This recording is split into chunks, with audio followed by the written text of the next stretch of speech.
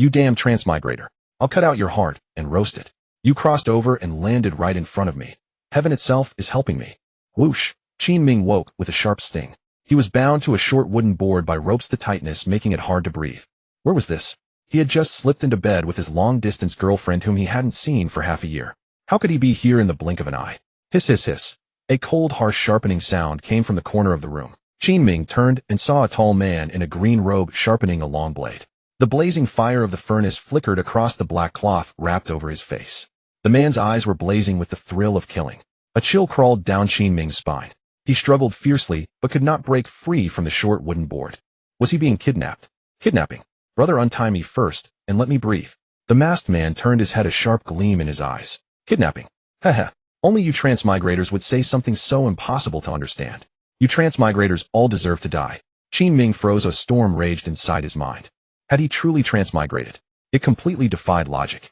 Which transmigrator would be identified the moment they arrived? And how could the other man know the word transmigrate? The masked man stood up, long blade in hand, his stance unsteady. The icy edge made Qin Ming shiver and his scalp tighten. Haha. The masked man laughed like a madman, as if drunk. Stop struggling. Killing you is my pledge of loyalty. Then I can enter the palace. The moment he spoke, he thrust the long blade forward. Damn it, madman.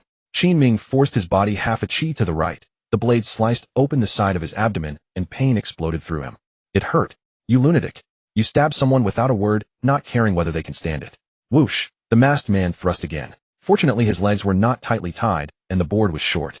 With his feet touching the ground, he kicked off, and in a carp-like flip leapt up with the board still strapped to him. Luckily, he usually worked out, and the board was short. Otherwise, that blow would have finished him. The masked man's blade cut empty air, and he slashed horizontally once more. Die. Qin Ming quickly retreated 2 steps, dodging the blade. Beside him stood an iron pot, suspended over a crackling, furious fire. Qin Ming twisted his body and slammed the board on his back into the iron pot. Bang! Crash! Red-hot charcoal burst out straight toward the masked man's face. Ah! The masked man covered his eyes and staggered back several steps. My eyes! Damn transmigrator! Qin Ming's heart almost jumped out of his chest. He spotted a piece of blazing charcoal in the corner on the right. He snatched it up and pressed it against the straw rope around his wrist. Sizzle! The burning pain made his hand throb. Snap! The thin straw rope on his wrist burned through and broke. As Qin Ming reached for the ropes on his legs, the masked man swung the long blade at him again. The masked man's eyes were burned, and he moved as if drunk, so his slash went wide.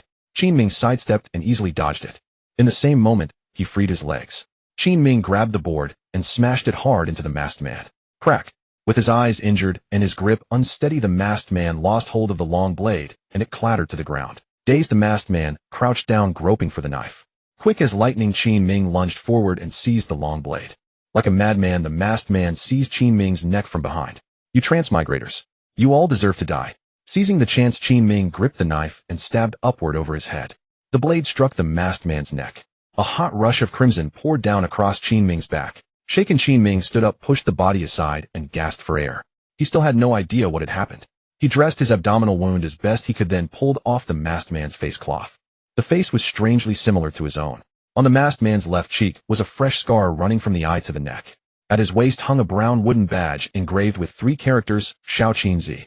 Qin Ming searched the man's pocket and found a yellow bounty order. Anyone who inexplicably recites poems or chants verses shall be killed without mercy. Anyone who makes soap, cement, or gunpowder shall be killed without mercy. Anyone who writes simplified characters or speaks in a strange tongue shall be killed without mercy. Anyone who was once a useless fool, but suddenly cultivates with terrifying speed and boasts that heaven itself cannot block his eyes shall be killed without mercy. Anyone who declares that 30 years on the East Bank, 30 years on the West Bank, shall have their bones ground to ash. Qin Ming stared, every hair on end, cold sweat sliding down his spine. What kind of cursed place was this? Why were transmigrators to be killed? He leaned at the window and looked out. The night was black as ink and heavy snow was falling in thick flurries. On the distant towers and pavilions hung rows of strange lanterns. Dozens of fiery red birds circled in the sky, their 3-foot-long tails shrouded in a ghostly glow, absolutely eerie. Just then Qin Ming saw a figure walking slowly toward him from about 300 meters away. The snow had risen past the figure's calves, making the pace heavy. Qin Ming made a split-second decision and exchanged clothes with the masked man. He swept the scattered charcoal back into the furnace, then put on the masked man's waist badge. The masked man was called Shao Qin Zi, and his own surname happened to be Qin. He picked up the black face cloth and was about to put it on when it struck him the masked man had a fresh scar on his face, seemingly just wounded too. The footsteps outside were drawing nearer. Gritting his teeth, Qin Ming grabbed the blade and lightly drew a shallow scar down his left cheek. No matter how handsome that face had once been, it no longer mattered. Now his only task was to stay alive. A creak. The door was pushed open. A slightly hunchbacked eunuch draped in a cyan cloak over his robe stepped inside. As he brushed snow from his clothes, he asked in a shrill voice, "Xiao Qinzi, is it done?" Qin Ming, wearing a black cloth over his face, nodded. "Well done. You've been castrated, and now you've killed a transmigrator. You may enter the palace." The hunchbacked eunuch raised his lantern and beckoned to Qin Ming. "Come follow me." Qin Ming pulled the hood of his cloak over his head and stepped out into the darkness. Snow fell thick and bitingly cold. Qin Ming took a deep breath. The freezing air stabbed his chest and stomach. He turned his head. On the roof to his left crouched a snow-white weasel 2 meters long. Its 2 green eyes stared straight at Qin Ming, unnaturally eerie in the darkness. In front of the circular palace hung a ring of red lanterns. Mottled dim lamplight reflected on the gleaming white snow. Qin Ming stood in a row with 20 new eunuchs. He alone wore a black cloth, probably a special arrangement, because his face was injured. A eunuch in a deep cyan brocade robe approached them. He was broad and large with strange 6-pointed flowers embroidered on his sleeves. His waist token read Wang Jin. "The 20 of you were all personally selected and personally castrated by me, and all of you have transmigrator blood on your hands. But this time it counts as your pledge of allegiance for entering the palace. There is no reward. From now on, keep your eyes peeled in the palace. For every transmigrator you kill, the reward is 100 taels of silver and 1 cultivation manual." Qin Ming sensed the excited, blazing fervor in the eyes of those around him. This world is truly twisted. Killing transmigrators gets you this excited.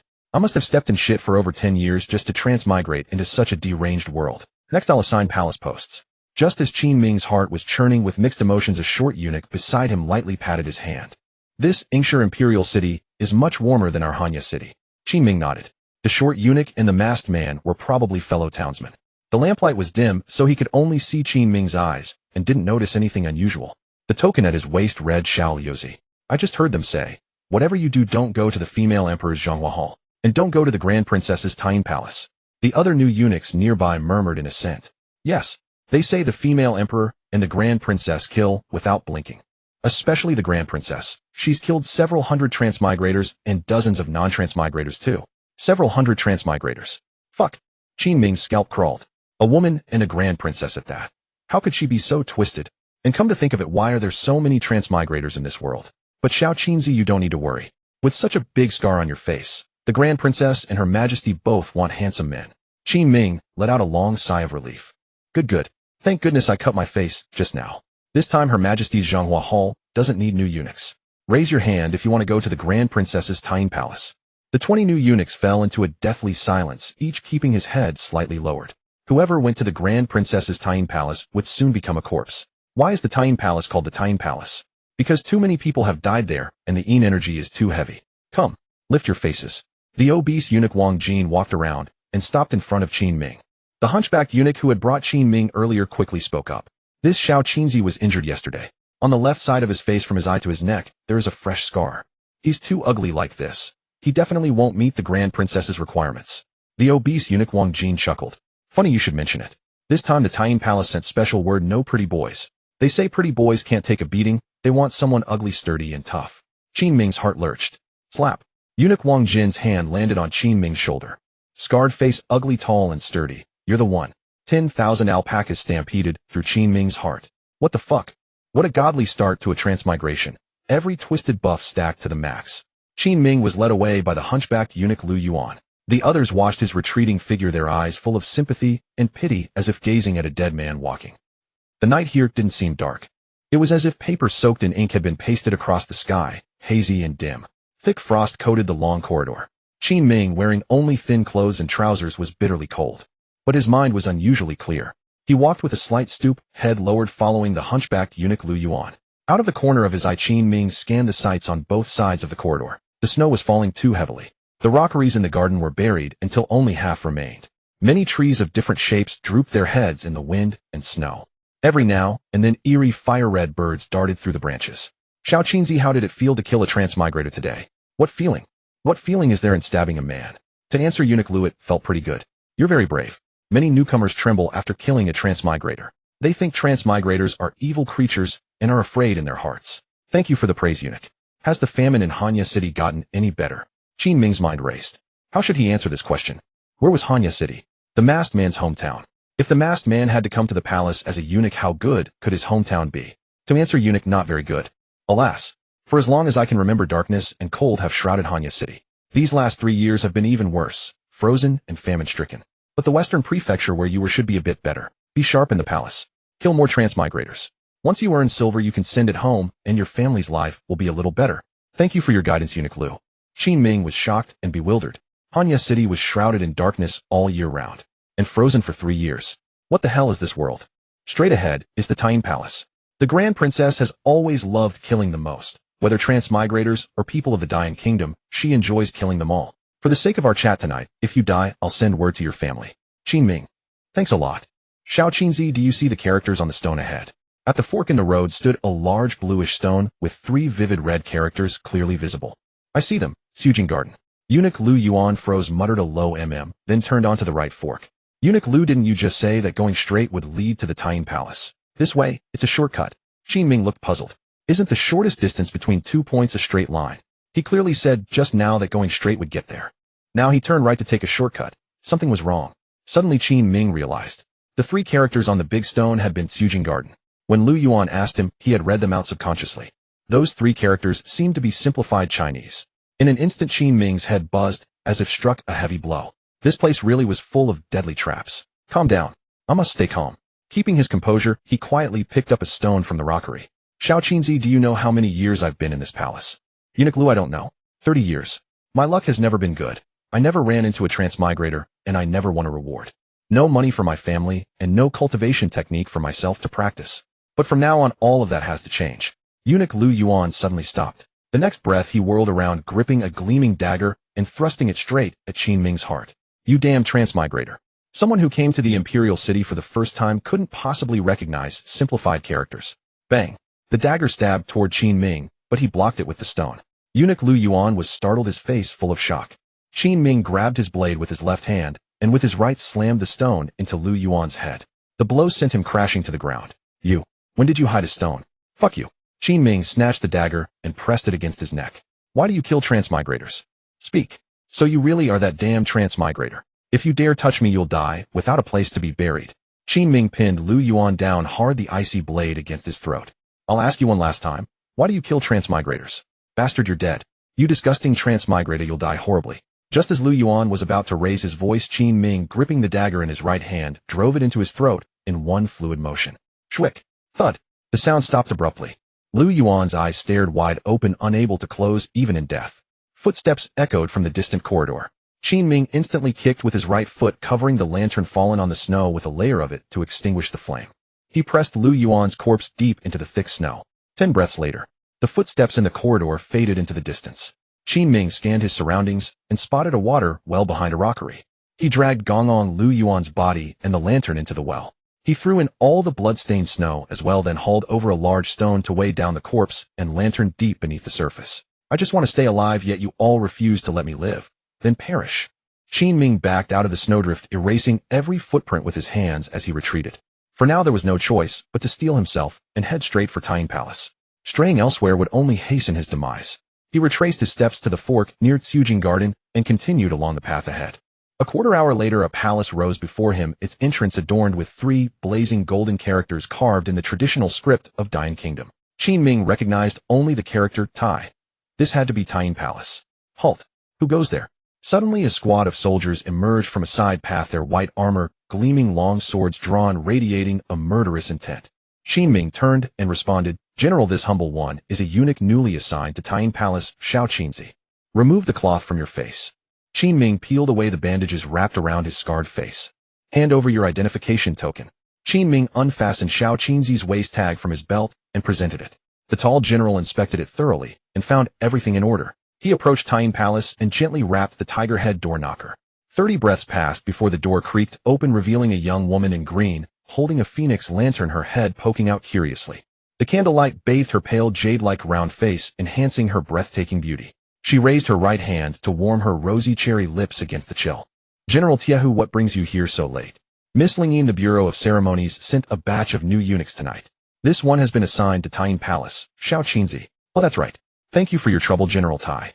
It's my duty. Since he's joining your Tying Palace, I'll let you handle the evaluation. I won't keep you, farewell. Qin Ming's mind went blank. Evaluation? What kind of evaluation? Come in. A girl in yellow clothing beckoned to him, carrying a lantern ahead to light the way. It's late and snowing heavily. You're underdressed for this cold. I won't test you tonight. Tomorrow the Long Princess will see you and she'll certainly examine you then. Miss Lingyin. Qin Ming followed closely and asked cautiously. I just arrived at the palace. I don't know what the examination entails. Of course we're testing whether you're a transmigrator. Good heavens. This requires an exam. What grudge does this world harbor against transmigrators? Xiao Qinzi, what's your name? How old are you? Qin Ming. 20 years old.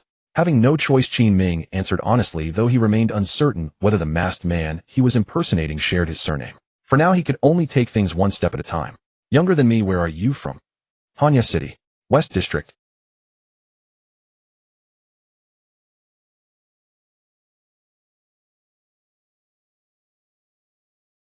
Qin Ming had learned this from Lu Yuan. Oh, girl Lingyin in green turned around holding her lantern. Her breathtakingly beautiful face made one's heart tremble. Since they were fellow townsmen, Qin Ming naturally leaned in closer, hoping to cultivate goodwill as a safeguard. Sister Lingyin, our hometown has suffered from famine and been swallowed by ice and snow. Young girl Lingyin's face immediately filled with sorrow as she sighed. You have such a sweet tongue. What happened to that wound on your face? Inflicted by a transmigrator. It's nothing serious. Let me give you a tour. Tying Palace is quite large. The main hall at the top houses the Long Princess.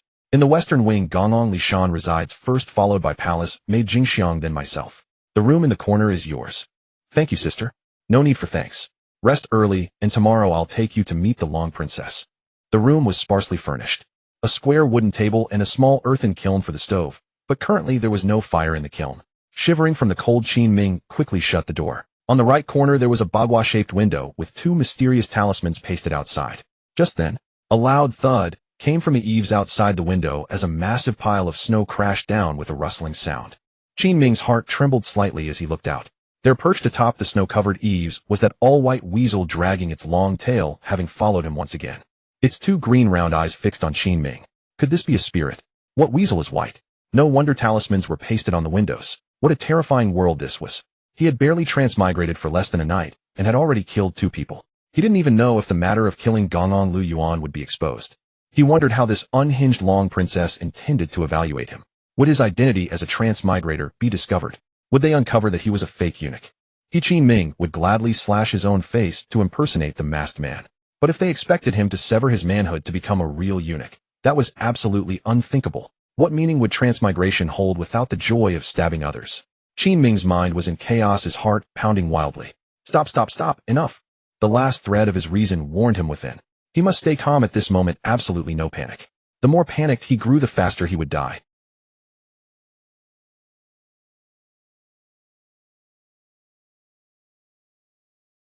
A golden gourd. Qin Ming remembered purchasing it at a temple for blessings. It was fake gold, as real gold prices had skyrocketed beyond his means.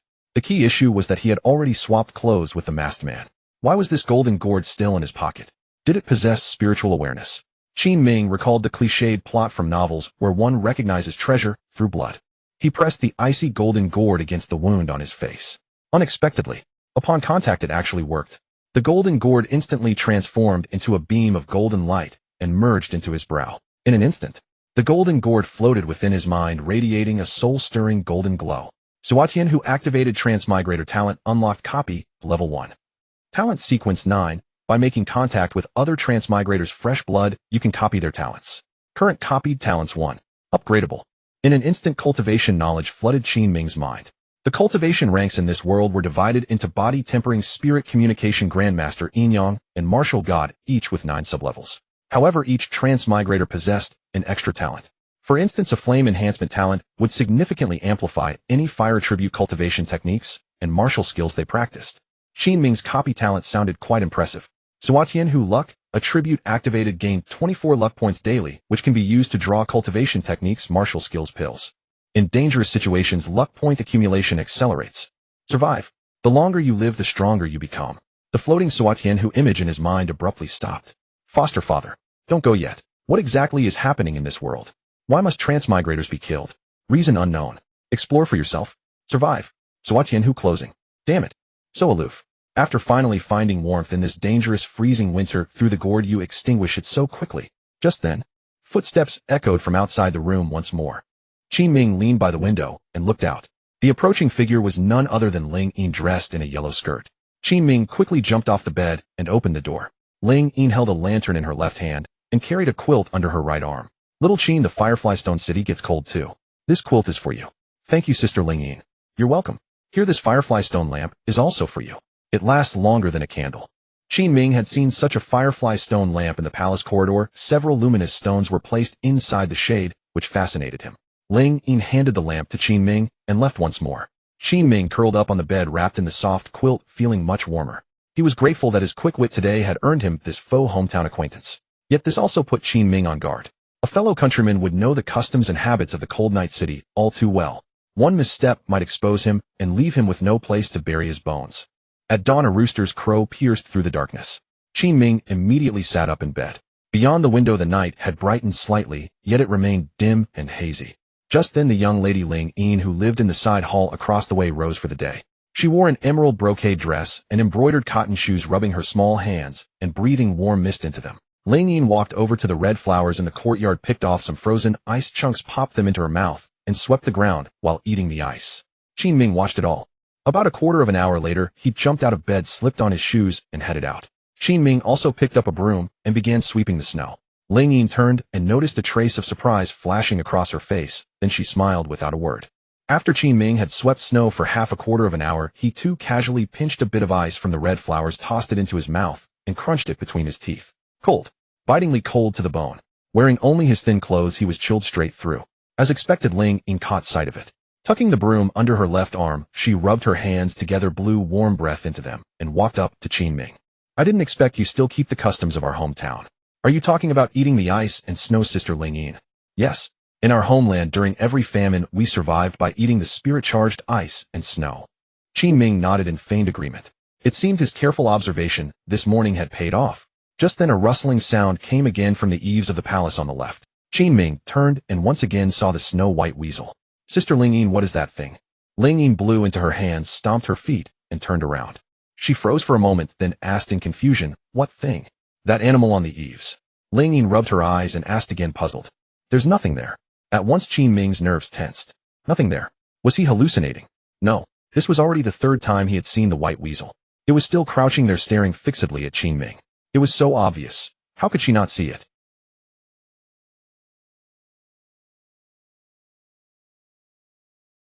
Ling Yin burst into a giggle, revealing two faint dimples on her fair face. What a stunning beauty. If she were on Blue Star, she would be a natural-born top-tier beauty. Sister Ling Yin, I'm still unfamiliar with the weather in the Firefly Imperial City. How long until daylight? It's already daylight now. Qin Ming. Sister Ling Yin, are you kidding me? It was clearly still dim and hazy like dusk falling on Blue Star. And you tell me it's daylight.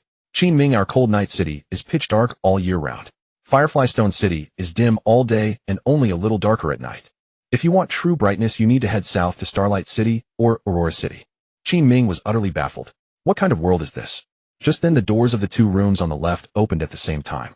Eunuch Li Shan wore a coarse cotton padded jacket. He was short with a pockmarked face. From the room beside his emerged the palace maid Jing Xiang, frail and thin with a small round face.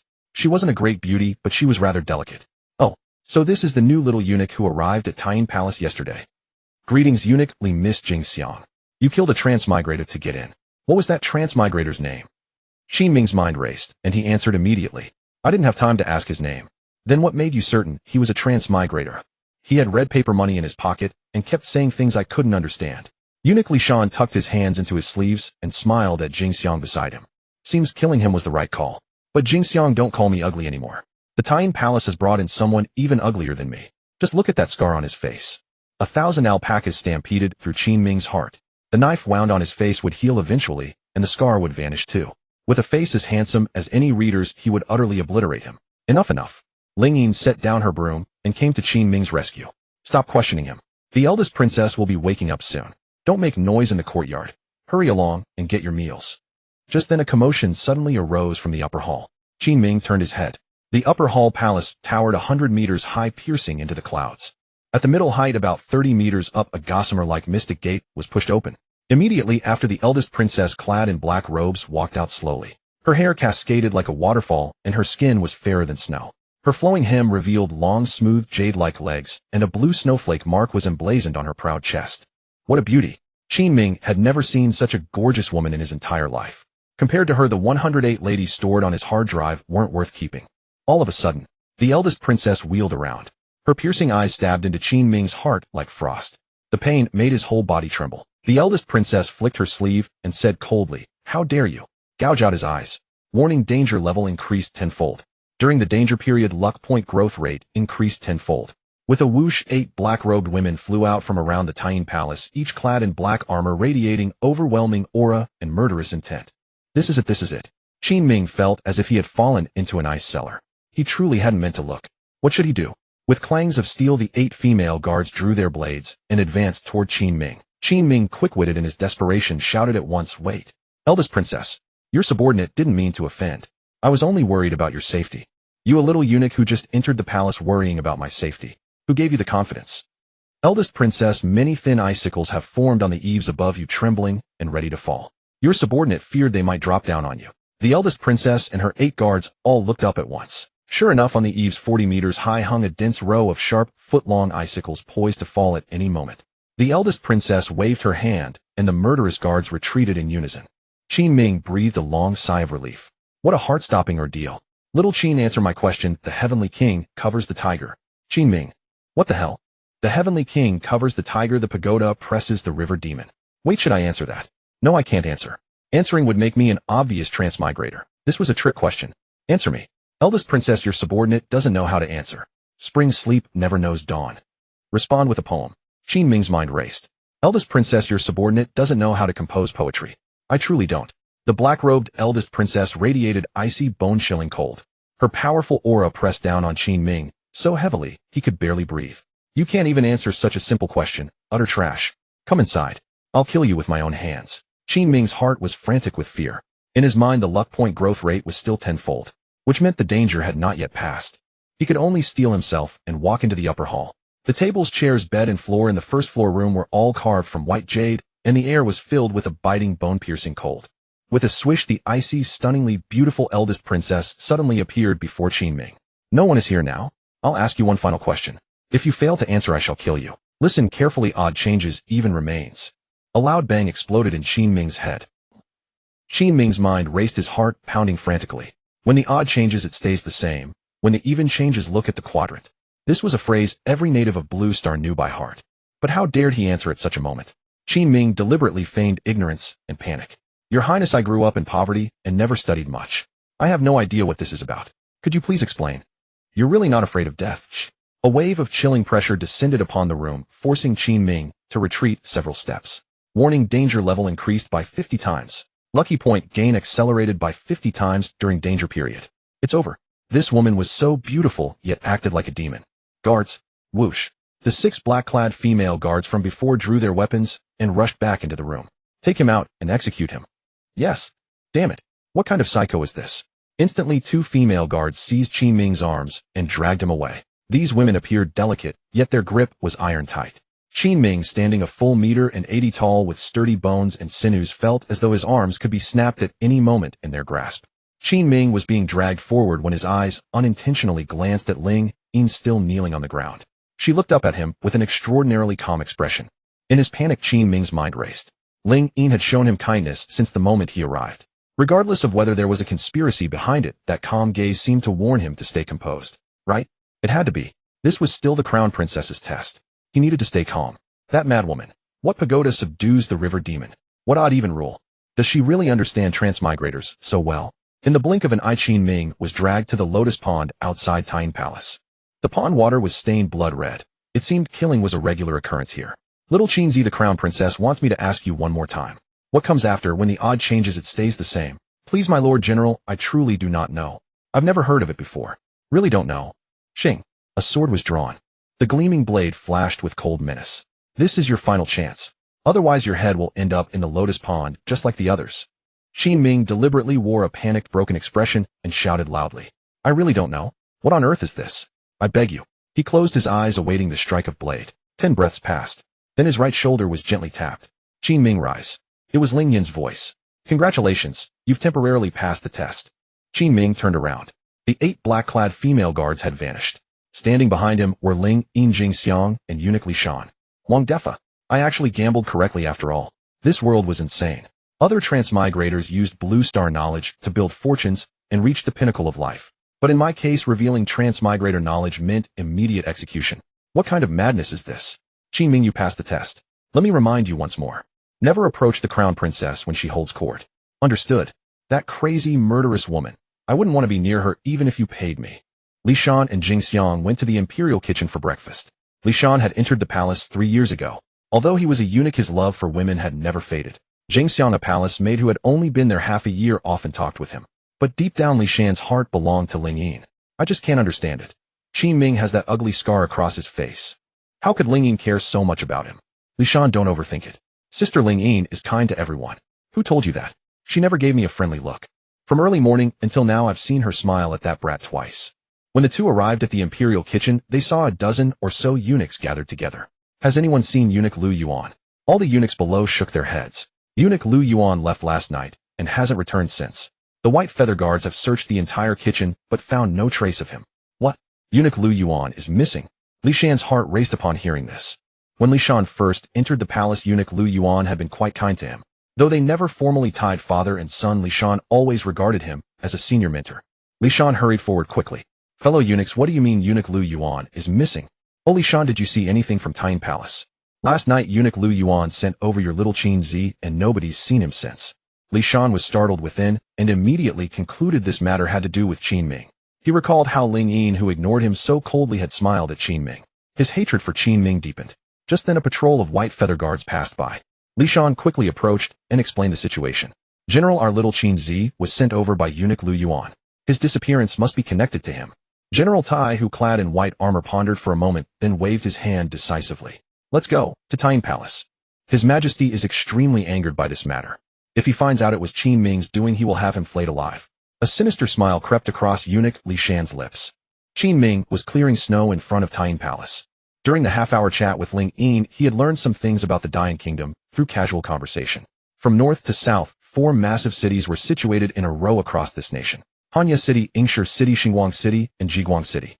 Hanya City was perpetually shrouded in darkness, pitch black with ice sealing the city, a common occurrence. Xinguang City sparkled with countless stars, said to be breathtakingly beautiful, but battered by relentless rain, floods, and tsunamis year-round. The southernmost Jiguang City enjoyed perpetual daylight, forever bathed in sunlight. According to Ling Yin, that was where gods resided, but it was also home to many dangerous mythical beasts. Thus, although Yingshi City also suffered heavy snow and cold, and was dim and hazy, it was the most suitable place to live. As for why transmigrators were to be executed, Qin Ming dared not ask. In his view, the natives of this world must already know the reason for killing transmigrators. If Qin Ming asked, it would mean exposure. At that moment, a unit of about 20 armored soldiers ran over. The leader was someone Qin Ming recognized. It was General Tai, who had stopped and questioned him the night before. Swish! More than 20 soldiers surrounded Qin Ming completely. Their white armor frosted with ice and blades gleaming with cold light sent shivers down one's spine. Are you little Qin Zi? Yes, General. Last night eunuch Lu Yuan brought you to Tyne Palace, and afterward he disappeared. Do you have anything to say about that? Reporting to the general, eunuch Lu Yuan said he had something to attend to just before bringing me here, pointed me in the right direction, and told me to come on my own. Later I met you at the entrance. That is all I know. How dare you? Little Qin Zi, do you know the consequences of lying? General, I am telling the truth. Xing xing xing. Swords were drawn by the white feather guards, all pointed directly at Qin Ming. Tell the truth. My lord, I am telling the truth. Did you see that simplified character steel on the road yesterday? Yes, my lord, but I couldn't read it. That steel was made specifically to test transmigrators. It was definitely eunuch Lu Yuan who discovered something was off about you, and then you murdered him, correct? I truly don't recognize the simplified character steel. Qin Ming remained perfectly calm. He knew that if he showed even a trace of panic now, he would die with no place to be buried. You won't admit it. Fine. General Tai, who waved his left hand. Take him back and subject him to torture. I refuse to believe you won't confess. Qin Ming cursed inwardly. Just then, with a loud rumble, the gate of the Tyne Palace was pushed open. Stop. Ling Yin, dressed in white, ran out, her small face flushed with faint angry red. General Tai, what do you mean by this? Ling Yin had served the Grand Princess for 8 years, so even General Tai, who had to show her some courtesy. Miss Ling Yin, this is what happened. General Tai, I can guarantee you that little Qin is not a transmigrator. He is from the western district of Hanya City. Miss Lingyin, why are you so sure? Because Hanya City is frozen all year round, many people there have the habit of eating ice. People from the eastern and western districts especially love eating the ice that forms on flower blossoms. I saw him eating ice this morning. General Tai, who looked a little hesitant. Miss Lingyin, I am investigating this on imperial orders. With only these words, it is not enough to clear little Qin of suspicion. Of course it is not enough, Lingyin said with a slight smile. Then wait a moment, General. I will go report to the Grand Princess. But General Tai, if you come to the Taiyin Palace to arrest someone without even a shred of evidence, I am afraid the Grand Princess. Only then did Tai, who realized the implications, and feel a lingering fear. Everyone in the palace knew how ruthless the Grand Princess was. She was even more so than Her Majesty the Empress. Tai, who truly had no evidence, he had only been guessing. The Grand Princess would see it as the Empress deliberately making trouble for her. The two sisters had always been irreconcilable. If he, Tai, who came to the Taiyin Palace to seize someone on mere suspicion, let alone his position as general, the Grand Princess might even chop off his head. Thank you for the reminder, Miss Lingyin. I just thought it over. I'll search the surrounding area instead, and won't disturb the Grand Princess. Tai, who left with 20 white feather guards. Qin Ming let out a long sigh of relief. Thank you for speaking up for me, Sister Lingyin. No need to be afraid. They are hunting for a Transmigrator. It has nothing to do with you. Seeing that worry still lingered between Qin Ming's brows, Lingyin thought he must be afraid after being subjected to all sorts of tests since arriving yesterday. Lingyin said softly to comfort him. Qin Ming, take it easy. Compare with your hometown, there is at least a little more light here, and there is food to eat. Qin Ming nodded, pretending to agree. After all, he had no idea what his hometown Hanya City was actually like. My younger brother once envied the imperial capital the most. He was about your age. Then you can write to him and ask him to come, Sister Lingyin. Lingyin bit her rosy lips softly, a trace of grief crossing her face as she murmured. He came to Ingshire City with me. On the road, he was killed by a Transmigrator. Lingyin seemed to recall the past and walked away with sorrow on her face. Qin Ming had not expected the conflict between Transmigrators and natives in this world to have already reached such a degree. What exactly was the cause? Thinking it over, the reason Lingyin had helped him was probably out of her feelings for her brother. Qin Ming would remember this debt of gratitude. At a fork in the road in the distance, Li Shan and Jingxiang stood. They had seen everything that had just happened in front of the Taiyin Palace. Li Shan's eyes were filled with fury and resentment. Is Lingyin insane? She dares to vouch for a new eunuch. And she even smiled at him. How outrageous. I'll bet that little Qin is definitely a Transmigrator.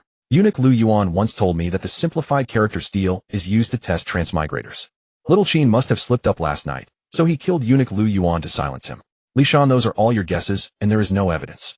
Don't talk nonsense. Jingxiang, don't you believe me? In the 6 months you have been here, I have taken good care of you. Once I catch this Transmigrator, we'll split the 100 taels of silver and cultivate the technique together.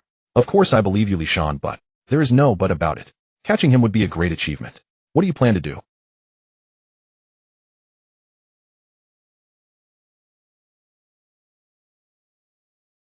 Li Shan, that is the simplified character steel. It is so close that he might have heard people recite it. Have you been to Yushio Palace? Li Shan shook his head. That is where many of the palace women live. I have never been there. Jingxiang looked around, and seeing no one, lowered her voice. At the west gate of Yushio Palace, there is a simplified character steel. On it are 4 characters, Yushio Palace West. Use these 4 characters to make an appointment with him. As long as he goes, it means he can read them. But I can't write those 4 characters. I have seen the steelies, so I can. I'll teach you. But you must keep it a secret, and you must not tell anyone I taught you, brother Li Shan. Of course. Don't worry. Once we get the silver and the technique, we will live even better from now on. The night grew even darker.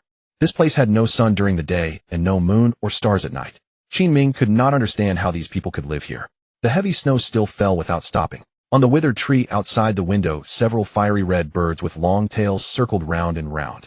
Even the interior of the Imperial Palace was this eerie. Who knew how much more extreme the world outside the Imperial Palace might be? Qin Ming opened the space inside the heaven-locking gourd. Current luck value 40. When only a day and a night had passed, his luck value had been 24 points. But because he had encountered 2 dangerous situations, the bonus had increased a great deal. Every 40 luck value points allowed 1 draw. Qin Ming could hardly wait. Consumed 40 luck value points and drew once. Draw successful. Obtain the technique Turtle Breath Spirit Art. Turtle Breath Spirit Art, a high-grade yellow rank technique. It doubles hearing, doubles vision, and doubles movement speed, keeping the user utterly silent while moving. Technique and weapon ranks Yellow Mystic, Earth, Heaven, Divine. This technique sounded excellent. Qin Ming looked at the technique manual like a starving man who had not seen a woman in 10 years. He immediately began to practice breathing and meditation. The turtle's breath is formless and colorless. Exhale and inhale into true stillness. It lasted until deep into the night. The spiritual power inside Qin Ming grew more and more vigorous. He felt his senses sharpened and his spirit clear and refreshed. After only one night of cultivation, the effect was already this obvious. What a rush. He could finally see hope of surviving. Just then Qin Ming suddenly heard someone moving outside the window. As he was wondering whether to investigate. Tap. The window was pushed open a crack. A crumpled ball of paper immediately fluttered up. By the time Qin Ming pulled the window open to look outside, there was already no one outside. He felt puzzled. Who could it be? He picked up the paper ball, and under the dim fluorite lamp saw 4 simplified characters clearly written on it: Yusho Palace West. Qin Ming had heard Ling Yin mention Yusho Palace. It was 1 li to the east. Could Yusho Palace West mean that a transmigrator was telling him to gather there? When had his identity been exposed? Qin Ming thought back carefully. Had the killing of the eunuch been exposed? He must not go. He had a vague feeling that something was wrong. After about an hour, Qin Ming stole a glance out the window. It was completely quiet with no one there. He slipped out and climbed from the rear windowsill onto the roof. Against the snow, Qin Ming saw a figure coming from the direction of Yusho Palace toward the Taiyin Palace, closer and closer. Finally, he saw clearly. It was eunuch Li Shan. Had Li Shan thrown the note? Had Li Shan asked him to meet at Yusho Palace West? How could Li Shan know how to write those 4 simplified characters? Could Li Shan also be a transmigrator? That fellow had a weaselly face. He did not look like a good man. Qin Ming quickly got down from the roof and slipped back under the covers. Sure enough, a quarter of an hour later, Li Shan quietly pushed open a crack in Qin Ming's window from outside. Seeing that Qin Ming was asleep in the room, he cursed softly and went back to his room. After cultivating the turtle breath spirit art, Qin Ming's hearing had greatly improved. He clearly heard Li Shan muttering by his doorway. Damn it, he still won't take the bait. Why is it so hard for me to claim a reward? Hearing this, Qin Ming was already certain. Li Shan must have suspected his identity and wanted to lure him into a trap in exchange for a reward. Since they were both transmigrators, they ought to have stuck together for warmth. Yet you insist on killing one of your own. Fine, then I'll finish you off first. That morning, Qin Ming followed Ling Yin to the imperial kitchen. Ling Yin collected the staple grains and vegetables while Qin Ming went to the back kitchen to gather snowchill fruits. Snowchill fruits were second-rank spiritual fruits rich in spiritual energy, and the crown princess had always been fond of them. As Qin Ming finished collecting his share and was about to leave, he suddenly noticed several squid and a dozen or so squid ink sacks discarded in a corner of the kitchen. Squid meat was edible, but most people removed the ink sacks. Qin Ming suddenly thought of a way to deal with Li Shan.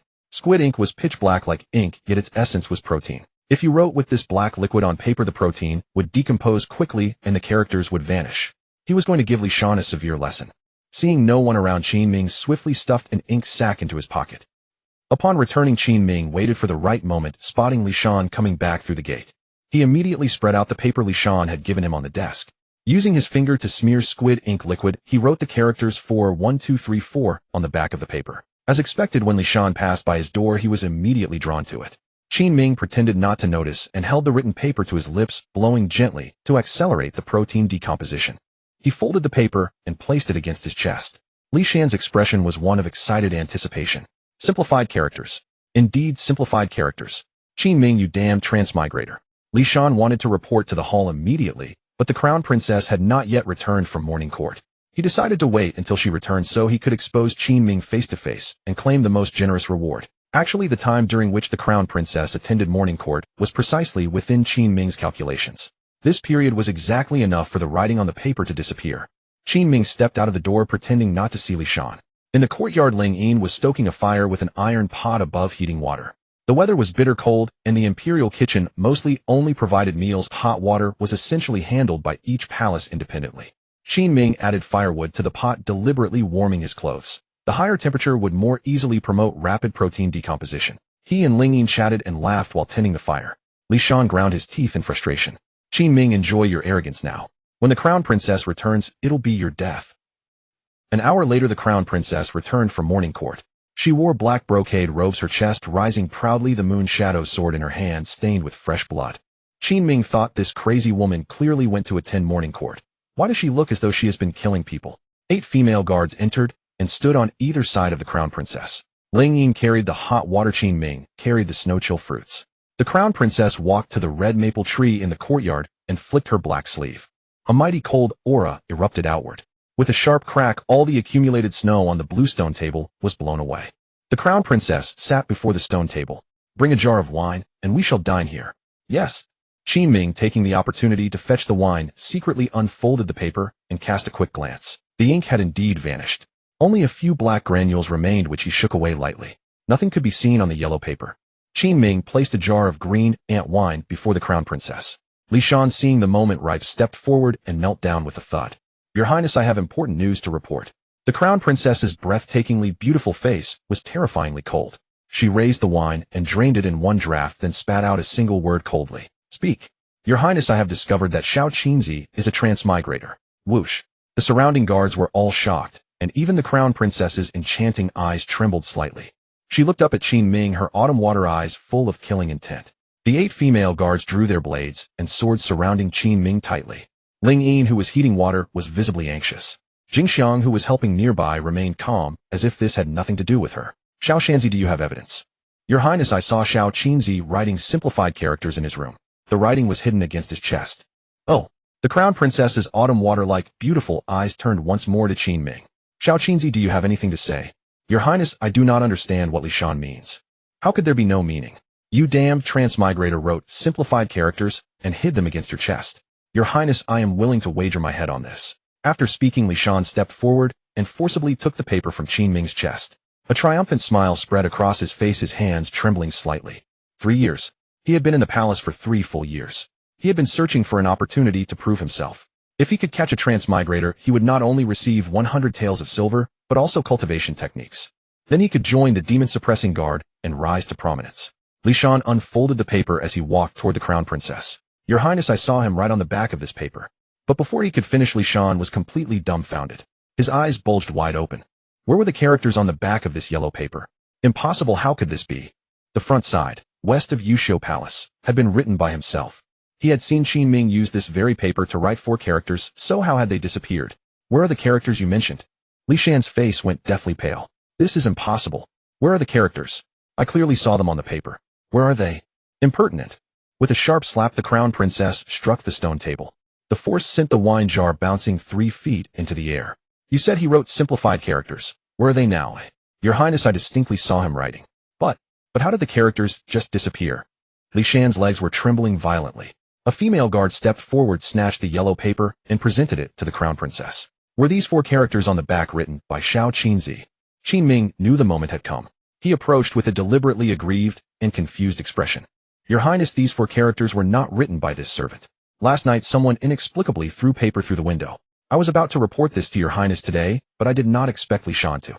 The crown princess remained expressionless. She raised the paper and examined it carefully for 3 breaths. Xiao Shanzi, if I recall correctly, this should be your handwriting. Realizing he could no longer hide it, Li Shan quickly knelt 2 steps forward and said nervously, Your Highness, it is indeed my handwriting. I wrote it deliberately to test whether Xiao Qinzi was a transmigrator, to see if he could read the characters west of Yusho Palace that I used to arrange our meeting so I could seize his evidence. Then how did you know how to write these 4 simplified characters? Li Shan had been about to say that Jingxiang had taught him, but he had promised Jingxiang to keep this secret, and besides, he had merely copied from a simplified character steal. Even if the crown princess knew, it was hardly a serious crime. Your Highness, I saw this simplified character steal at Yusho Palace and memorized these 4 characters. Do you know the consequences of lying? Your Highness, every word I speak is the truth. I am utterly loyal. The crown princess's expression was as cold as ice. Take him away and execute him. Li Shan was so terrified that he lost control of his bladder. His mind went blank. Had he merely copied 4 simplified characters, and was that a crime? In an instant, 2 female guards grabbed Li Shan's arms and dragged him away. Your Highness, I am wrongfully accused. I only studied from the steal outside Yusho Palace to help you catch a transmigrator. And then suddenly, the crown princess flung the wine cup in her hand upward, scattering dozens of droplets into the air. They instantly floated suspended mid-air. Her black sleeve swept. The dozens of droplets condensed into a water blade, half a foot long, slicing straight through the air. You fool. There is no simplified character steal outside Yusho Palace. In that instant, Li Shan's mind was struck like thunder. Watching the killing water blade approach, the last thought flashed through his heart: Jingxiang betrayed me. Whoosh, splash. The short water blade, condensed from water droplets, sliced across Li Shan's neck. His head was severed and rolled away, blood spraying in all directions. Several drops of blood splattered onto Qin Ming. He immediately activated his copy talent to sense whether he could replicate it. Result: absolutely nothing happened.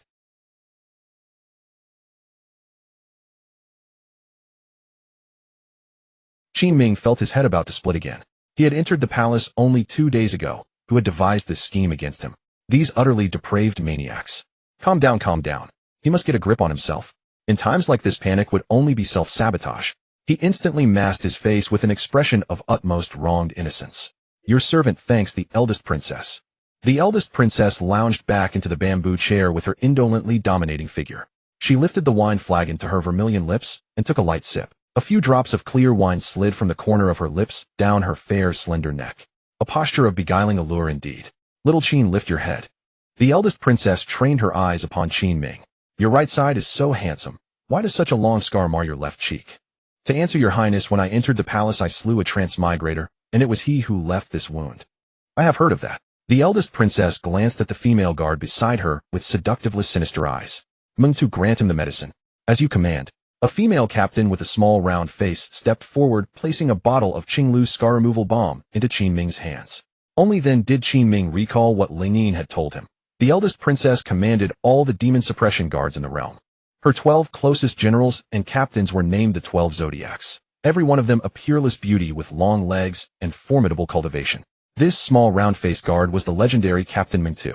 Apply this balm for a few days, and the scar will vanish. Consider it compensation for the grievance you suffered. I thank the eldest princess. The eldest princess rose, flinging her wine cup onto the table where it spun in chattering circles. With one hand bent behind her back, she headed toward the upper hall. The courtyard was left with only Qin Ming, Ling Yin, and Jingxiang. Li Shan's blood had melted a great swath of snow, a grisly and sickening sight. Jingxiang set a cup of hot water before Qin Ming. Qin Ming, drink some water to settle your shock. That Li Shan was never a good man anyway.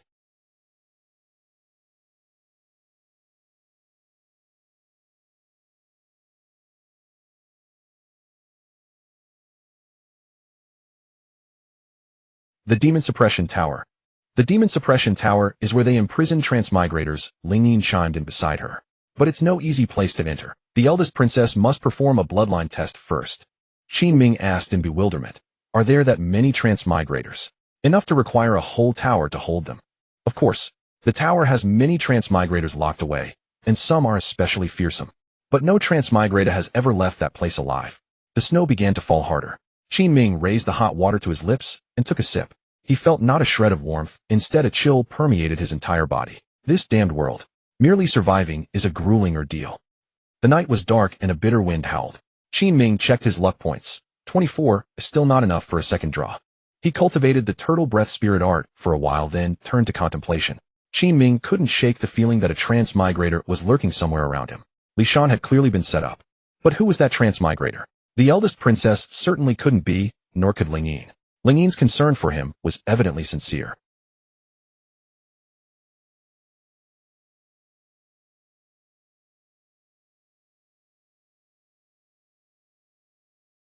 That proved Jingxiang wasn't a transmigrator either.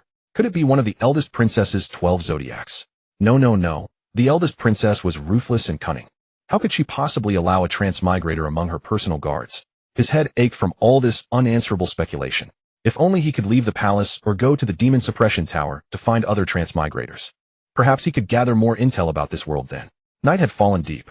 Qin Ming kept waiting for Ling Yin to emerge for her flower ice before bed. It was a habit she never skipped. Yet tonight she remained absent. After deliberating for half a quarter of an hour, Qin Ming rose and made his way to Ling Yin's door. Knock, knock, knock. He rapped softly. Sister Ling Yin, are you asleep? And no. Not yet. Why does your voice sound so feeble? Cough, cough, cough. Ling Yin gave a few gentle coughs. Qin Ming's brow creased as he pushed the door open. There lay the once elegant and capable Ling Yin curled up beneath the quilt, her lips blue and dry, her face pallid. What's wrong, Sister Ling Yin? Nothing. It's just that today's charcoal ran out and the room grew cold. Why have you come at this hour? Qin Ming's first impulse was to say he'd noticed she hadn't come out for flower ice tonight, but he vetoed the thought in an instant. He could never let Ling Yin perceive that he had been watching her. Otherwise, his earlier pretense of eating ice would be exposed. Sister Ling Yin, I'm a little homesick and can't sleep. I wanted to talk with you. Cough, cough. Come sit. I'd like to chat about home with you as well. No rush. I'll head to the Imperial kitchen to fetch you some charcoal. No need, Qin Ming. Jingxiang went to deliver the food box and may bring some charcoal on her way back. I'll still go. The charcoal is heavy. How could she manage it? Sister Ling Yin, keep your blankets wrapped tight. I'll return with the charcoal and light the fire for you. With that, Qin Ming shoved the door open and dashed into the swirling white snow. Ling Yin braced her hands against the bed and struggled to sit up. Watching his silhouette vanish into the storm, a tenderness coursed through her heart. The heavens were utterly merciless. How could such a handsome man have been turned into a eunuch? Suddenly, Ling Yin's whole frame convulsed. Light blazed brilliantly from her palm. She hastily clenched her hand and pressed it deep beneath the blanket, cold sweat beading across her forehead. Be still. You must not panic. Light. Please don't come out. Qin Ming wrapped his long robe tightly about his body. The wind was fierce, the snow blinding, bitterly, brutally cold. Halfway there his hand brushed the squid ink sac hidden in his pocket. This thing was a ticking time bomb, he had to get rid of it. Turning his head, he spotted the dry well behind the rockery where eunuch Lu Yuan had been interred. Seeing no one around, Qin Ming seized the ink sac and whipped it with force toward the garden. Wouldn't you know it, it actually sailed straight into the well. Jingxiang returned the food box to the imperial kitchen. All day from dawn to dusk her mind had been churning with doubt. Li Shan had always seemed shrewd. How could he have taken a blank sheet of paper to frame Qin Ming? She racked her brains and still couldn't make sense of it. Good evening, Lady Jingxiang. The eunuchs and maids of the imperial kitchen held Jingxiang of Tying Palace in high regard. Good evening, everyone. It's so late. Are you all still toiling away? We've just finished steaming the buns. Care for one? No. Jingxiang waved her hands. These buns are meant for the masters. How could a serving girl dare to taste them? One bite wouldn't hurt. Wang Yu the eunuch in the kitchen pressed a bun into Jingxiang's hand. She had no sooner bitten into it than her eyes fell upon the corner where several squid lay alongside several ink sacks. One of the sacks was ruptured, inky black liquid seeping across the floor. A buzz went off in Jingxiang's skull. In the span of a heartbeat it all clicked. She finally understood why. Her heart hammered wildly. Qin Ming was indeed a transmigrator. Only a transmigrator would know such a method. If she captured Qin Ming, she'd receive a technique as her reward. She would get silver enough to redeem her freedom. She would leave the palace and live a proper life. She refused to remain a maid in the palace for the rest of her days. Eunuch Wang, what's this? Oh, it's the ink sac of a squid. It's all black and looks rather amusing. Can you give me one to play with? What do you need it for? Just for fun, and it can be used for painting too. Chef Wang burst into laughter. Take it. Jingxiang immediately stashed one in her sleeve. She turned and hurried back to the palace. She knew the truth now. She must reach the eldest princess as soon as possible and report the ink sac matter. After all, she had undergone the bloodline test and routinely dealt with transmigrators at the demon suppression tower. The eldest princess would harbor no suspicion. The instant she exited the imperial kitchen, she spotted Qin Ming approaching from the corridor ahead. Jingxiang, without the slightest hesitation, slipped into a side path through the imperial garden. Having discovered Qin Ming's secret, Jingxiang felt deep down that he was no ordinary man.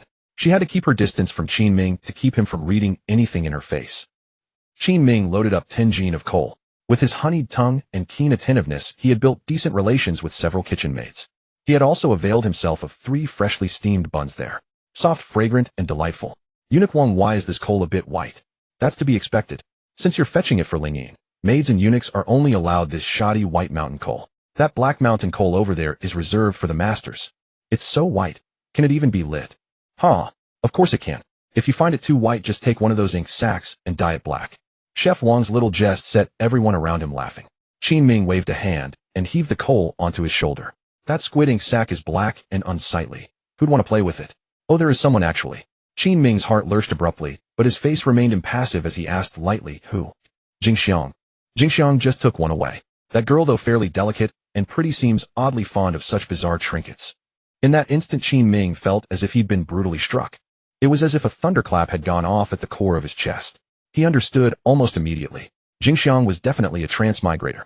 Jingxiang must have discovered the secret of how he had tricked Li Shan. She had certainly taken the ink sac to report him. Qin Ming hastily took his leave, shouldering the coal. He sprinted at full speed toward the Tying Palace. Jingxiang had only just left, and she had no cultivation whatsoever. But Qin Ming possessed the turtle breath spirit art, which lent him swiftness. He should be able to catch up. What Qin Ming simply could not understand was this: the eldest princess had clearly performed a bloodline examination on Jingxiang. She had even entered the demon suppression tower. How could she possibly be a transmigrator? But if she was not a transmigrator, how had she uncovered the secret that the ink sac caused writing to vanish? Was her interest in the ink sac merely coincidence and whim? Impossible. What girl would take a sudden fancy to such a black and hideous object? Qin Ming raced to the gate of the Tying Palace. To his astonishment, he found no footprints of Jingxiang before the entrance. The Tying Palace had only this single gate, and with snow falling so heavily, it was impossible not to leave tracks. Then only one explanation remained: Jingxiang had not yet come back. Either something had delayed her, or she was deliberately avoiding him. At that thought, Qin Ming ran some 300 paces along the road before the Tying Palace, and hid himself behind a rockery. His guess could not have been more accurate. A short while later,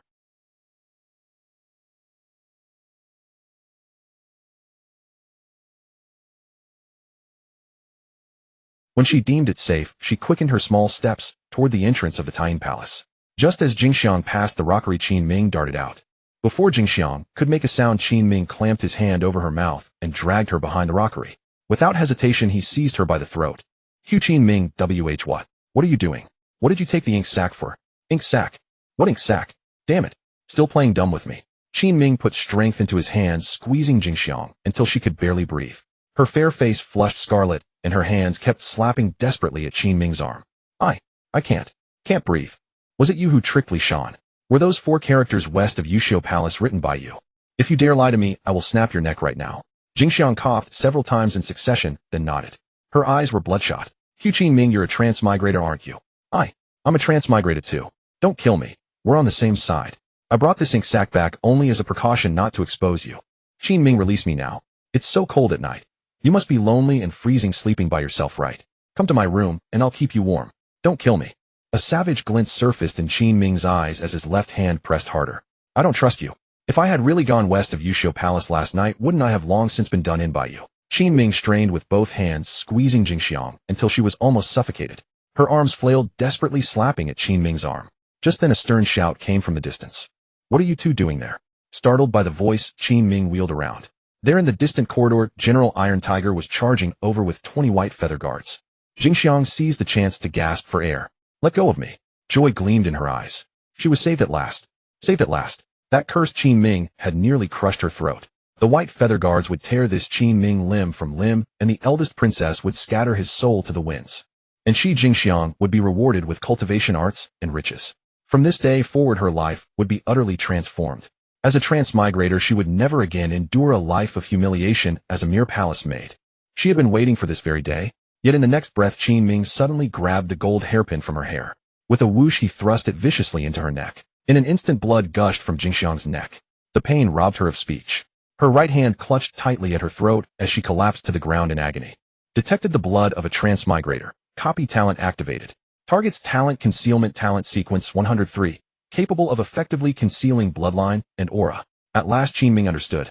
This was how she, though a transmigrator, had evaded the eldest princess's examination and entered the demon suppression tower. Concealment talent. Copy. Sequence 103 talent concealment copied successfully. Can effectively conceal bloodline and aura.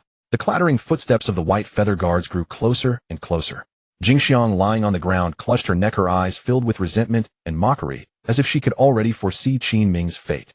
How would you, Qin Ming, ever explain killing me with a gold hairpin? You will die a death far worse than mine, Jingxiang.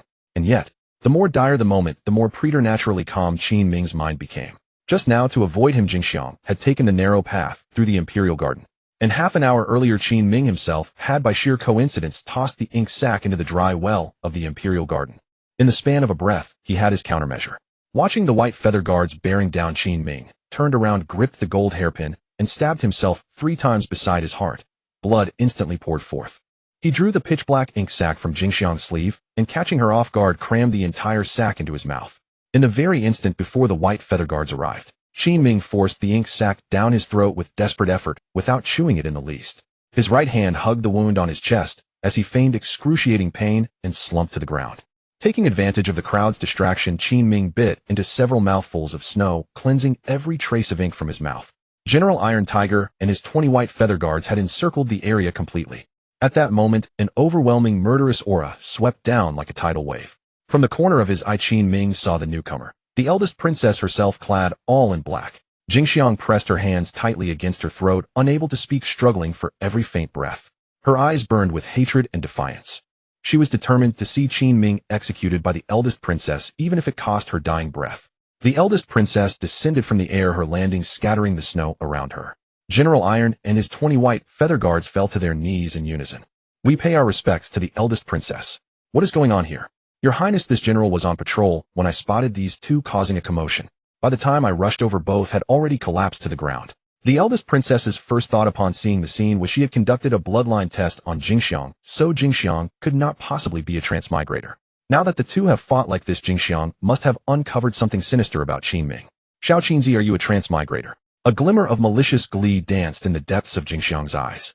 Her whole body trembled, her teeth clenched tightly, her breathing growing feebler by the second. Even in death, she would see Qin Ming buried with her. Two white feather guards stepped forward to seize Qin Ming. Qin Ming braced his hands on the ground and slowly turned around. His left chest was soaked in blood, his face ashen, his forehead beaded with cold sweat. Eldest Princess Jingxiang is the Transmigrator. The moment these words fell, shock rippled through the crowd. Even Jingxiang, on the verge of death, thought Qin Ming was utterly absurd. Who would believe you? How dare you? Xiao Qinzi. Jingxiang serves in the Demon Suppression Tower. How could she possibly be a Transmigrator? In this general's view, you are the one who is a Transmigrator. Confess everything at once. Qin Ming said slowly. Eldest Princess tonight Lingyin fell ill and was short of coal, so this humble servant went to the imperial kitchen to fetch some. While there, I happened to overhear that Jingxiang had taken a squid's ink sac. The eldest princess's delicate brows twitched, uncertain of his meaning. Although this humble servant does not know what a squid's ink sac could be used for, he has heard it said that such an ink sac is poisonous. How could this humble servant allow anyone to carry something poisonous back into the Tying Palace? I immediately chased after her to interrogate her. She said she did not intend to poison anyone. She meant to suppress souls with it. The eldest princess remained icy, her arms folded across her chest. Jingxiang, trembling on the ground, was baffled. The more Qin Ming spoke, the more absurd the tale became. But she could not speak a single word. It was then that 8 demon suppression captains and a white-robed old man approached. The old man's hair and brows were both grizzled. The eldest princess was somewhat more courteous when addressing him. Elder Wang Lin. Xiao Qinzi claims that squid ink sacs are poisonous. Is that true?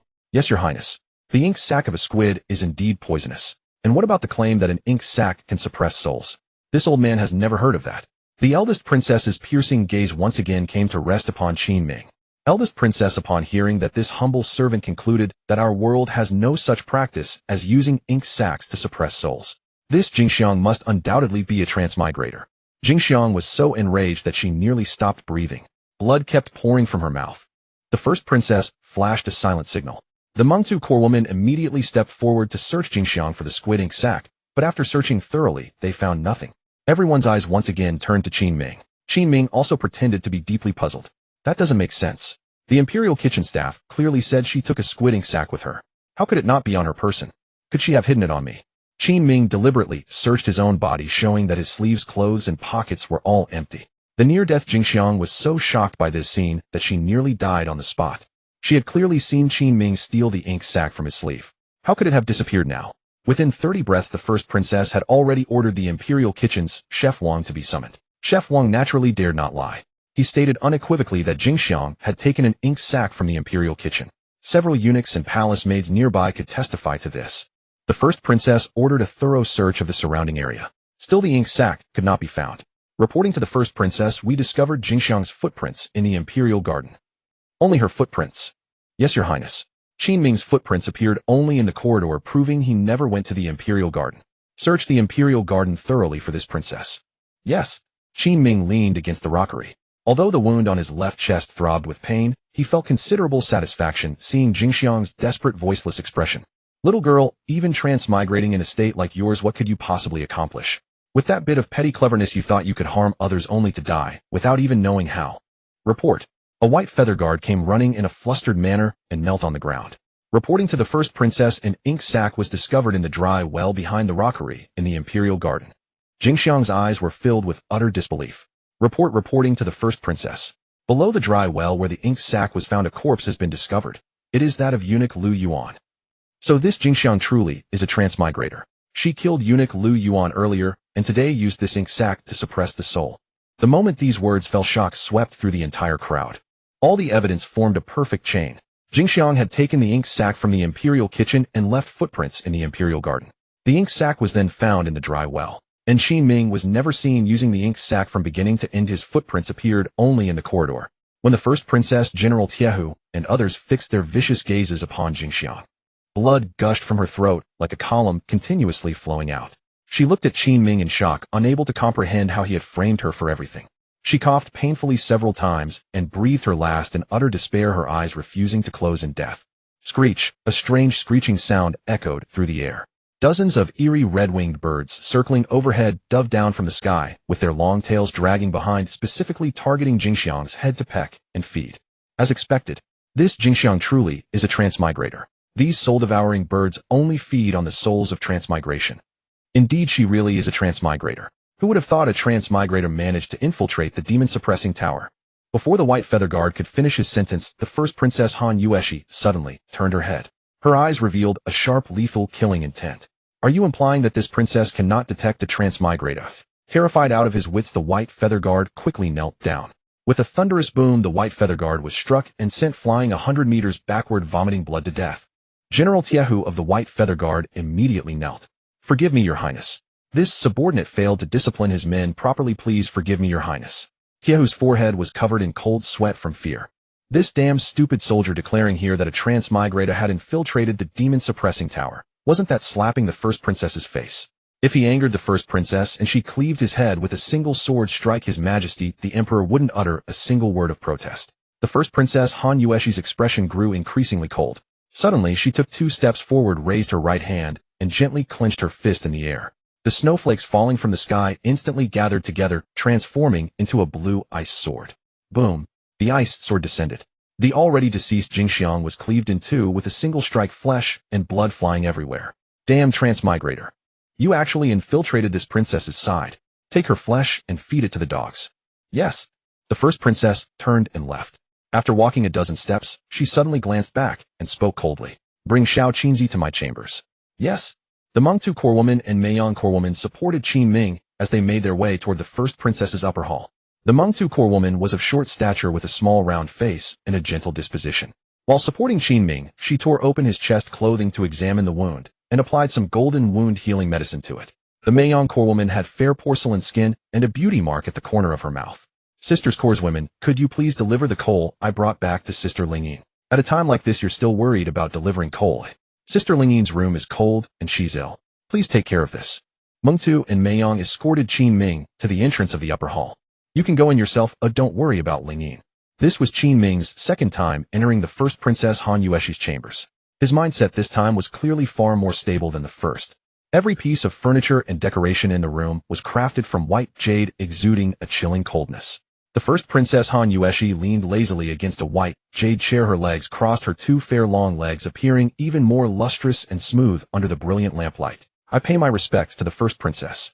The first princess raised her eyes, her autumn-clear gaze fixed intently upon Qin Ming's eyes. Xiao Qinzi, you are also a Transmigrator, aren't you? Qin Ming remained utterly calm. No. Do you know Li Bai? I do not. The first princess rose from the white jade chair, one hand tucked behind her back, and stood before Qin Ming with an imposing presence.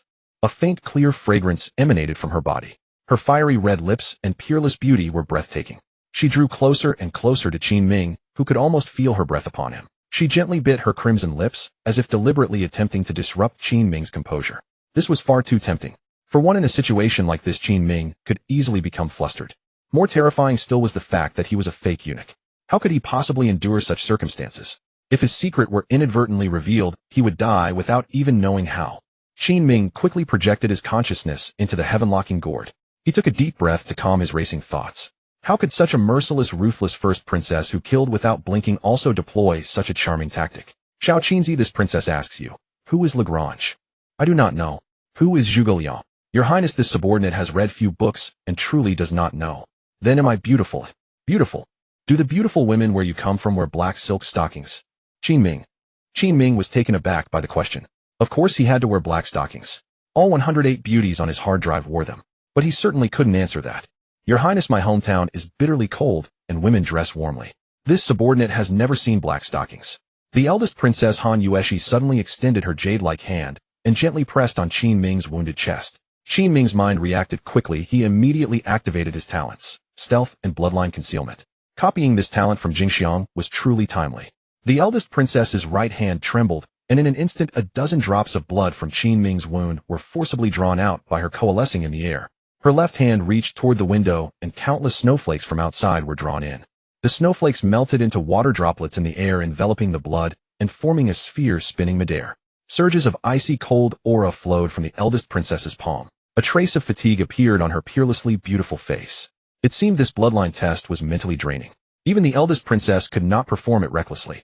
Fortunately, this was the case, which was why Qin Ming had escaped disaster when he first arrived. After 30 breaths, the eldest princess's originally sharp expression calmed down.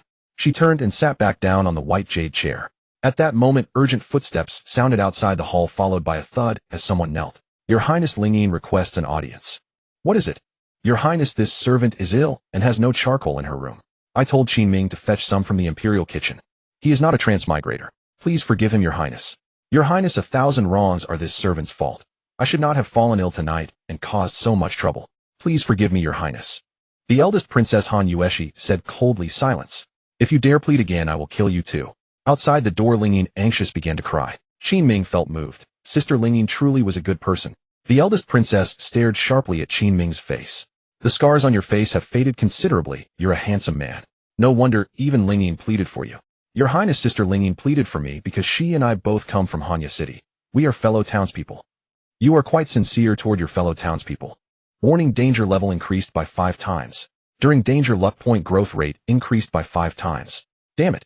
Qin Ming was utterly speechless. Is this eldest princess insane? How can she feel murderous intent over this?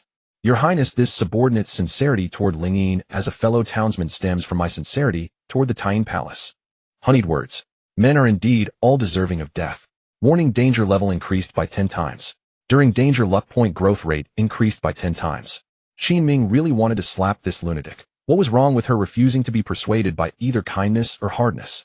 Your Highness, tonight Jingxiang took a poisonous ink sac. My first instinct was that she intended to harm you, which is why I desperately blocked her. She stabbed my chest several times. I am not lying. I am utterly loyal to Your Highness. Qin Ming clutched his chest wound, pretending to be in great pain. Do you think a mere ink sac could poison me? The eldest princess suddenly radiated killing intent. Little Qin, do you take me for a 3-year-old child? You've only been in the palace for 3 days. How can you claim loyalty? You're lying. Warning: danger level increased by 50 times. During danger, luck point growth rate increased by 50 times. Damn it. This is it. This lunatic is truly too hard to deal with. I'm going to die. Am I going to die so wretchedly? Your Highness, there's another reason. Oh, speak. What reason? Qin Ming felt he needed background music of Erquin Ingwe, Moon Reflected in Second Spring. In Hanya City, life was too bitter. No drink, no food. I often ate ice to stave off hunger. Many fellow townspeople and I journeyed to the capital in search of survival. Many of them perished on the road, and some were killed by Transmigrators. It wasn't until I arrived at the Tying Palace and had my own room with food and drink that such a happy life began, like celebrating the new year every day. Of course I treasure it dearly. Naturally, I am grateful to Your Highness. That barely counts as a reason. The eldest princess raised her slender jade-like hand. Come closer. The firefly lamp that had been on the table floated over to Qin Ming, illuminating his face brightly. What a pity. He's actually a eunuch. Qin Ming thought, could it be that the eldest princess wished he weren't a eunuch? Did she have some other special thoughts? Your Highness, if you have other special thoughts, this subordinate is willing to serve with utmost devotion. However, little Qin, you'd better be glad you're a eunuch. If you had barged into Lingyin's room at night, I could have killed you 100 times. Qin Ming, invincible lunatic. The eldest princess took out a blue token from her sleeve. On it was printed a diamond-shaped snowflake. Since you exposed the Transmigrator Jingxiang for me, from now on you will take her place on duty at the demon-suppressing tower. Your subordinate obeys. Guards. From outside, Adjutant Ming Tu entered carrying a tray. On it lay 100 taels of silver and a small gray booklet. You killed a Transmigrator. Here are 100 taels of silver and a cultivation manual, the Ice Soul Fist.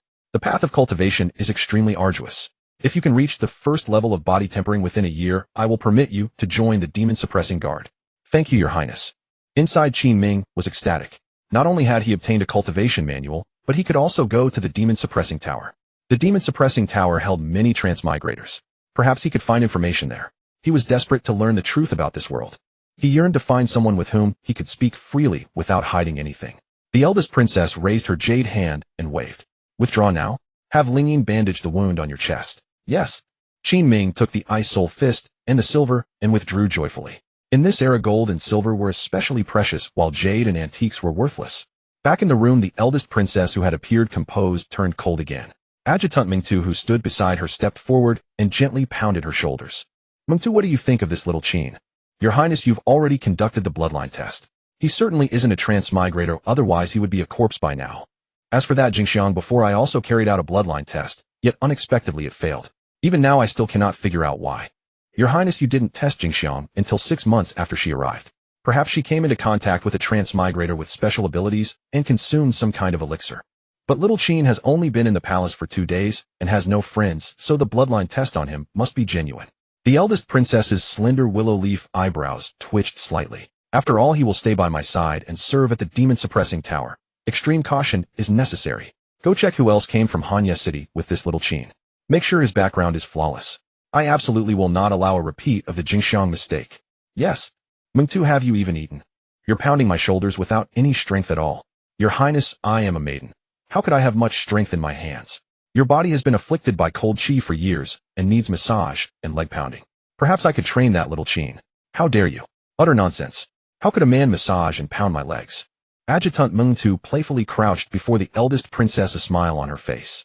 My mistress, have you forgotten that he is a eunuch? What ill intentions could a eunuch have? Besides, he has strength in his hands. The eldest princess frowned slightly. Wait a little longer. Only when I fully trust him shall we discuss it. Yes. In the western wing of Tying Palace, beneath the blazing light of a fluorescent stone lamp, Qin Ming bared his left shoulder, while Ling Yin wrapped his wound with a white cloth. Her delicate face flushed all the way to the back of her ears. Qin Ming had always exercised regularly before his transmigration, so he was in excellent shape. It was Ling Yin's first time seeing a man's body. Her heart naturally raced with nervous tension. I never expected Jingxiang to be a transmigrator. She's so vicious. She actually stabbed you with a golden hairpin. Qin Ming suddenly winced in pain, not from the wound on his left shoulder, but from his stomach. That day to survive, he had swallowed a cuttlefish ink sac raw. Although the ink sac's poison was not strong, it would still cause some suffering. What's wrong, Qin Ming? Did I press too hard and hurt you? No, it's nothing, Sister Ling Yin. I just have a stomachache. It must be because you caught cold. Ling Yin finished bandaging his wound. She turned around, rummaged through her cabinet, and took out a black short padded jacket. Qin Ming, put this jacket on under your clothes. I originally made it for my younger brother. But when he came to the capital, he had an accident, so I've kept it until now. Sister Ling Yin, is this appropriate? It's your brother's. Just wear it. He's dead already. Your stomachache must be from the cold. Thank you. For what? I'm the one who feels guilty today. I sent you to the Imperial kitchen to get charcoal, and then you ran into this mess. You almost had an accident. Sister Ling Yin, I should be thanking you. If not for your sending me, how could I have turned misfortune into good fortune? With that, Qin Ming took out the blue demon suppression token from his bosom. He also produced a 100-tael banknote. Ling Yin exclaimed joyfully, a demon suppression token. Qin Ming, you've gained the Grand Princess's recognition. Wonderful. From now on, she won't test you without cause anymore. Qin Ming pressed the 100-tael note into Ling Yin's hand. This is for you, Sister Ling Yin. Why are you giving it to me? Since I came to Tying Palace, I've relied on your care, and I don't own anything valuable. Please take this banknote as a gift. Ling Yin smiled and handed the banknote back. Which eunuch or maid in the palace wouldn't be thrilled to see a banknote? Yet here you are giving away 100 taels as if it were nothing. Keep it for yourself. Send it home when you have the chance. Qin Ming had been about to say he had no family, but the words stuck in his throat. After all, he had taken the place of the masked man. What if the masked man still had family? Wouldn't his cover be blown later? Sister Ling Yin, I've heard that the Demon Suppression Tower holds many Transmigrators. But from what I've seen, the Grand Princess would love to chop them into mincemeat the moment she meets one. Why does she keep them locked up then? Naturally, to interrogate them. To ask why they came to this world and where they are from.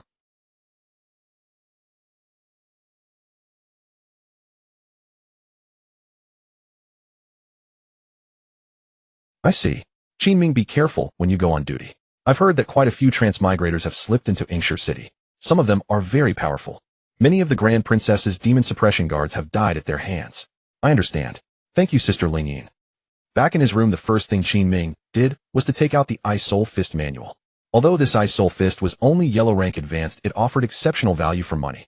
The technique condenses spiritual energy and frigid air onto the fists, making their punch force much more powerful. Ingshire City was so cold that it was especially advantageous for casting the Ice Soul Fist. The Grand Princess, mad as she was, could still be quite generous. Qin Ming opened the heaven-sealing gourd. Current luck points 50. That was enough for another draw. 40 luck points consumed, the draw succeeded. He obtained a tier 2 pill, the Pulse Profundity pill. It could double one's cultivation speed and double the toughness and width of the meridians. Qin Ming swallowed the Pulse Profundity pill without hesitation. In an instant, a surge of pure spiritual energy flowed through his meridians. He felt his entire body brimming with power, wonderfully pleasant. Every cell seemed to be breathing. It was so refreshing, just like burrowing under the covers with a girlfriend. The rooster crowed again. Qin Ming had finally stepped into the first level of body tempering. He was filled with delight and excitement. You see, the Grand Princess had once said that if he reached body tempering within a year, she would make him a demon suppression guard. This showed how hard it was to break into cultivation. But Qin Ming had done it in only 2 days of practice. This was truly stirring. It was still dim and hazy early in the morning. Neither the sun nor stars could be seen in the sky. Qin Ming arrived at the Imperial kitchen and had just gotten his food. He noticed a young eunuch who had been assigned together with him. Qin Ming wanted to ask where Xiao Liuzi was. This Xiao Liuzi had come with the masked man from Hanya City and was always a ticking time bomb. Eunuch Zhang, do you remember me? You are it. I'm Xiao Qinzi, the one who stood in front of you that day. Oh, I remember now. Your face was covered that time. Didn't you have a scar on your cheek? How did it heal so fast? I'm serving in the Grand Princess's residence. The mistress granted me the medicine. At that eunuch Zhang's eyes immediately lit up. Everyone in the palace knew that the palaces of the Grand Princess and the Empress were the most unbearable places to serve. For Qin Ming to be granted medicine by the Grand Princess was proof that he was doing remarkably well. Congratulations, congratulations. Eunuch Qin clearly has a bright future. Eunuch Zhang, I'd like to ask you something. Do you remember Xiao Liuzi who stood next to me? Of course I remember Xiao Liuzi, he was not tall. Do you know where he is serving now, eh? Alas, he was originally in the palace service office, but he died yesterday. Died? Qin Ming was astonished. How did he die? I heard a sinister beast's claw pierced his throat, and some people say they saw a white weasel. But that's only hearsay. The white plume guards are still looking into it. Qin Ming's heart thumped violently. Xiao Liuzi's death was a boon to his masquerade. Yet what puzzled him even more was why that white weasel had killed Xiao Liuzi. Could it actually be trying to help him? Qin Ming. It shouldn't be. The white weasel's eerie green glowing eyes made him shudder just thinking about them. Why would it help him? Just as this thought occurred to him, Qin Ming suddenly caught sight of on a giant red maple tree in the distance that white weasel curled up on a branch. Its furry slender tail was wrapped around its body, and its two green glinting eyes were fixed on Qin Ming. His heart skipped a beat as he took 2 steps forward. With a whoosh, the weasel dashed to the top of the palace and vanished, leaving only a spray of snow where it had perched. Turning the matter over in his mind, Qin Ming walked back to Tyne Palace. As soon as he entered the main gate, he saw 2 enormous stone lions upon which sat 2 beauties in black armor. One was Captain Cute Rabbit, and the other was Captain Alluring Sheep. Captain Cute Rabbit was petite and adorable, with 2 little tiger fangs. Captain Alluring Sheep had a scorching figure, and Qin Ming thought of an old saying, a great capacity makes one great. The 2 young women saw Qin Ming, and without a word produced a set of clothes from behind them, and tossed it into his arms. Go change. Change clothes. The Grand Princess has ordered that we take you to the Demon Suppressing Tower today. Qin Ming was overjoyed. He was finally going to the Demon Suppressing Tower. He had been looking forward to this day for a long time. Thank you, Captain Ming too. Thank you, Captain Meiyong. Qin Ming changed into the dark blue-black Demon Suppressing Guard uniform embroidered with snowflake patterns and fastened the black belt. He pushed open the door and stepped out. In the courtyard, Ming Tu and Meiyong, both holding long sabers, blinked in surprise. Ming Tu nudged Meiyong beside her. Did I tell you? The lad is tall and handsome. He really does look good in the Demon Suppressing Guard uniform. Handsome he may be, but no matter how handsome, he's still a eunuch. Qin Ming truly wished he could put Captain Meiyong in her place right then and there, and let her see what real masculine prowess meant. Just then Ling Yin came out of her room to pour out some water. Seeing Qin Ming in the standard Demon Suppressing Guard uniform, she felt a flicker of surprise. What a handsome young man. She walked over and cut in with a smile. Captain Meiyong, you can't say that. It's a good thing for us that Qin Ming is a eunuch. If he weren't, how could he possibly be seen in the Tyne Palace? Ling Yin is right. In these past few years, the Tyne Palace must have had at least 500 young eunuchs. And not once have we seen our sister Ling Yin treat anyone so well. Ming Tu and Meiyong exchanged a look and smiled. Ling Yin's face turned red to the roots of her ears once more. She waved her hands at Ming Tu and Meiyong. Go on, go on. The 2 of you are teasing me again. Captain Ming Tu hugged her long saber, laughing so hard she couldn't close her mouth. Qin Ming felt as if the atmosphere today had suddenly changed. Could it be that he had truly earned the Grand Princess's approval? Or was it because the scar on his face had healed and he had become more handsome? Amid the 3 women's laughter, Qin Ming quietly asked Sister Ling, did more than 500 eunuchs really come to our Tyne Palace? Yes. Then where are they now? They're all dead. Qin Ming. The playful Captain Ming Tu pointed her long saber at the lotus pond by the entrance. See that? The blood of those 500 eunuchs is all in there. If not for that, how could the lotus grow so beautifully? Little Qin, you'd better do your duty well, or before long your head will be soaking in there too. Qin Ming was at a loss for words. Captain Ming Tu had a pair of little tiger teeth and a pair of dimples, and she looked absolutely adorable. So why were her words so unpleasant? At least my sister Ling Yin is good to me. Apart from her, every woman in the Tyne Palace is a lunatic. This was Qin Ming's first time leaving the Imperial Palace. His heart was thumping with excitement. Captain Ming Tu specially gave Qin Ming a horse. The horse was pure white all over with a thick mane. Its hooves were much larger than those of horses on Blue Star. Its hooves were shod with serrated horseshoes, which helped it walk on frozen snowy ground. This sturdy breed of white horse was called a snow steed. The Imperial Palace of the Dayan Empire was enormous. Qin Ming felt it was at least 5 times larger than the Forbidden City on Blue Star. Riding snow steeds, he and Captains Ming Tu and Meiyong crossed 10 snow bridges and 13 snow-covered plazas. They passed countless towers, pavilions, and halls, then came out through Xinwu Gate. What met his eyes was the daily life of the common people in the glowstone Imperial City. Seeing it for the first time, Qin Ming was deeply shaken. These cities were vastly different from traditional ancient cities. Their architectural styles and furnishings were shot through with modern elements. For example, a building might look ancient on the outside, but inside were modern sofas and modern round tables. Likewise, the trinkets and baubles sold by street vendors were saturated with modern elements. Qin Ming felt deep down that Transmigrators had exerted an enormous influence on this world. But what he couldn't understand was why there was such a deep grudge between Transmigrators and the native inhabitants. Seeing Qin Ming looking around left and right, Captain Ming too, who was gentle by nature, smiled softly. "Little Qin, isn't this much more fun than your Hanya city?" Qin Ming nodded. In truth, he knew nothing about what Hanya city was like. Captain Mayong turned around. Her figure was far more voluptuous than Meng Tu's, especially her bust. Her armor had clearly been restraining the growth of her figure. With a hint of seductive charm on her face, Captain Mayong swept a glance over Qin Ming's body. "I just find it strange. Hanya city is so windy, how could it produce a handsome man like you? Didn't they say there's very little to eat in your land? And with a build like yours, you don't look like you've ever starved." Qin Ming. Before Qin Ming could answer, Meng Tu beside him burst out laughing. "Mayong, you just can't change your flirtatious ways, can you? You always care about other people's looks and figures." "TSK." Mayong turned her head away disdainfully. "Me care about his looks and figure. Even if a eunuch stripped naked, I wouldn't look." Qin Ming. Qin Ming really wanted to buy a candied hawthorn skewer from a street vendor and stuff it into her mouth. The three rode their snow steeds for 2 full hours. They finally arrived at the demon-suppressing tower. Built between 2 mountains, the pitch-black tower was majestic and towering, soaring into the clouds. Numerous glowstone lanterns hung all around the demon-suppressing tower. The top was hazy and indistinct, but it looked at least 500 meters tall. This was worthy of a Xuanhuan world indeed. Even by Blue Star standards, this building was top tier.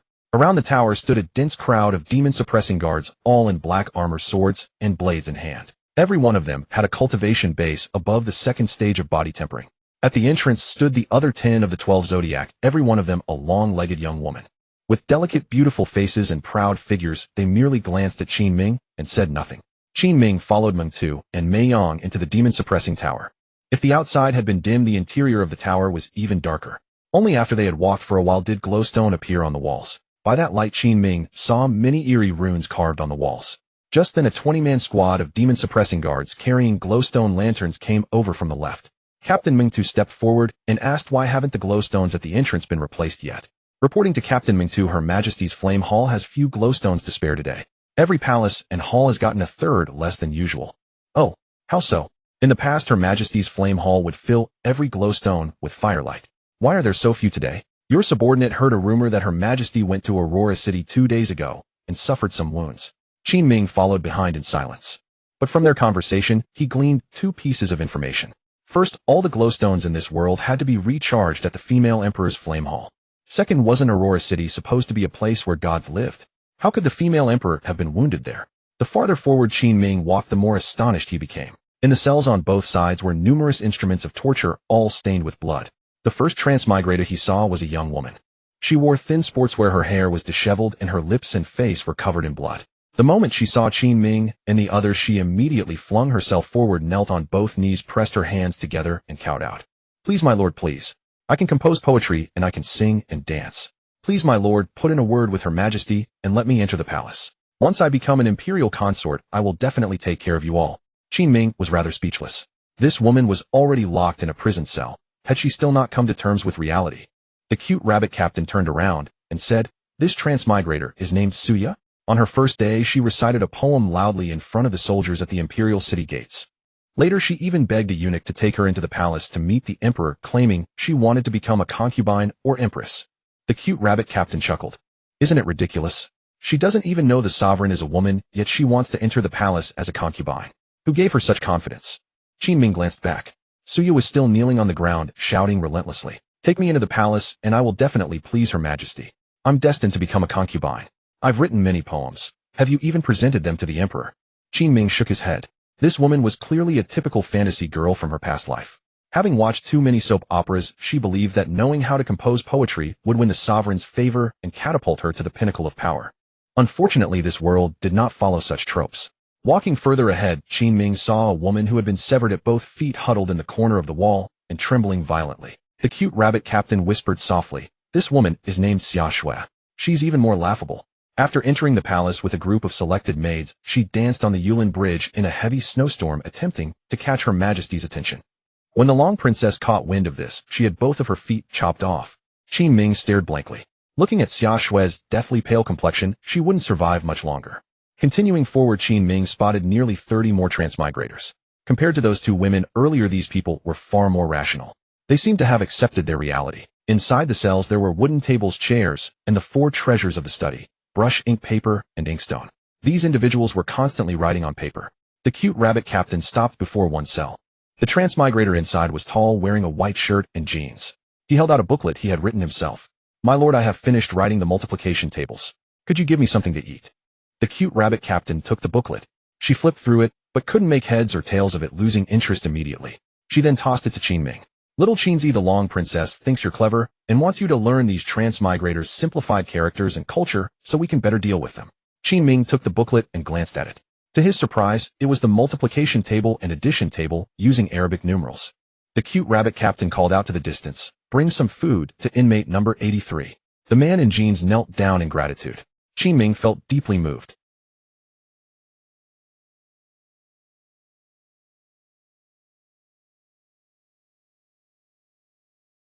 Were they suppressed, or had they never awakened? Qin Ming followed the cute rabbit and Mei Yang to the front area. He saw an entire wall lined with books. They were all written in simplified characters. Li Bai's poetry collection, Wang Wei's complete poems, techniques of papermaking, basic science knowledge. Qin Ming asked in surprise, "Sisters, were these all written by them?" "Of course. Only by writing something every day do they get food." Mei Yang took 2 books from the shelf. "Little Qinzi, these are our Dia Kingdom's characters. Compare them with what they wrote to learn their simplified characters, and also." Mei Yang took another book from the shelf. "Help your sister read this carefully. Once you understand it, explain it to me." Qin Ming took it and looked. It was titled "The Golden Scale is Surely Not in Creature of the Pond." Damn. Which Transmigrator wrote this? It was absolutely shocking. What was even more mind-blowing was that this Transmigrator was truly a genius. Not only did he write the text, but on the back of each chapter, he sketched detailed illustrations. The characters' movements and expressions were vividly portrayed. A true talent.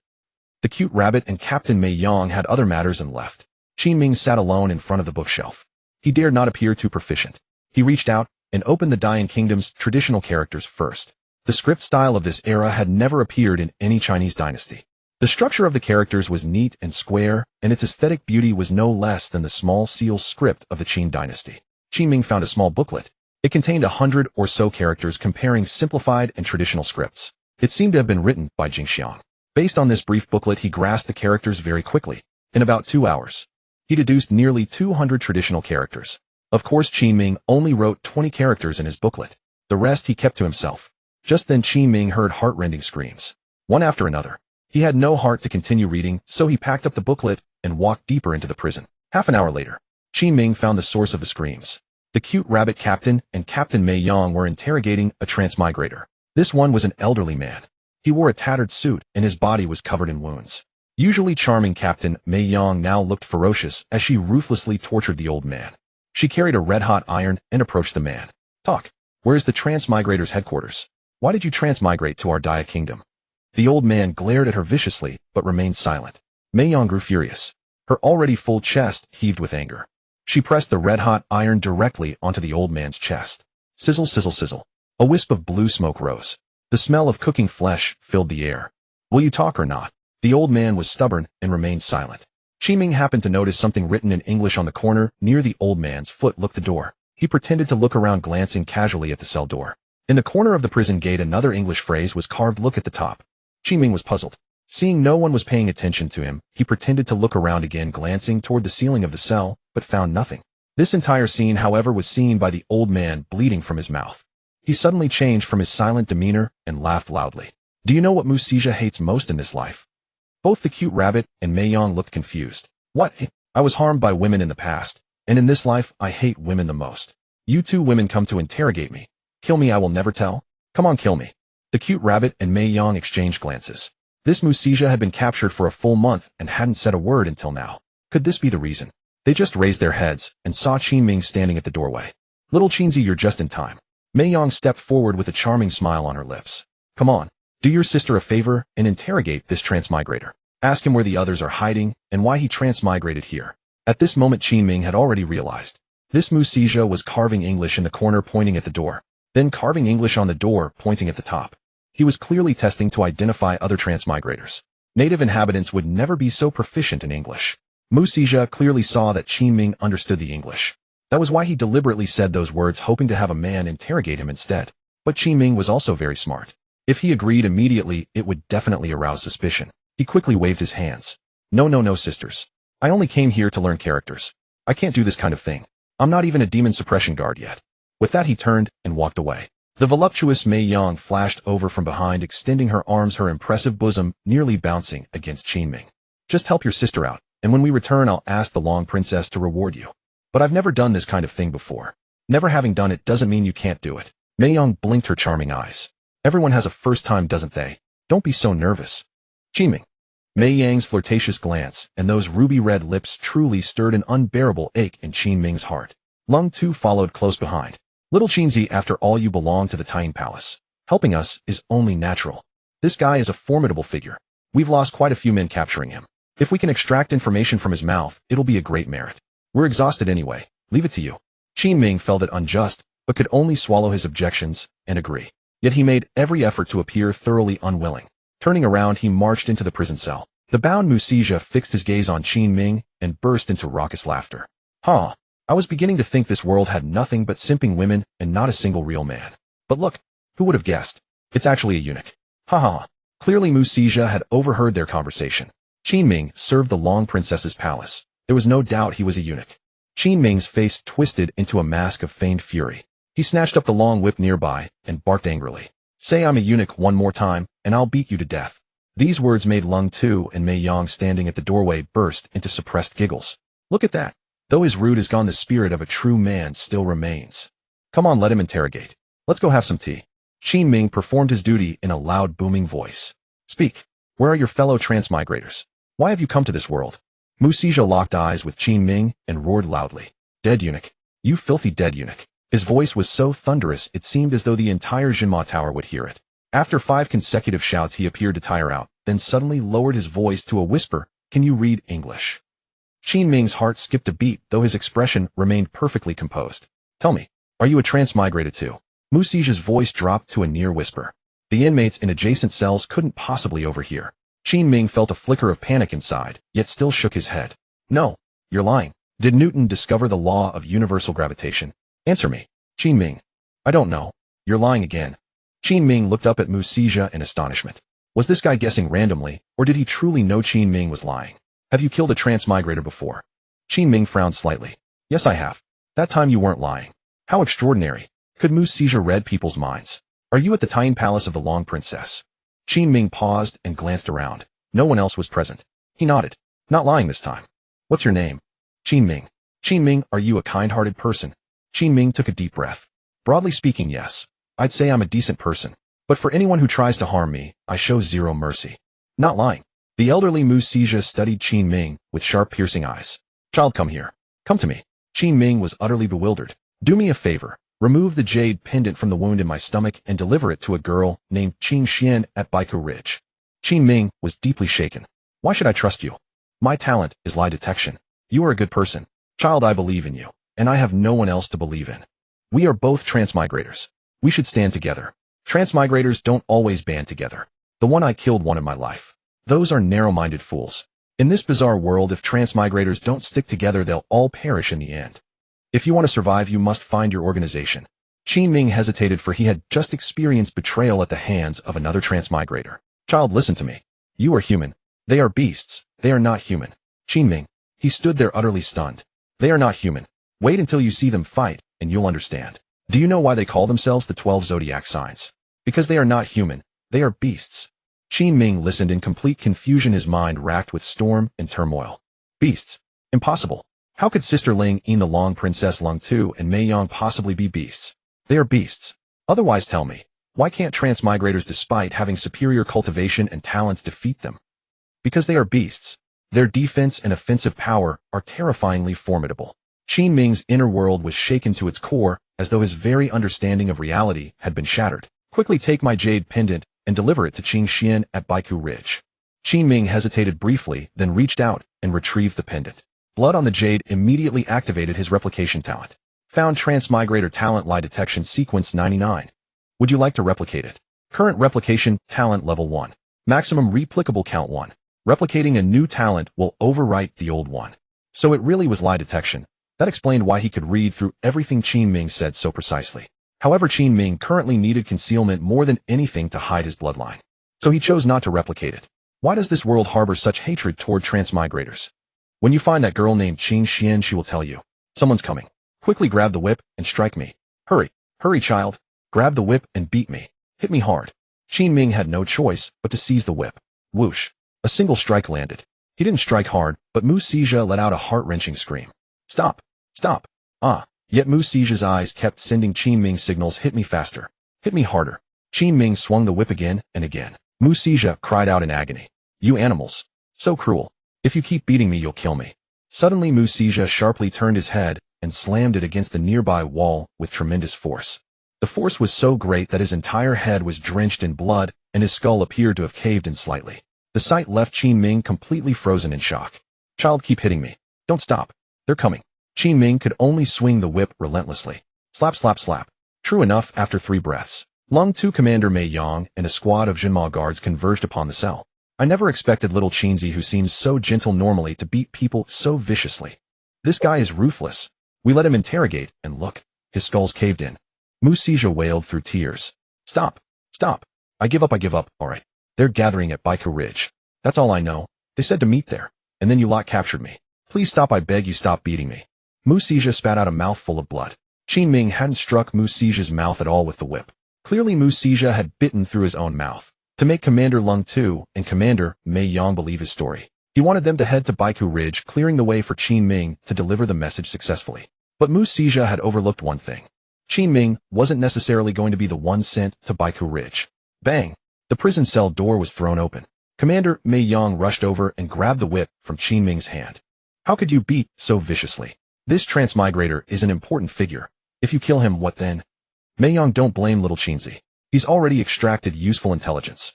We'll report to the Long Princess and launch an ambush at Baiku Ridge. Mei Yang, don't blame little Qinzi.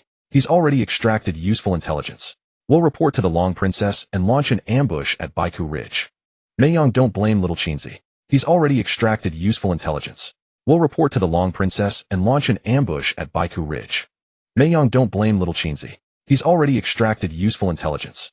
We'll report to the Long Princess and launch an ambush at Baiku Ridge. On the way back to the palace, Mu's 6 words kept echoing in Qin Ming's mind. They are terrifying beasts. Or do you think why cultivators with innate talents cannot defeat them? Do you know why they are called the 12 zodiac signs? The more Qin Ming thought about it, the more chilling it became. His heart nearly bounced out of his chest. Could it be that Sister Lingyin, Mengtu Mei Yang, and the Crown Princess are all beasts? That cannot be right. Could they all be female demons? That is too frightening. Qin Ming had just returned to his room at Taiyin Palace when someone began pounding on the door. Qin Ming, it is Lingyin. He quickly pushed aside his thoughts and opened the door. Sister Lingyin. Today she wore a pale green brocade skirt with a white jacket over it, her full figure straining against the buttons.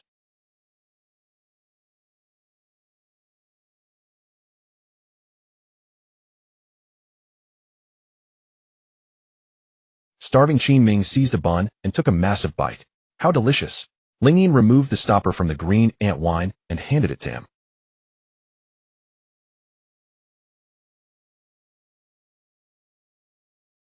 So tender. How could such a kind girl be a beast? Fate was truly unpredictable and bizarre. Qin Ming ate too hastily and choked, then kept hiccuping. This made Lingyin cover her mouth and giggle. Quick, drink some wine. Why eat so fast? It is just too fragrant. Sister Lingyin's buns are always delicious. Qin Ming, I heard from Mengtu that during today's interrogation that Transmigrator called you a eunuch and you got angry and beat him until he was covered in blood. Qin Ming said nothing but nodded. Actually, it was not him who did the beating. Mu 6 had deliberately tortured himself to spread false rumors. Qin Ming, actually, being a eunuch is not such a bad thing. You should try to accept it. Some things cannot be changed. In Cold Night City, we counted our days wondering if we would freeze or starve to death. Coming to the Imperial City with food and drink is already a blessing. Qin Ming looked up at Lingyin. The faint glow of fluorite on the table illuminated her beautiful round face, making her appear gentle and serene. Yes, Lingyin was right. Having food and drink and being alive was already a great happiness. Why worry so much now? Whether they were beasts or humans, so what? Just follow your heart and take things one step at a time. After Lingyin left, Qin Ming checked his luck points. Only 35. Not enough yet for a lottery draw. Qin Ming made a plan in his mind. First, he needed to find an opportunity to seek out Qin Xian as soon as possible. He had too many questions about this world. Second, he needed to find a way to upgrade his Transmigrated talent. Currently at level 1, he could only copy 1 talent. If he could upgrade, he might copy 2, 3, or even more talents, making his combat power incredibly strong. Third, his future cultivation needed to be more conspicuous. He could not act like a useless person normally, then suddenly show off his power. This world could not be judged by normal standards, and playing the fool to devour the tiger would not work either. He needed to put his hard-working genius cultivation out in the open. Let people see your diligence and cultivation process.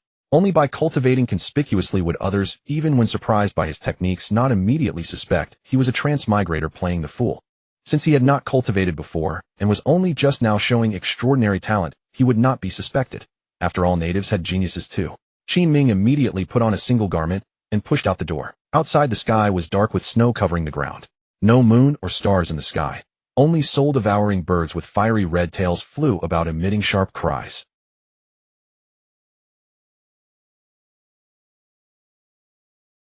Qin Ming was already accustomed to it, though he did not know what the demonic beast wanted.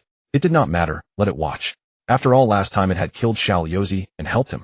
Qin Ming found a large open space far to the east of Taiyin Palace, and began practicing the Ice Soul Fist without hesitation.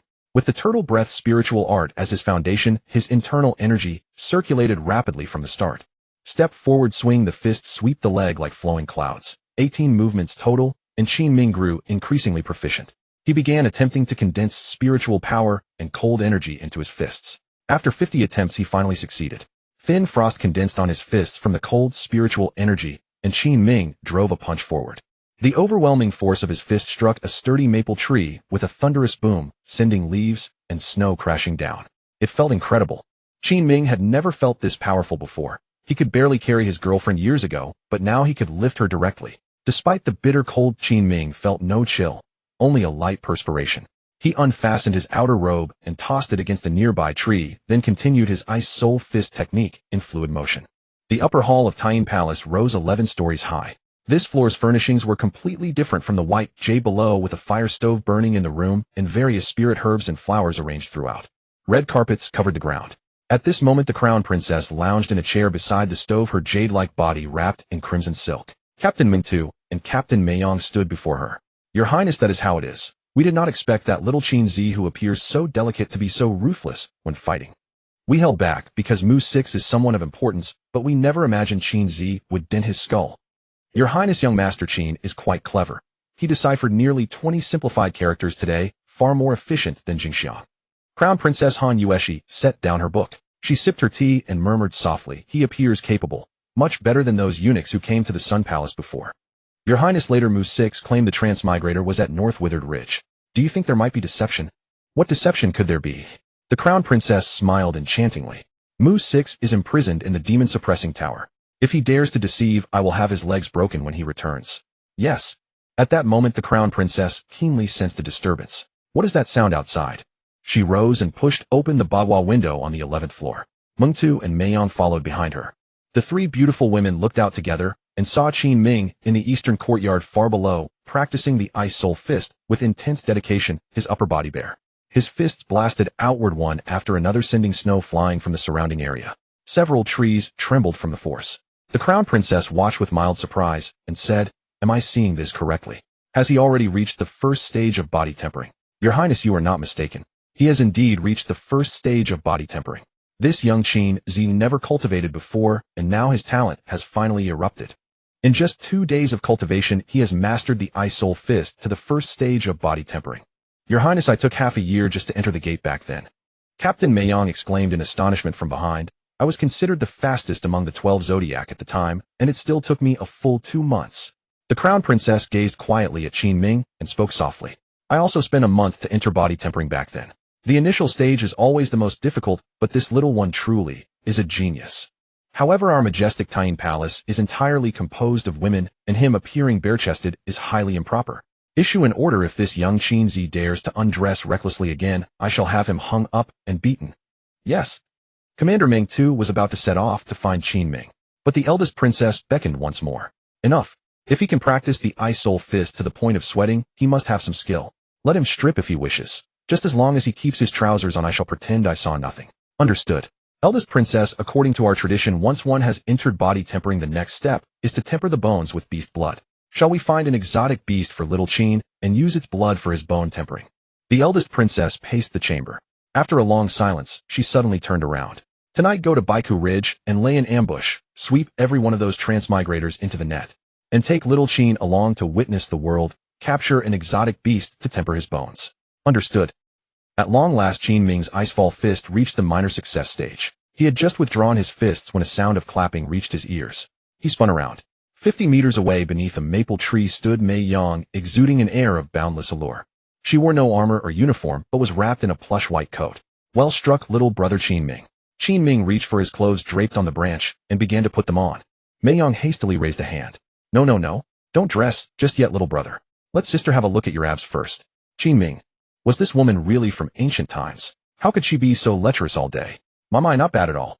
A handsome face and a tantalizing body to match. Mei Yang gently ran her tongue over her lips, her rosy mouth brimming with seduction. Qin Ming swiftly wrapped the long robe around himself to conceal the traces that were about to expose his body. Sister Mei Yang, why have you come? Your punching was so loud that no one could have missed it. The eldest princess has ordered that practicing boxing with your shirt off here is an affront to decency, and she sent me to punish you. Qin Ming was momentarily stunned. Then how does Sister Mei Yang intend to punish me? I'll simply keep my shirt on during training from now on. I'll punish you by telling you to take off your pants the next time you train. Qin Ming. A crisp peal of laughter came from afar. Commander Meng, too clad in black armor, gripped the red hair blade. Little Qin, pay no heed to Mei Yang. She is lecherous the whole day long. Go back and change into proper clothes, we are about to depart. Where to? To Baiku Ridge, to kill. The nighttime Ingshire city was a world apart from its daytime self. Qin Ming followed Meng, 2 Mei Yang, and 300 demon suppression guards out of the city. Strange, unintelligible beast roars rose from every direction. Eerie birds swept across the darkened sky, revealing naught but deep blue, unfathomable eyes. Even though Qin Ming had witnessed countless uncanny sights within the imperial palace, his heart still pounded violently now. Little Qin, besides ambushing those transmigrators today, the eldest princess also ordered us to capture an exotic beast to temper your bones. Qin Ming, what did that mean? Could it be, as Musija had claimed, that the natives were related to beasts? Then wouldn't this bone tempering expose him? Elder sisters, I have only been cultivating for a short time, and I know little of bone tempering. Qin Ming forced himself to ask. After all, if this truly involved beasts, then today at Baiku Ridge, he would have to devise a means of escape. Otherwise, he would be exposed upon his return. I see that you have reached the first layer of body tempering today. To advance further in the body tempering realm, you have to temper your bones.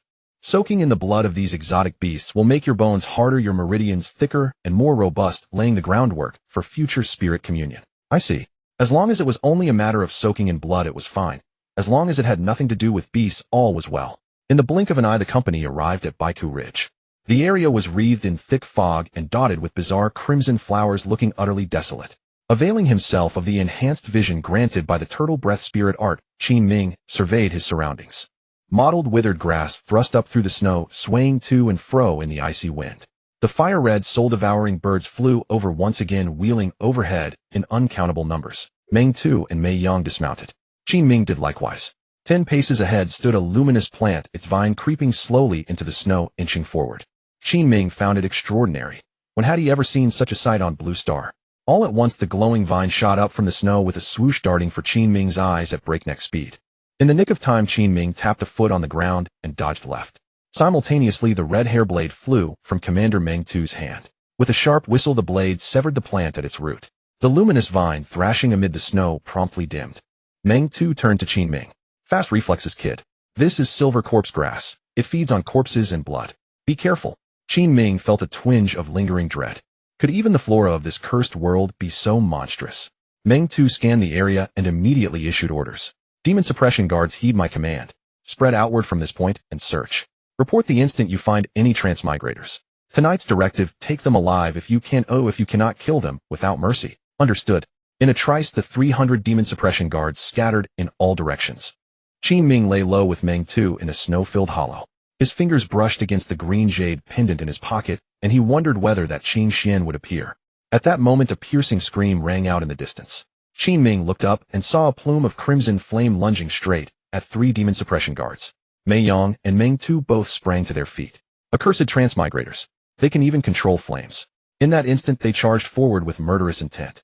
As she ran, Meng Tu shouted to the guards nearby, 10 of you stay and protect little Qin. Understood. 10 demon suppression guards drew their swords and formed a ring around Qin Ming. From the left came another clamor of fighting. It seemed several more Transmigrators had emerged.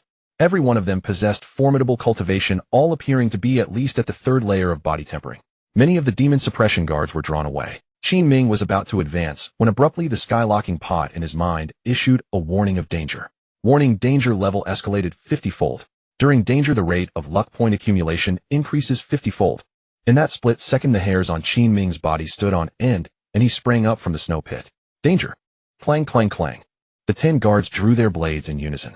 In the next breath, a colossal beast 4 meters tall charged out of the darkness. It bore a semblance to a rhinoceros, yet its head was crowned with 2 sharp horns, and its hide was covered in green scales.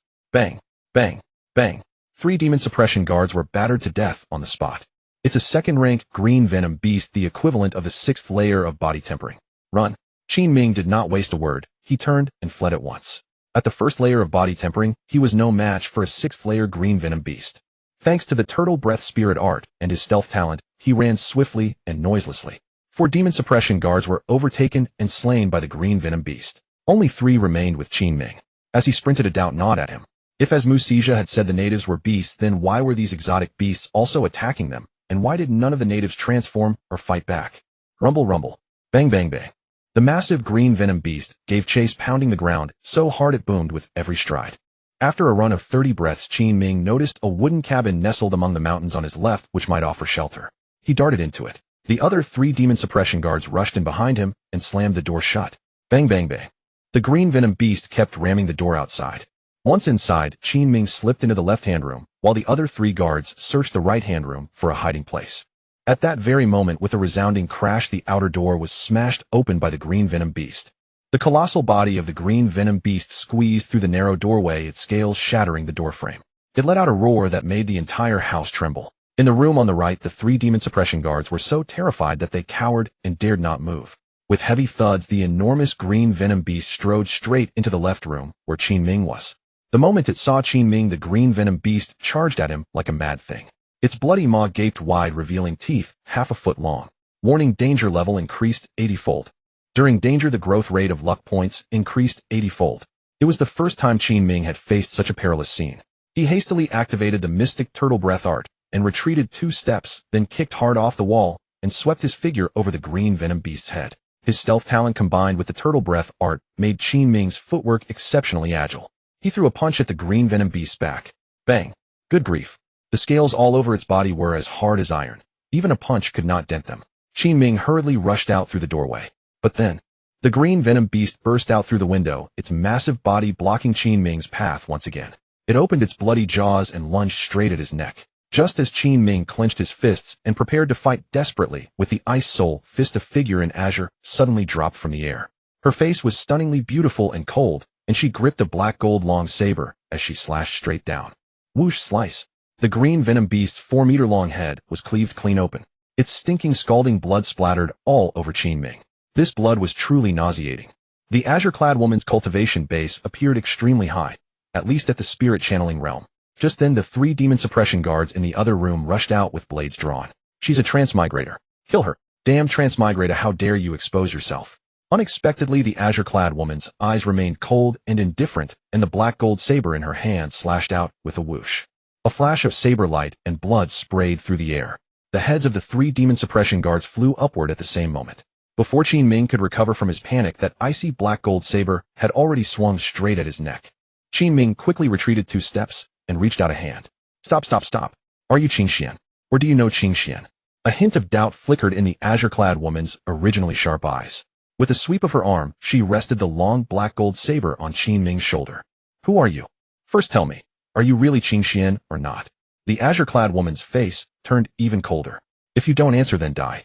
The black gold saber in her hand suddenly pressed down with force. Ugh, why did he always run into crazy women? Without wasting a moment, Qin Ming reached out and grabbed the blade. Stop, stop, stop. I came to find Qin Xian because her martial uncle Musija sent me. Just as the azure-clad woman knitted her brows, Qin Ming took a green jade pendant from his sleeve. On the back of the jade pendant was carved the simplified Chinese character for fire.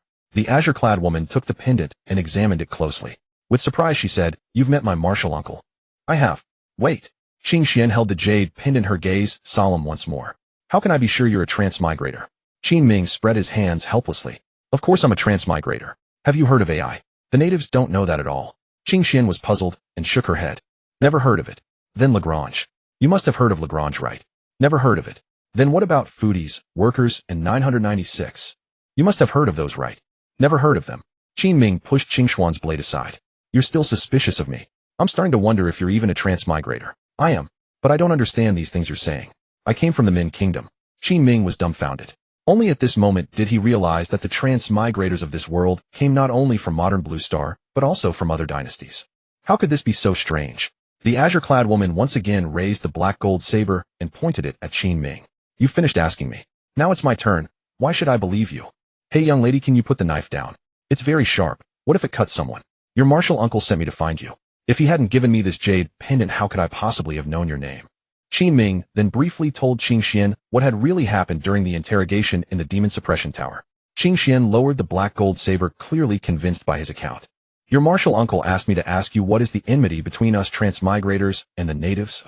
This enmity has lasted for 1,000 years. I can't explain the details either. If you want to understand it clearly, you'll have to ask my master. Your master? And who are you? We of the Five Elements Alliance are an organization of transmigrators. Then Qing Xuan, your martial uncle, said that the natives of this world are beasts. Is that true? What my martial uncle said is naturally true. But what I saw in the palace was not. Of course you couldn't see their beast forms. If you doubt it, I'll show you in a little while. Just then the sound of many densely approaching footsteps came clattering from afar. Qing Xian frowned and said coldly, the demon suppression guards are coming. If you want to find me, come to the drunken immortal tower. Many transmigrators gather there. With that, Qing Xian dashed toward the demon suppression guards with her black gold saber. Suddenly she turned back again. To keep you from being suspected, I'll have to stab you once. Qin Ming was startled. Damn, were the women of this world insane? Everything was completely backwards. They'd stab people at the drop of a hat. But before Qin Ming had time to dodge, the black gold saber had already pierced his abdomen. Whoosh, slice. The sharp blade ran clean through his entire belly. Intense pain instantly flooded through him, making Qin Ming tremble all over. In the instant he fell, he saw Qing Xian charging forward with her saber. Rushing toward her were none other than the cute rabbit captain and the charming sheep captain. Qing Xian leaped into the sky and, gripping the saber with both hands, slashed down from above. The saber shadow stretched 5 meters long, utterly unstoppable. Boom. The cute rabbit captain charged forward and immediately leaped into the sky as well. She spread her arms wide. In an instant behind her figure appeared the phantom of a three-eyed spirit rabbit over 4 meters long. Its entire body was snow white, its eyes blood red, and its long ears stood straight up. Kicking off with both hind legs in midair, she shot into the clouds like lightning. Her battle strength had more than tripled. Qin Ming was completely stunned. Beasts. They really were beasts. Qing Xuan's black gold saber slashed down, but was easily blocked by the cute rabbit captain. At that moment the charming sheep captain behind her spread her arms wide. Behind her appeared a one-horned demon sheep. The sheep looked extremely ferocious, its eyes blood red, and the killing intent spilling from it completely enveloped Qing Xian. Bang bang bang. The charming sheep and the cute rabbit attacked Qing Xian together, forcing her back step after step. Qin Ming's heart was pounding with shock. Beast phantoms had truly appeared behind them. The pain in Qin Ming's abdomen was so intense that he could barely breathe, and he couldn't even cry out. Finally his eyelids slowly drooped shut. His consciousness faded entirely, and he passed out. Pain, excruciating pain. Qin Ming, still unconscious, felt that he had suffered extremely severe wounds. All around him countless monstrous beasts encircled him, brandishing claws and fangs, their blood-filled mouths dripping with gore. Those beasts kept drawing closer, closer, and closer. Startled, Qin Ming snapped awake from his coma in a flash. What met his eyes was a face so stunningly beautiful that it made his heart skip a beat. Her skin was as white as snow, her eyes like autumn waters, and her lips as red and ripe as cherries. The black gauze garment draped around her could not hide her bewitchingly curvaceous figure. It was the eldest princess. Qin Ming recognized her immediately. Alarmed, he hastily sat up. Splash! Bloody water kept dripping from Qin Ming's body as he sat in the blood-filled barrel. The eldest princess lounged half-reclined on a chair, took a bite of the half-snowfrost fruit in her hand, and said softly, "If you want to stay alive, stay inside, and don't move." Qin Ming only then snapped back to reality. He found himself sitting in a barrel filled with blood. The stench of the blood was extremely strong, and it was pitch black. The smell was somewhat akin to that of the green venomous beast that had died back then. Suddenly Qin Ming realized that he seemed to be wearing no clothes. His heart was so tense it nearly leaped out of his chest. He quickly felt around in the bloody water. Damn it! The shorts he had on now did not seem to be the pair he had been wearing. Had his identity as a fake eunuch been exposed? Oh no, Was he going to be killed again? No. The eldest princess should not know yet. Otherwise she would not be sitting at the side, leisurely eating a snowfrost fruit. Qin Ming turned his head and saw in the corner Ling Yin in a pale yellow brocade dress, her cheeks rosy, her head slightly lowered, saying nothing. Qin Ming realized that when he had been brought back injured, it must have been Ling Yin who changed his clothes and soaked him in the blood barrel. Ling Yin must already know that he was a fake eunuch. She wouldn't report this, would she? A fake eunuch infiltrating the palace was far more serious than a transmigrator sneaking in. Qin Ming's heart pounded nervously in his chest. The eldest princess finished one snowfrost fruit and picked up the drunken immortal wine for a small sip. Little Qin, the blood of this green venomous beast is helpful for tempering your bones and tendons. You were lucky. This green venomous beast is a mutated one. Use it to temper your bones, and your wounds will heal very soon. Thank you, eldest princess. What exactly happened in that room? Qin Ming raised his blood-covered hand and rubbed his head. He concealed the truth and answered. Commandant Ming Tu and Commandant Mei Yang had 10 demon suppression guards protect me, but we were attacked by the green venomous beast. That creature was extremely ferocious, so we fled into a room. That green venomous beast chased us relentlessly, but then out of nowhere a woman in green appeared. That woman was incredibly formidable. She killed the green venomous beast and then stabbed me with a knife. Fortunately, Commandant Mei Yang and the others arrived then. Commandant Ming Tu walked in from the doorway, a smile curling at the corner of her mouth. Little Qin, you are really lucky. That knife thrust just passed right beside your lungs and internal organs. If it had been any closer, your life would be gone. 10,000 alpacas galloped through Qin Ming's heart. That woman in green Xingxuan was truly insane. Was she really that confident in her own blade skill? What if she had pierced my 5 vital organs? The eldest princess rose from her seat, her expression frighteningly cold. She clasped her hands behind her back and said in a low voice, that woman in green who attacked you has killed many of our people. The organization behind her has many powerful transmigrators. 6 transmigrators appeared at Beikuling.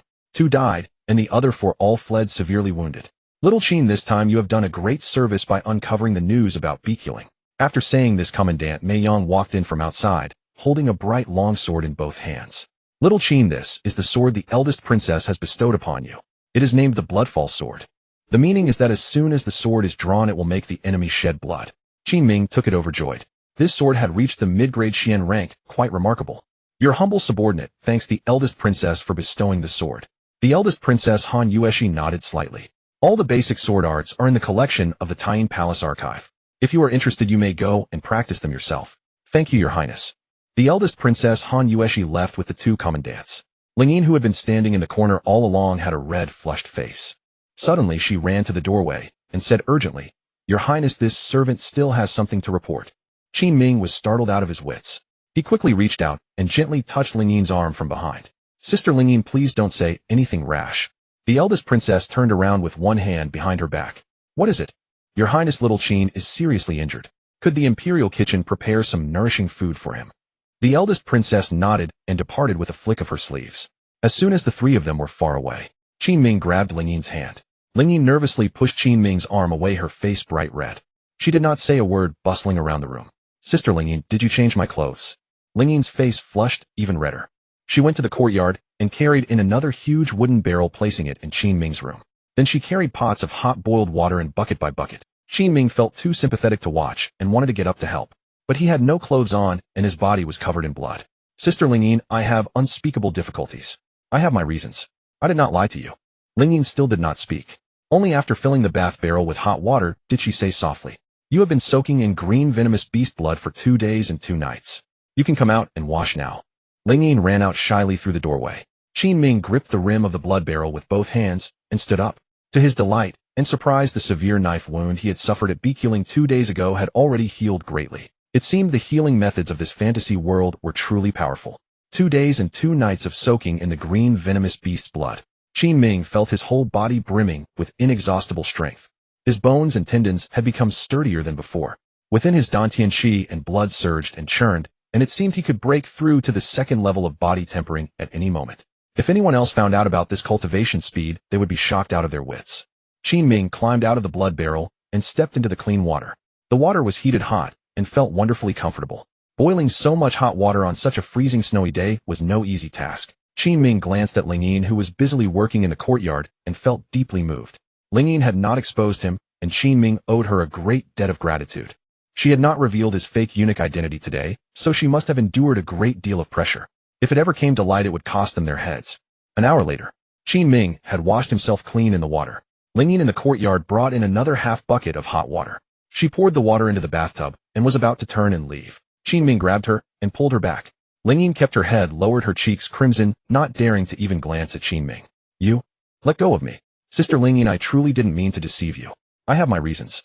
If I had intended to lie to you, may I be struck by heavenly thunder and die a miserable death. Ling Yin was gentle and pure by nature. Hearing Qin Ming swear such an oath, her heart softened at once. She raised her eyes, slightly a trace of doubt lingering on her face. Then, how did you escape being castrated? Qin Ming's expression immediately turned sorrowful. Once again he unleashed his formidable gift for spinning wild stories. Sister Ling Yin, you know, I had 6 older brothers in my family. Some starved or froze to death, others were slain by savage beasts. I alone was left to carry on the family line. When I came to the imperial capital, I sold off everything my family had, even the cooking pot, to scrape together 60 taels of silver. In the castration room, I secretly used the money to bribe my way through. But Qin Ming, if you're found out, it's a capital offense. That's exactly why you have to keep it a secret from me, Sister Ling Yin. I can't hide it from the Grand Princess. I've been with her for 8 years now, I have to report everything to her. With a splash, Qin Ming rose abruptly from the wooden tub. Crystal clear water cascaded down his strong athletic muscles. Ling Yin, standing before him, felt her face turn red and burning hot. Sister Ling Yin, if you tell anyone, I'm bound to die, and so is my whole family. But if you don't say anything.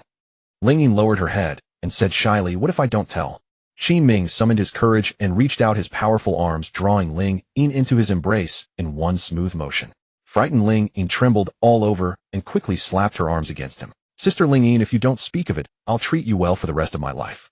Qin Ming, let go of me now. Ling Yin lightly patted her hand against Qin Ming's chest.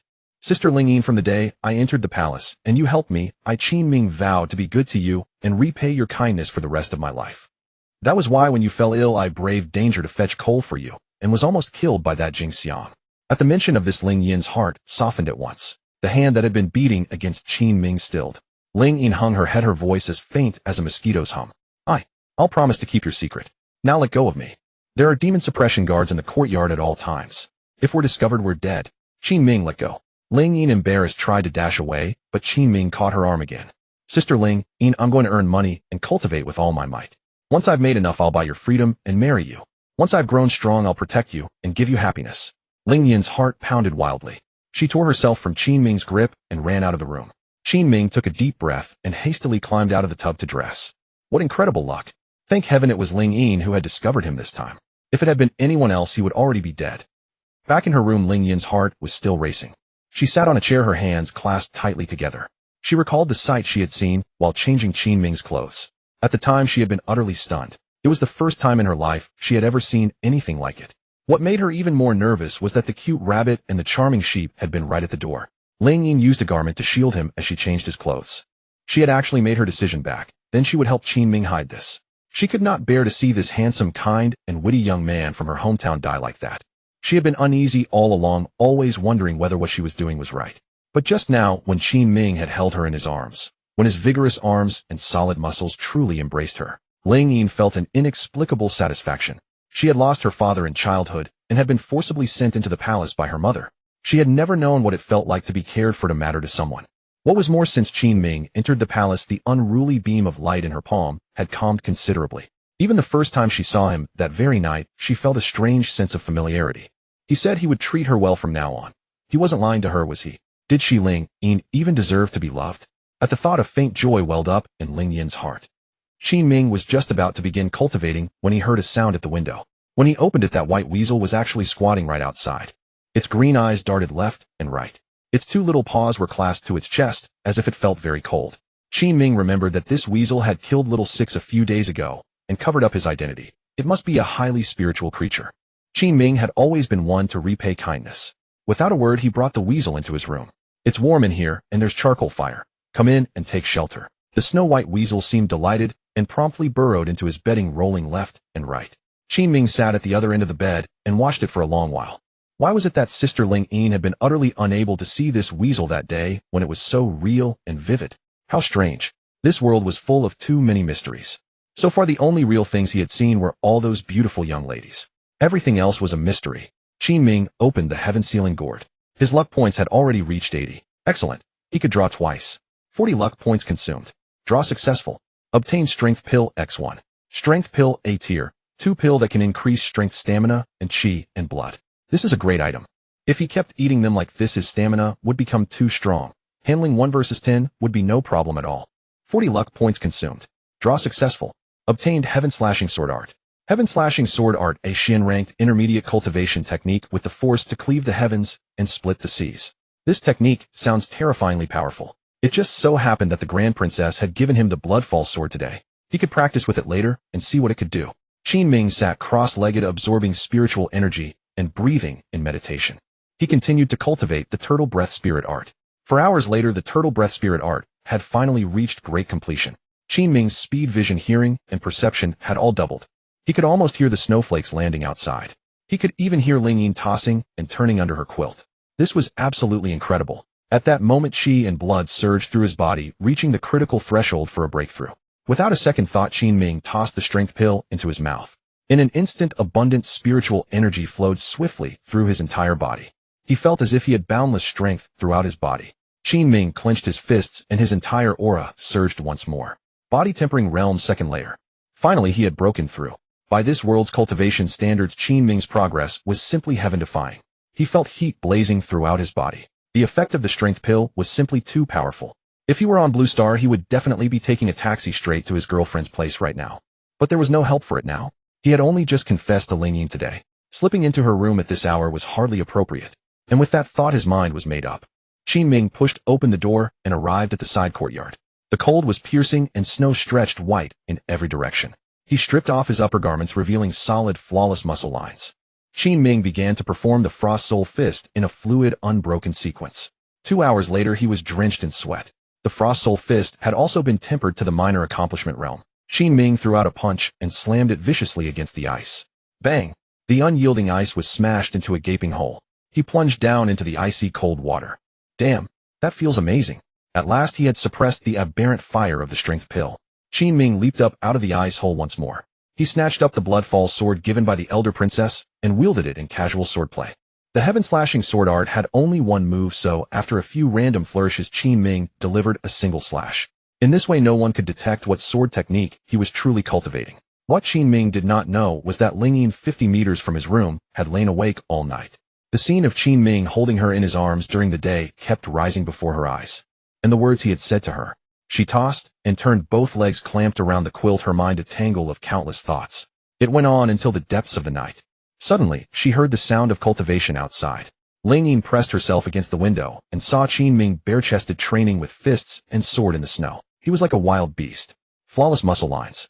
Overwhelming aura radiating from his whole body. It made Ling Yin's cheeks burn and her heart pound. Dawn was faintly breaking. The elder princess Han Yueshi awoke in her bedchamber on the 11th floor of the upper hall.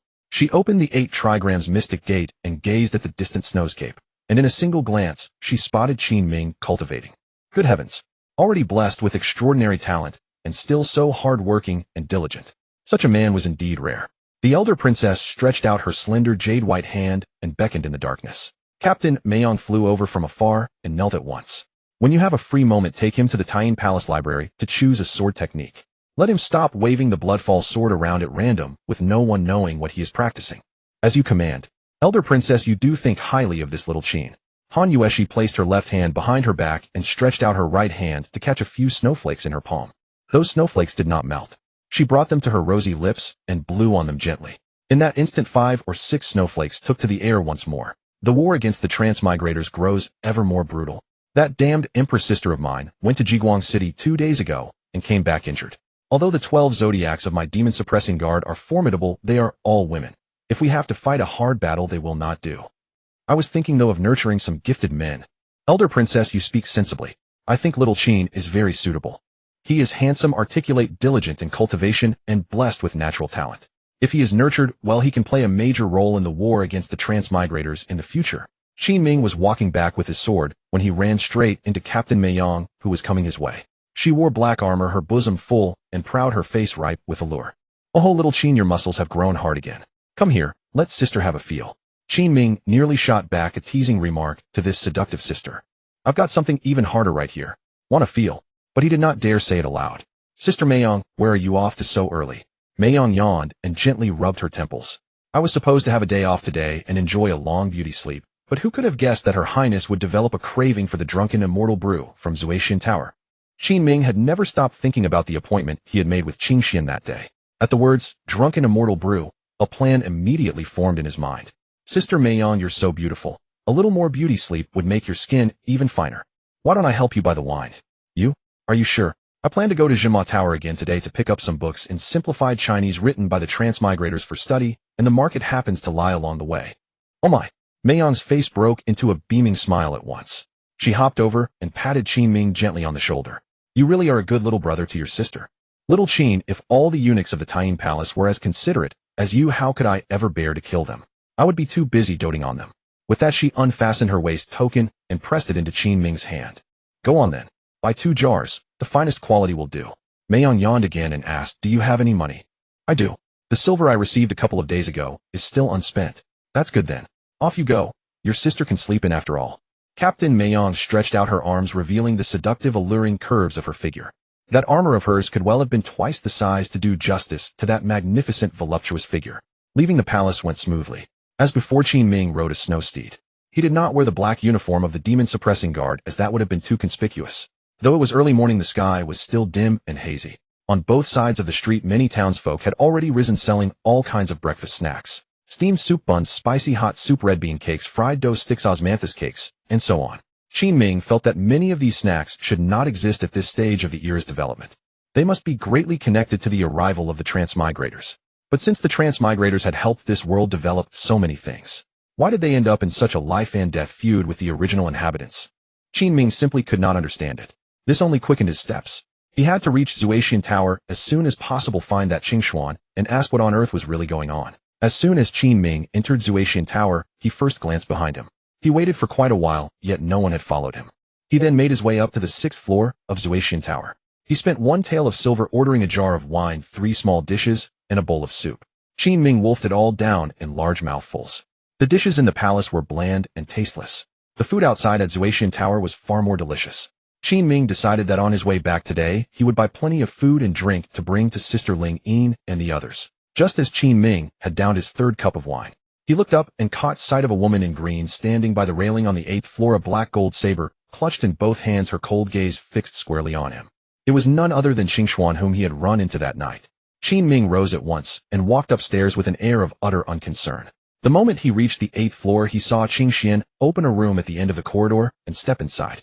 Qin Ming looked behind him and saw no one following. He bounded swiftly to the last room and pushed the door open. Strangely, the room turned out to be completely empty. Qin Ming searched the room. Finally, he found a mechanism beneath the bed and pressed it gently. With a thunderous rumble, a hidden door appeared before him. After a moment's thought, he leaped into the hidden doorway. Inside lay a long underground passage with an oil lamp hanging on the wall every 10 meters. The moment Qin Ming emerged from the tunnel, a cold blade was pressed against him. It was the Wujing blade wielded by the young woman in green robes, Qingxian. 2 men suddenly appeared behind Qin Ming. One was short but stocky, while the other was thin and frail with dyed red hair. The unconventional hairstyle did resemble those on Blue Star. Just then the door to the house ahead opened, and a stunning woman stepped out. Clad in white robes that accentuated her voluptuous figure, she carried an aura of ethereal sanctity between her brows. She raised her jade-like hand in a gentle gesture. Lower your blade. Qingxian frowned. Master, this man might be a spy. That's right, Master, the portly man behind her chimed in. Master, he cost us 2 lives at Baiku Ridge. He's definitely a spy. The beautiful woman beckoned to Qin Ming. You're Qin Ming, correct? Come take a seat. Her gaze flicked toward her disciples with mild reproach. Your uncle's innate ability is truth detection. How could he possibly misjudge someone? As for the heavy casualties you suffered at Baiku Ridge, it stemmed from your carelessness and underestimation of the enemy. The young woman Qingxian reluctantly sheathed her Wujing blade. Master, even if we don't suspect him of being a spy, the entrance examination is still required. Qingxian regarded Qin Ming warily. Listen carefully. We're all Transmigrators here, and my uncle is imprisoned in the demon-suppressing tower. You're aware of this, aren't you? So if you wish to speak with us, you must first prove your identity. Qin Ming nodded. He was accustomed to such scrutiny. First question, recite the multiplication table. Qin Ming. Qingshuan, didn't you come from Min Kingdom? You also know the multiplication table. I don't, but my master does. Just recite it. 1 times 1 makes 1, 1 times 2 makes 2. Second question, recite the periodic table of elements. Damn it, how were transmigration scholars supposed to recall this, when chemistry wasn't their strength? Hydrogen, helium, lithium, beryllium, boron. I can't recall what comes after. Enough. The delicate beauty seated at the table waved her sleeve. Your uncle has already examined you previously. There's no need to continue questioning. Come forward. Qin Ming, allow me to introduce myself first. I am Yun Shuiyao, head of the Flame Fire Hall within the Five Elements Alliance. Mu Sija, confined in the demon-suppressing tower, is my junior martial brother, and these three standing beside me are my disciples. My eldest disciple is Ma Chong. The young man, compact and sturdy, offered Qin Ming a respectful gesture. The second disciple is Lu Zonghua. The red-haired gentleman gave Qin Ming a slight nod. The third disciple is Qin Xian. You've already encountered her. Yet Qin Xian stood motionless, arms still crossed over her wujin blade, her expression unchanged. Qin Ming took his seat at the table as invited. Yun Shuiyao poured him a glass of dark liquid. He brought it to his lips and took a careful sip. How familiar this tastes. You should recognize this flavor. Qin Ming nodded. Cola. I never expected transmigration scholars could brew this as well.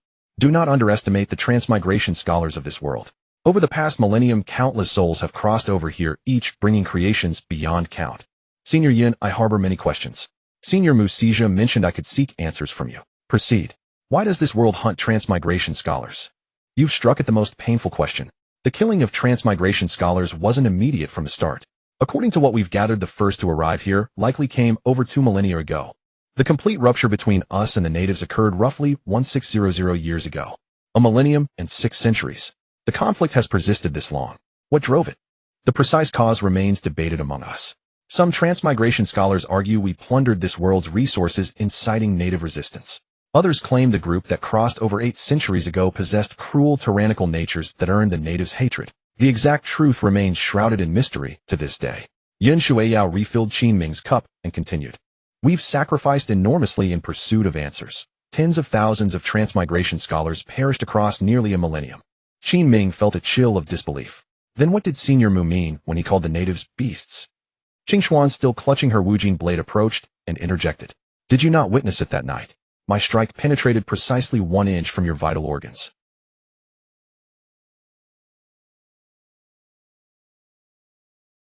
She struck without hesitation and nearly killed me. Yet her calculation proved precise. Qin Ming remained conscious for exactly 10 breaths. Yun Shuiyao's delicate brows furrowed slightly as she spoke gently once more. What we transmigration scholars have discerned is this: once natives cultivate past the spirit awakening realm, they awaken beastly forms. Their speed and strength multiply several to dozens of times over. How this cultivation mechanism functions remains unknown to us. Transmigration scholars regard them as beasts. But heed this warning. Your senior has verified that beast forms are not Dharma manifestations. Hearing this, a thought struck Qin Ming. Perhaps the natives weren't inherently beasts. They might simply possess a cultivation method that manifests after reaching the spirit awakening stage, much like the spiritual bones and rings depicted in the novels he'd read. But this remained mere speculation, and none could confirm it yet. How many transmigration scholars remain among us currently? And what exactly is this 5 Elements Alliance you speak of? No fewer than 5,000 transmigration scholars operate openly, though the number of those hidden or scattered remains unknown. Over the past millennium, hunted by natives, we've gradually organized ourselves into 3 main factions. The first faction is the 5 Elements Alliance. Our purpose is to uncover the roots of hostility between transmigration scholars and natives. We do not harass or slaughter natives without cause, but when confronted with wrongdoers and criminals, whether native or transmigration scholar, we strike first and ask questions later. Qin Ming nodded in acknowledgement.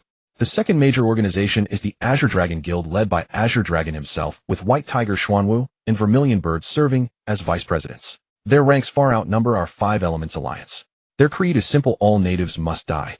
The third major organization is the Heavenly Tao sect, composed of extreme transmigration scholars who believe themselves to be the chosen ones. Whether native or transmigration scholar, all must submit to them. Their methods are ruthless. In their quest for dominance over this world, they murder both natives and fellow transmigration scholars. Qin Ming listened, deeply shaken. He had never encountered such information before. This world proved far more intricate than he had imagined. Do all transmigration scholars awaken talents? I witnessed some trapped in the demon-suppressing tower. Their fate was wretched. Those with abilities should not suffer such outcomes, should they?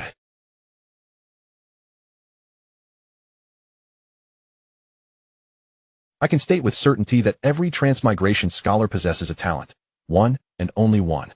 Qin Ming felt astonishment stir within him. While others possessed a single talent, his ability to copy granted him access to multiple others. Additionally, the Heaven-Locking Gourd had blessed him with fortune points, a truly exceptional advantage. His luck, he realized, was extraordinarily favorable. Yun Shueiyao continued, some people awaken talents so inadequate they barely qualify as useful. For instance, someone from our Five Elements Alliance once awakened a culinary talent.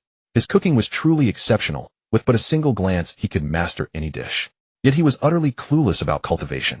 Others among the transmigration-born might even awaken talents like dancing. Qin Ming immediately understood. If talents were awakened this way, then indeed some were disappointingly inadequate. Something like dancing. What use could it possibly be in this cruel world?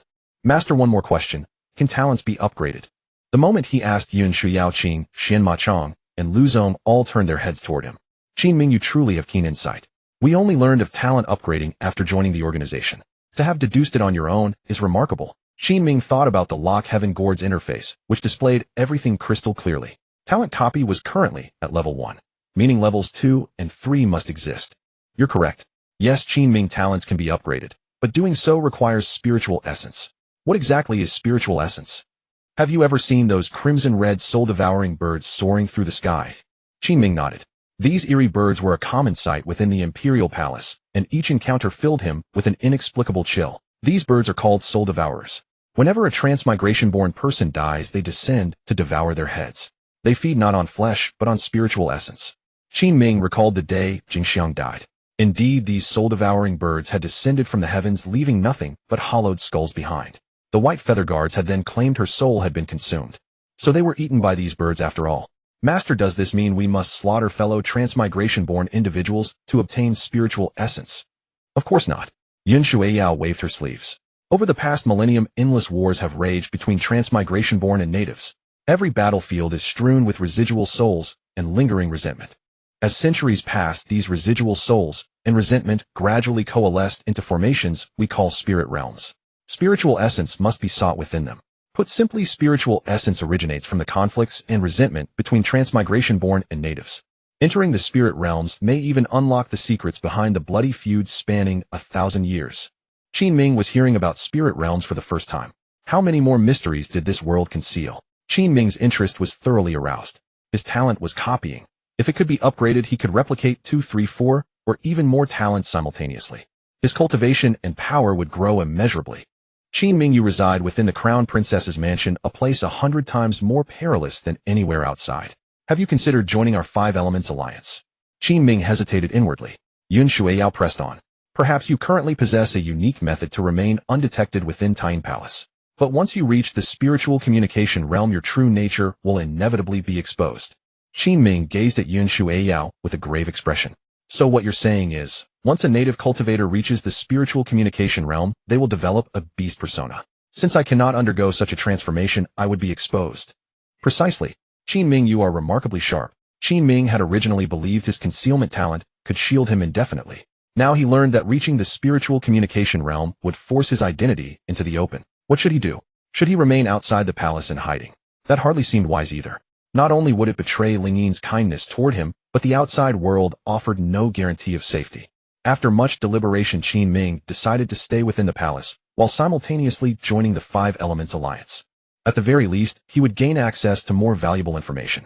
In this world brimming with mysteries and perils, every bit of knowledge and experience increased his chances of survival. Qin Ming nodded. Master, I am willing to join. Excellent.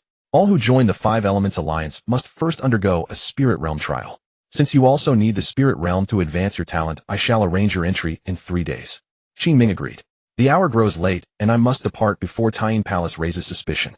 After speaking, he bowed to those present and left. Qing Xian, carrying his dark jade blade, approached Yun Shueiyao. Master, why do you show him such deference? His cultivation is hardly remarkable. His cultivation is low only because he is just transmigrated. Then why treat him with such respect? Because your uncle and I share the same view. He will be the key to breaking the deadlock. Why? Why is he the key? Before Yun Shueiyao arrived at the Imperial Capital, Alliance Master Jin Yangzi had cast a heavenly divination foretelling that a person of immense fortune and the key to shattering the stalemate awaited in the capital. Upon seeing Qin Ming at first glance, Yun Shueiyao had felt certain it was him. Of course, she never revealed the matter of the divination to others. He is clever, kind-hearted, and has infiltrated the Tine Palace under the Crown Princess's banner. The Crown Princess herself ranks as the second highest authority among the natives. With his assistance, we transmigration-born might truly turn the tide. The nightmare war spanning 1,000 years must finally come to an end. All 3 of you listen well. Qin Ming's true identity must remain strictly confidential. Should anyone leak this information, I will hold them personally accountable. Yes, master. Qin Ming purchased 4 jars of drunken immortal brew, hanging them upon Xueju's saddle. He also bought 4 portions of osmanthus cake, 4 skewers of candied hawthorn, 4 servings of snowfrost silkworm beans, 4 honey date zongzi, and 4 oil cakes, spending a total of 10 taels of silver. He then entered the Jade Maiden Pavilion, a shop specializing in women's goods, where he selected a Tianchi wooden comb for Lingyin. It cost nearly 20 taels, a considerable sum. This particular wood possessed special properties that kept hair smooth and lustrous. As he was about to leave, his gaze casually fell upon a potted plant on the shopkeeper's counter. Its crimson leaves blazed like living flame, radiating palpable warmth as one drew near. Shopkeeper, what is this plant? This is flame grass sourced from Aurora City. Flame grass. It looks rather peculiar, exhaling such warmth upon approach. Sir, you have exquisite taste. Given how cold Stone City grows, I placed this flame grass at the entrance to warm the shop. Flame grass naturally embodies fire, and it carries special benefits for those with cold constitutions. Qin Ming's mind suddenly flashed back to that day when the crown princess tested his bloodline. Her complexion had turned deathly pale, and her body radiated an overwhelming aura of ice. She must have long practiced an ice attribute cultivation technique, causing cold energy to accumulate within her. This flame grass would likely benefit her greatly. Regardless of whether she was human or beast, she had gifted him a cultivation method and a sword. He owed her a token of gratitude at the very least. Shopkeeper, could you offer me a better price for this? Young man, I didn't get this blazing flame grass easily. It's not for sale. Shopkeeper, in business, why would you refuse to sell? Name a price. Young man, you know Jiguang City is exceptionally dangerous. To reach Jiguang City, you also have to pass through Xinguang City, where dangers abound. The escort agency brought back this blazing flame grass, so it must be extraordinarily precious. Although it is useless for cultivation, it truly can bring warmth. Oh, shopkeeper, enough of that. Just name a price. The shopkeeper puffed at his handlebar mustache and hesitated for 3 breaths. In that case, since you look so bright and handsome, you must be from a notable family. I'll sell it to you at the original price, 500 taels of silver. 500 taels. Qin Ming had only 70 taels left in his pocket. Why is this thing so expensive? Shopkeeper, can you extend credit? No. How can a small business offer credit? Qin Ming drew the demon suppression token from his waist. I didn't bring much silver today. I'll pay you next time I come out. This token truly possessed a miraculous effect. The shopkeeper's expression changed the instant he saw it. Throughout the Dian Kingdom, 2 powers were the most fearsome. The first was the White Feather Guard of Her Majesty the Empress. Their forces numbered in the hundreds of thousands. The second was the eldest princess's Demon Suppression Guard.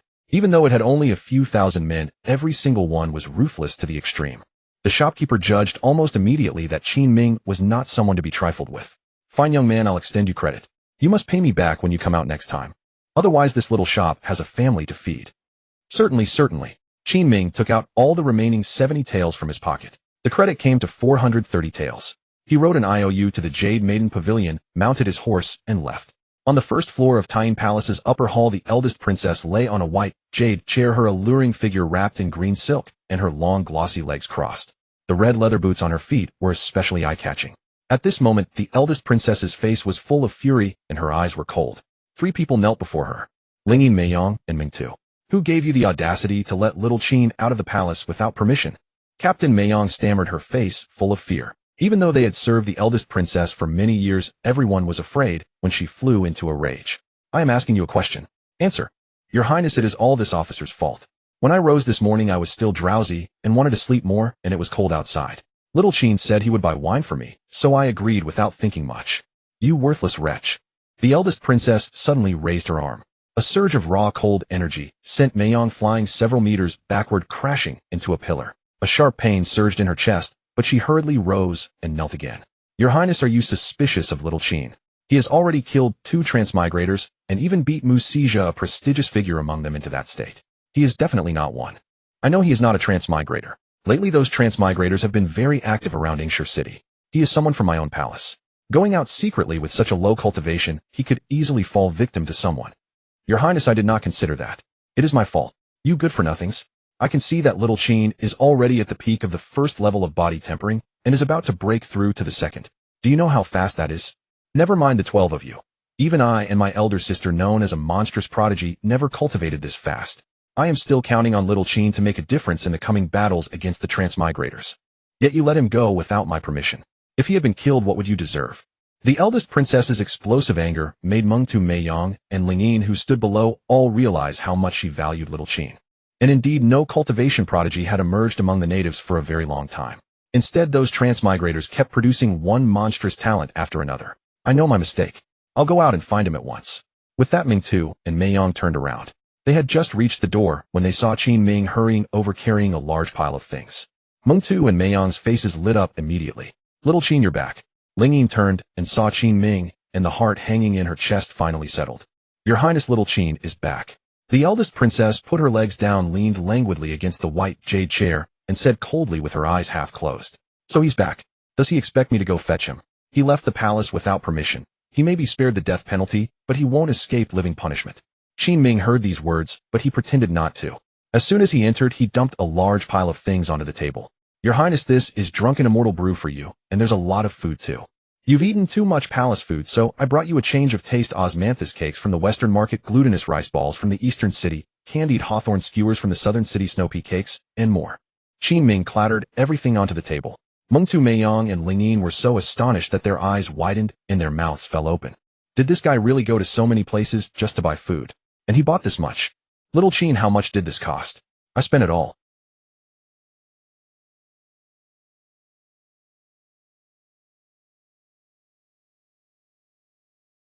Ling Yin saw that the eldest princess still had her eyes closed and a displeased look on her face. She quickly picked up 2 osmanthus cakes and said happily, Your Highness, Qin Ming bought some food for you. Please have a little. I won't eat. Take all these things away. Ling Yin stuck out her tongue. Meng Tu and Mei Yong deliberately said, since the eldest princess says she won't eat, we'll take it all away. Take it all, take it all. Though that was what the 3 of them said, they still left a share of everything for the eldest princess, then hurried out cheerfully. Qin Ming stayed behind. He knew this matter wasn't over yet. The eldest princess's unhinged face was full of anger. Sure enough, in the next breath, the eldest princess suddenly opened her eyes and snapped, Little Qin, how dare you? Who allowed you to leave the palace? Your Highness, I noticed the weather was freezing and the wind was fierce, so I thought I would go buy some wine for Mei Yong. Helping. Are you a fool? If you have that kind of time, why aren't you cultivating? I can see that you've reached the peak of the first level of body tempering. If you didn't waste your time, you could break through to the second level. The eldest princess trailed off mid-sentence, because she could feel that the aura emanating from Qin Ming had already reached the second level of body tempering. She was stunned. Back then she had spent a full 3 months cultivating at the first level. It took her another half year or more to reach the second level. This little Qin in front of her was simply a monster, and it had been merely 5 or 6 short days. He had reached the second level of body tempering. How did you cultivate? To answer, Your Highness, while I was out buying wine for you. I kept running without stopping, and as I ran, the minor circulation and major circulation cycles continued, so I broke through. The eldest princess was stunned for a moment, feeling as if she had been slapped in the face. Her gaze fell upon the food placed on the table. As if looking for trouble, she said coldly, You are lying to me. I ate these snacks often as a child. Altogether they are worth no more than 10 taels of silver, yet you still insist you spent every one of 100 taels. Are you trying to gain sympathy in front of everyone? In the next breath, Qin Ming took the pot of blaze flame herb out from his arms. The herb was lush and thriving, and waves of heat radiated from its fiery red leaves, making the whole room a few degrees warmer. The eldest princess's eyes brightened. This is a blaze flame herb. Where did you get it? In the old days, the palace mined them from Aurora City, but later the road became too dangerous, so we stopped going. Your Highness, I bought it at the Jade Maiden Pavilion. The shopkeeper said a caravan had recently made a trip to Aurora City. Why would you buy this? Your Highness, the other day, when you tested my bloodline in your room, this subordinate felt that you seemed a bit cold. It must be because of the ice-attributed cultivation art you practice, so.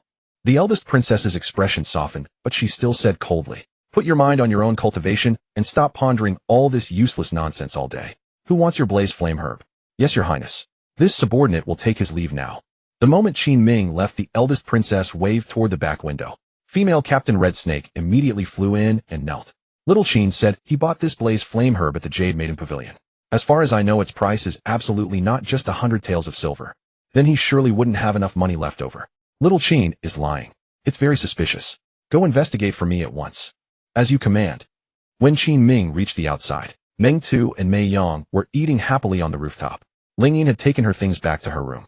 Qin Ming had only just walked a few steps when suddenly, from all around the rooftop, 9 female figures descended with swishing sounds. Each wore a purple inner garment under exquisite black armor. Long legs, black boots, and blades hanging at their waists were their signatures. They were precisely the other 9 of the 12 zodiac. Only Red Snake was absent. Little Qin, what do you mean by this? Why did you buy food only for them? Where are ours? Qin Ming fell speechless. Long-legged sisters, I'm not even familiar with you. Is this something to compete over? On the rooftop, Ming Tu and Mei Yang deliberately chewed with loud smacking sounds, as if provoking resentment. Little Qin, given your performance today, the 9 of us have decided to petition the eldest princess to give you special training as our sparring partner. Qin Ming was truly speechless. His head ached. Why were women so petty? Dear sisters, I promise to buy more next time I go out. I thought you were all at the demon suppressing tower. On the rooftop, Mei Yang took a bite of a candied hawthorn and stood up excitedly. Oh, little Qin, where did you buy this candied hawthorn? It's so sweet. Right. Ming Tu also stood up, eating osmanthus cake. Fragrant and sweet. This osmanthus cake is absolutely amazing. When Qin Ming turned his head around again, he saw the 9 female captains, every face wearing an expression as if they wanted to kill. Damn it. How had he blindly plunged into a den of ruthless women? Every last one of them was unhinged. Little Qin, get ready. Tonight the 9 of us are responsible for sparring with you. Practice combat. Qin Ming walked on, muttering to himself. Even if I sparred with the 10 of you on a bed, I'd have no chance of winning. If it's out in the freezing wilderness, won't you beat me to death? Seizing the moment when the courtyard's figures dispersed, Qin Ming came to Ling Yin's room. Today Ling Yin wore a pale green brocade dress with a green jade sash at her waist. Naturally beautiful, she had a unique flair no matter what she wore. She sat at the table. The food was all placed on it, not a single bite taken. Sister Ling Yin, why aren't you eating? I'm waiting for you. You gave away everything you bought and left yourself nothing to eat. Qin Ming felt a little moved. At a time like this, only Ling Yin thought of him. Unlike that mad eldest princess. If he weren't living under her roof, he truly wanted to slap her. Qin Ming took out a warm piece of osmanthus cake and held it to Ling Yin's lips. Go on, eat, Sister Ling Yin. I bought this at a shop I specifically chose for its good food. Ling Yin took a bite and was so delighted she showered it with praise. After eating palace food for so long, tasting something from outside is really delicious. Usually I can't leave, and I'd never have the chance to buy things from the street. The 12 captains can go out, but they're always obsessed with catching transmigrators, so they have no interest in buying food and drinks. Qin Ming was speechless. Were they this crazed about catching transmigrators? He really didn't know if his identity were exposed one day how these unhinged beauties would hack at him with their swords and sabers. Qin Ming, you should eat too. Seizing the chance, Qin Ming grabbed the osmanthus cake from Ling Yin's hand, the one she had already bitten, and took a bite. Instantly Ling Yin's fair cheeks flushed all the way to the root of her neck. Why? Why did you eat the one I've already eaten? It tastes better after Sister Ling Yin has eaten it. Ling Yin's face grew even redder all the way down to the root of her neck. By the way, Sister Ling Yin, besides these snacks, I also picked out a gift specially for you. Qin Ming produced the tianqi wood comb from his sleeve. Ling Yin exclaimed joyfully, this comb is so beautiful, and it smells lovely too. What material is it? Tianqi wood. Comb your hair with it, and your hair will be black and glossy. And lightly fragrant. I think I've heard of tianqi wood. It must be quite expensive, right? Not expensive, just 20 taels of silver. 20 taels is still expensive. Qin Ming, we earn only 50 copper coins a month serving in the palace. In a year we don't even make 1 tael of silver. Sister Ling Yin, I told you before that I would treat you well. This is nothing. In the future I'll buy you even better things. Having said that, he put the tianqi wood comb into Ling Yin's hands. The previously shy Ling Yin lowered her head slightly, her eyes reddening around the rims. Why are you so good to me? I'm good to you because you're good to me. Qin Ming grasped Ling Yin's hand and smiled warmly. From the very first day I came here, Sister Ling Yin was kind to me. Afterward you saved me and helped me. I, Qin Ming, am someone who knows how to repay kindness. Ling Yin bit her lip, holding the comb in her hand with great delight. Qin Ming's heart itched at her delicate, shy appearance. He was about to hug her when he heard movement in the courtyard. Qin Ming didn't dare linger there. He quickly stood up and gently pinched Ling Yin's cheek, smooth, soft, bursting with youthful collagen. Sister Ling Yin, I'll be going now. Take some of the food from the table back with you. Qin Ming grabbed a piece of oil cake and stuffed it into his mouth as he walked, his cheeks puffed out.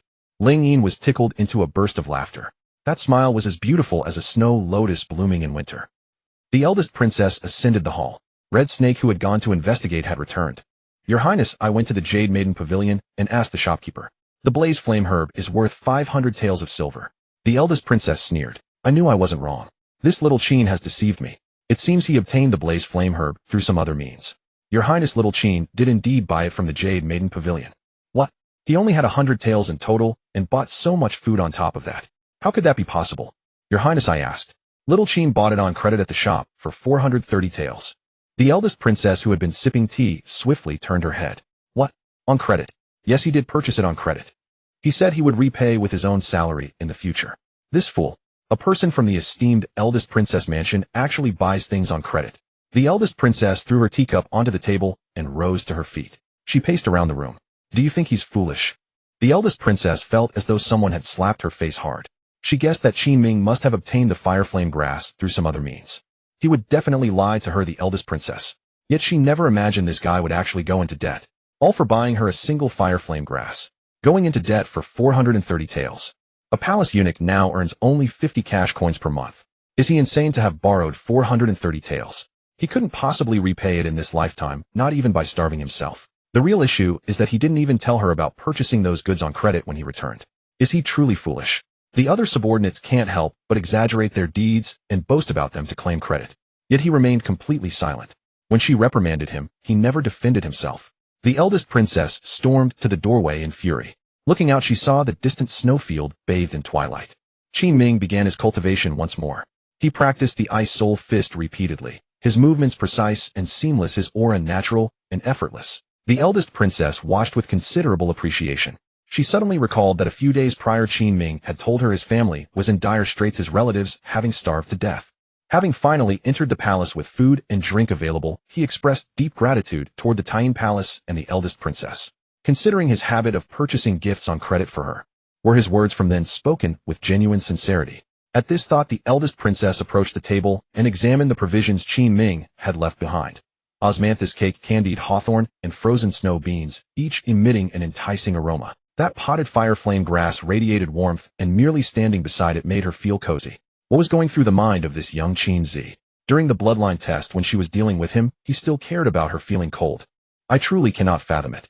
Go settle the debt of 430 taels at the Jade Maiden Pavilion. The red snake guard stationed at the entrance wore a troubled expression. Your Highness, the court has not allocated the silver due to our Taiyin palace this month. What? They slashed a third off the past 2 months, and now there's still no allocation this month. What is my sister, the female emperor, planning? Your Highness, the female emperor has always prioritized the white feather guard, and the demonic suppression guard's military pay is frequently withheld. Preposterous. Princess Han Yueshi slammed her palm onto the desk, shattering the entire white jade table. Gold and silver were vital to the demonic suppression guard. They served as the universal currency across the continent, while jade and artifacts held no value whatsoever. She reached out, and the moonshadow sword hanging on the wall shot toward her like a flash, which she seized firmly in her grasp. I will go settle this with Han Yuli right away. Qin Ming had just completed a set of Ice Soul Fist when he heard a sound as swift as wind and lightning shooting toward the sky from behind him. Qin Ming turned to see the eldest princess clad in black armor and wielding the moonshadow sword riding the clouds away. She radiated murderous intent from head to toe. Was this unhinged woman going to hunt down another Transmigrator? But that didn't make sense. Why was she heading toward the female emperor's flame control hall? Qin Ming was filled with confusion as Lingyin walked over, her face etched with worry. Another fight is about to start. Sister Lingyin, what fight? The female emperor, the eldest princess. They three sisters are constantly at odds. In the 8 years I've been here, they've fought frequently and viciously. 3 sisters. Why have I only heard of the female emperor and the eldest princess? There's also the third princess. She became a nun 2 years ago, and I haven't seen her since. Suddenly, a slash of moonshadow sword energy and a burst of deep blue flames exploded in midair. Fierce vibrations echoed from the direction of the flame control hall. The entire imperial palace seemed as though it might collapse from the tremors. Qin Ming sighed inwardly. 2 crazed bosses fighting was truly terrifying. Sister Lingyin, do you know why they're fighting? The emperor has always wanted to bring the demonic suppression tower under her control, but the eldest princess refuses. This has led to frequent conflicts. Qin Ming thought to himself. As long as they have conflicts, it's good. 2 native super bosses destroying each other is also a favorable situation. Who knew? Lingyin would mutter again. After all these years, I've only seen the eldest princess and her majesty agree on one thing. Hunting down Transmigrators. Qin Ming. Insane. Did the Transmigrators bully you both? Why must they be targeted? What if one day, when my divine power reaches completion, these 2 beautiful bosses attack me simultaneously? Could I withstand it? So definitely not. My lower back couldn't handle that. For the next 3 days, Qin Ming didn't see the eldest princess. He guessed she might have been injured during that battle with the female emperor. Qin Ming also cultivated continuously for 3 days and nights. His turtle breath mystic art reached great perfection. The Ice Soul Fist reached minor perfection. The heaven-cleaving sword attained minor success. His own realm broke through to the 3rd layer of body tempering in one stroke. Qin Ming felt that when the turtle breath mystic art and concealment talent worked together, the speed was truly outrageous. Moreover, his aura was hidden, and he struck unexpectedly. Even when facing opponents of higher rank, he could rely on speed to maneuver. Qin Ming opened the heaven-locking gourd. Current luck points 90, can draw twice. Spent 40 luck points drawing successful, obtained 2nd rank pill strength pill. Damn it. Why is it another strength pill again? What do I need such strong blood chi and stamina for? Spent 40 luck points drawing successful. Obtain Yama Needle Box, hidden weapon. Can be used 3 times, releasing 3 Yama Needles, each time catching enemies off guard. Can harm any creature including humans, demons, beasts, and ghosts. Sounds pretty good. Qin Ming took out the Yama Needle box. The hidden weapon was only palm-sized, extremely convenient to conceal. Strange patterns were carved on it, exquisitely crafted. Another method to protect his life. According to the agreement, Qin Ming had to enter the spirit realm today. Only this kind of spirit realm of resentment and lingering dreams between transmigrators and natives could upgrade his talent level. After all, Yuan Shuiyao had said that once natives underwent beast transformation, their attack power, defense, and speed would increase several to dozens of times. Against such terrifying opponents, relying solely on cultivation base was useless. Talent was the Transmigrator's life-saving talisman. Therefore, Qin Ming urgently needed to upgrade his talent level. Qin Ming went to the eldest princess's residence with a test the water's attitude, requesting permission to study simplified characters at the demon-suppressing tower. To his surprise, the unhinged princess actually agreed. This news filled Qin Ming with elation. He clutched the hand seal in his embrace, joyfully exiting the palace. Fortunately, after walking several streets in succession, Qin Ming detected no signs of pursuit. Behind the drunken immortal pavilion, a dark brown carriage was already waiting. The young girl Qin Xian stood before it, arms crossed around her black gold saber, her expression cold and steely. She appeared to have been waiting for quite some time. Upon seeing Qin Ming arrive, she wordlessly hopped into the driver's seat. Qin Ming smoothly climbed into the carriage beside her. Inside the carriage sat 2 men he had met before, one short and stocky named Ma Chong, and the other with dyed red hair concealed beneath a hood called Lu Zonghua.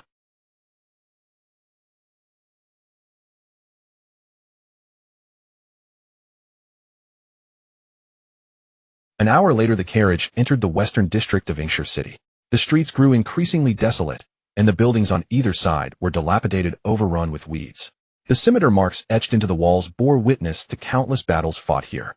At last, the carriage came to rest before a ruin choking on weeds and crumbling stone.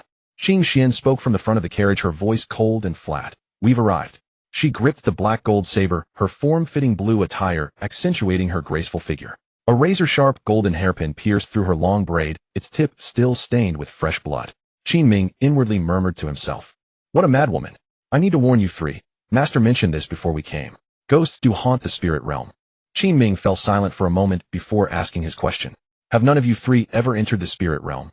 Qin Xian responded coldly, her arms still crossed over the black gold saber. "As for me, this is my first time too," she said. Both Ma Chong and Lu Zonghua shook their heads in agreement. "The spirit cores we've used before were all provided by the organization.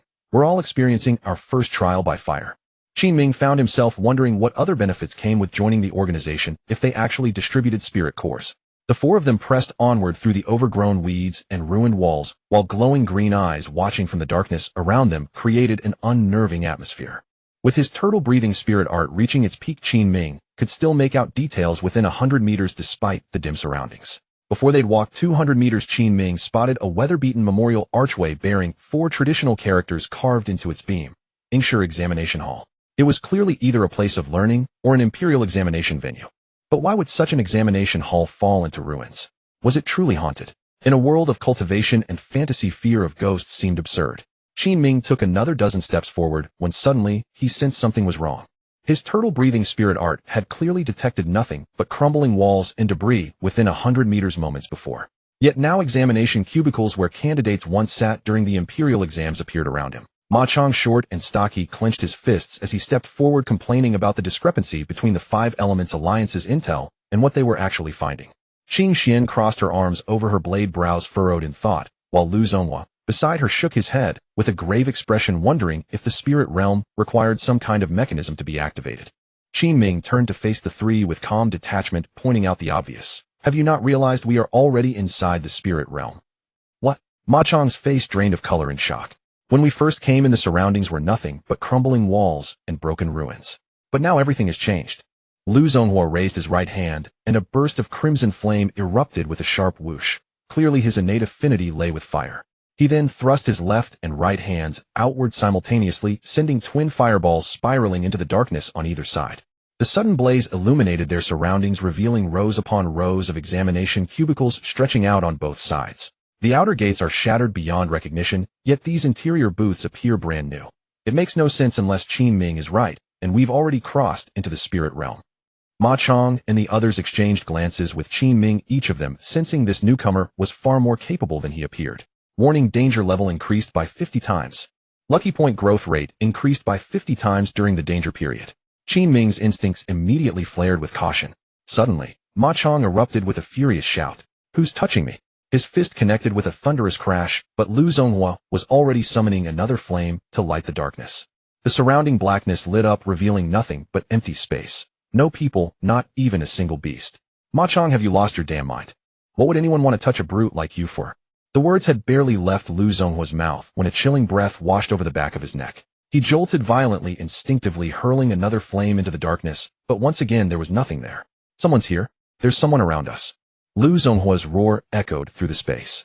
At that very moment, Qin Ming simultaneously heard a deeply unsettling, grinding sound, teeth scraping together, right beside his ear. His turtle-breathing spirit art had reached its peak perfection, yet he hadn't sensed any presence around him. But the sound was so vivid, so intimate, as though whatever was making it was breathing directly against his ear. Qin Ming clenched his fist and unleashed an ice soul fist, but the punch connected with nothing but empty air. Drawing his blood-falling sword, he channeled spiritual energy into the scabbard, and the blade flared with a pale blue luminescence. Before he could react, a white figure streaked past him like a specter. Qin Ming swung his sword with lethal force, sending a blade of qi tearing through the air, but the white figure vanished without a trace. "What's going on? Are these really ghosts?" Qing Xian, did Senior Yun ever mention how to break through the spirit realm? Qing Xian remained completely silent. Ma Chong and Lu Zonghua had also fallen quiet. Qin Ming spun around to find himself utterly alone in the oppressive gloom. No one remained. What the hell? They had been right there in the previous breath, and now they'd simply vanished into nothingness. Where had they gone? Qing Xian, Ma Chong, Lu Zonghua. His calls met only silence. The darkness closed in with an almost palpable chill, and Qin Ming forced himself to steady his breathing and regain control. A wet, grinding sound echoed from just behind his right ear, the unmistakable noise of some malevolent entity, chewing shrill and terrifying. Qin Ming slashed backward with his blood-falling sword, but the air remained empty. His heart pounded violently against his ribs. Senior Yun Shueyao had once explained every spirit realm manifests from the lingering resentment of either a transmigrator or a native soul, and each holds its own method of breakdown. Finding that residual soul is what matters most. With this thought, Qin Ming gripped the bloodfall sword and continued forward. From time to time, eerie rustling sounds reached his ears. White figures kept flickering before his eyes. Inevitably, when Qin Ming tried to sense them, there was still nothing there. This examination compound was extremely vast. There were over 1,000 examination cubicles like this one. Qin Ming walked for about an hour. Then it suddenly occurred to him. Since there were so many examination cubicles here, the secret was most likely hidden within them. He pushed open the examination cubicle on his right. The table felt rough and pitted. Inside there was only a stool, nothing else. Qin Ming pushed open another examination cubicle. This time he actually discovered a deep red chest in the corner. The chest was small, about 1 foot square, with a rusty iron lock hanging on it. Qin Ming raised the bloodfall sword and split the lock with a crack. He opened the red chest. In an instant, a bloody hand met his eyes. Startled, Qin Ming stumbled back several steps. It was a child's hand, slender fingers covered with chilblains and drenched in blood. What the hell? Why would there be a child's hand? Qin Ming's heart pounded frantically, as if it would leap out of his mouth. He pushed open the next examination cubicle, but there was no chest. Qin Ming pushed open 3 more in succession. To his surprise, he saw another small red chest. When he opened it, inside lay a bloody child's ear. The ear had chilblains on it too. Who on earth could be so depraved as to do such a thing? Qin Ming backed out of the cubicle. Just at that moment, he suddenly heard a shout. It was Ma Chong's voice. He immediately rushed toward the source of the sound. A ghost! A ghost! Burly Ma Chong dashed out from one of the cubicles. He waved his fists wildly. A ghost! And I can't hit it.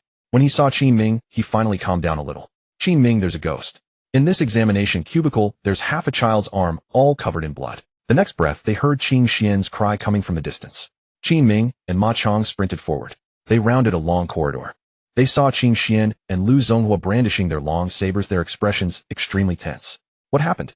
Why did we suddenly get separated just now? I don't know either. A white shadow kept blowing air by my ear. It was damn creepy. I found a wooden chest in a cubicle, and inside it was a foot, a child's foot. Qin Xian took several deep breaths. Her gaze fell on Qin Ming, who had remained silent the entire time. Compared with the other two, Qin Ming was exceptionally calm. This couldn't help but make even the usually aloof Qin Xian feel a trace of respect. Qin Ming, what do you think? Before Qin Ming could speak, Ma Chong clenched his fists and shouted aggressively. What do you mean, what to do? If you ask me, we should tear this whole examination hall apart. Or set a fire and burn the place down. Lu Zonghua frowned and shook his head. I already tried. Fire doesn't work on these examination cubicles. At those words, even Ma Chong was startled. Qin Xian's expression turned even more solemn. She walked over to Qin Ming holding her saber in both arms. Qin Ming, what do you think? Qin Ming frowned slightly and said, Senior Yun said that the spirit realm is condensed from the remnant souls and resentments of transmigrators or natives. If we can't figure out the logic behind it, brute force alone won't work at all. Ma Chong, Qin Xian, and Lu Zonghua all fell into thought. Have you noticed the red chests appearing in these examination cubicles? Of course we've noticed. Once opened, they're all bloody inside. If it's not an arm, it's chunks of flesh, revolting and creepy. I noticed too. And in the chests I opened, there were shreds of flesh with skin attached looking like they belonged to a child. Really pitiful. Qin Ming nodded. I'm thinking, although these severed limbs and pieces of flesh seem messy, if we try to piece them together, might we find new clues? Qin Xian, Lu Zonghua, and Ma Chong all fell into deep thought. The notion of assembling a corpse sounded sinister no matter how you looked at it. After 3 breaths of silence, Qin Xian spoke first. I think Qin Ming's method is correct.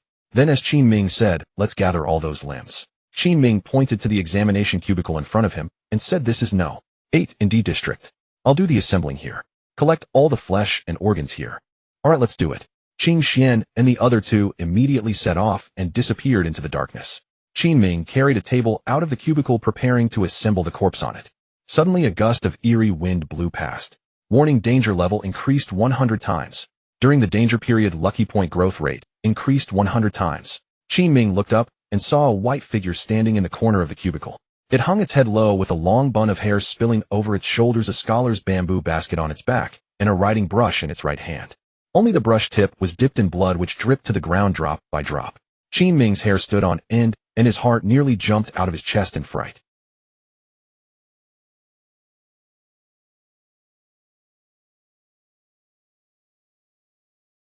With sudden force he swung the sword and sent out a sword chi.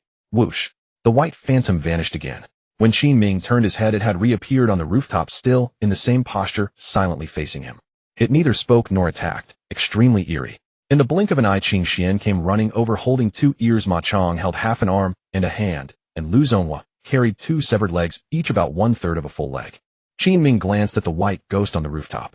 It remained motionless. Qin Ming simply ignored it. Assembling the corpse was the priority. He infused spiritual energy into the blue bloodfall sword, making it emit a faint glow that illuminated the table. The shredded flesh and blood emitted an extremely pungent stench. Qin Ming's heart beat wildly, and his hands trembled from tension. In the past, the most he had assembled was jigsaw puzzles. But who would have imagined he'd now be piecing together a corpse? And a child's corpse at that. Who the hell could be so cruel? Qin Ming endured the stench and pieced the parts together bit by bit. At first, the organs Qin Xian and the others brought over were relatively intact. But in the end, there were many pieces of flesh with skin, extremely horrifying and cruel. Qin Ming assembled as he pondered. Hard. Too hard. On top of that, he had to work while being watched by a ghost. When a roughly human shape finally emerged, Qin Ming could tell that the corpse was that of a girl of 7 or 8. He finally fitted the last piece of skin-covered flesh into place. Then suddenly the white, ghostly figure that had been standing on the rooftop let out a low, mournful cry. Woo-woo-woo. That sound seemed to wail like a wronged soul, echoing throughout the entire examination compound. Qin Ming, Qin Xian, and the other 2 stared fixedly at the white ghost. Suddenly, the entire Ingshire examination compound underwent a drastic transformation.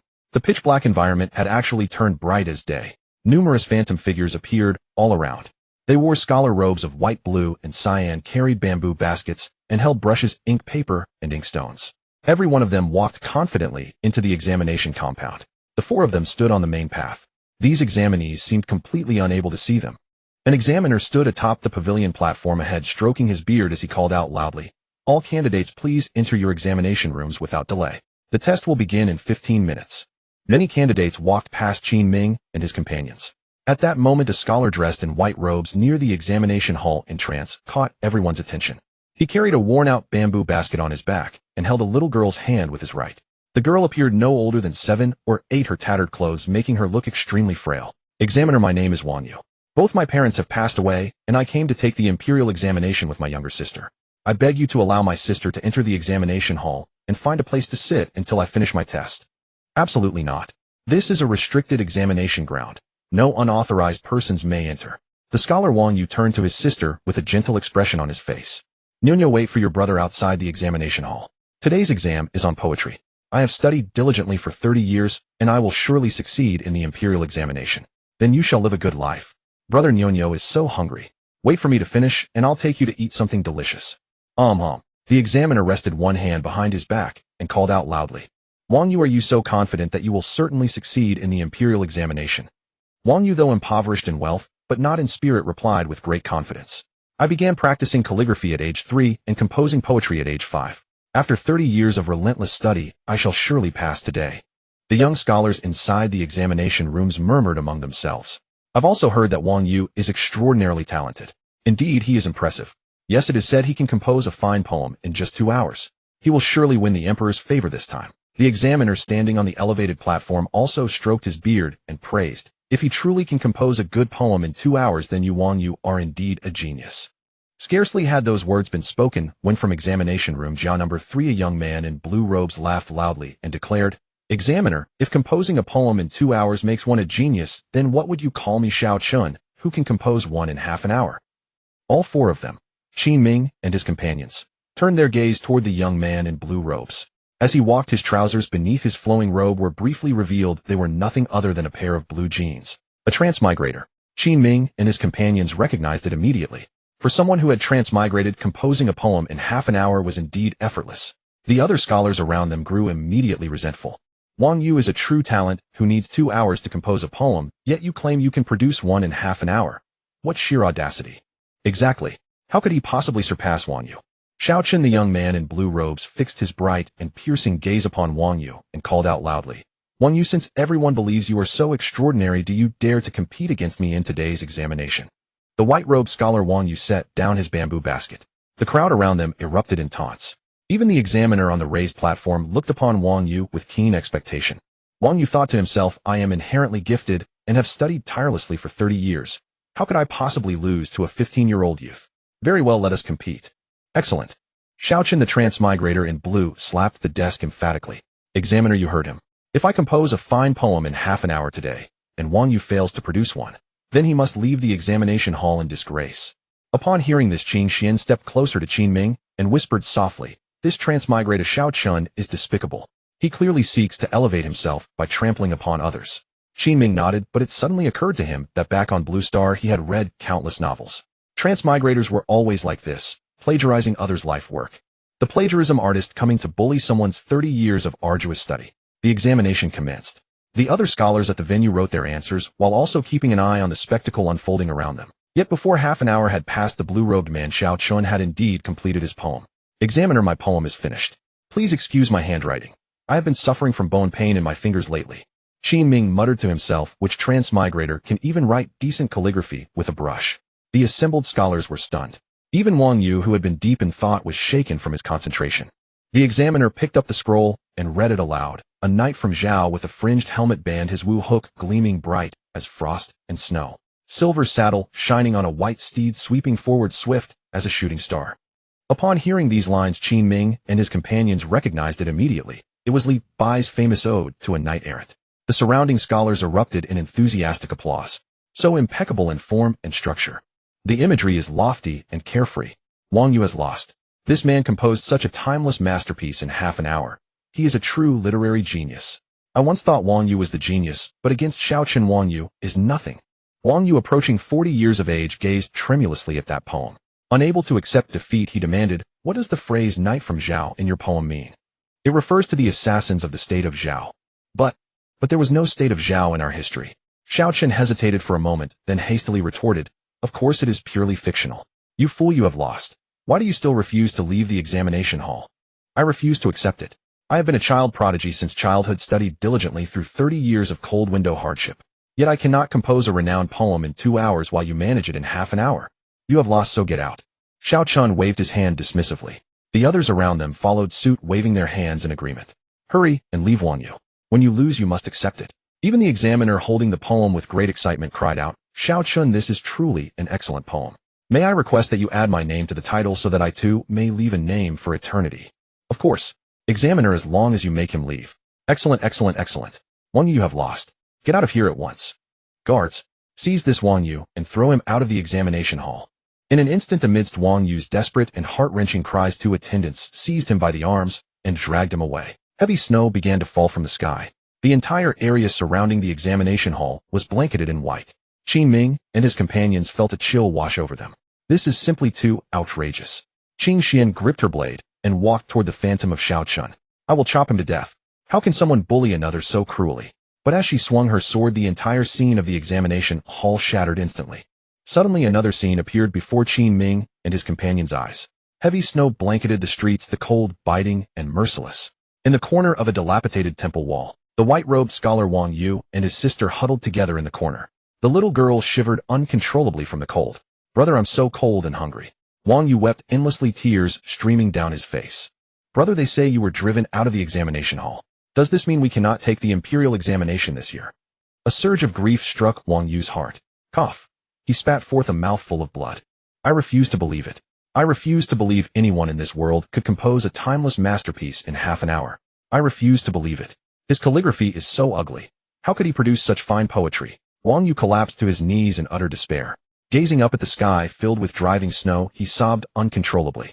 My parents, in order to support my studies, fell ill and could not afford medicine. They died suffering. Our family home was sold off, and I brought my younger sister all the way to the capital to take the imperial examination. And today I was driven out of the examination hall. Oh heaven, why? Why is he so extraordinarily talented? Why? He spat another mouthful of blood onto the pristine white snow.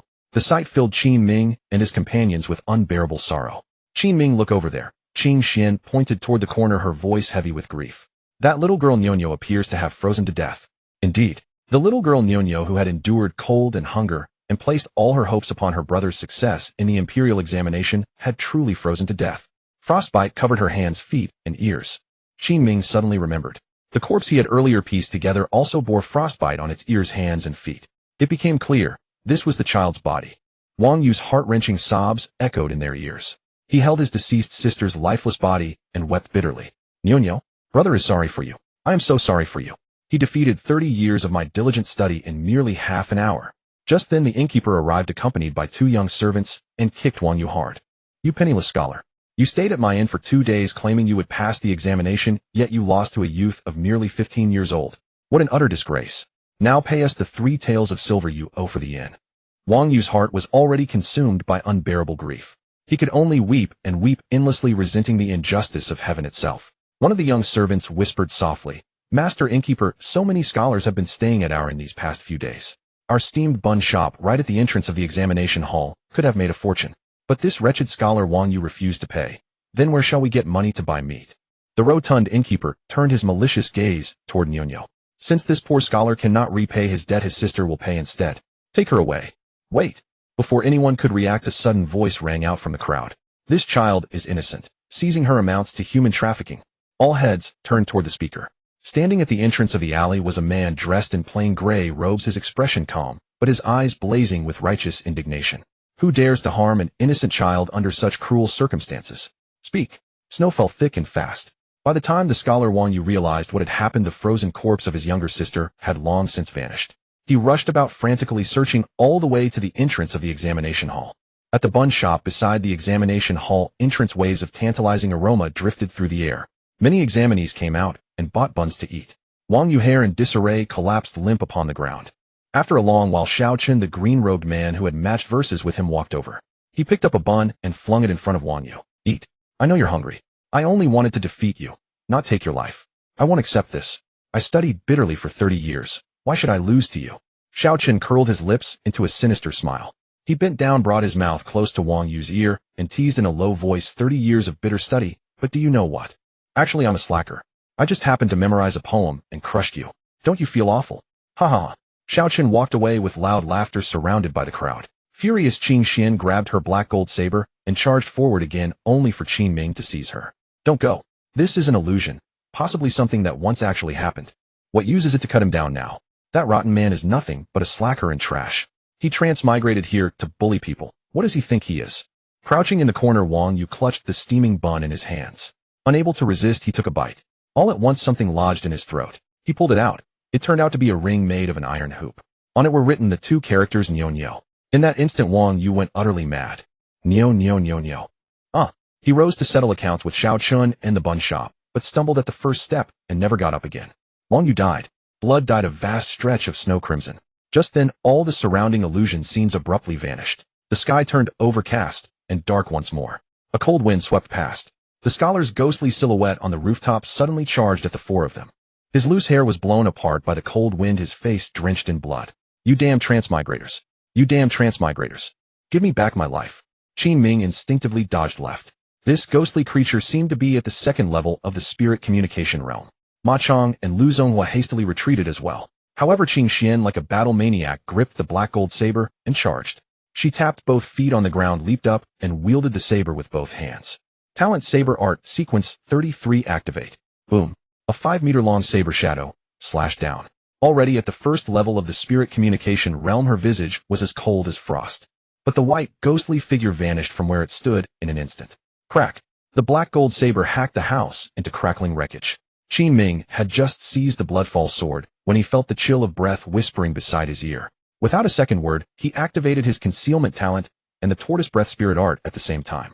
Even as his figure burst backward, he unleashed the heaven-slaying sword art. Whoosh! A sword chi shot into the darkness. Though Qin Ming's cultivation was merely the third level of body, tempering his speed was astonishing. Ma Chong and Lu Zonghua stared in utter amazement. The white, ghostly figure that had attacked Qin Ming vanished yet again. Ha ha ha! A bone-chilling laugh echoed from all around. Translucent images of the white scholar ghost were everywhere. Damn Transmigrators. You plagiarized poetry and bullied me. Damn you. All of you die. Die. Ma Chong clenched his fists. This ghost is just putting on an act. Let's go. Ma Chong clenched his fists, revealing explosive muscles. He stamped his foot hard on the ground. Talent Hardened Bone Sequence 40 activate. In an instant, his muscles bulged over protruding sinew and bone, and his height grew a full half-meter taller. Boom. Ma Chong punched at the ghostly figure behind him. Yet, the punch landed on empty air. The white, ghostly figure suddenly appeared in front of Ma Chong. By the time he turned around, the scholar ghost had extended its long, sharp claws to pierce his throat. This thing had instantly found the fatal flaw of the hardened bone talent. The throat was vulnerable. Lu Zonghua hurled another fireball a foot in diameter. Crack! The fireball shattered right in front of Ma Chong. The white, ghostly figure startled withdrew. The group hurried over to see Ma Chong's wounds. But then, the ghost scholar abruptly appeared before Lu Zonghua again. Lu Zonghua hastily unleashed his flame talent, yet both fireballs missed. His heart seized with panic, and he turned to run. But the ghostly shadow seized his neck in an instant. You damn Transmigrators. All of you die. Just as the ghost scholar was about to exert its strength, Qin Xian's saber slashed down from midair. Clutching Lu Zonghua, the ghost scholar recoiled 3 meters, landing exactly 5 meters from Qin Ming. Qin Ming produced the Yama Needle box. Swoosh, swoosh, swoosh. 3 Yama needles shot out in pursuit. The Yama Needle box could deal damage to humans, demons, ghosts, and beasts alike. Sure enough, the 3 needles pierced through. The ghost scholar let out a miserable shriek. A breath later, Qin Xian reappeared with the black gold saber. She struck several consecutive slashes, forcing the ghostly figure back step by step. At last, with a pop, the phantom vanished. Qin Ming immediately raised his perception to the maximum. The sound of ghostly weeping came from every direction, one cry after another, unbearably mournful. Suddenly, Qin Ming felt a chill behind him. Without even turning around, he released the Yama Needle box toward his rear. Swoosh, swoosh, swoosh. 3 needles shot out. The ghostly figure shrieked once more. Lu Zonghua, scrambling up from the ground, flung more than a dozen fireballs in a furious barrage. Finally, the ghost scholar's form slowly dissolved. It drifted up to the rooftop, only to be split from the crown of its head by Qin Xian, who had long been lying in ambush there. The white ghost scholar was utterly reduced to nothing. The group panted heavily. What's going on? Wang Yu's resentment has clearly died. Why hasn't this spirit realm unlocked? Qin Ming thought for a moment, then fixed his gaze once more on Nyo-Nyo's corpse. Everyone help me bury this body. Are you sure burying the body will help? Not sure. But judging from the illusion just now, I think Wang Yu and his little sister were truly pitiable. Especially the little girl. She did nothing wrong. After starving to death, she was made into buns. Ma Chong wiped the blood from the corner of his mouth, utterly bewildered. Qin Ming, what I don't understand is this: since his sister was made into buns, why are these mangled corpse fragments in the corner of the examination hall? That's simple. Qin Xian, holding her saber in both arms, leaped down from the eaves. Many of the candidates who took the imperial examination ate those buns. That's why Nyo-Nyo's shredded remains and severed limbs ended up in the examination cubicles. Qin Ming nodded and drew a deep breath. Together with the others, he dug a deep pit in the corner on the left. Bit by bit, they placed the fragmented corpse inside, then covered it with earth. No sooner had they finished than the surrounding illusion of the glowstone examination compound finally dissipated with a whoosh. What appeared before the world again was the same desolate wasteland of severed limbs and broken remains. We passed. We've finally come out of this spirit realm. The spirit realm our master chose for us at the outset is relatively simple. Simple? What's so simple? It's all because that kid Qin Ming was quick-witted. If I'd been trapped inside, I couldn't have gotten out even in 10 years. Qin Ming smiled as 4 blue spirit essences fell from the air. They each took one. Qin Ming held his in his hand. It was ice-cold, brimming with energy. Previously, it was Master who gave us spirit essences to upgrade our talents. Who would have thought this stuff would be so hard to obtain? Ma Chong clutched his spirit essence and smiled honestly. The spirit essence I earned myself. Why does it feel so much better to the touch? It was truly hard-won. Lu Zonghua let out a long breath. We nearly got strangled to death by that ghost. Qin Ming put away his spirit essence. As he turned, he saw Qin Xian already heading outside. Her long braids swung from side to side behind her, dashing and heroic. That girl truly was a maverick. Her fighting style in the illusion realm had been exceptionally fierce, and that last slash had split the ghost scholar in two. Though it looked simple, there was surely a wealth of spiritual power technique hidden within. Qin Ming and the other 3 returned by carriage to the rear courtyard of the drunken immortal tower. Yun Shueiyao had long been waiting there. You returned half a day earlier than I expected. Master, why didn't you at least give us a hint on how to break this spirit realm? We nearly died in there. Each spirit realm manifests only once. There is no such thing as prior experience. Judging by the overflowing baleful aura, one can roughly determine how dangerous it is. What you face inside and what you gain depend entirely on luck. So that's how it is. Beside them, Qin Xian quietly recounted to her master Yun Shueiyao what had happened in the spirit realm, especially Qin Ming's calmness and quick wits. Yun Shueiyao nodded and rose, walking over to Qin Ming. Qin Ming, congratulations on earning the qualification to join the 5 Elements Alliance. Our alliance has 5 halls: metal, wood, water, fire, and earth.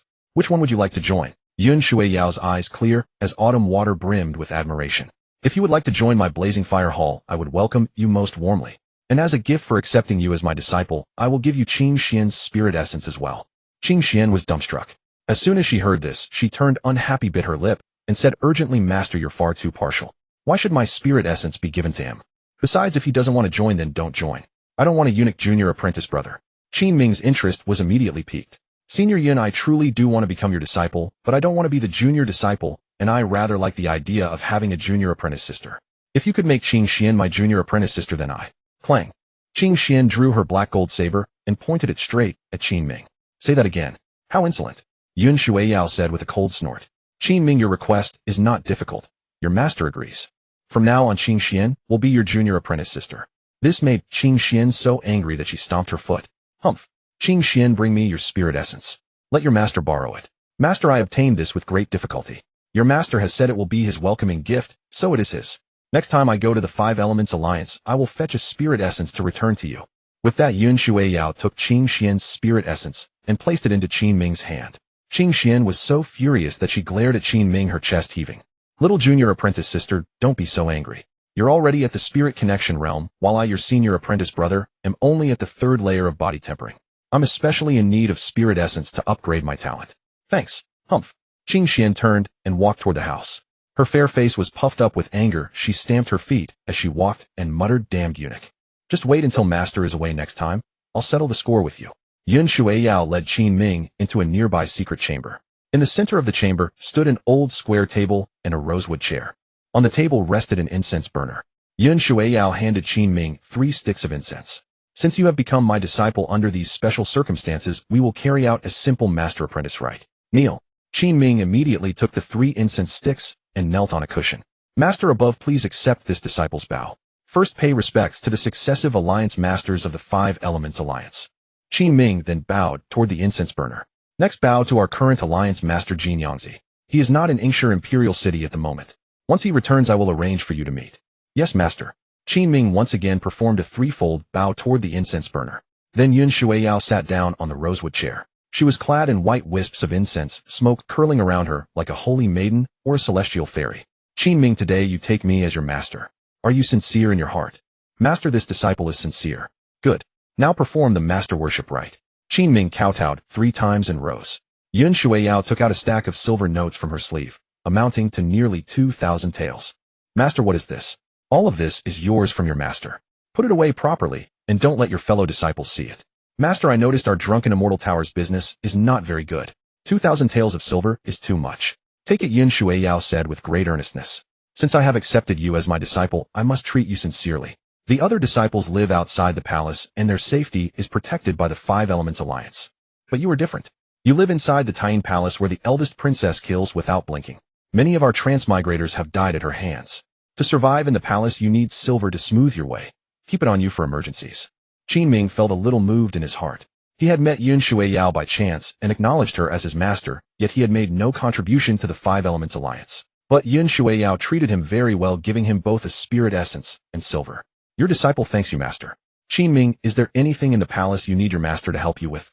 Qin Ming thought for a moment, and said in a low voice, Master, there is indeed one matter. When I transmigrated into this world, I killed a eunuch named Xiao Qinzi. The identity I have been using in the palace is his. What? Yun Shuiyao was greatly startled. You mean, you're not a eunuch? Master, I never said I was a eunuch. How could you? A faint blush spread across Yun Shuiyao's face. After all, discussing whether a vigorous young man was a eunuch was somewhat embarrassing for her. Then we misunderstood. We thought that because you were in the Tyene Palace you were a eunuch. Wouldn't that make you even more dangerous? Master, I have a special way of handling it. This disciple would like to ask you to investigate Xiao Qinzi's background and see if there are any fellow townsmen from the same place in the palace. I fear that one day my cover will suddenly be blown. Your master understands. It is indeed extremely dangerous. This matter cannot be delayed.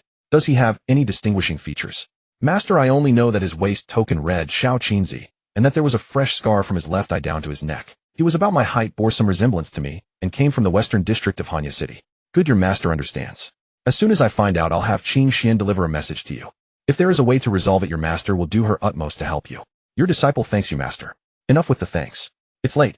Hurry off to your duties. Oh, and if possible, bring your martial uncle something to eat. Your disciple obeys. Qin Ming bought 4 flatbreads. After arriving at the demon-suppressing tower, he did not immediately head to the purgatory where Mu Sijia was held. Instead, he sat down in front of a bookshelf and placed a book before him as a cover. Then he slowly circulated the spiritual power in his body. He took out 2 blue spirit essences and swallowed one first. In an instant, words appeared on the heaven-sealing gourd. Spirit essence energy detected. Talents can be upgraded. Please choose. Upgrade copy talent. Copy talent sequence 9, successfully upgraded to level 2. Number of other Transmigrator talents that can be copied to. Father Gourd, if I use another spirit essence, can I upgrade the copy talent to level 3? To upgrade a talent from level 2 to level 3 requires 2 spirit essences. Qin Ming was speechless. Forget it. Let me put this spirit essence into the concealment talent for now. Concealment talent sequence 103, successfully upgraded to level 2. Can perfectly conceal breathing bloodline and cultivation base. During battle, speed increases 3-fold. I never imagined that after upgrading the concealment talent would have such miraculous effects. When launching an attack, speed could triple. Wasn't this just a divine weapon for assassination? Amazing. Absolutely incredible. Qin Ming practiced for a while longer to solidify the 3rd level of body tempering. He then resumed trying to decipher traditional characters. He waited until dusk when the interior of the demon-suppressing tower had grown even darker. Only then did Qin Ming quietly walk toward Mu Sijia. The firefly stones in the purgatory had grown extremely dim, and everywhere was murky and gloomy, filled with endless wails. The transmigrators locked in the cells on both sides were each more miserable than the last. All of them stared at Qin Ming with hopeful eyes. One female transmigrator was still wearing black stockings and a short skirt. She crawled and stumbled to the gate of the purgatory. Big brother, please give me something to eat. You can do anything you want of me. I beg you. Big brother, I can play the flute and the zither. Please just give me some food. Qin Ming noticed that 7 or 8 transmigrators in the surrounding cells were staring at him. Under such circumstances, Qin Ming did not dare take a gamble. He had no choice but to harden his heart, ignore the black-stockinged woman's plea, and turn away. He finally arrived at Mu Sijia's cell. Fortunately, there were no other prisoners on either side. Mu Sijia was hunched in the corner of his cell, covered in blood. Qin Ming tapped gently on the iron door. Mu Sijia woke with a start, his eyes filled with joy and astonishment.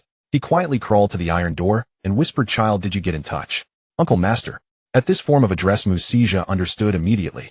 His face brimmed with joy. Did you pass the spirit realm assessment and accept my senior sister as your master? Qin Ming nodded. That's wonderful. We transmigrators have hope. We have hope. The murky despair in his eyes suddenly gleamed with sharp light. Qin Ming took 4 flatbreads from his sleeve and secretly pressed them into Mu Sijia's arms. The moment he touched the blood on Mu Sijia's arm, the heaven-sealing gourd leaped out again. Transmigrator talent detected. Lie detection sequence 99. Copy.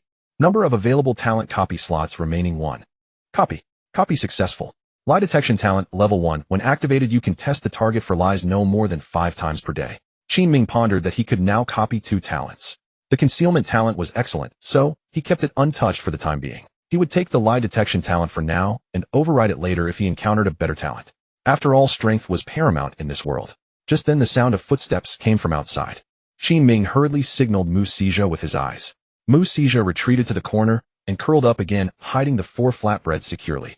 Qin Ming also walked out naturally. Those who had come were a squad of demon-suppressing guards. They caught sight of Qin Ming. "Eunuch Qin, what are you doing here?" "I came on the eldest princess's orders to study simplified characters. There are a few characters I simply cannot learn no matter how hard I try, so I wanted to ask a transmigrator. But every one of them is half dead." "Ha ha. Of course. These transmigrators are demons from beyond. It's only natural that they're half dead." Qin Ming saw that they were dragging an iron cage behind them. Inside the cage were 2 naked women beaten until they were covered in blood. Brothers, who are these 2? The one on the left was supposed to marry Squire Lu's son. Squire Lu had already sent the betrothal gifts, but this woman took those gifts and then went around seducing the son of Vice Minister Wang next door. We demon-suppressing guards happened to be handling a case nearby. As soon as we heard this, we knew something was wrong. How could a woman of our dying kingdom be so wanton? After severe interrogation, she turned out to be a transmigrator. Qin Ming was greatly startled. Such things were truly all too common on Blue Star.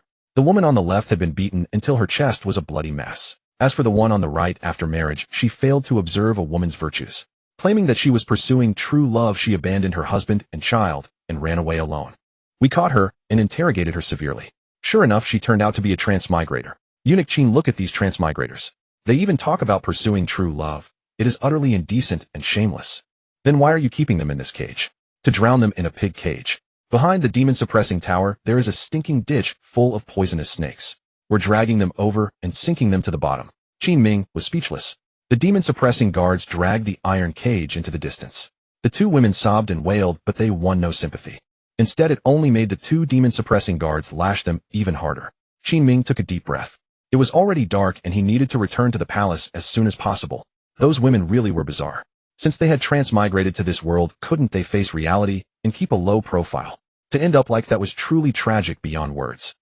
Qin Ming returned to his room in Tyne Palace. He reviewed the spirit realm he had entered that day. His master Yun Shuyao had once said that the spirit realm might be the key to unraveling the truth. From the natives' perspective, what had happened at the Firefly Stone Academy proved that the transmigrator Xiao Chun was indeed not a good person. An underachieving student who had merely memorized a few poems came through and swaggered about arrogantly. He infuriated Wang Yu, who had studied hard in obscurity for 30 years, to death. Wang Yu's younger sister also froze to death and was eaten by others.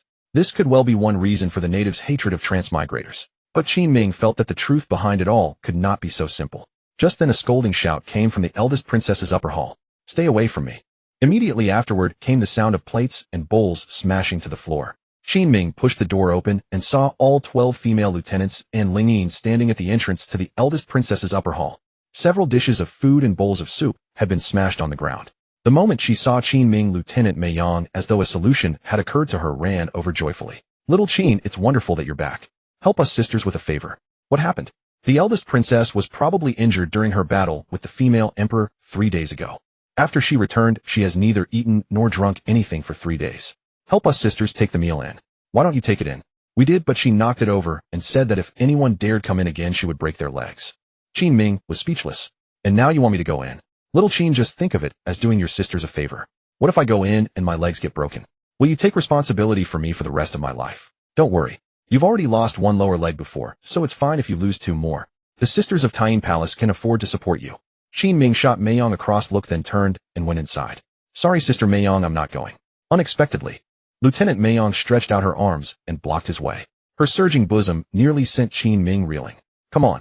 Mei Yang's eyes were seductive. "Listen to your sister. If you go, I'll watch the stars with you. Where in this sky could there be stars? Then sister will take you to Beikuling to chop people." Qin Ming was speechless. How twisted. "I'm not going." Mei Yang's expression changed at once. "Then choose, either go to Beikuling and chop people, or have all 12 lieutenant sisters come and chop you." Qin Ming's head ached. All 12 of the Zodiac officers had arrived at the door of his room. Each stood with arms crossed, their eyes carrying an arrogance that begged for a beating. "Little Qin, are you going or not?" 12 blades simultaneously flashed a chilling gleam. Qin Ming hurriedly jumped up from his chair. Fine, I'll go. Isn't delivering meals to the mistress only proper? Why draw your blades?"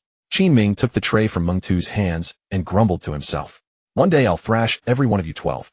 At the entrance to the eldest princess's hall, Ling Yin, her eyes red-rimmed, looked at Qin Ming and said anxiously, "Qin Ming, be careful. Don't worry. If the eldest princess tries to chop me, I'll turn around and run." Ling Yin was nearly amused by Qin Ming. She pointed to the lighted 11th floor above. "Go up these stairs. The eldest princess is in her bedroom on the 11th floor. Alright. Qin Ming walked up the stairs. The 12 zodiac below all looked up. Will little Qin be alright? The eldest princess has been in a terrible mood these past 2 days. We've served her for so long and still got slapped. If it's little Qin, I'm afraid. Hearing this, Ling Yin's already anxious heart grew even more frantic. Carrying a tray, Qin Ming ascended to the 11th floor. This height was even greater than the 20th floor of a tube-shaped apartment building on launching. From here one could overlook the entire Yingshi imperial city. At that moment, however, Qin Ming was in no mood to admire the scenery. Tray in hand, he walked up to the 8 trigrams mystic door and knocked lightly. Eldest princess, little Qin has something to report. Get out. Eldest princess, I'll just step and put down this dish and leave at once. If you dare come in, I'll cut off your legs. Qin Ming turned his head. Down below, all the 12 zodiac had their blades half drawn, their eyes fixed on him. Damn, what are you crazy women up to? Eldest princess, I'll say one sentence and leave. There was no response from inside the room. Qin Ming reached out, pushed open the door, and walked in. He had never set foot in this room before. It was enormous, laid out like the 8 trigrams, with a dozen or so fluorite lamps hanging around it and a red carpet covering the floor. The tables and chairs were all made of precious red sealwood. Wrapped in a purple-black silk robe, the eldest princess was half reclined on a red sealwood chair. Her face was pale, her lips dry and cracked with traces of blood, but her eyes were terribly cold. She stared at Qin Ming as if she wanted to kill. Little Qin, are you looking for death? In 3 breaths, I'll have your head rolling on the floor. Qin Ming immediately activated his lie detection talent. Lie detection talent activated. Result: lie. He let out a soft breath of relief. Eldest princess, I was caught in a dilemma. If I didn't enter your room, the 12 zodiac would hack off my hands. If I did enter, you would hack off my legs. After thinking it over, I decided to keep my hands, because at least then I can still do some work in the Tying Palace. The eldest princess was stunned for a moment, then waved her sleeve. I'm not eating.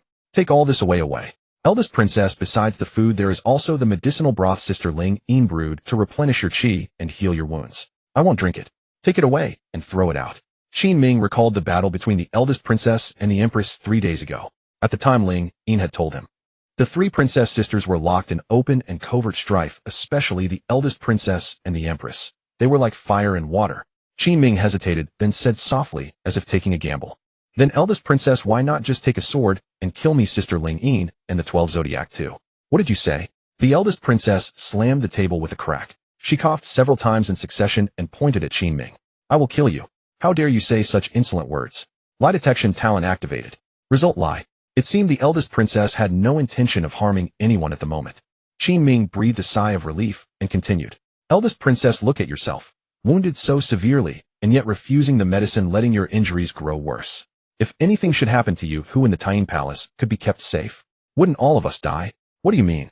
What I mean is that you, eldest princess, are the mistress of us all. Your health is of the utmost importance, more than anyone else's. If anything happens to you, we will all face Her Majesty's punishment and lose our heads. She dares. Han Yueli dares. The eldest princess slammed the table with another crack and rose straight from her chair. Clutching her chest, her face pale, she shouted and coughed. If she dares to lay a hand on my people, I'll kill her. Cough, cough, cough. The eldest princess coughed violently several times, and bright red blood seeped from the corner of her mouth. Her entire body exuded a chill. Qin Ming saw at a glance that the pot of blazing flame grass he had given the eldest princess was sitting right on the table. It was an indisputable fact that the eldest princess had an cold constitution. Hatred flickered in her eyes as she clenched her hands.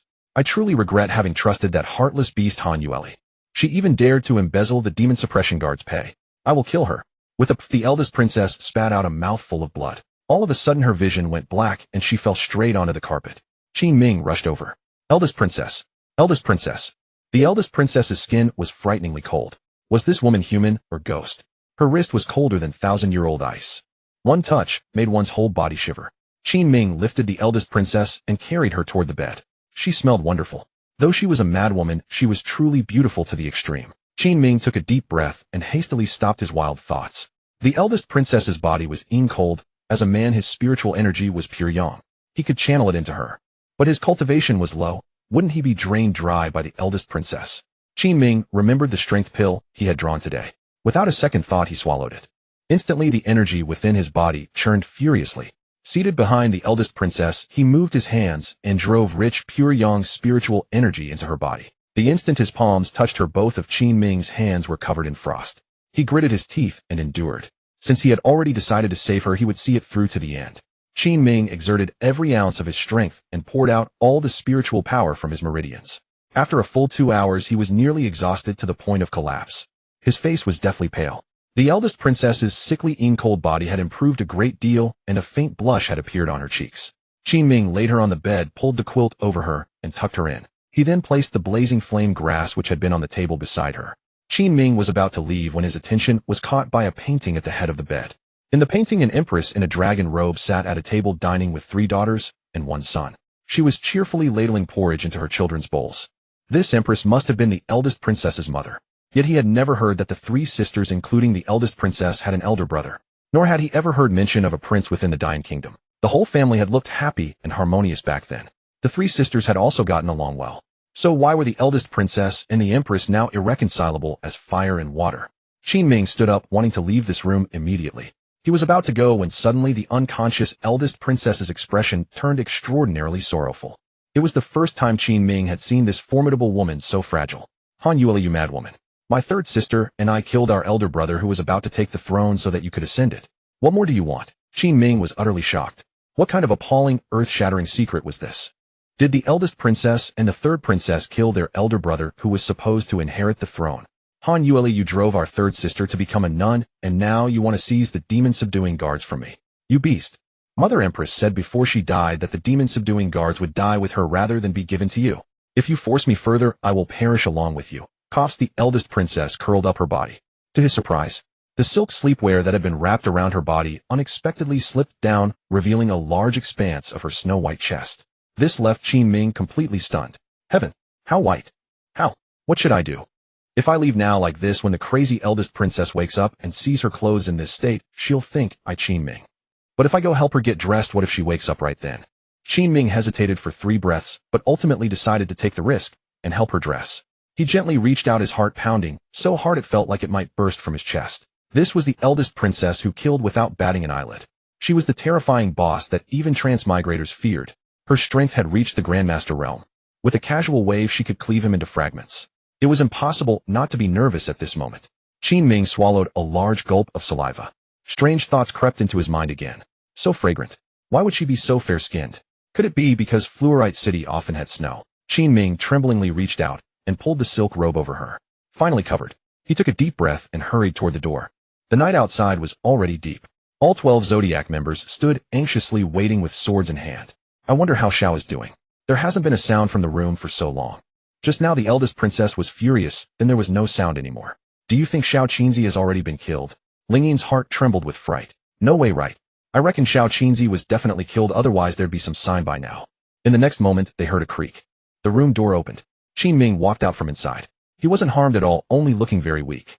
He could barely walk steadily. Meng Tu and Mei Yong leapt up and caught Qin Ming, supporting him as they flew upward together. Xiao Qinzi, how are you doing? Qin Ming omitted the part about treating the eldest princess. He was afraid this matter would cause another misunderstanding. After all, there had been skin contact. If the crazy eldest princess found out, she would kill him. The eldest princess kept venting on me. All sorts of curses and whip strikes. I suffered so much. I'm telling you all 12, I went only for your sake. My whole body is bruised and beaten, so weak that I have no spiritual energy left. The 12 Zodiac members immediately felt embarrassed. Ling Yin stepped forward with a pang of sympathy to support Qin Ming. What about the eldest princess? How could anything happen to her? She got tired from beating and went to sleep. Did the eldest princess eat anything? No, she refused to eat anything. I've done my best. Stop bothering me. I'm nearly dead and must go sleep. Qin Ming returned to his room with Ling Yin's assistance. The moment he climbed into bed, he wanted nothing to do but pull the covers over himself and fall into a deep sleep. What an exhausting day this was. Early the next morning, as Qin Ming just woke from his sleep, he saw 13 beautiful women standing in his room. Was he dreaming? In his past life, he had once visited a club where at most 6 girls were available to choose from.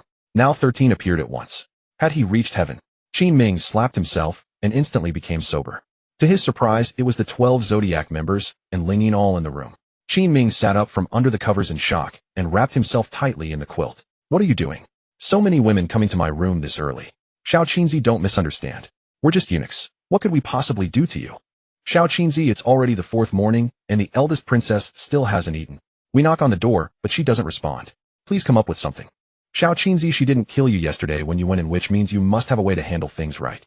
Qin Ming, I have no damn way. If she hadn't fainted at that moment, I would have been chopped into pieces for sure. Ling Yin stepped over and handed Qin Ming his clothes, saying softly, Qin Ming, please think of a solution. The eldest princess is our mistress. If anything happens to her, we won't survive either. The moment Lingyin spoke, Qin Ming immediately softened. Sister Lingyin, have you considered that she might not like the food we bring her? We've ordered every dish from the imperial kitchen these past few days, and even bought some of the osmanthus cakes and fried cakes you brought her that day. But the eldest princess still wouldn't eat. Qin Ming pondered for a moment. He suddenly remembered the painting hanging by his bedside, the eldest princess's mother serving porridge to her children. What kind of porridge was it? Qin Ming lightly tapped his head. He remembered. It wasn't porridge, it was red bean glutinous rice balls. Yes, exactly that. He immediately sat up from under the covers, but forgot he wasn't wearing any clothes on his upper body. The 12 Zodiac and Lingyin all widened their eyes in shock. I think there's something the eldest princess would like. Qin Ming wanted to say red bean glutinous rice balls directly, but he feared this was a modern food that the 12 Zodiac had never heard of. It would expose his secret. If he simply said he bought it from outside, that wouldn't be exposing himself. He could claim he had tasted it and found it delicious. Forget it, I can't explain it properly. I only tasted it once outside. Let me go buy it. Xiao Qinzi, you were so exhausted yesterday. How about sister accompanies you? Qin Ming glanced at the voluptuous Meiyong and shook his head. I don't wanna. Sister Meiyong only knows how to bully people. Clang Meiyong drew her intestine's sword and pointed it at Qin Ming. Choose for yourself. Either accompany sister outside, or I'll stab you with this sword and drag you out. Qin Ming's face immediately broke into a smile. He pushed the sword aside. Easy to say, easy to do. It's just accompanying a beauty shopping. I, Qin Ming, am more than happy. In the drunken immortal tower 6th floor heaven's first chamber, the proprietress Yun Shuiyao sat in a pristine white gown, her figure full and graceful. Seated at the table, she raised a cup of drunken immortal brew, took a gentle sip, then turned her gaze toward Qin Xian, who stood before her with her head slightly lowered, idly toying with her braid, still brooding over what happened last time. I just can't accept it. His cultivation is only at the 3rd level of body tempering, while I'm already at the 1st level of spirit communion. How long have you cultivated? 18 years. Do you know how long Qin Ming has cultivated? No. He's been in this world for less than 10 days.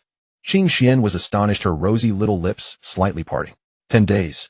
Master, how do you know? He told me himself, but you must keep it a secret. But master, even if his cultivation is truly remarkable, you still can't make me his junior sister and give away my soul essence. I've been by your side for 18 years. Your master will find time to get another soul essence from the 5 Elements Alliance for you. Qin Xian pouted and nodded. Then what about the little junior sister matter? That's settled. His mind is sharp and his heart is kind. Having him take me as his master is our good fortune.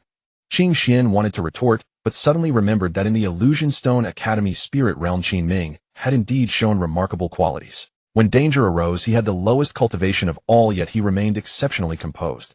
Moreover, he could often identify the key to breaking the deadlock. Fine, master. You can let him be senior brother, but I won't call him that. At that moment, the second disciple Lu Zonghua rushed in, his expression frantic. Master, greedy Taoist from the Way of Heaven sect has arrived. What? Yun Shuiyao's expression immediately changed drastically. Qin Xian asked in confusion. Master, who is this greedy Taoist? He is an elder of the Way of Heaven sect, insatiably greedy and utterly treacherous. The Way of Heaven sect always regards itself as ordained by heaven. Transmigrators and natives alike. Anyone who stands in the way of their interests they kill. Then what business does he have at the Blazing Fire Hall of our 5 Elements Alliance? I'm not sure. Since he's come, let him in. Yes, master. Before long, the greedy Taoist, clad in a green robe, entered with his disciple Leah. He was short, with a slightly hunched back, and gripped a black serpent staff in his hand. His disciple Leah wore a pristine white robe and held a folding fan. No sooner had he entered than he cast a lecherous gaze upon Qin Xian. Yun Shuiyao held her wine cup with an air of calm composure. Behind her stood her 3 disciples, Ma Chong, Lu Zonghua, and Qin Xian. Hall Master Yun, it's been 3 years, and you remain as radiant as ever. What business does the greedy Taoist have at my Blazing Fire Hall? Hall Master Yun, I hear the headquarters of the 5 Elements Alliance has moved from the Fluorspar Imperial City to Starlight City. That is none of your concern. Of course it's my concern. The Eastern Buddha Mountain outside the city, where our Way of Heaven sect's 13 subalters reside, is utterly desolate. While Hall Master Yun lives in the drunken immortal tower in this city, living like an immortal. With a sharp crack, Yun Shuiyao slapped her teacup onto the table. Greedy Taoist, what exactly do you mean by that? Don't be angry, don't be angry. Hall Master Yun, look, there are 4 of you, and only 2 of us. I didn't come here to pick a fight on purpose. I merely wish to have a talk with you. I have nothing to discuss with a man of the Way of Heaven sect. Sigh. Speaking like that, Hall Master Yun is hardly considerate of old ties. Yun Shuiyao flicked her white sleeve. Qin Xian, see our guests out. Qin Xian immediately stepped forward. Greedy Taoist, please leave the drunken immortal tower along with your disciple. Haha. The greedy Taoist suddenly let out a low, sinister laugh. Hallmaster Yin, you still have quite the personality after 3 years. Beautiful and fierce-tempered. But if one has a fierce temper, one must have the skill to back it up, otherwise. Otherwise what? Yun Shuiyao's face flushed with anger as she snapped, Greedy Taoist, you're at the 6th level of Spirit Communion, and I, Yun Shuiyao, am also at the 6th level of Spirit Communion. Do you truly think I fear you? Ha ha ha. Hallmaster Yun, I'm afraid your current cultivation can't even reach the 5th level of Spirit Communion anymore. Yun Shuiyao's brows furrowed. In an instant she felt a sharp pain in her chest, as though venom was coursing through the meridians of her body. With a spurt of blood from the corner of her lips, Yun Shuiyao staggered. Vile and shameless. Did you poison me? Don't speak recklessly, Hallmaster Yun. My disciple and I only just arrived here. How could we possibly be the ones who poisoned you? Almost instantly Yun Shuiyao understood. There was a traitor in their drunken immortal tower. Qing Xian snatched her master's wine cup and hurled it hard onto the ground. Crack! The cup shattered into pieces. The drunken immortal brew bubbled with thick, white smoke. It's actually 7 viper snake venom. Ha ha ha. Once you're struck by 7 viper snake venom, the more you struggle, the more it devours your cultivation. Hallmaster Yin, calm yourself, and let us have a proper talk. You shameless wretches. With a sharp ring, Qing Xian drew her black gold blade and stepped protectively in front of her master. Anyone who dares touch my master, I'll chop off their head. Little girl, you're no match for me. I'm in the mood to discuss matters with your master, so you'd best retreat. If you insist on staying here, all 3 of you will die. The moment those words fell, more than a dozen slender, elongated 7 viper snakes crawled out from the greedy Taoist's black serpent staff. Only then did Yun Shuiyao remember that the greedy Taoist's innate talent was precisely serpent command. Of her 3 disciples, only Qing Xian had reached the 1st level of Spirit Communion. The other 2 were still at the body-tempering realm. And now that she herself had been struck by 7 viper snake venom, she was simply no match for him. With that thought, Yun Shuiyao waved her sleeve. You 3 withdraw for now. Master, we want to stay with you. Step back for now. The greedy Taoist burst into laughter once more. With a slight flex of his grip, the 7 viper snake within the black serpent staff stretched out its head and flicked its crimson tongue as if poised to spit venom at any moment. Listen to your master and leave now. If you linger here, death is certain. Yun Shuiyao also pointed at the greedy Taoist's disciple Leah. Let him leave too. Fine. Leah smiled faintly and walked out of the room with his folding fan. Qing Xian Ma Chong and Lu Zonghua followed him out. From a distance, they could hear the man's loud laughter inside the room. I forgot to tell you. I've released more than a dozen 7 viper snakes inside the drunken immortal tower. I can't guarantee that all your waiters and maids won't be bitten to death. Qing Xian Ma Chong and Lu Zonghua hastily dashed toward the other end of the corridor. Meanwhile, Qin Ming and Mei Yang roamed through the fluorspar imperial city. He was searching everywhere for traces of red bean tang yuan. He had already checked the eastern market earlier without finding any. Now they had arrived at the inner city. Tell me, little brother, what exactly is this food you keep talking about? Don't buy it back and end up having Her Highness the eldest princess refuse to eat it. Trust me, as long as we can find it, she will definitely eat it. Oh, quite confident, aren't you? Mei Yang turned around, a flirtatious smile on her face, and playfully winked at Qin Ming. If you truly manage to coax the eldest princess into eating, Big Sister will definitely reward you. What kind of reward? Even though you're a eunuch, Big Sister is still willing to give you a pair of my worn black silk stockings. Qin Ming thought, what? Natives actually wear black silk stockings too. It seemed the influence of that heresy ran deep. Mei Yang pouted at Qin Ming and cast him a suggestive glance. Qin Ming recalled a very famous meme from Blue Star, "You're so naughty." That succubus woman was far too alluring. Qin Ming genuinely feared he would lose control and expose his identity as a fake eunuch. He focused his mind, diving into his Lockheaven gourd to steady himself. Current lucky points, 43. 1 reward draw available. Spent 40 lucky points. Draw successful. Obtained Poison Goo Blade. Poison Goo Blade, high-grade mystic class. Legend says it was left by an elder of the ancient Wugu clan. The blade carries goo venom that amplifies the enemy's pain by 5 times. 5 times the pain. TSK, TSK, TSK. This poison goo blade is terrifying. Just then Commander Mei Yang suddenly stopped in her tracks. Little Qinzi, there are plenty of good eats on this street. See if you can find anything nice. Qin Ming scanned the street in all directions. At the corner, he actually spotted a shop selling red bean glutinous rice balls. Heaven really is helping me. I actually found them. Qin Ming broke into a run. Commander Mei Yang followed behind. Did you find it, little Qinzi? It's right here. Look, red bean glutinous rice balls.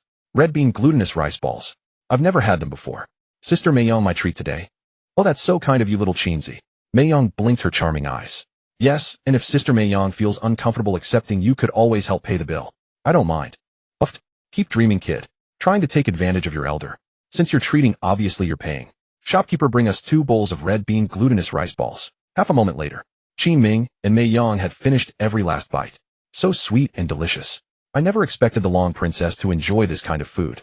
Shopkeeper, make 3 more bowls to go. Honored guest, what bad timing. We've sold out of red bean glutinous rice balls. Only half a bowl remains. Half a bowl won't be enough.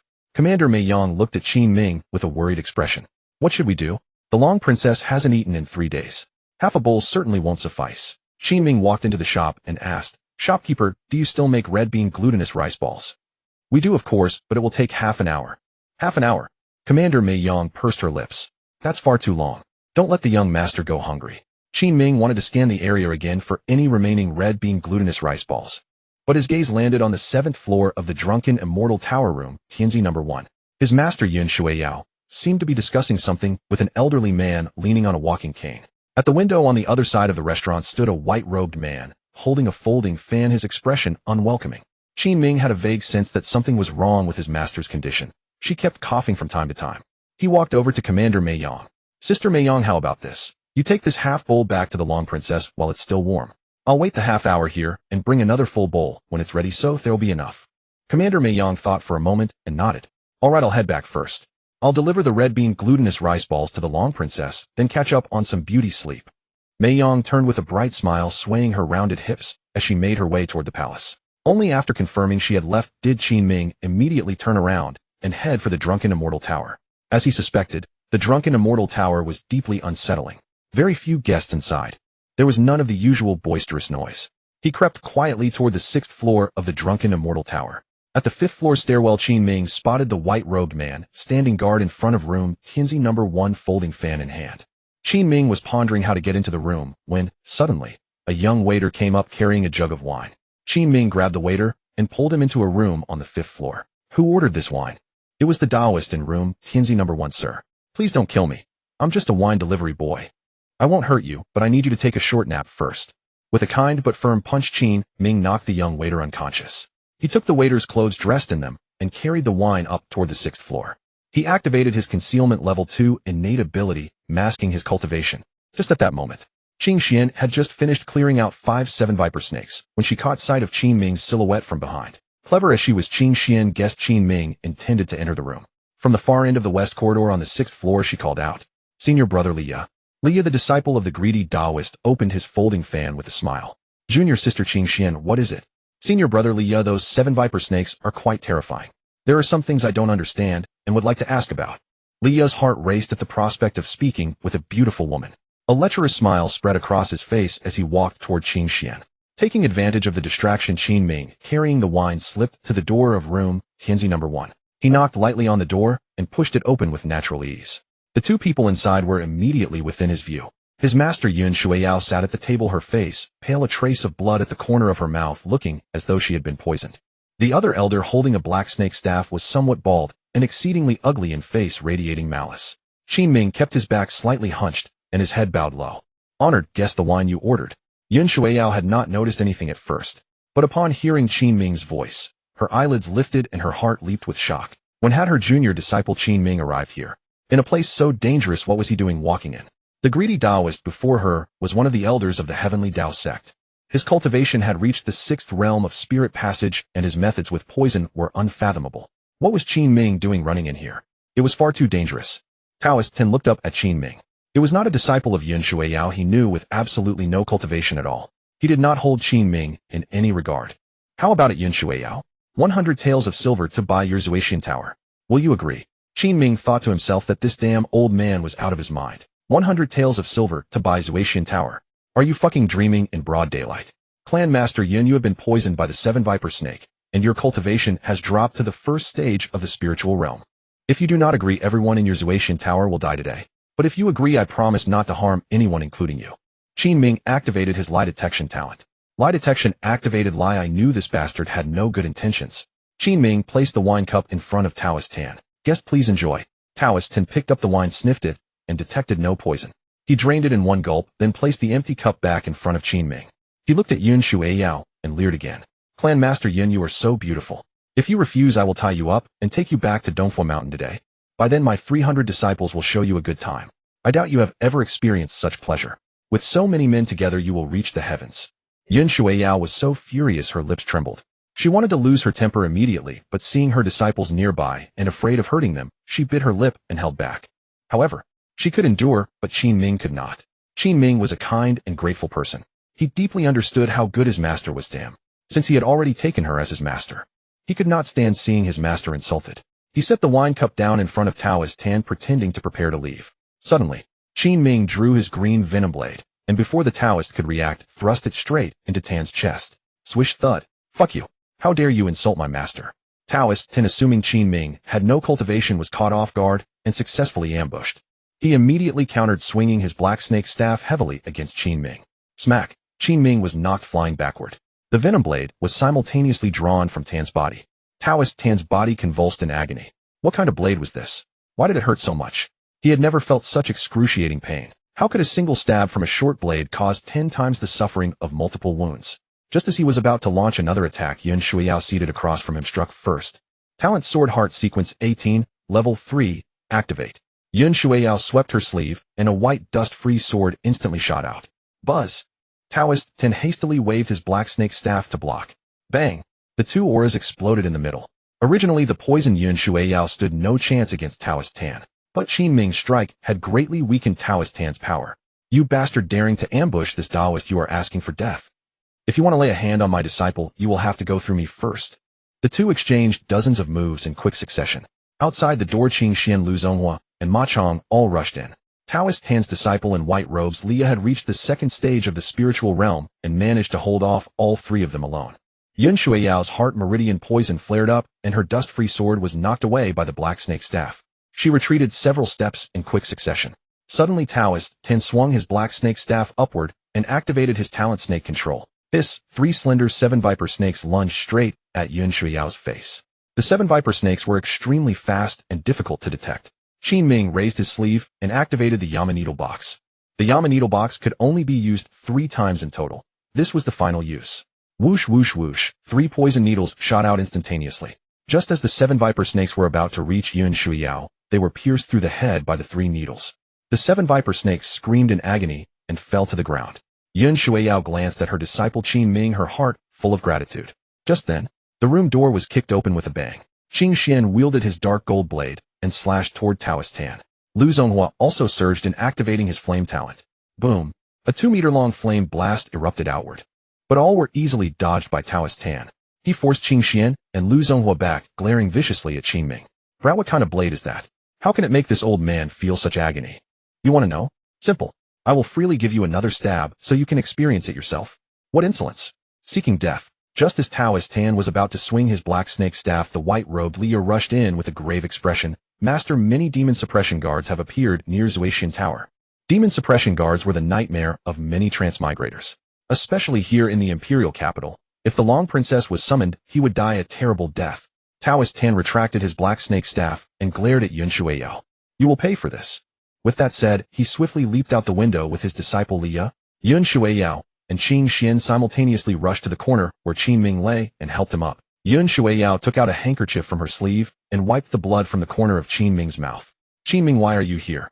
Master, I happened to be running errands nearby and noticed something was wrong, so I came to check. You were being far too reckless just now, charging in so close with a blade. This disciple had it under control. My speed is faster, he would not have reacted in time. Yun Shuiyao truly felt grateful in her heart for having taken Qin Ming as her disciple. At critical moments, he was brave, calm, and loyal. Just then, Ma Chong groaned in pain at the doorway. Master, this disciple is also gravely injured. You and junior sister are both supporting Qin Ming. Why are you ignoring me? Qing Xian shot him an annoyed glare. Second senior brother, you go support senior brother. Ma Chong, infuriated, quickly waved his hands. I do not want Lu Zonghua. His body smells like fire. It is unbearable. This made everyone laugh. A look of relief and joy spread across Yun Shuiyao's face after narrowly escaping disaster. She had originally thought today would be certain death since she was poisoned and her strength greatly reduced. She would surely be killed by that greedy Taoist. The other 3 disciples were too weak in cultivation to be any match. Unexpectedly, at the critical moment, Qin Ming, her newly accepted disciple, had arrived. Qin Ming had the lowest cultivation, at only the 3rd stage of body tempering. Yet he played the most crucial role. Qin Ming, you are injured. Stay here and rest. I will have Qing Xian bandage your wounds. Qing Xian pouted. Master, I do not want to. He is your senior brother. He is my junior brother, not my senior brother. Oh dear. Yun Shuiyao said in exasperation. Qin Xian, are you trying to give your master a heart attack? All right. Qin Ming waved his hand and smiled. Master, please do not trouble junior sister. I cannot stay here long. I came out to buy things for the eldest princess and must return as soon as possible. But you are injured. It is fine. There are plenty of medicines in the palace.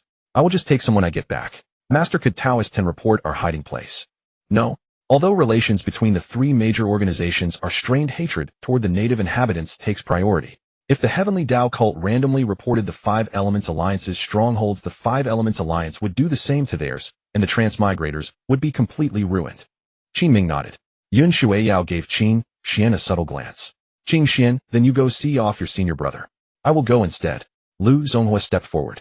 Junior sister Qin Xian has blood on her clothes, which might raise suspicion. Let me escort junior brother Qin back. That is also fine. Qin Ming nodded. Then I trouble senior brother Lu. Many demon suppression guards appeared on the streets around the Zuatian pavilion. Greedy Taoist and his disciple Li Ya had already fled more than a li away. The wound on his chest throbbed with intense pain. That little bastard's weapon is bizarre. One stab hurts worse than 10. Master, sooner or later I'll kill him and avenge you. By the time you get to kill him, Master will have already taken care of it. He's dead for sure. That little bastard. Originally, I could not only take over the Zuatian pavilion today, but also tie up those two beauties and bring them back to the Tiandao sect. He ruined it all. What does Master mean? I've naturally arranged for someone else to kill him. How do you think the poison was slipped to Yun Shuiyao? Your master came from outside the city with you. How could I have had any chance to poison her wine? Li Ya thought for a moment, then suddenly understood. Master is truly brilliant. Your disciple admires you immensely. Qin Ming's internal organs had sustained severe injuries. Greedy Taoist was after all a master of the spirit connection realm. That palm strike just now would have killed any ordinary third-layer body tempering cultivator. Thanks to the hardened muscles and bones he had cultivated with the strength pill, Qin Ming barely managed to hold on. Lu Zonghua helped him out of the Zuatian pavilion. Qin Ming's first move was to buy red bean rice balls. He had left the palace precisely for this, carrying red bean rice balls back to conceal his whereabouts. To avoid the squad of demon suppression guards on the main road, Lu Zonghua supported Qin Ming. They turned into a narrow alley. Qin Ming had originally wanted to consult his master today, but there hadn't been time. So he might as well ask Senior Brother Lu. Senior Brother Lu, there's something I'd like to ask you. Go ahead. Is spirit essence very hard to obtain? Yes. It can only be encountered by chance, never sought. Spirit realms generally condense only where fierce conflicts erupt between Transmigrators and the natives. Only by entering a spirit realm and breaking through can we obtain spirit essence. If we fail to break through, we'll be trapped in that spirit realm forever. As far as I know, Ingshur Imperial City has relatively few spirit realms. Hanya City, Xinguang City, and Jiguang City have more. So that's how it is, Qin Ming thought to himself. Once his strength improved further, he would go visit those three cities. Senior Brother Lu, after a talent reaches level 2, does every subsequent level up require more spirit essence? Of course. From level 2 to level 3 requires 2, from level 3 to level 4, I think it takes 3. But the power also becomes stronger in the process. Take my flame for example. At level 1, it could only spray 2 meters. But after I came out of a spirit realm last time, I rose to level 2, and the flames can now spray 4 meters. Congratulations, second senior brother, on your talent leveling up. Just then Qin Ming's heart suddenly jolted. He recalled the scene of his battle with Greedy Taoist just now. When the door was burst open, second senior brother Lu Zonghua had used flames against Greedy Taoist. But his flames had only sprayed 2 meters and hadn't caused Greedy Taoist any harm whatsoever. Hadn't he just said that after rising to level 2, his flames could already spray 4 meters? At that thought, Qin Ming became instantly alert. He also thought about how Master had been poisoned by a mole today. Second senior brother Lu Zonghua, with whom he had never shared a deep bond, had nonetheless volunteered to escort him. Connecting all of it, a bold conjecture took shape in Qin Ming's mind. Lu Zonghua was the mole. Qin Ming slowed his steps. This time he deliberately asked. Second senior brother, Master was poisoned and attacked today. Who do you think the culprit might be? The culprit is the tavern waiter.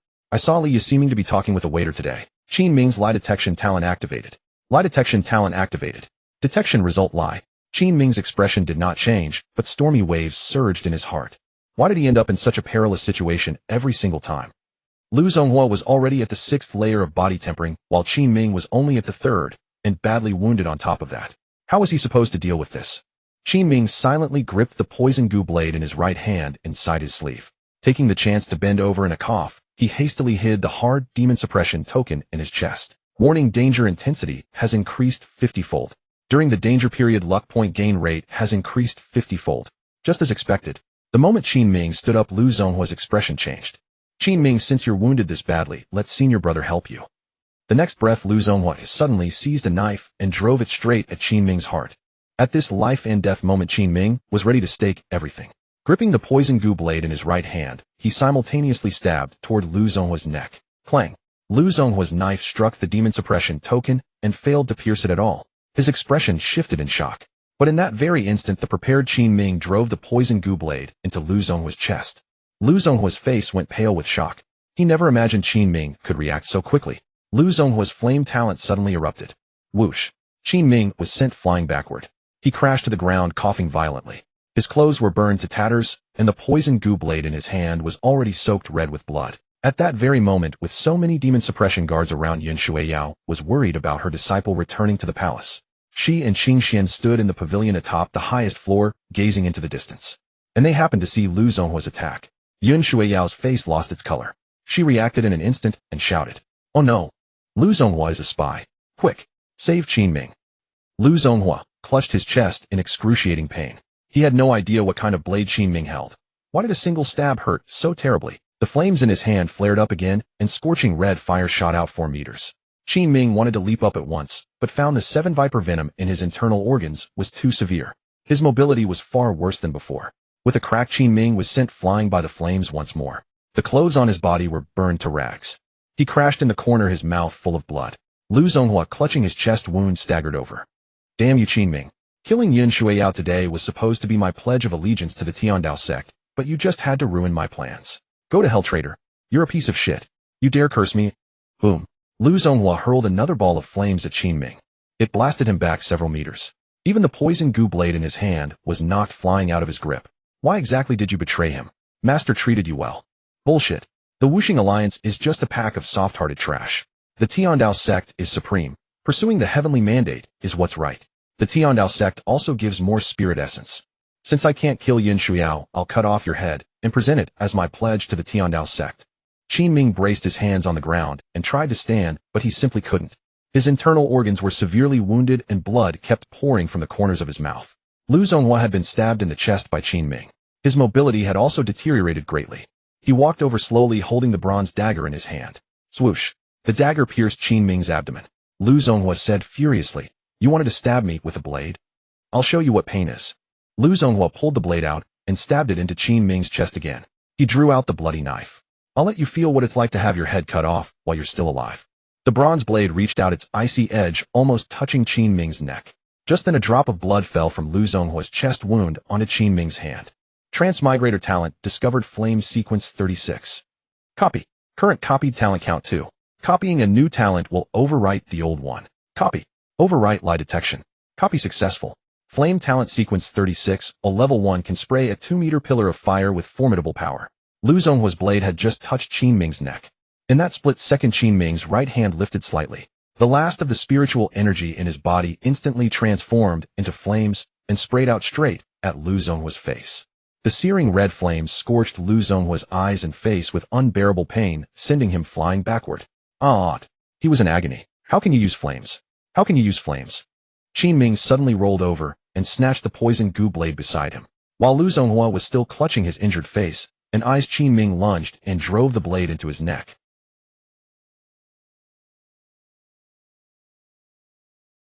Lu Zonghua tried to raise his hand to resist. Qin Ming, however, yanked out the poison goo blade and drove it into his neck again. He pulled it out and stabbed again. He pulled it out and stabbed again. After 3 strikes, Lu Zonghua's arm had already gone limp. His 2 scorched eyes were wide open, his face filled with utter disbelief. Qin Ming pulled out the blade and stabbed once more. Damn you! Lu Zonghua's neck had been stabbed into a bloody mess. Yun Shuiyao and Qing Xuan, rushing over from the distance, saw this very scene. Just then the clatter of footsteps erupted behind Qin Ming. A squad of about 20 demon suppression guards had heard the commotion. Qin Ming stabbed out once more, nearly cutting Lu Zonghua's head clean off his shoulders. He saw his master Yun Shuiyao approaching with worry written all over her face. Qin Ming shook his head at her. Don't come, master. If you come over now, the demon suppression guards will definitely take you in for questioning." Yun Shuiyao stood rooted to the spot. She felt deeply sorry toward Qin Ming. It is all master's fault for failing to see people clearly. How could I have accepted that traitor Lu Zonghua as my disciple? The demon suppression guards had already charged over and surrounded Qin Ming. "Isn't this eunuch Qin?" "Yes, it's eunuch Qin. I saw him at the demon suppression tower. He serves in the Grand Princess's residence." Two demon suppression guards hurried forward and helped the exhausted, battered Qin Ming to his feet. Eunuch Qin, what is this? That Transmigrator tried to kill me, so I killed him. Eunuch Qin is truly formidable. We will definitely report this to the Grand Princess.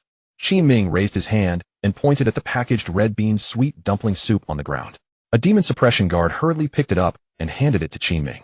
Enduring the agonizing pain throughout his body, Qin Ming walked step by step toward the imperial palace. A demon suppression guard captain saw him covered in wounds and took off his own black robe. Eunuch Qin, there is too much blood on you. Put this robe on. Qin Ming nodded. Thank you. He walked extremely slowly. Every step he took left a bloody footprint on the ground. From afar, Yun Shuiyao's eyes had long since turned red. She and Qing Xian simply could not approach. She was consumed by self-blame. All of today's disasters stemmed from her failure to see people clearly. Had it not been for Qin Ming, she would already be dead by now. Master, it looks like junior brother is badly injured. He is your senior brother. From now on you must not call him junior brother. Master, why don't I secretly follow him? With so many demon suppression guards following behind, going there would be walking straight into a trap, and it could also expose your senior brother's identity. Yes, master. But Qin Ming is pretty amazing. He was already badly wounded, yet at the 3rd level of body tempering, he killed Lu Zonghua, who was at the 6th level. Yun Shuiyao nodded, her face full of worry. On the 11th floor of the upper hall of Taiyin Palace, the Grand Princess had slept on her bed for a day and a night. That day she had fought her sister the Empress for 30 rounds over military funds. In truth, her body had not suffered serious injuries. What depressed and tormented her most was the shadow left by the trauma in her heart. In those days, she and her 3rd sister Han Yuechan had killed their elder brother together, which had allowed Han Yueli to ascend the throne. Originally, Han Yueli had been on very good terms with the two sisters. But after she took the throne, she changed. She forced her 3rd sister Han Yuechan to hand over the White Feather Guard, making her disheartened and driving her to completely retreat into monastic life. She even pressed the Grand Princess from every direction to hand over the Demon Suppression Guard under her control. For this reason, the Grand Princess had fought with her elder sister Han Yueli for a full 20-odd years. The Grand Princess finally woke up. It was hunger that woke her.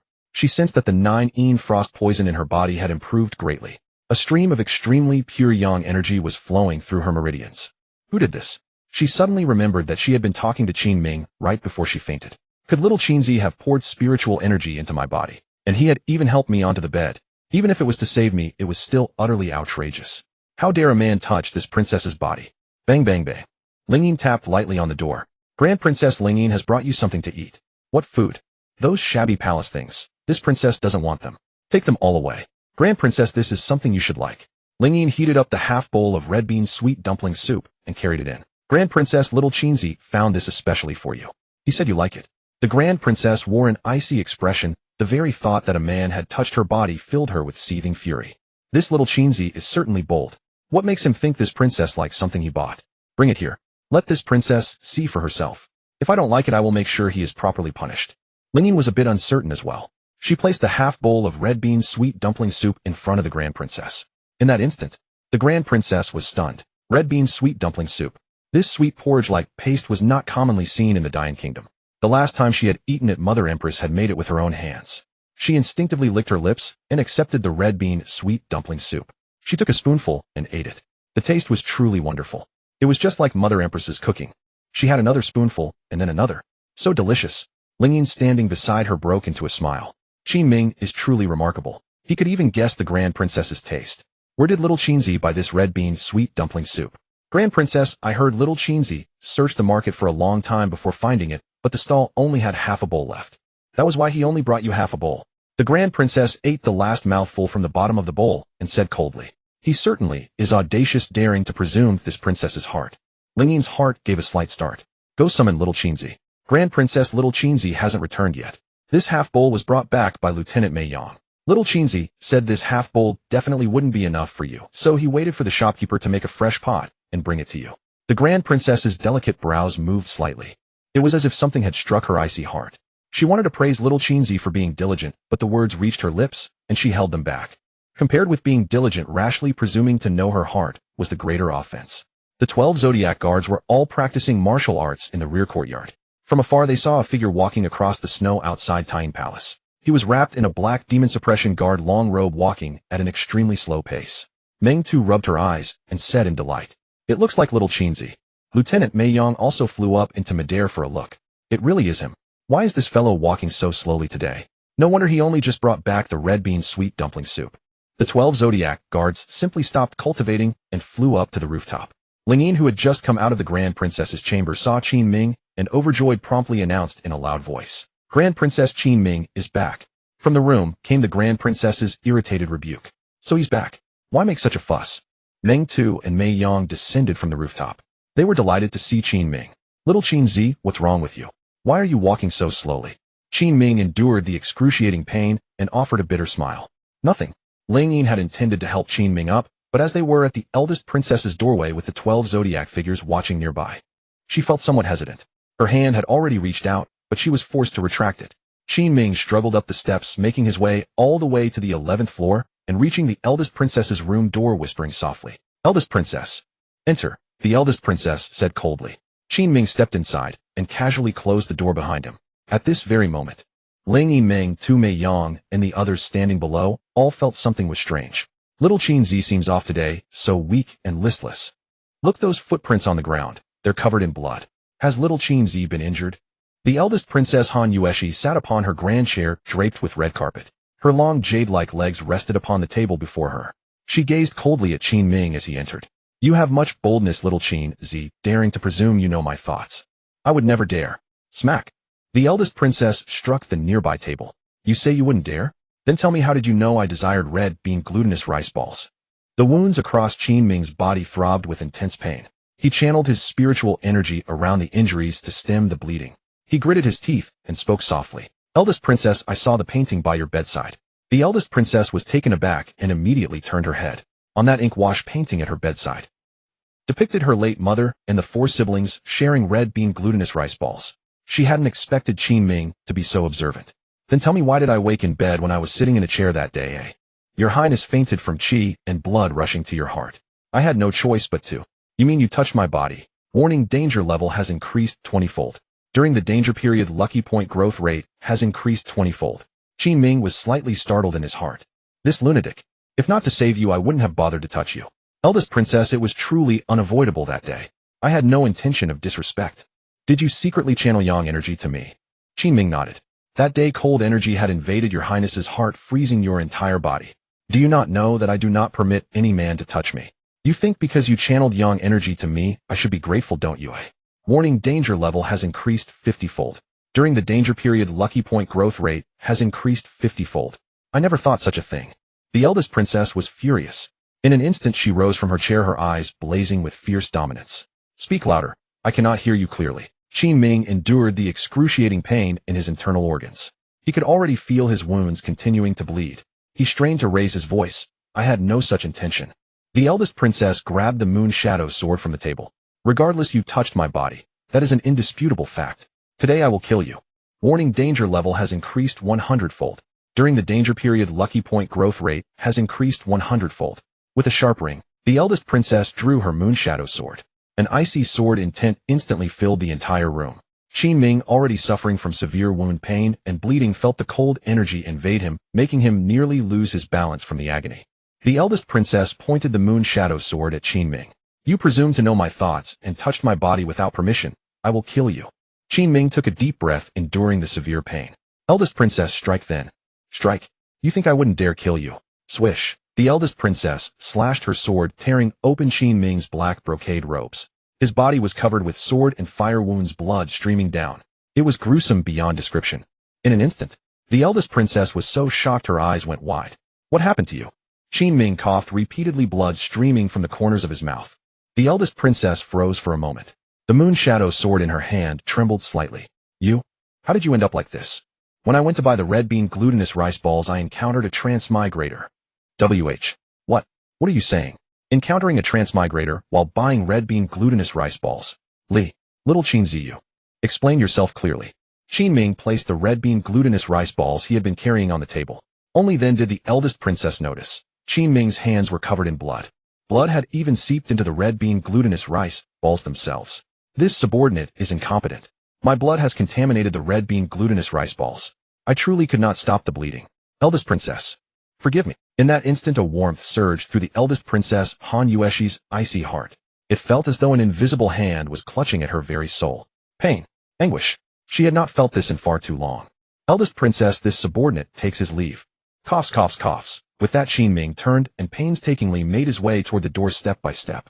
The eldest princess saw the bloody footprints on the ground. He had been attacked by a transmigrator simply to buy her red bean glutinous rice balls. He was on the verge of death and had still brought them back, and she hadn't even bothered to check his condition, only berating him relentlessly. A sudden wave of regret crashed over the eldest princess. For someone seated so high above all others, her heart felt as though it were being pierced by knives. Qin Ming had channeled his yang energy to save her, carried her to bed, and tended to her. Yet she had only focused on her own sense of violation. When she had refused to eat, Qin Ming had noticed the painting by her bedside and searched the entire city for the red bean glutinous rice balls she craved. Yet she wanted to blame him for presuming to understand her desires. Han Yueshi, how could she be such a person? Little Qin Z, wait. Qin Ming stopped in his tracks. He reached for the doorframe, but could no longer sustain himself. The 7 viper snake venom coursed through his internal organs, and compounded with his sword and fire wounds, all the damage crashed down upon him at once. Qin Ming's legs gave way, and he collapsed straight down. Thud! He fell heavily to the ground. In an instant, the eldest princess felt as though she could barely breathe. Little Qin Z, little Qin Z. Outside the door, the 12 zodiac figures and Ling Yin had already sensed something was wrong. Upon hearing the eldest princess's cry, they hurriedly pushed open the door and rushed in. Little Qin Z. What's wrong with little Qin Z? Little Qin Z. The eldest princess rushed over in a panic. He said he encountered a transmigrator. Why didn't any of you accompany him? Why didn't anyone follow him? Quickly, place him on my bed at once, hurry. The eldest princess rolled up her sleeve and took Qin Ming's pulse. His pulse was barely there. Remove his upper garment quickly. Ling Yin and Mei Yang hurriedly, in their clumsiness, pulled off Qin Ming's shirt. There, Qin Ming's once muscular physique, his well-defined abdomen, was now marred by sword cuts and burns. Damn transmigrators. I will not let this go. The eldest princess raised her arm, condensing formidable spiritual energy in her palm. She struck Qin Ming's chest. Frosty spiritual energy surged along his meridians, racing visibly toward his internal organs. How could there be poison in his internal organs? What kind of transmigrator did he face? These damn beasts. The eldest princess's eyes reddened with urgency. It appears to be 7 viper snake venom. Everyone gasped in shock. The 7 viper snake venom was among the deadliest poisons in the world. Those poisoned by it suffer from chaotic qi and blood in their internal organs, and the venom continues to corrode their spiritual cultivation. Han Yueshi made a decisive announcement. 12 Zodiac, attend to my orders. The 12 female officers all knelt. Meng Tu, fetch the blood spirit mushroom from my crazy sister. Tell her if she refuses, I'll burn down the Dragon Abyss Ancestral Shrine tonight. I don't make empty threats. Yes. Mei Yang, go to the Imperial Medical Pavilion and retrieve the life-extending grass and 9-cycle interlocking pills. Any physician who dares to hesitate will lose their head. Yes. The rest of you lead the demon-suppressing guards in a citywide search. Any transmigrator connected to this matter will be cut to pieces by my order. Yes. The 12 Zodiac departed with their orders. Ling Yin noticed Qin Ming's blood seeping onto the eldest princess's bedding. Fear of the eldest princess's wrath filled her heart. Yet, the eldest princess appeared not to see it at all. With her jade-like hands, she once again channeled her profound ice spiritual power. Ling Yin, support him properly. I will drive out this 7 viper snake venom from his body. Yun Shuiyao stood in the pavilion atop the drunken immortal tower. She gazed into the distance toward the imperial city. It was dim and hazy, and nothing could be seen clearly. Only the dense, glittering firefly stone lamps met her eyes. Qing Xian stood behind her master, holding a saber in both hands. Her long braid hung over her right shoulder. Her beautiful eyes were bright as stars. Qing Xian, will your senior brother Qin Ming be all right? It depends on whether the eldest princess is willing to save him. It's all master's fault for taking Lu Zonghua as a disciple. That traitor has been secretly colluding with the heavenly Dao sect. Yun Shuiyao sighed. Her exquisitely beautiful fair face was filled with regret and worry. Just then, many demon-suppressing guards suddenly appeared on the yellow streets of the imperial city. They searched everywhere in groups of 10. By order of the eldest princess, search every household for time travelers. Anyone connected to today's assassination attempt on eunuch Qin shall be put to death without mercy. At these words, both Qing Xian and Yun Shuiyao were shocked. It seems Qin Ming is badly hurt. Heaven protect him. Master, the eldest princess actually sent the demon-suppressing guards to avenge him. Yun Shuiyao nodded. That's why Master said he is the key to breaking the deadlock. In the upper hall chamber of the Taiyin Palace, the eldest princess Han Yueshi was continuously channeling spiritual power into Qin Ming. The knife wounds on Qin Ming's body had split open under the impact of the spiritual energy, and blood gushed out. Ling Yin stood nearby, constantly wiping away the blood with a white cloth. Her heart ached, and she grew frantic, nearly sobbing aloud. Why is he bleeding so much? Eldest princess, look, Qin Ming's blood won't stop flowing. Meng Tu stood nearby, holding a basin of hot water. She frowned and said, How can he have both knife wounds and burns? What on earth did he go through? Those detestable time travelers. Just then Mei Yang brought over the captain of the demon-suppressing guards on patrol. The captain entered the room and immediately knelt down. Your Highness, the time traveler eunuch Qin encountered had high cultivation and could wield fire. When I arrived, I saw eunuch Qin snatch the blade and stab the time traveler 7 or 8 times in the neck. Eunuch Qin suffered fatal wounds. I hurriedly helped him up. Yet enduring intense pain, he still picked up the red bean glutinous rice balls from the street stall. Hearing this, the eldest princess, who was channeling icy spiritual power, felt another sharp pang in her heart. Your Highness, what stunned me was that the time traveler eunuch Qin killed was at the 6th level of body tempering. What? Several people nearby were all shocked. What? Little Qin at the 3rd level of body tempering actually killed a 6th level body tempering cultivator. Your Highness, this is unbelievable.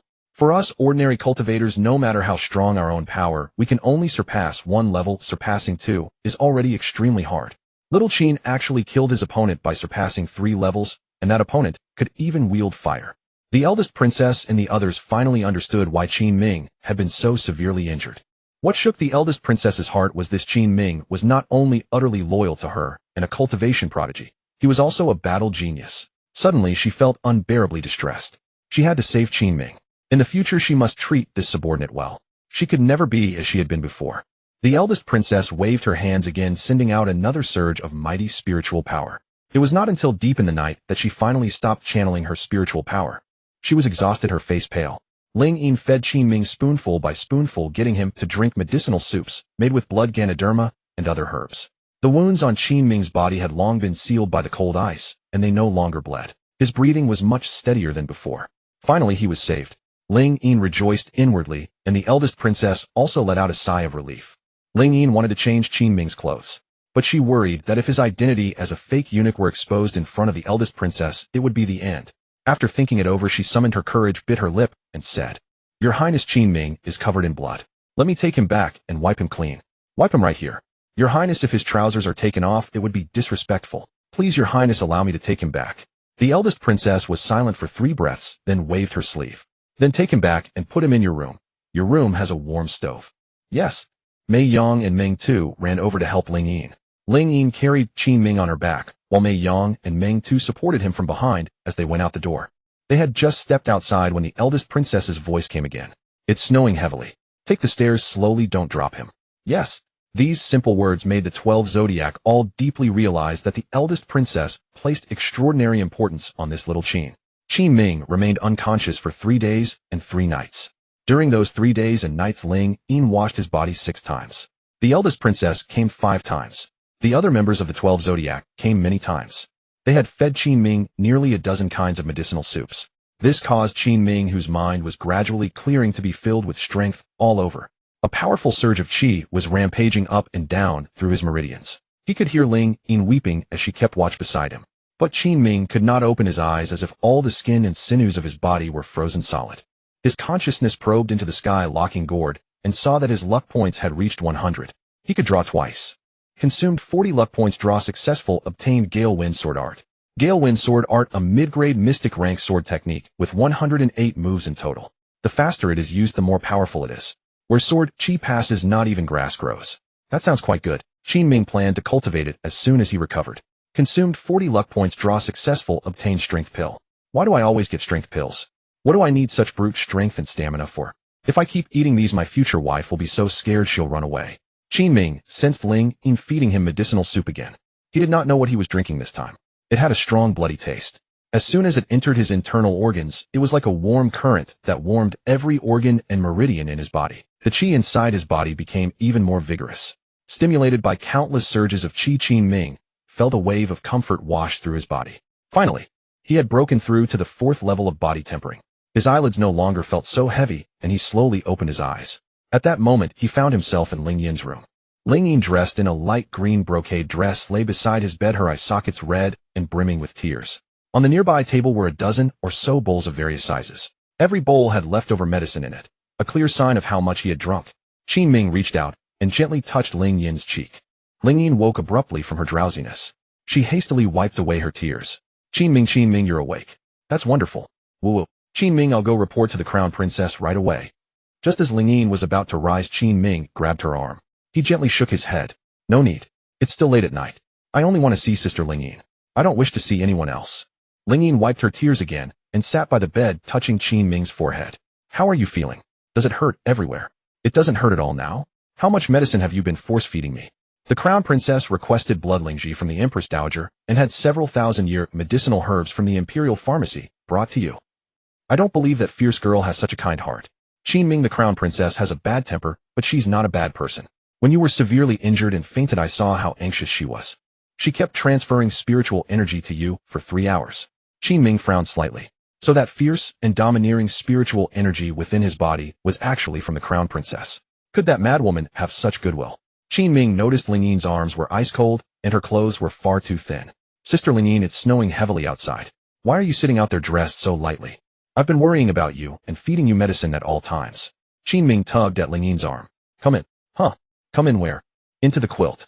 Qin Ming, this. Sister Lingyin, be obedient.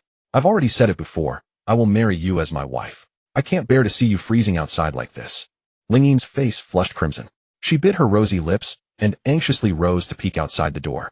Heavy snow fluttered everywhere, darkness and silence enveloping all. The Crown Princess's room still had its lamp lit, but there was no movement.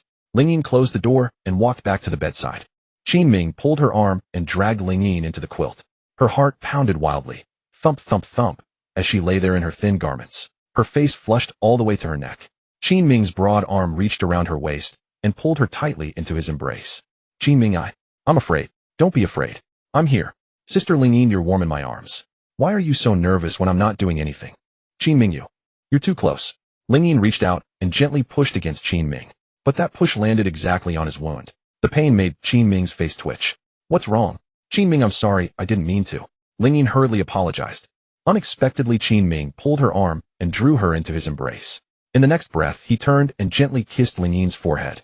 Qin Ming, stop moving around like that. You're injured. I won't move. Sister Lingyin, your hands are so cold. Let me warm them inside my clothes. You're covered in wounds. Then put your cold hands inside my clothes instead. Lingyin's delicate face turned red and hot. After 3 breaths, she nodded slightly. Dawn broke, the sky still dim. Lingyin climbed out from the quilt.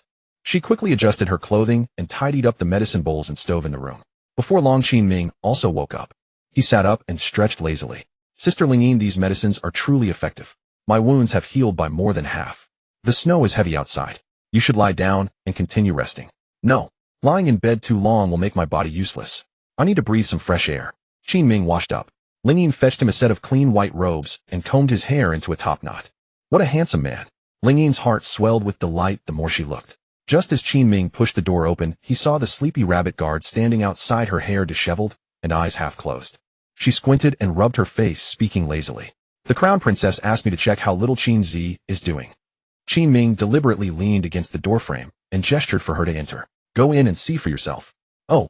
The rabbit guard took 2 steps, sensed something amiss, and looked up. Qin Ming's handsome face was smiling right at her. You're awake. This little Qin Zi is truly handsome. Wearing white clothes only adds to his temperament. Suddenly, the rabbit guard remembered she was still disheveled and hadn't had time to wash after waking. She immediately turned, covered her face, and ran away frantically. Oh God, this is so humiliating. At this cry, the others of the 12 zodiacs also came out one after another. Even the Crown Princess on the 11th floor of the main hall appeared at the window. Qin Ming stepped outside and took a deep breath. Then he grabbed a piece of ice from the lotus and crunch ate it. Originally, eating ice alongside Lingyin felt merely cool. Now, with his blood and chi surging throughout his body, eating ice truly felt comfortable. Creak. The Crown Princess's bagua mysterious window on the 11th floor was pushed open. She was fully dressed and made up, whether she hadn't slept or had simply risen early. Eating ice so early in the morning with wounds barely healed. Don't you fear death? Qin Ming smiled and bowed. Thank you for your concern, Your Highness. I consumed too much medicine when injured and my blood and chi are now surging. If I don't eat some ice, I'll feel like I'm burning up. Mei Yang on the rooftop chuckled secretly. The Crown Princess couldn't save face and her expression immediately darkened. What are you laughing at? Little Qin Zi, get up here to me right now. I still have questions for you. Yes. Qin Ming immediately ascended the stairs. His wounds had not yet fully healed and still throbbed faintly. Inside the room, it was particularly warm. The Crown Princess remained seated on her sandalwood chair, her slender legs pale and luminous. 3 days ago, your answer to my question was unclear. I asked you whether you touched me when you carried me to bed that day. Yes, but only through the clothes. From now on, don't do such things. Clear. Clear.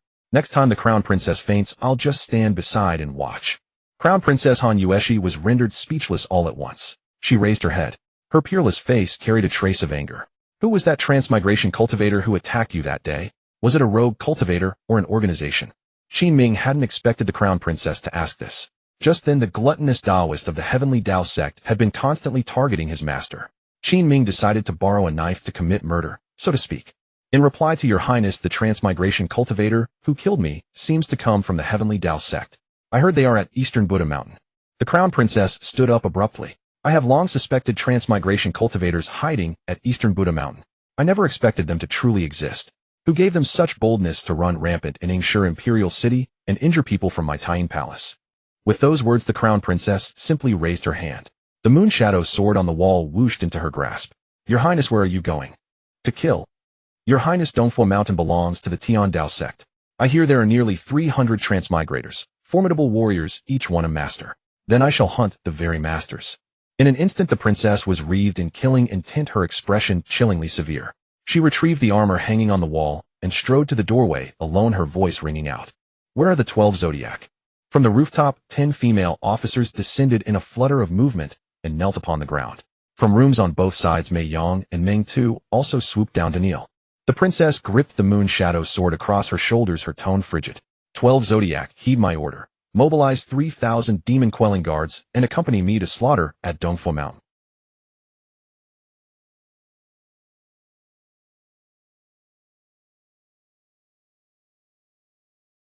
In a short while outside Taiyin Palace, countless demon-quelling guards assembled in dense ranks. Clad in black armor and mounted on snow ponies, they formed an imposing sight.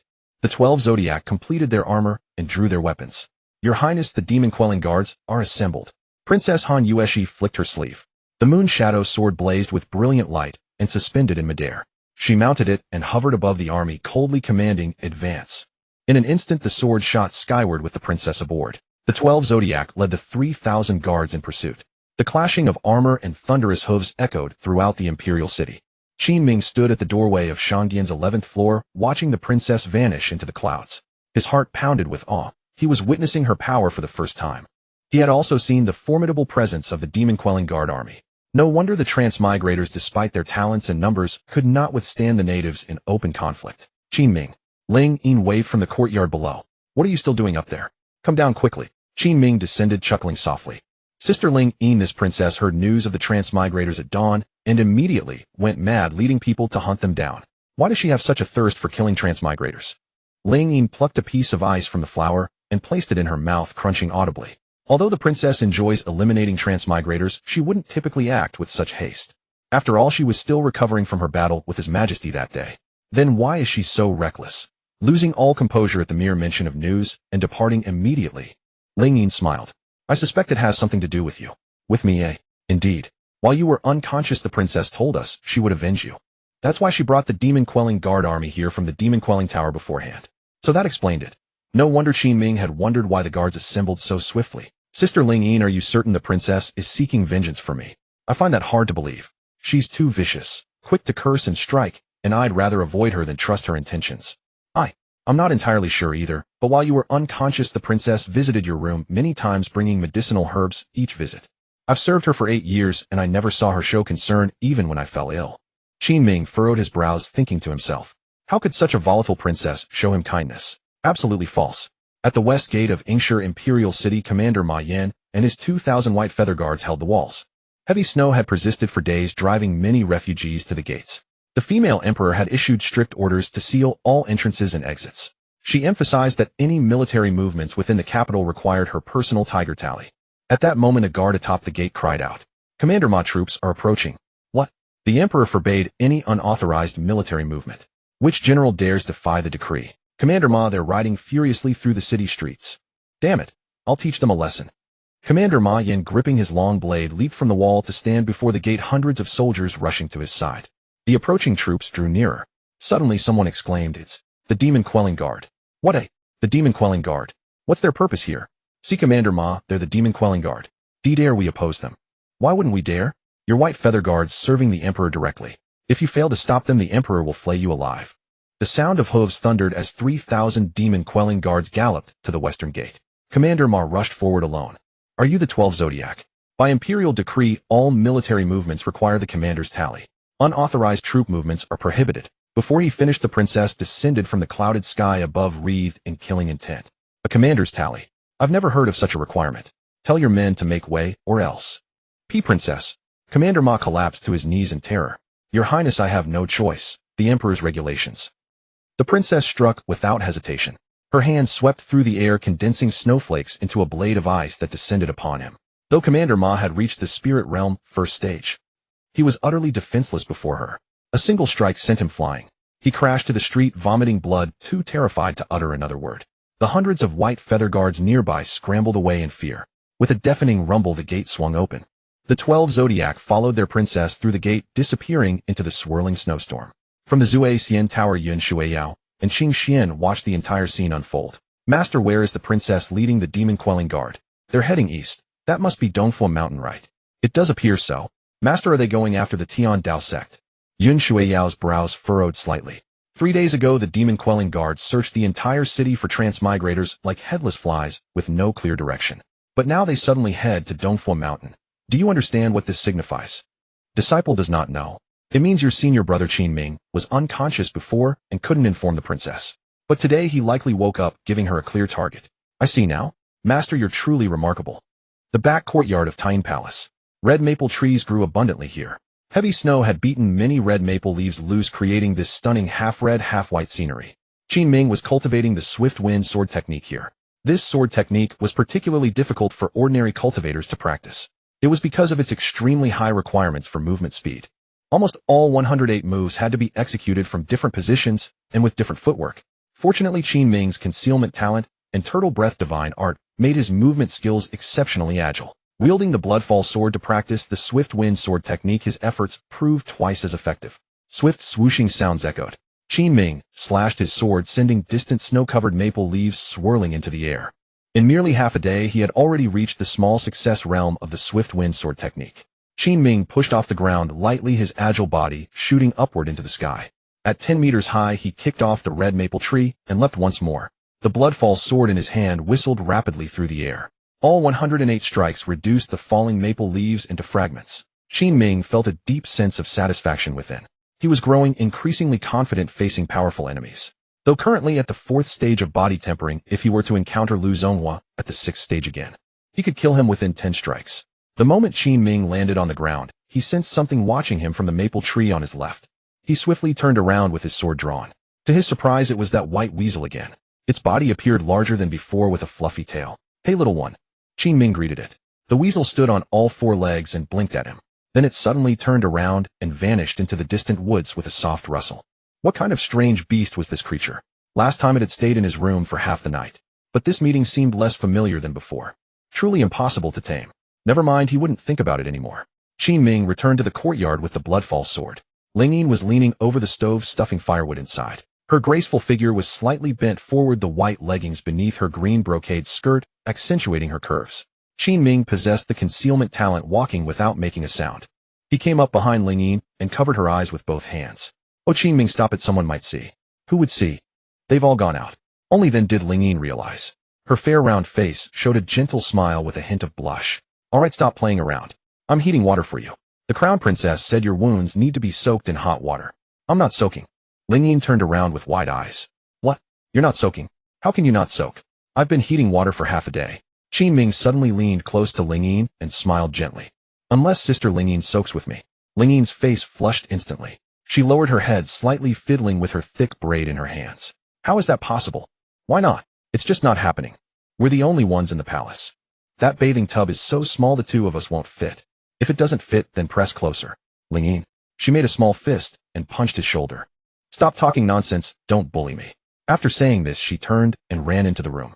Though she refused with her words after entering the room, she still ran to the bathtub to check, wondering in her heart whether the 2 of them could actually fit. Mount Dongfu was shrouded in darkness with heavy snow falling. On a 1,000-foot cliff stood a temple reaching into the clouds. In front of it was a 100-meter-tall Buddha statue decapitated. Only a single mountain path lay in the middle, covered with grim skeletons. Princess Han Yueshi, accompanied by the 12 Zodiac and 3,000 demon-quelling guards, arrived at the foot of Mount Dongfu. She descended from the sky. A scout in black tight-fitting clothes ran over and knelt. Reporting. Your Highness, I have captured a Transmigrator and have already learned the truth. On this very cliff there originally stood a temple called the Heavenly Way Temple, housing over 1,000 monks. The Heavenly Tao sect transmigration forces arrived at Mount Dongfua. They believed only their Heavenly Tao sect deserved the name, Heavenly Way, so 300 Transmigrators massacred all 1,200 monks from the Heavenly Way Temple. The piles of bleached bones along this path are those of the monks. The princess's eyes flashed with fury, her expression chillingly cold.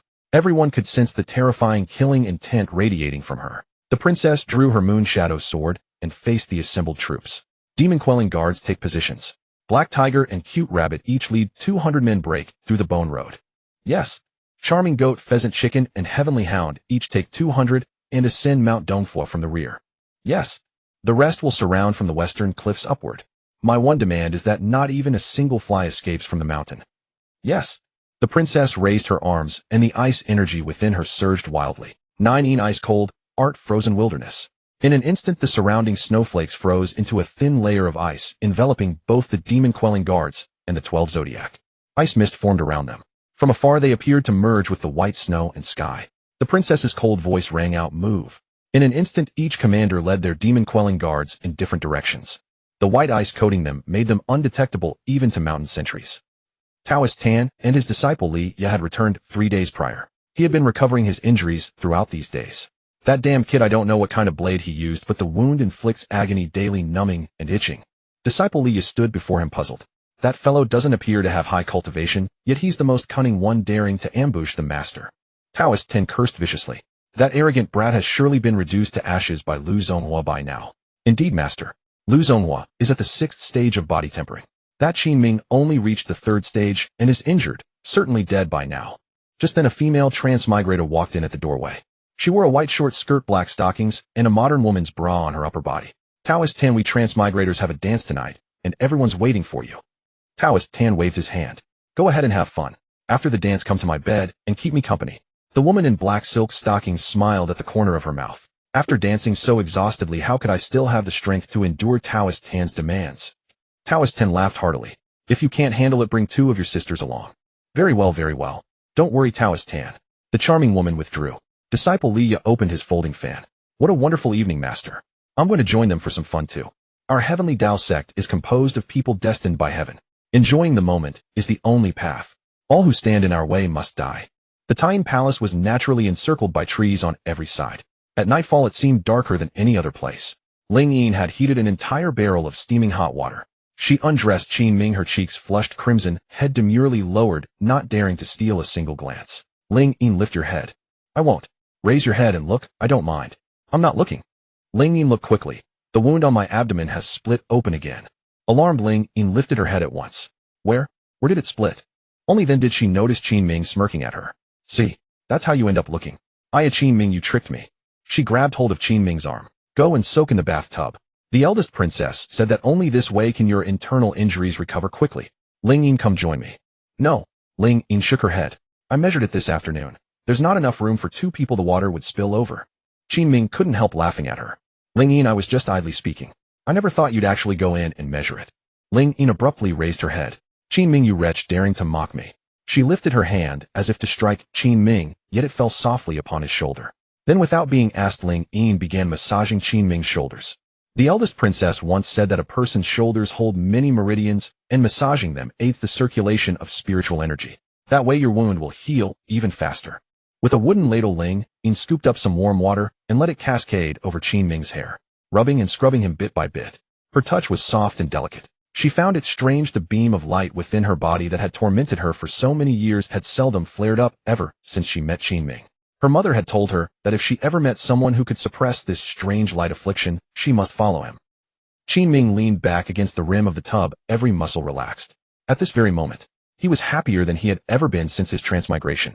Looking at Ling Yin, gentle, virtuous, pure, and lovely, Qin Ming thought, how he wished his identity as a transmigrator would never be exposed. Midway up Dongfua Mountain at the sentry post, 2 male transmigrators were on guard inside, gripping swords in their hands. There's a party up on the mountain tonight, yet we 2 brothers are stuck here on watch. What goddamn bad luck.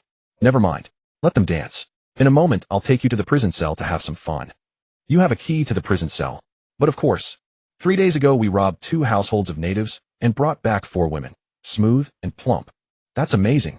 I want to taste. These natives are nothing but trash. They deserve to be ruthlessly humiliated. Exactly. They're beasts to begin with. There's nothing wrong with insulting beasts. Suddenly, a gust of icy wind swept past them. The two Transmigrators swiftly tightened their grips on their blades. Who's there? Swish. A streak of white sword chi drifted past the two of them. They froze in place, not daring to move. In the next breath, the eldest princess, clad in black armor and holding the moon shadow sword, stood before them. Her whole body radiated murderous intent. The two Transmigrators tried to shout, yet not a single sound escaped. They simply could not fathom when their throats had been slit. Blood sprayed from both their throats. Meng Tu, who followed behind, and the demon-repelling guards rushed up. From the cliff paths, in every direction, demon-repelling guards were also swiftly climbing. They made hardly any sound, and with white frost coating their forms, were thoroughly concealed. The eldest princess took the lead, charging at the very front. Out in the snow, her power in the 9-in frost art grew even stronger. With absolute silence, she had slit the throats of all 13 guard posts on Dongfo Mountain. After his bath, Qin Ming wrapped himself in a long white robe. A fire crackled in the stove, keeping the room pleasantly warm. He had just sat down on the edge of the bed when Ling Yin entered with another bucket of hot water and set it down beside him. She reached out and took hold of Qin Ming's foot. Qin Ming was startled. Ling Yin, what are you doing? I'm washing your feet. No, it's fine. Qin Ming hurriedly waved his hands.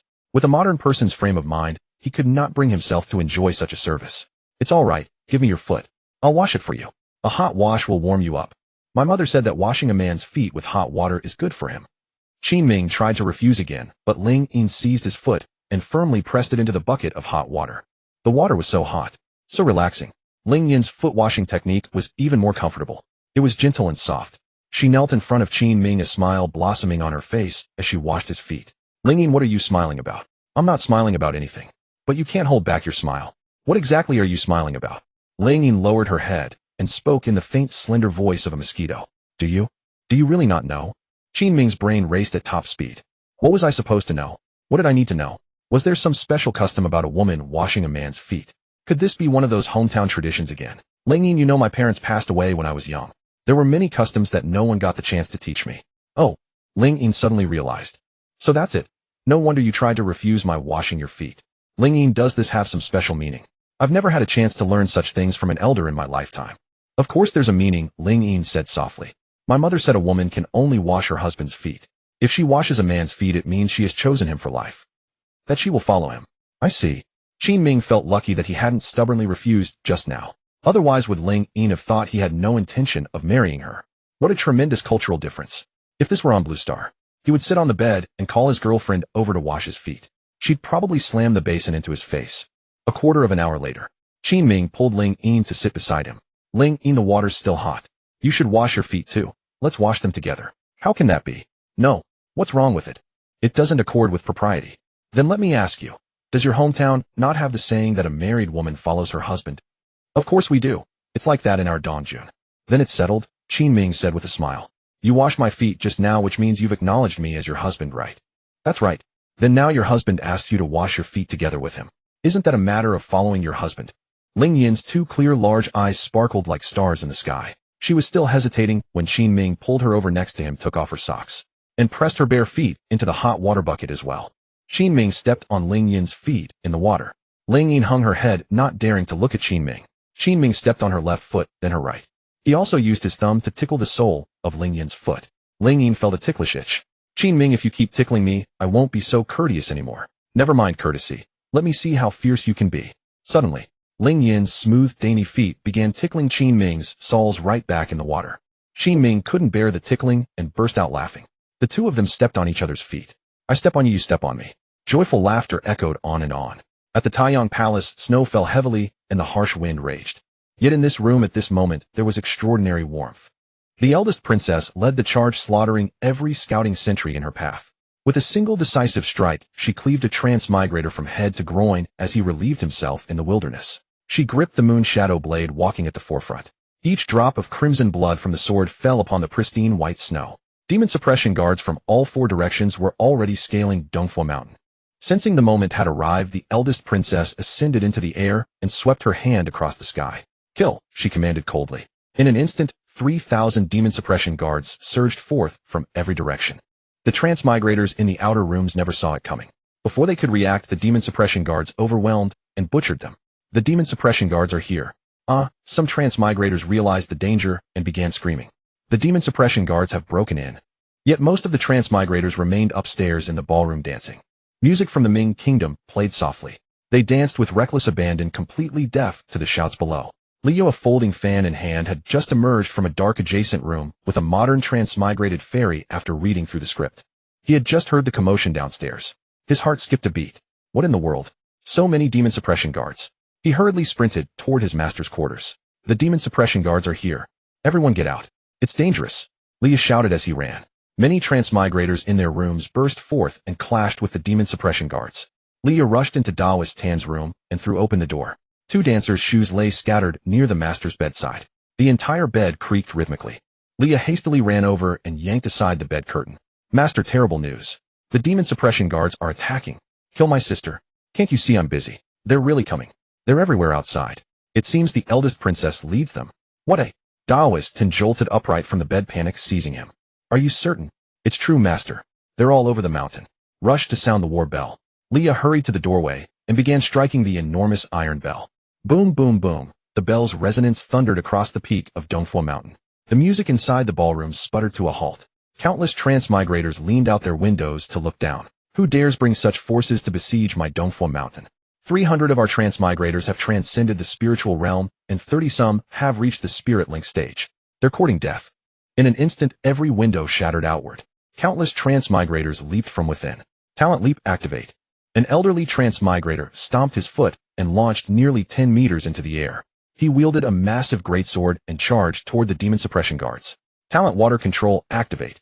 Splash. A female Transmigrator drew the water from a tank into the air. Those water droplets formed countless hidden weapons in the sky. Talent distance strike activate. A burly Transmigrator clenched his fists tightly. He struck a nearby Transmigrator with a single punch. The force traveled through the body and slammed into a distant demon suppression guard. The guard was instantly pulverized, coughing blood to death. Talent spikes activate. A thin and fragile Transmigrator clenched both fists, and in a flash sharp spikes erupted across his entire body. He charged alongside the other Transmigrators. Though the demon suppression guards outnumbered them, most cultivated only at the 3rd or 4th stage of tempering body. However, most of these Transmigrators had already reached at least the 4th stage of tempering body. Over 30 had broken through to the spirit link stage. As their various talents activated, the tide steadied in an instant. The eldest princess stood atop the tower at the entrance alongside the 12 Zodiac guards, silently observing the battlefield. Yanshu. This subordinate is present. The female Transmigrator on the left side of the tower possesses the ability to locate sound. The demon suppression guards cannot touch her. Go eliminate her. Yes. The slender Yanshu immediately shot into the sky. Midair, a monstrous rat shadow roughly 2 meters in size materialized behind her. Her speed quintupled, moving like a phantom. The tall female Transmigrator possessed the talent for auditory location. Every attack she evaded with effortless grace. At the 8th stage of tempering body, she had already slain over a dozen demon suppression guards. Swish, a gust of wind brushed past her ear, and she prepared to dodge. Unexpectedly, the agile Yanshu suddenly hovered beside the Transmigrator's ear and let out a piercing screech. SSSSSS. The sound possessed devastating, penetrating power, striking straight to the heart. In an instant, both of the female Transmigrator's eardrums ruptured, blood streaming down her face. Agonizing pain exploded in her skull. Yanshu dropped from the sky and decapitated the female Transmigrator with a single stroke. Tyne Palace, Lingyin's chambers. Lingyin never expected this. While bathing, Qin Ming had somehow appeared behind her without warning. Lingyin's face flushed crimson as she kept her head bowed. She couldn't even bear to meet Qin Ming's gaze. Sister Lingyin, you've been bathing for over an hour. The water must be cold by now. Is the water cold? I don't feel it. Are you afraid to enter the bed? I'm no beast of prey. What do you have to fear? I am not afraid of anything. Qin Ming, go rest first. I'll join you shortly. Qin Ming leaned close and whispered into her ear. Let me carry you, Sister Lingyin. Before she could protest, Qin Ming grasped her arm and lifted her from the bath. Lingyin gasped in surprise. Qin Ming, stop teasing. Qin Ming carried her in his arms toward the bed. Qin Ming, I'm afraid. My mother said if we do that I'll get pregnant. Getting pregnant would be disastrous here in Tyne Palace. Sister Lingyin, then we'll find another way. Another way? Oh yes, many ways. Daoist Tan finally burst from the main hall with 10 elite subordinates. Each of them had reached the spirit link stage. These demon suppression guards have no survival instincts. They dare invade Dongfo Mountain. Warriors, unleash your talents and slaughter every last one of them. Attack! From the distant tower, the eldest princess raised her jade-like hand. 12 Zodiac guards kill.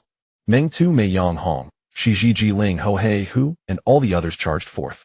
Each possessed long, graceful legs and a magnificent figure wielding formidable cultivation. Behind them appeared terrifying beast shadows. Three-eyed spirit hare, one-horned demon goat, darkwood black tiger, gilded scale dragon, crimson quenched red snake, swift wind rat. Each shadow grew ever more massive and domineering. Roar, their combat strength more than tripled. In an instant, the Transmigrator elites were driven back step by step. The Transmigrator with the talent Distant Strike was kicked squarely in the heart by Meng Tu and exploded on impact. Two elite Transmigrators were ensnared by Hong Shi's snake shadow and strangled to death. The Transmigrator ranks continued to dwindle. Daoist Tin, wielding his black serpent staff, flew toward the battlefield from afar. He shouted loudly, "Who led your forces here? What audacity, daring to oppose my Tiandao sect?" His black serpent staff swept through the air. In an instant, nearly hundreds of venomous 7-venom snakes surged forth from all around. Talent Snake Mastery activate. Excellent. You demon suppression guards will all be bitten to death. Kill. The hundreds of black 7-venom snakes swooped down from the sky. However, in the very next breath, the eldest princess extended her delicate hand from her sleeve and raised it gently. All the flying snow instantly melted into countless crystals of ice. Each crystal bore razor-sharp spikes. She flicked her wrist lightly. Kill. In fewer than 10 breaths, the hundreds of extremely venomous 7-venom snakes were all pierced and killed by the ice crystals. Daoist Tan was utterly stunned. Who is it? Only then did he turn his head and spot the eldest princess rising from the tower. Daoist Tan stood frozen. Terror seized his entire body. How could the eldest princess come here personally? The original resident's ultimate boss. She has come herself. Greedy Daoist had long heard that the eldest princess was not to be trifled with. He had long heard that she was a demon incarnate. Yet he had also heard a secret piece of information. A few days ago, the eldest princess had been injured. That was good news to him. Greedy Daoist soared into the sky, clutching his black serpent staff, and shouted loudly, "Eldest princess, you're wounded. Don't think I don't know. If you withdraw with your demon suppression guards now, I, Greedy Daoist, will show you respect, and let the matter drop otherwise." Before he could finish, the eldest princess suddenly flew over from midair. "You're looking for death." She flicked her sleeve. Boom. A sky full of snowflakes wrapped in a bone-chilling aura hurtled savagely at Greedy Daoist. Greedy Daoist hurriedly spun his black serpent staff with frantic urgency, and 7 viper venom came streaming out from it. "Since you're injured, eldest princess, this old Daoist doesn't believe I can't hold you off." A deafening boom, crack, rang out. Greedy Daoist's black serpent staff was slapped into 2 pieces, and the terrifying chill slammed him directly in the face. In an instant, he came crashing down from the sky. One move. It had taken just one move to cripple him. Greedy Daoist dragged himself up from the ground, spitting blood. Wasn't the eldest princess supposed to be injured? Why is she still this strong? Watching the Transmigrators being slaughtered to ever fewer numbers, Greedy Daoist shouted to the surviving Transmigrators behind him, "Where is Yang Ming?" "Greedy Daoist, I'm here. Use your talent on me. Quick." Yang Ming's talent was Spell Strength Amplification Sequence 53. It could amplify a person's magical might 5-fold in battle with a 5 trigger rate. It lasted only 10 breaths. When the effect ended, it would greatly harm the user's own cultivation. Yang Ming rushed behind Greedy Daoist and pressed his palms together. Talent Spell Strength Amplification activate. To Greedy Daoist's surprise, the proc succeeded, and he was instantly flooded with surging vitality. With a faint resonance of his voice, he shot into the sky like an arrow. Never had he felt so powerful. Now, even facing the Grandmaster realm, he was utterly unafraid. He condensed the black serpent venom into a poison orb in his palm and launched it straight at the eldest princess. 10 breaths is enough. Let's see how you eldest princess handle this. Even if you shatter the orb, the snake venom will still corrode you. Yet no one could have imagined what happened. The black-robed eldest princess, who had been standing in midair, suddenly had a terrifying purple phoenix appear behind her. The phoenix's silhouette was a full 50 meters tall. When it spread its wings, they blotted out the sky and the sun. From its black wings radiated an incredibly fierce, killing aura. All the Transmigrators fighting below were stunned, as if their souls had fled. Heavenly Demon Ice Phoenix. It was actually the primordial beast, Heavenly Demon Ice Phoenix. Just as Greedy Daoist's poison orb flew in front of her, the eldest princess simply waved a wing lightly and shattered it into powder. The wings of the Heavenly Demon Ice Phoenix's shadow moved again with a light stir. A terrifying snowstorm hurricane came roaring forth. Greedy Daoist's power had now been amplified tenfold. He exerted all his strength, trying desperately to withstand that dreadful hurricane. Yet none could have predicted that at the instant he touched the icy cyclone, he would be smashed with his organs ruptured and sent hurtling to the ground. Bang! The ground was pounded into an enormous crater. Greedy Daoist was completely stunned with terror. His bones were cracked, his tendons snapped, his meridians severed, and blood poured endlessly from his mouth. One move. Again, only one move. It was too horrifying. In the eyes of the last 30-plus Transmigrators, only despair remained. Among them were more than a few experts in the spirit connection realm. But gazing at the eldest princess in the sky and the terrifying heavenly demon Ice Phoenix behind her, their hearts trembled to the core. A few minutes later, the 12 Zodiac Enforcers had slaughtered all the 300-plus Transmigrators on Dongfo Mountain. The crippled, greedy Taoist, his collarbones pierced by iron hooks, was brought before the eldest princess. Commander Mingtu ran up from behind and whispered into the eldest princess's ear. Eldest Princess, Her Majesty the Empress just sent word via a spirit messenger bird saying that the Heavenly Tao sect has planted explosives somewhere in Ingshire Imperial City. The Empress said she has captured 2 elders of the Heavenly Tao sect and wants you to bring greedy Taoist back as well for joint interrogation. The eldest princess's face was cold and indifferent. Originally, she had felt defiance upon hearing her sister's order. She thought, if you tell me to stay, should I just stay? Do you Han Yueli have such authority? But when she heard that it concerned the lives of many commoners in Ingshire City, the eldest princess finally said coldly, chop off his sword arm for me, pierce his collarbones with iron hooks, and bring him back. As you command. Also bring back the heads of all 300 Transmigrators for me. As you command. At the Drunken Immortal Pavilions, Tianzi Room No. 1. Yun Shuiyao was bending over her desk writing to the headquarters of the Five Elements Alliance. She wrote down everything the traitor who had appeared in Blazing Fire Hall, greedy Taoist of the Heavenly Tao sect coming to negotiate, and the eldest princess's army attacking Dongfo Mountain. Then she opened the window. A white spirit messenger bird perched on the eaves immediately flew inside. These birds were very small and could fly more than 5 times as fast as a horse. Moreover, spirit messenger birds were extremely intelligent, and their accuracy in delivering messages was exceptionally high. Yun Shuiyao tucked the note into the little bamboo tube on the bird's claw. Then she released the spirit bird into the sky. Qingshuan, who had been standing outside the door, walked in.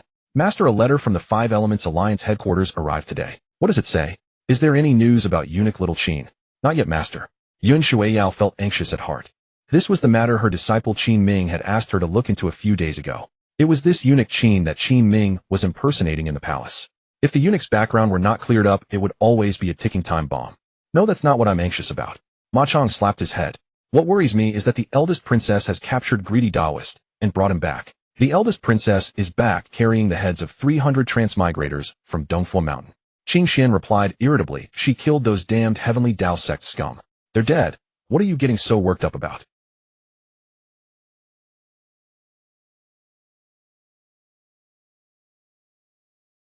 What? Hearing this, Yun Shuiyao immediately rose from her chair. Qingshuan's face also changed drastically. What are we supposed to do now? Greedy Taoist has seen Qin Ming. If the eldest princess takes him into the palace, we're in trouble. Master, how about we just charge in and kill greedy Taoist? Yun Shuiyao shot her disciple a look. Ma Chong, use your brain when doing things.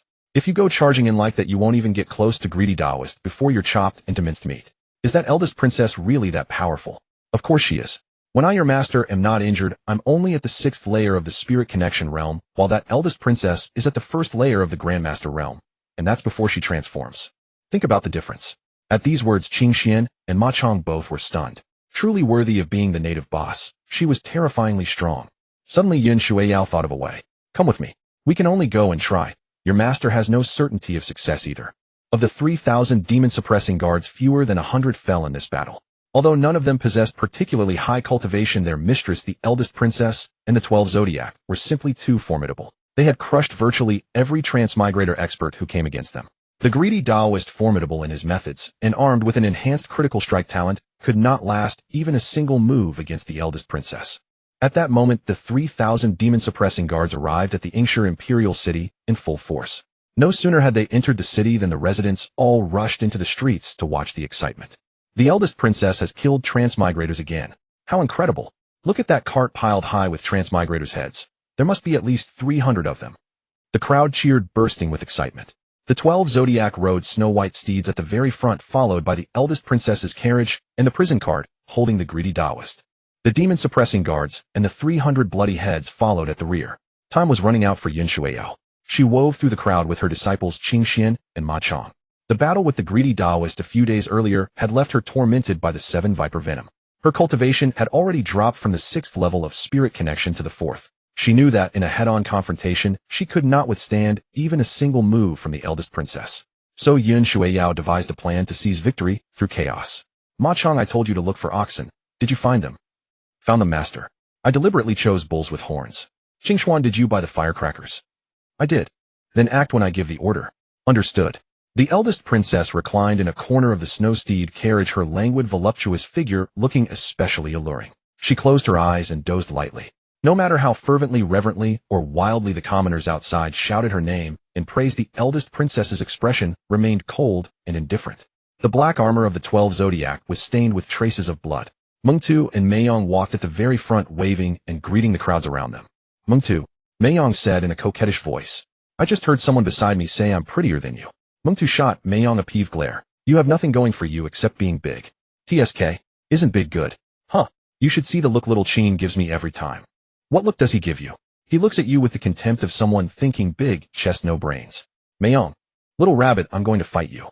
Just then the crowd ahead suddenly erupted into chaos. Mengtu raised her hand, and the army halted at once. On the street ahead, 8 bulls with crackling firecrackers tied to their tails were charging madly toward the army's carriage. Meiyong immediately drew her goat-gut sword. What's going on? Have the commoners' draft oxen gone mad? With sharp clangs the other captains also drew their blades and swords. Mengtu hastily waved her small arms. Don't kill them, everyone. Just block them. His Majesty issued an edict this year. In times of famine, draft oxen are scarce and must not be slaughtered. Oh right, I think I remember something like that. Then let's subdue the oxen. The 8 draft oxen charged madly at the main column. Many demon-suppressing guards sensed something was wrong and rushed to the front. Mengtu and Meiyong even rolled up their sleeves ready to subdue the oxen. Suddenly, the eldest princess Han Yueshi flew out of the carriage with a whoosh. Her overbearing, killing intent filled the surrounding commoners with both awe and fear. The eldest princess coldly snapped, "You bunch of idiots. Why are you all rushing to the front? This is obviously a trap." With a swish, she swept her sleeve. A ferocious aura of icy cold condensed in midair. In an instant, the cold air turned into 8 white ice swords and shot straight toward the oxen. The oxen had barely reached the front of the formation before ice swords pierced through their heads. Crack, crack, crack. The dreadful ice energy blasted the 8 oxen apart, sending blood and flesh flying. At the same time, the eldest princess turned around sharply atop the carriage and fixed her eyes on the prison cart, holding the greedy Taoist. Sure enough, she immediately spotted Yun Shuiyao and her disciples Qing Xian and Ma Chong, who were about to strike. All 3 had their faces covered. A cold smile curled at the corner of the eldest princess's lips as she raised her hand. With a sharp ring, the moon shadow sword flashed from its sheath. Yun Shuiyao's dustless sword was already flying toward the greedy Taoist. The sword carried the dense sword intent of her innate sword heart. Qing Xian also slashed out violently, aiming straight at the greedy Taoist's heart. Yet no one could have expected. The dustless sword and the black gold blade had barely reached the greedy Taoist before the moon shadow sword descended from the sky, and with a crack knocked them flying backward. Buffed. Both Yun Shuiyao and Qing Xian suffered agonizing pain in their heart meridians, blood spilling from the corners of their mouths. In the blink of an eye, Yun Shuiyao swung her arms with all her might and unleashed 3 more sword intents at the greedy Taoist. But the eldest princess, monstrously powerful as she was, gave her no chance whatsoever. Her slender jade hand grasped the air, and a mass of snowflakes instantly coalesced. As her sleeve swept down, the gathered snowflakes formed an ice wall in front of the greedy Taoist. Boom, boom, boom. All 3 of Yun Shuiyao's sword intents were blocked by the ice wall. Qing Xian slashed out several more times, but to no avail. The next breath, the ice wall burst apart with a crack. The shattered ice condensed into tiny ice swords that stabbed straight toward Yun Shuiyao. Yun Shuiyao hastily retreated. This eldest princess was truly terrifying. What a monster! Retreat! Yun Shuiyao commanded. She led Ma Chong and Qing Xian in a frantic dash into the crowd and jumped into the already open sewer entrance. The instant the master and her disciples plunged into the sewer, the eldest princess's ice sword arrived and detonated thunderously behind them. Crack! Crack! Crack! Down below, Yun Shuiyao spat out a huge mouthful of blood. Qing Xian quickly supported her. Master, run. That eldest princess is a demon, vicious and cunning. We didn't kill the greedy Taoist. What will happen to senior brother Qin Ming in the palace? The eldest princess pursued them from the carriage and stood at the sewer entrance. She had originally planned to jump down and take all 3 of their heads, but a foul stench wafted up from within. The eldest princess quickly flicked her sleeve and retreated backward. She lightly patted her clothes, then returned to her carriage. Killing was permissible, but dirtying her clothes because of killing was absolutely not allowed for the eldest princess. The 12 Zodiacs sent 100 demon-suppressing guards down into the sewer in pursuit, while the main army continued toward the Taiyin Palace. At dawn, the Taiyin Palace remained dim and silent. Lingyin had dressed early, and after grooming herself, neatly came outside. She took several pieces of ice from the frost flowers and chewed them one after another.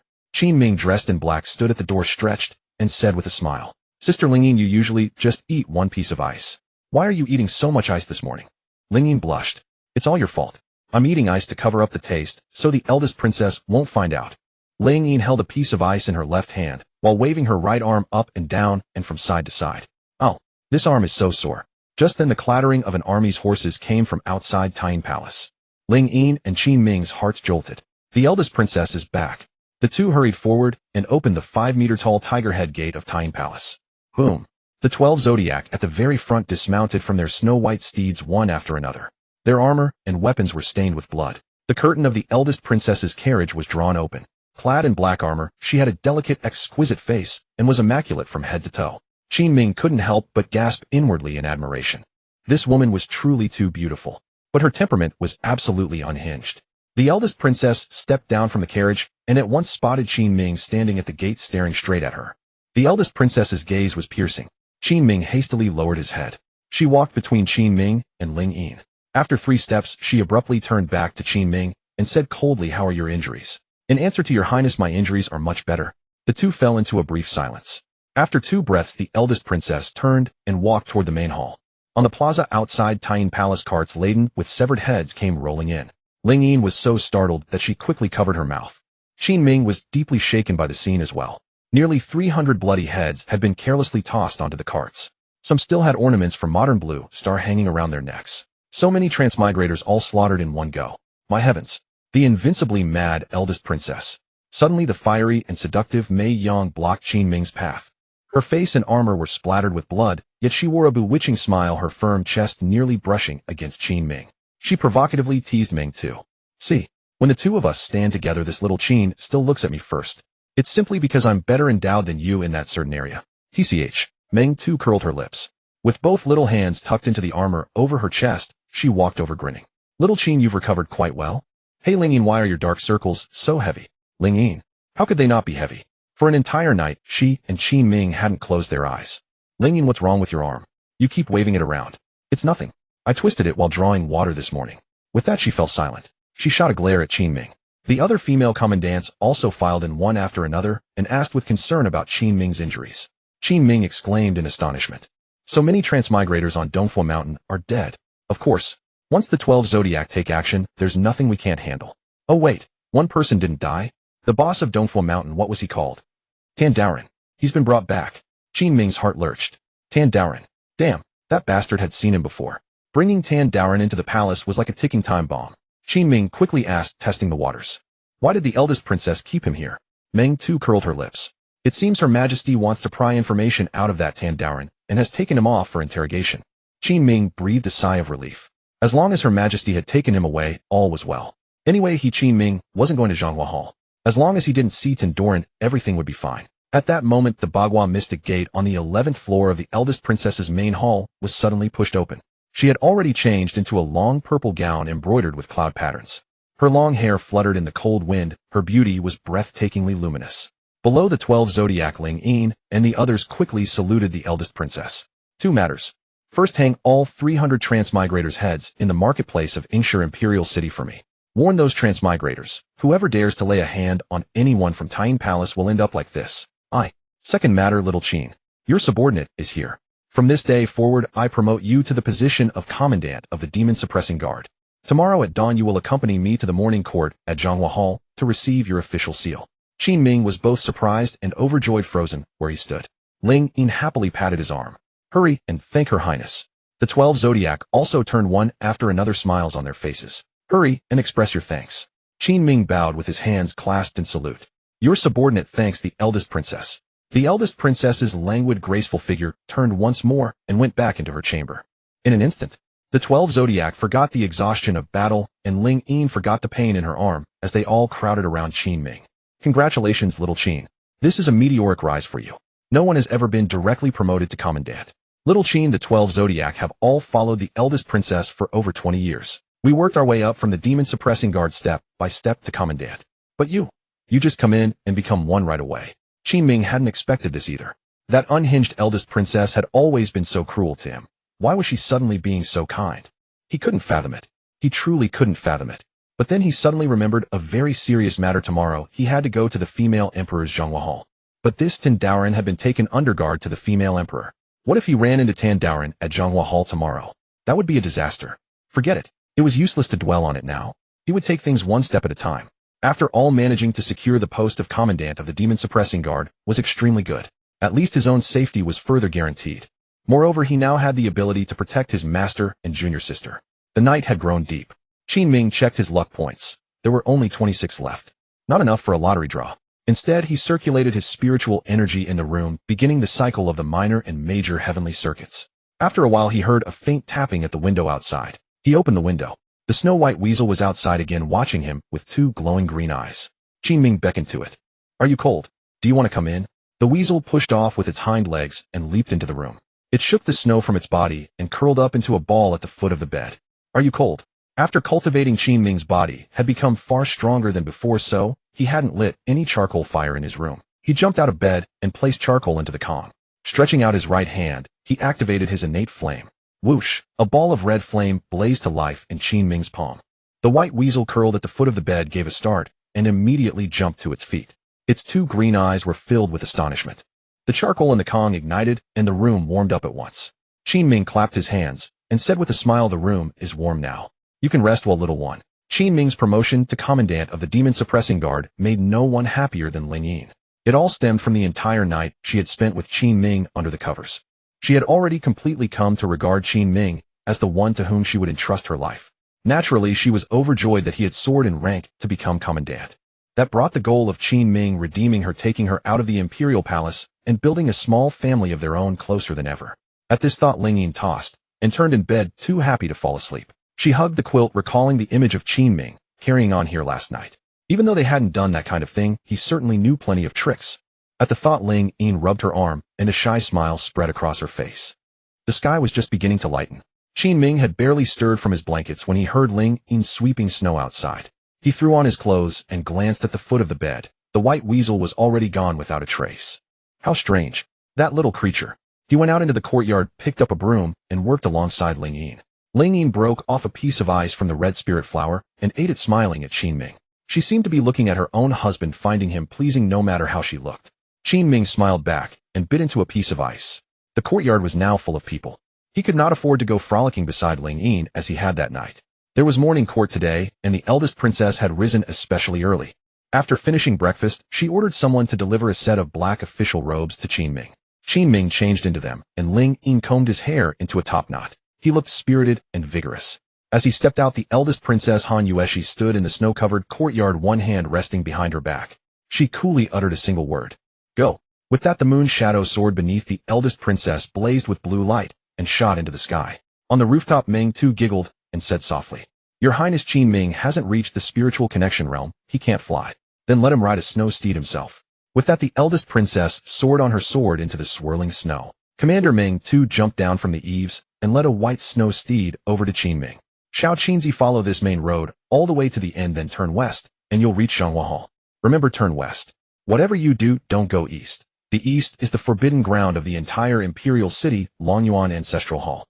Longyuan Ancestral Hall. Those four words stirred several question marks in Qin Ming's mind. Truly strange. In the novels he used to read, imperial ancestral halls were usually called the Imperial Ancestral Hall or the Forefathers' Ancestral Hall. Why was there a Longyuan Ancestral Hall? But Qin Ming didn't ask further. He leaped onto the white steed and bade farewell to Ling Yin and the 12 zodiacs. "Xiao Qinzi, safe journey. Xiao Qinzi, may your official career soar." Qin Ming pressed lightly with his legs, and the white steed surged into a swift gallop. The imperial palace of the Dian Kingdom was exceptionally vast, so officials were permitted to ride horses, but absolutely forbidden to fly within the palace grounds. The eldest princess was the exception, because the empress could not control her. This was Qin Ming's first encounter with the center of Dian's power, and the nearer he drew to Zhonghua Hall, the more awestruck he became. A tower every 3 paces, a pavilion every 5, a garden every 10, all exquisite beyond compare. Through the thickly falling snow, he looked east toward the direction of Longyuan Ancestral Hall. A colossal black dragon sculpture coiled upward into the sky, reaching a height of at least 500 or 600 meters. The black dragon was carved with astonishing lifelikeness. Its enormous head stood tall amidst the wind and snow, its countenance so full of majesty that one glance could stir boundless dread. What exactly was this Longyuan Ancestral Hall? Just as the thought crossed his mind, a sudden shout rang out behind him. Who goes there? How dare you ride around staring so brazenly? Qin Ming turned around. 6 white feather guards appeared before him in white armor, long swords in hand, and immediately surrounded his horse. I am Wang Shan, commander of the White Feather Guard. Who are you? State your name. I am Qin Ming, the newly appointed commander of the Demon Suppressing Guard. Ha ha ha. A white feather guard beside Wang Shan suddenly burst out laughing. Pointing at Qin Ming, he laughed. Commander of the Demon Suppressing Guard. Stop your boasting. I know you. You're Xiao Qinzi, the eunuch serving in Tyne Palace. Wang Shan stepped forward, his eyes full of arrogance and contempt. Eunuchs are rootless men too weak to truss a chicken, and you dare to pass yourself off as a commander. What a joke. Qin Ming was nearing the breaking point. He did not want trouble, so he said once more in a low voice, I truly am the newly appointed commander of the Demon Suppressing Guard, and I'm on my way to Zhonghua Hall. Commander Wang, please be understanding. Understanding be damned, you eunuch. Seize him for me. I've never heard of any eunuch in the palace becoming a commander. It would be a laughingstock. The 5 guards around him roared with laughter again. Qin Ming jumped down from his horse. Since Commander Wang believes I'm too weak to truss a chicken, how about we try? Qin Ming could already tell that Wang Shan's cultivation was at the 3rd level of body tempering, while the other white feather guards were at the 2nd level. You see, even the eunuchs of Tyne Palace have grown bold enough to challenge a commander of our White Feather Guard. Today I'll show you what the authority of the White Feather Guard really means. As his words fell, Wang Shan clenched his fist and hurled a punch at Qin Ming. Qin Ming remained composed. Just as Wang Shan closed and his right hand shot up. Crack! The ice soul fist blasted out, and the frosty mist crystallized around his fist exploded outward. The impact sent Commander Wang Shan flying backward, landing 5 meters away. Groaning in pain, humiliated and furious, he shouted, kill him. Kill him. In an instant, the other 5 white feather guards drew their swords and charged. Qin Ming's stealth talent and the turtle breath spirit art granted him extraordinary perception and speed. 5 swords thrust back and forth around him, yet Qin Ming dodged every strike with ease. Seizing his chance, he unleashed the Ice Soul Fist in rapid succession. Bang! Bang! Bang! Bang! Bang! All 5 white feather soldiers were knocked to the ground, blood spilling from their mouths. Wang Shan, lying on the ground, was utterly shocked. How can a newly arrived eunuch be this powerful? Qin Ming's expression grew colder. He stepped forward again and raised his foot. Boom! He kicked Wang Shan square in the chest, sending him flying more than 10 meters away. Just then 2 officials passed by on the road ahead, dressed in sky-blue robes embroidered with patterns of strange beasts. They happened to witness Qin Ming striking someone. Stop! Young man, I see you are wearing the uniform of the Demon Suppressing Guard. How can you so casually beat white feather guards here? When were you appointed commander? And why do you attack people without cause? Qin Ming clasped his hands in salute. Honored officials, I am Commander Qin Ming. As I was passing by, Commander Wang Shan and his guards blocked my way and hurled insults at me. I only acted because I had no choice. No choice. What proof do you have? Yes, do you have any evidence that they struck first? Lord Qin, this is near Her Majesty's Zhonghua Hall. Causing trouble recklessly is a very serious offense. Since you have no evidence, this is unlawful assault. I will certainly report this to Her Majesty. Qin Ming had already seen through these 2 robed officials as troublemakers. As he was pondering how to respond, a figure in purple-black robes approached from the distance. It was none other than the eldest princess, her face cold as frost, awe-inspiring and imperious. The 2 officials rushed forward at once, seizing the initiative to accuse him first. Princess Royal, we just saw Qin Ming assaulting members of the White Feather Guard. Qin Ming knocked 6 white feather guards unconscious. I asked him if he had any proof that someone else provoked him first, and he had none. That proves he was the one who stirred up trouble. Qin Ming followed, and took the opportunity to bow to the Princess Royal. He felt that causing trouble near the Zhonghua Hall right under the noses of those meddlesome civil officials meant the Princess Royal would surely berate him. Qin Ming hastily tried to explain, Princess Royal, Commandant Wang Shan kept provoking me. But who would have guessed it? He had barely spoken a sentence before the Princess Royal flicked her sleeve. Say no more. Xiao Qinzi, come here. Qin Ming walked over to the Princess Royal and bowed once more. Today marks your first day as an official. Let me teach you a few rules of conduct. I am listening respectfully, Your Highness. Remember this. If anyone in this world doubts what you have done, do not try to prove it. That is utterly meaningless. You must crush his eyes and tell him to have sharper eyes in his next life. The next instant, the Princess Royal suddenly flicked her sleeve. The snowflakes in the air coalesced into a short sword of crystalline ice. Swoosh. Splurt. The eyes of the 2 officials before him were slashed open, streaming with blood. Their eyeballs burst apart. Clutching their eyes in agony, they wailed heartrendingly. Ah! Ow! My eyes! Ow! Shock filled Qin Ming's heart, and his eyes went wide. Damn! This was the first time he felt that the Princess Royal was so cool. The Princess Royal turned and walked toward the Zhonghua Hall, and Qin Ming hurried to follow. A biting cold wind stirred her robes. Her black hair spilled loosely over her shoulders. She was truly a vision of beauty. What Qin Ming could not understand was that the Princess Royal had chosen to believe him unconditionally without even hearing his explanation. Why did she seem slightly different from before? The Empress's Zhonghua Hall was circular and soared over 100 feet high. At its very apex, a colossal red phoenix was sculpted from firefly stones. From time to time it emitted dazzling light, making the murky clouds and mist around it shine through. The surrounding walls of the Zhonghua Hall were also inlaid with many firefly stones. This world lay under an eternal shroud of darkness, and people made their homes wherever they could find fire and light. Thus adorning one's hall with firefly stones was a display of wealth and authority. At the entrance of the Zhonghua Hall stood a green-robed eunuch with a pallid face, a pair of hawk-like eyes, and a portly frame. Qin Ming recognized him at once. It was Wang Jin, the eunuch who had carried out the castration and disciplinary lecture for their batch of eunuchs back then. How had he come to be here from the Office of Eunuch Affairs? Qin Ming's heart grew uneasy. He feared this man might see through his identity as the fake Xiao Qinzi. He was not sure whether Wang Jin had ever seen Xiao Qinzi's face when he performed the castration, but at the time Xiao Qinzi had a large scar on his face. Eunuch Wang Jin surely could not have recognized him that clearly. Seeing the Princess Royal, Wang Jin at once shouted toward the Zhonghua Hall, "The Princess Royal has arrived."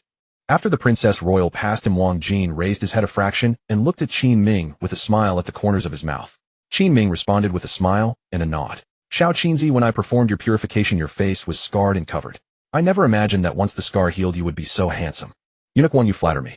Congratulations on your promotion to the Directorate of Ceremonial. And congratulations to you as well. To be able to serve as a commandant means your prospects are truly boundless." Qin Ming bowed once more and quickly followed the Princess Royal inside. It seemed Wang Jin had not recognized him. Or perhaps he had, and was simply a consummate old schemer.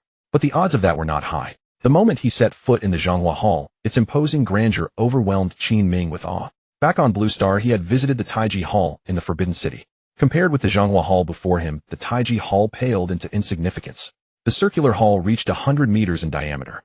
In the center, 18 golden pillars carved with phoenixes were hung with firefly stone lamps. Civil and military officials packed the two sides of the hall.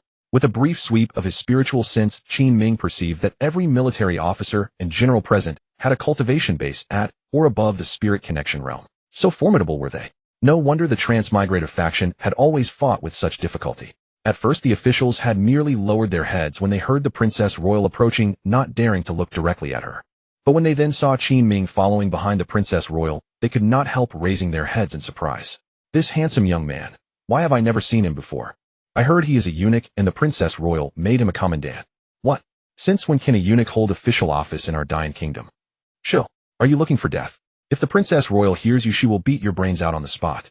Qin Ming kept his head slightly lowered, neither servile nor arrogant. He followed the Princess Royal to the front left of the Great Hall. The Princess Royal sat down in a large white jade chair, and Qin Ming stood behind her. Out of the corner of his eye he covertly studied those on both sides.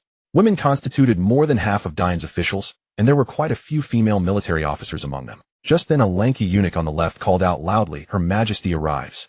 The ministers and generals all knelt one after another.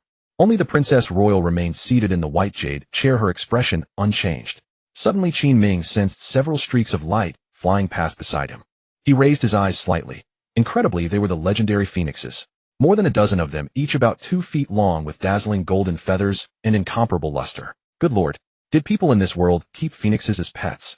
Just then a scorching aura surged through the Zhonghua Hall. Qin Ming's skin turned hot, and it seemed a flame had also been lit in the depths of his heart. Sweat began to bead on the foreheads of many officials kneeling in the great hall of the Zhonghua Hall, but none dared lift his head. "Rise, my ministers." "Thank you, your majesty." Qin Ming raised his head, and in a single glance he saw the empress seated on the imperial throne upon the high dais. Her entire body radiated a scorching flame aura. A gold and black dragon robe hugged her proud, seductive figure. Her peerless beauty was equal to that of her younger sister, the Princess Royal, yet she also carried an additional air of imperial dominance. The dozen golden phoenixes that had been flying moments ago now landed one after another around the Empress's dragon throne. The Empress's imperious gaze swept around the hall and settled on her younger sister, the Princess Royal. In the next instant she lifted her eyes and glared at Qin Ming. A translucent system notification flashed before his eyes. Warning: danger level increased 200-fold. During the danger period the rate of luck point gain increased 200-fold. Good Lord. A single glare had raised the danger level by 200 times. How utterly insane was that? The Princess Royal seated on the white jade chair abruptly raised her eyes, and a fierce frost aura burst out. In that instant she forced back the Empress's killing intent. The pressure on Qin Ming abruptly disappeared. The Empress remained impassive, sweeping her gaze across the assembled ministers. A few days ago, I ordered the interrogation of the Heavenly Tao sect elders to find out where the explosives in Ingshire City were hidden. Has there been any progress? Deathly silence fell over the ministers below. After 3 breaths, a short-statured general stepped forward. Your Majesty, I had them locked in the infernal prison and interrogated them for an entire day and night, but I have not yet extracted a confession. A faint cold motion stirred in the Empress Han Yueli's brow, and the flames in the firefly stone lamps trembled. Utterly worthless. You cannot even draw information out of 3 Transmigrators. What else are you good for? The Empress raised her right hand. With a whoosh, a deep blue flame suddenly blazed up. In an instant, the entire Zhonghua Hall became scorching hot. The general trembled from head to toe and fell to his knees with a thump. Spare me, Your Majesty. I will go back and interrogate them again. Please spare me, Your Majesty. Boom. The deep blue flame struck the general head-on. He was hurled back more than 10 meters and knocked unconscious. The entire hall fell into deathly silence. The blue flame made the entire palace swelter. Qin Ming was secretly astounded. This woman is completely unhinged, even more unhinged than the Princess Royal. Her blue flame was truly absurdly powerful. The Empress Han Yueli spoke coldly once more. Bring the 3 Transmigrator elders before me. I refuse to believe I cannot make them talk. Within no more than a few minutes, the 3 elders of the Heavenly Tao sect were brought before the throne: greedy Taoist, ghost elder, and cursed Taoist. Their hands were bound behind their backs, and huge iron hooks were driven through their collarbones. Qin Ming's heart was in his throat. He had never expected to run into greedy Taoist here in the Zhonghua Hall. What truly rotten luck. Qin Ming quickly sidled up to the left of the crown princess, ensuring her body precisely shielded him from the greedy Taoist's gaze. All 3 Transmigrator elders had reached the spirit connection realm. Yet before the Empress, they could barely draw breath, kneeling on the ground in sheer terror. The Empress spoke coldly. It is said the Transmigrator Heavenly Way cult planted explosives within my imperial city. Reveal their location, and I shall grant you a swift death. Greedy Taoist and his 2 companions stood disheveled, their garments in tatters and bodies covered in wounds. They kept their heads bowed and remained silent. The Empress turned her gaze toward the corner on the right side of the Palms of Fire Hall. Bring those 3 alchemy furnaces to me. Since the 3 of them refused to speak, bind them to the scorching furnaces and beat them mercilessly. Moments later, the 3 flaming alchemy furnaces were positioned at the center of the fire point. Greedy Taoist, ghost elder, and cursed Taoist were each bound to a separate furnace. Sizzle. Their backs were nearly being scorched black. Ah, Your Majesty, have mercy. 3 generals wielding long whips approached the Bagua furnace and began striking viciously. Crack, crack. Each lash tore their flesh open and sent blood spraying through the air. They screamed in agony, begging for relief. Yet the 3 seemed to have conspired beforehand, refusing to reveal the location of any explosives, perhaps hoping to use this as leverage to prolong their own lives. The Empress rested her pale chin lightly on her right arm, legs crossed. Qin Ming stole a glance at the Crown Princess from the corner of his eye. The Crown Princess shared the same chilling gaze. These 2 sisters truly were a match made in hell. After 10 breaths, a general reported, Your Majesty, greedy Taoist has been beaten to death. Qin Ming exhaled in relief. Good that he died. It was truly better this way. With greedy Taoist dead, his own identity would remain hidden. But unexpectedly, the unhinged Empress suddenly raised her jade hand. Imperial Medical Saint. This subject is present. Bring him back to life, then continue beating him. Yes. Qin Ming. Truly only the words deranged and merciless could describe her. He could scarcely imagine how horrific his fate would be should his identity ever be exposed and fall into the hands of this mad Empress. The Imperial Medical Saint quickly inserted over a dozen needles. Sure enough, greedy Taoist revived, though blood still spilled from his lips. He struggled and cried out in torment. The Empress glared sharply at the general. The general immediately stuffed paper wads into all 3 prisoners' mouths and resumed the frenzied whipping. The Empress sat upright upon her throne, regarding the assembled ministers. Report any matters of importance. A short official from the 3rd row stepped forward. Your Majesty, Han Night City has been attacked by snow beasts. The casualties among the defending soldiers and common folk exceed 100,000. The Empress's eyes suddenly turned piercingly sharp. What exactly is Lan Jinxin doing? A mere pack of snow beasts reduces Han Night City to this state. What good is she? Where are the 30,000 white feather guards I dispatched? Your Majesty, according to the reports received, the white feather guards have been annihilated. The Empress struck the nearby table with one palm, shattering it to pieces. She rose abruptly, blue flames erupting around her once more. Trash. All of you are useless trash.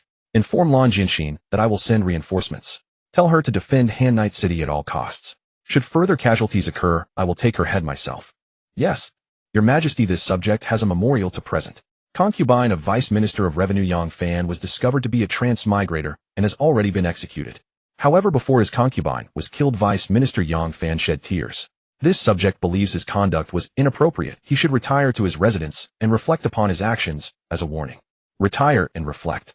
The Empress sat back down upon her throne, her jade finger pointing toward a nearby general. A distinguished vice minister who feels compassion for a transmigrator and even weeps. Absolutely mad. Go. Sentence Vice Minister Yang Fan to death by 1,000 cuts.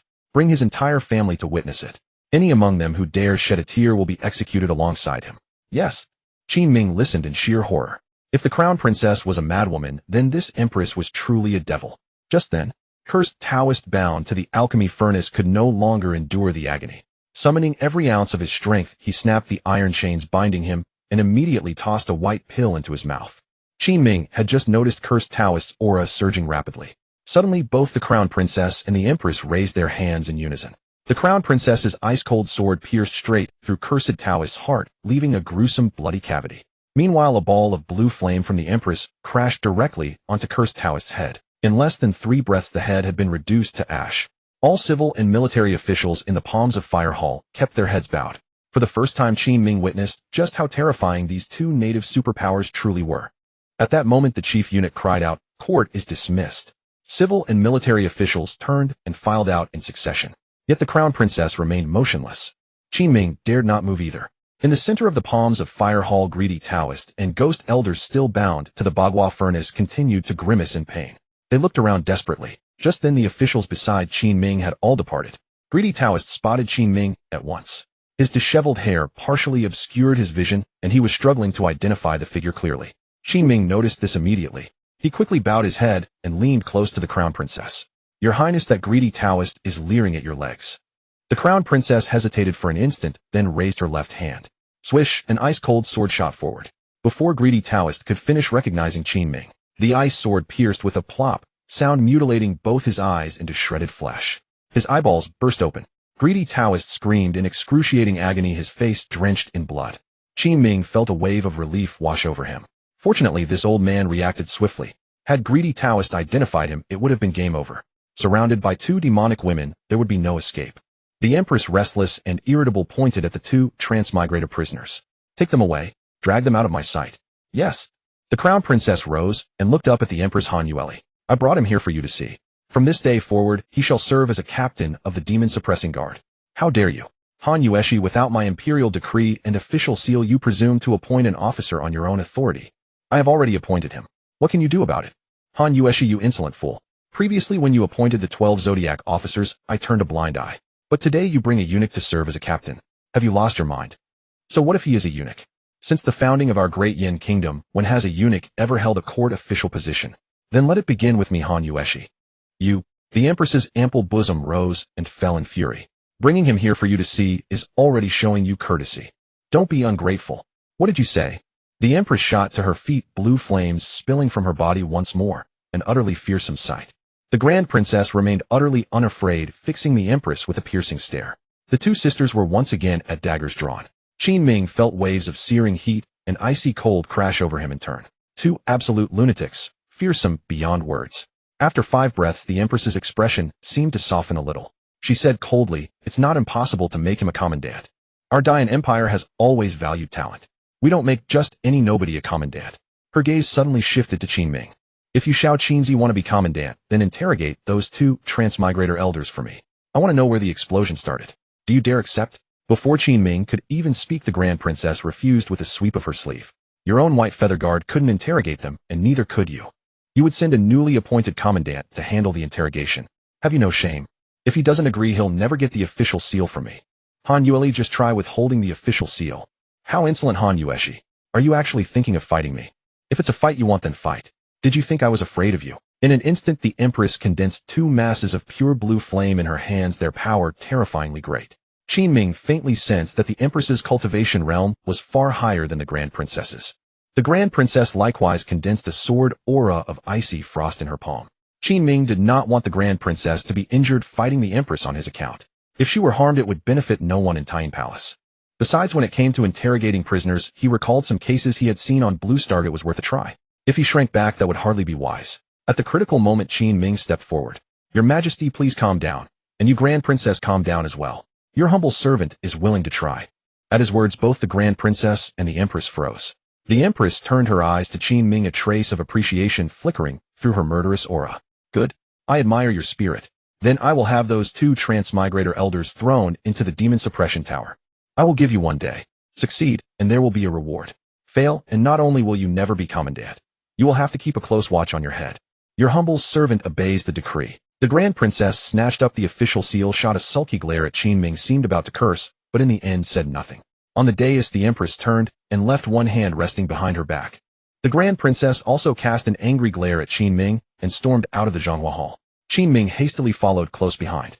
Outside the Zhonghua Hall, heavy snow was swirling. The snow on the ground was already nearly a foot deep. The weather was freezing, the north wind howling, a stark contrast to the scorching Zhonghua Hall. The Grand Princess did not fly on her sword. She simply walked forward along the straight path, with Qin Ming following behind, leaving 2 long trails of footprints in the snow. A quarter of an hour later, the Grand Princess, wrapped in a black brocade velvet coat, suddenly turned around and glared at Qin Ming. Tell me, are you an idiot? No. Yes, you are. I told you this assignment was not to be taken. Who told you to take it? Do you know that if you fail you will lose your head? I know. You knew, and still you accepted it. You fool. The Grand Princess took 2 steps toward Qin Ming, icy sword aura gleaming in her eyes, pressing a bone-deep chill through his entire body. Tell me, do you want to be an official so badly that you would risk your life for it? Here, I'll give you the official seal. Enjoy being an official. Let's see how many days you can last.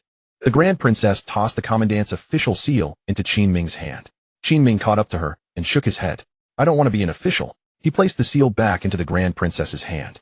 I told the Grand Princess long ago that as long as I have food and drink in the palace, I'm content. The Grand Princess was stunned for a moment, then planted her hands on her hips and scolded him fiercely. Then why did you accept a task that is simply impossible to complete? Why? Because you're injured. What does my injury have to do with this? You're hurt. You can't fight the Empress anymore. The Grand Princess froze. The cold, fierce, killing intent in her eyes instantly faded by a great deal. She was silent for a full 10 breaths before she spoke, looking into Qin Ming's eyes. What a fool. What does it matter to you if I'm hurt? With that, the Grand Princess Han Yueshi whirled around sharply. She raised her jade-like hand, and the moon shadow sword gave a soft ring as it floated beneath her feet. Without another look at Qin Ming, she soared into the sky on her sword. In the moment the Grand Princess flew into the blinding snow, she suddenly felt a sour ache in her heart and a strange sting in her eyes. This cursed snow, why must it keep blowing into my eyes? The Grand Princess disappeared into the distant sky. Qin Ming did not go back to the Zhonghua Hall for his horse. Instead, he walked on along the long, snowy road. He saw the Longyuan Ancestral Hall again, soaring into the clouds. That towering, magnificent dragon carving, standing as if to hold up the sky, gave off an inexplicably oppressive might. A person before it was as small as an ant. Who knew whether such a colossal being truly existed in this world? If it did, how immensely powerful would a cultivator need to be to stand against it? A cold gust blew. Qin Ming tightened his clothes. Transmigrating into this world, every step had been so hard. The road was long and full of brambles. Qin Ming rubbed his hands together, breathed warm air into them, and muttered, though I'm treading on thin ice, I should still be able to make it to the other shore. In the courtyard of Tying Palace, a pile of firewood had been set up to heat water. Ling Yin and the 12 Zodiac commanders sat around the brazier, warming themselves and cracking melon seeds. Meng Tu's little mouth and 2 small fangs worked at amazing speed. In no time she finished 1 handful of melon seeds, then grabbed another. After dispatching that handful, she reached out for yet more. Ling Yin hastily pulled the seed bag back and hugged it to her chest. No more for you. Your little mouth cracks them too fast. These are saved for Xiao Qinzi. Tisk tisk tsk. Ling Yin, you were never like this before. You always used to put your sisters first. And now you've put Xiao Qinzi ahead of all of us. That's right, that's right. Ling Yin, you don't have some kind of idea, do you? Mei Yang, the commandant, cast a seductive glance and leaned close to Ling Yin's ear, whispering, Sister will tell you eunuchs can't do that sort of thing. Don't give your true feelings to the wrong person. At those words, Ling Yin's entire face turned crimson.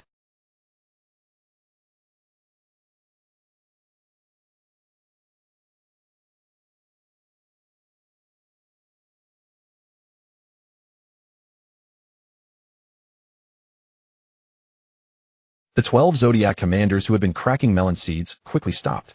They could tell their mistress's face was icy cold, as if she were fiercely angry. The eldest princess walked toward the upper hall with one hand behind her back. She went all the way to the door of the 8 trigrams mystic gate on the 11th floor. Turning around, she said coldly, Ming to Mei Yang, at your command. Tonight take that reckless little Qin to the demon-suppressing tower and interrogate the greedy Taoist and the ghost elder. If you can't get a confession, then so be it. Let him go to the Blazefire Hall himself and receive his death from the Empress. With that, the eldest princess stepped into the room, and the door slammed shut with a bang. Below, the 12 zodiacs exchanged bewildered glances, none of them knowing what had happened. But clearly this was no small matter. Ling Yin, who had overheard from her room, ran out with an anxious expression. What prisoner is being interrogated? What exactly is going on? The 12 zodiacs shook their heads, equally baffled. After standing at the door for half an hour, Qin Ming finally returned, his body dusted with fallen snow. Meng Tu, Mei Yang, and the others immediately crowded around, brushing the snow off his clothes while eagerly asking what had happened. Qin Ming gave them a brief summary. Hearing this, everyone was dumbfounded.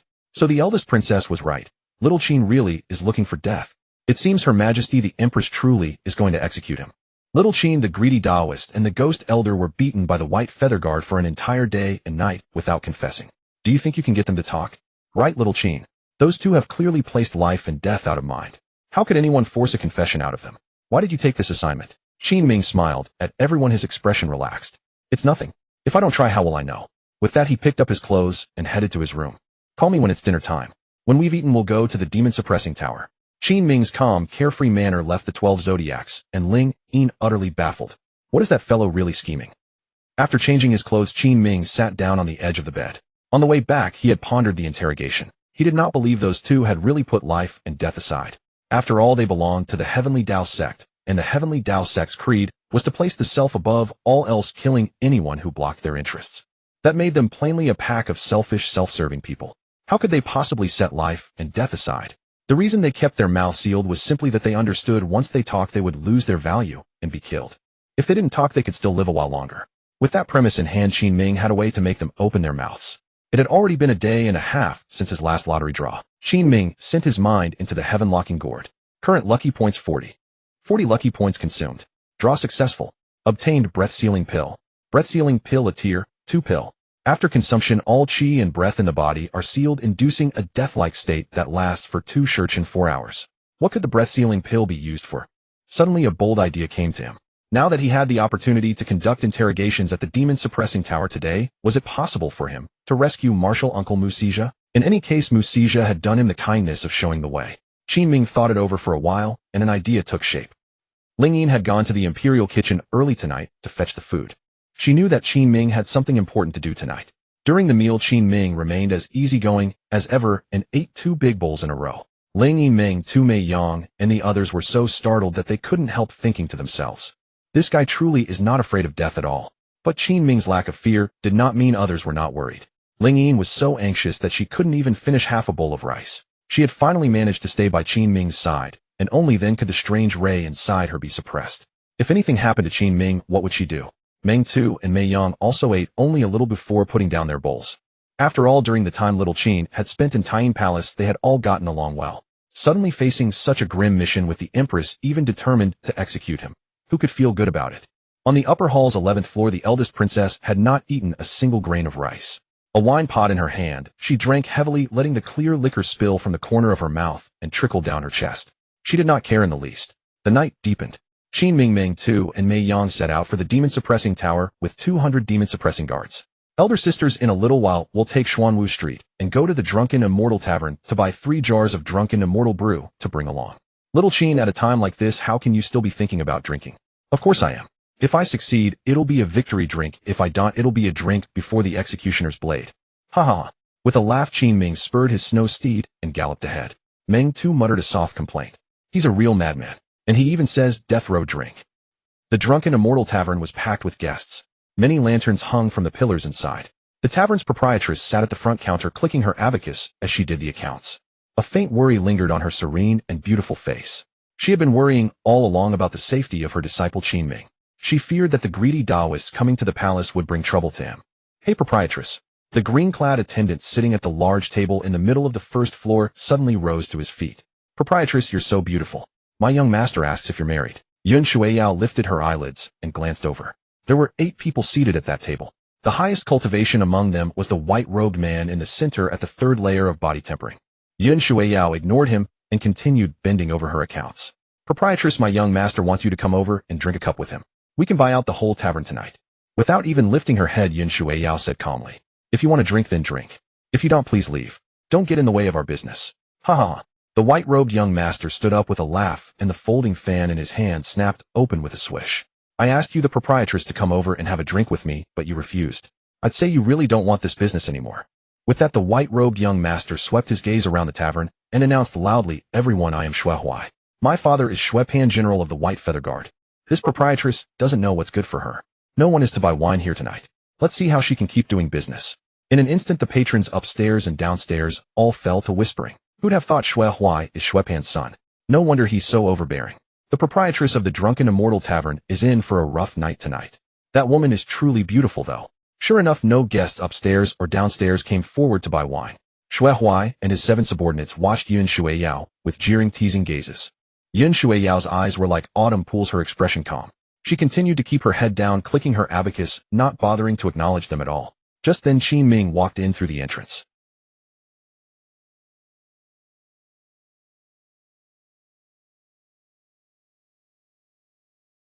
He caught sight of his master at the counter, head bowed over her accounts. "Proprietress, 3 jars of drunken immortal brew." Without looking up, Yun Shuiyao said calmly, "See that? The proprietress is so frightened she doesn't dare sell wine. This brother here is a demon-suppressing guard, right? I'm sorry to tell you, but no wine is being sold tonight. Leave now. My master is a general of the White Feather Guard, not someone a tiny demon-suppressing guard like you can afford to offend. Come here, little Miss Proprietress, and drink with us." Hearing his master insulted, a faint anger rose in Qin Ming's face as he continued toward the counter and said, "Proprietress, 3 jars of drunken immortal brew." Xue Huai and his attendants on the first floor were immediately enraged. Yun Shuiyao, who had been bending over her abacus, suddenly sensed something. This voice was so familiar. She looked up and was instantly struck with astonishment. It was actually her own disciple, Qin Ming. Not only had Qin Ming recovered from his injuries, he had even become a demon-suppressing guard. To earn the trust of that she-devil, the eldest princess, he must have pushed himself to the limit. Though 1,000 words rose in her heart, Yun Shuiyao's face remained unchanged. She gently waved her white sleeve. "Esteemed guest, the drunken immortal brew is not for sale tonight. Don't bring trouble on yourself. Please leave." Yun Shuiyao did not want her disciple to offend the White Feather Guard as soon as he became a demon-suppressing guard. Unexpectedly, Qin Ming turned to face Xue Huai and the others and said with a smile, "Today I insist on buying this drunken immortal brew.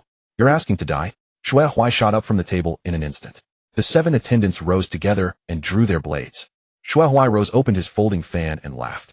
"A mere demon suppression guard dares to stir up trouble here. Aren't you afraid of losing your post? Let me tell you, my father is a general of the White Feather Guard. Offend me, and you're finished." Yun Shuiyao's eyes revealed her concern. At the 5th floor railing of the Drunken Immortal Pavilion, Qin, Xian, and Ma Chong wore anxious expressions. They had long wanted to charge down with their blades and chop Xue Huai to death. But their master Yun Shuiyao kept shaking her head at them. After all, the identity of Transmigrators was too sensitive. The lower their profile, the better. You demon suppression guard truly are courting death. Haven't you heard of General Xue Pan of the White Feather Guard? Qin Ming smiled calmly and said, "Never heard of him." "That's because you're a small fry. How could you possibly have heard of a general's name? Go, seize this brat and beat him to death." Beat him to death. Several lackeys were just about to move when Qin Ming shouted toward the entrance of the Drunken Immortal Pavilion. "Guards!" In an instant, nearly 100 demon suppression guards rushed in, holding blades and swords. Every one of them was a cultivator with an overbearing, imposing aura. Xue Huai, who had just been swaggering and making trouble, instantly wilted. He hurriedly rubbed his eyes and looked at Qin Ming's clothes. His cuff is embroidered with cloud patterns. He is a commandant of the Demon Suppression Guard. At those words, Yun Shuiyao at the front counter and Qin Xian and Ma Chong standing on the 5th floor were all stunned. When they had met a few days ago, he was just a eunuch. How had he already become a Demon Suppression Guard commandant today? One must know that within the Demon Suppression Guard, besides the eldest princess, there was no general. The officer beneath her was the commandant. Xue Huai immediately realized he had hit a hard wall, but he still refused to back down. Because his father was a general of the White Feather Guard, even if he could not afford to offend a Demon Suppression Guard commandant, he at least could not lose face. "Since you are a Demon Suppression Guard commandant today, was all a misunderstanding. Let's not make an issue of it between our two sides." Misunderstanding? No, I don't think it was a misunderstanding at all. Qin Ming turned around, his eyes cold, and declared, "Demon Suppression Guard, hear my order. Someone here is openly inciting hatred between the Demon Suppression Guard and the White Feather Guard. His sinister intention is to stir up conflict between Her Majesty and the eldest princess. A person this treasonous should be executed on the spot." With a sharp clang, the Demon Suppression Guards all drew their blades and swords and charged forward. Xue Huai was so frightened that he burst into loud wailing. But then came the sound of a head being chopped off. In less than 10 breaths, all 8 troublemakers had their heads cut off. The entire tavern watched, their hearts racing. Qin Ming walked over to the counter again and said in a gentle voice, "Proprietor, 3 jars of drunken immortal brew. Yun Shuiyao, feigning a flustered manner, brought over 3 jars of wine for her disciple. This wine costs nothing. Consider it a gift for the soldiers. Proprietor running a business isn't easy. How can you not take money? Qin Ming placed the 3 taels of silver he had prepared on the table. Carrying the 3 jars of wine, he turned and walked away, the 100 demon suppression guards behind him swiftly following.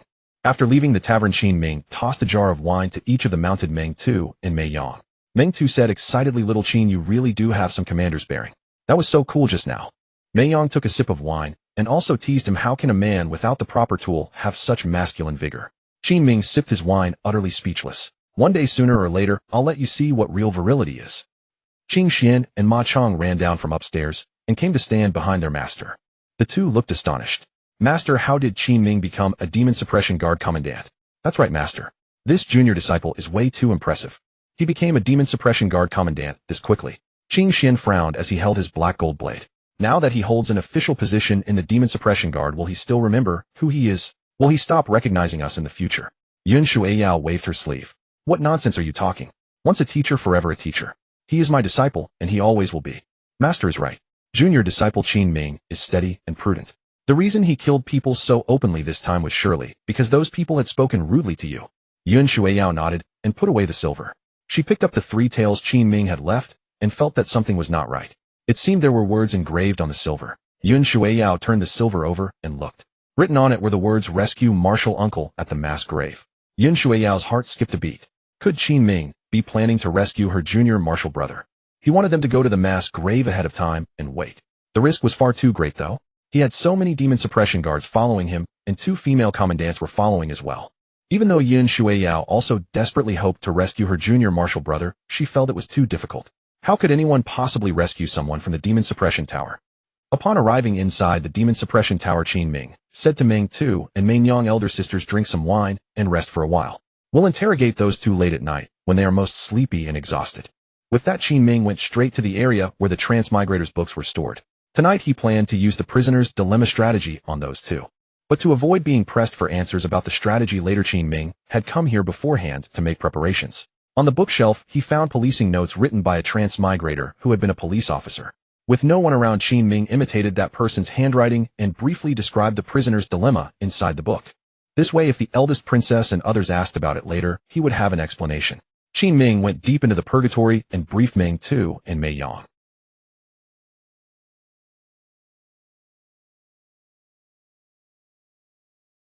This cell was not far from Mu Sija's cell. At that moment, greedy Taoist was utterly exhausted and wretched. His eyes, gouged out by the eldest princess, could no longer see anything. Qin Ming walked in and sat down. Greedy Taoist immediately let out a cold sneer. "Kill me or cut me to pieces as you wish. What's the point of all this interrogation?" This Taoist won't say anything. Qin Ming took a sip of tea and laughed with deliberate hoarseness. "It doesn't matter. I'm just going through the motions here. If you won't talk, you won't talk. The ghost elder next door will definitely talk. Do you think the ghost elder would believe you natives? He certainly doesn't believe me, but he believes you even less." Greedy Taoist frowned. "What do you mean?" "Because the gunpowder is a critical matter, Her Majesty has made a concession. You and the ghost elder are being interrogated separately. Whoever points out where the explosives are will be released, while the other will be executed by 1,000 cuts. If neither of you speaks, then you will both be imprisoned here until you die." After saying this, Qin Ming turned and sat down in the chair again. "The prisoner's dilemma is all about psychological warfare. Are you finished?" Greedy Taoist demanded. "Do you think I would believe you? Impossible. Absolutely impossible. Suit yourself, Greedy Taoist. Keep being stubborn. The question is whether the ghost elder will betray you. If he talks, and you keep holding out, he'll be released, and you will be executed by 1,000 cuts." Greedy Taoist gritted his teeth and furrowed his brow. "I don't believe the Empress would be so kind-hearted as to let us go. Then let us wait and see." A quarter of an hour passed, then half an hour, then 3/4 of an hour. Commandant Meng Tu had someone shout loudly in advance as arranged, "Send paper and a writing brush to the ghost elder." As ordered. The shout was very loud. Both Greedy Taoist and Qin Ming heard it. Greedy Taoist raised his head slightly. His 2 blinded eyes still wept blood. "Did you hear that? The paper and brush have already been sent to the ghost elder. Time is running out, Greedy Taoist." Qin Ming rose from the chair and patted his sleeves. "If you still refuse to talk, we'll give up on you completely. Just wait to be executed by 1,000 cuts." Qin Ming turned around to walk out of the cell. Just as he reached the door, Tandoran said in a low voice, "Wait." Qin Ming felt a faint joy and turned around. "Tandoran, do you have a new idea?" "I do have a new idea." Qin Ming stepped back 2 steps. "Then tell me, where exactly is the bombing site?" "Heh, Tandaran sneered. You natives have always been stupid. I didn't expect you'd even resort to the prisoner's dilemma. Qin Ming's heart skipped a beat. You used the prisoner's dilemma to separate me from Gui Zhonglao. Do you think I'd fall for it?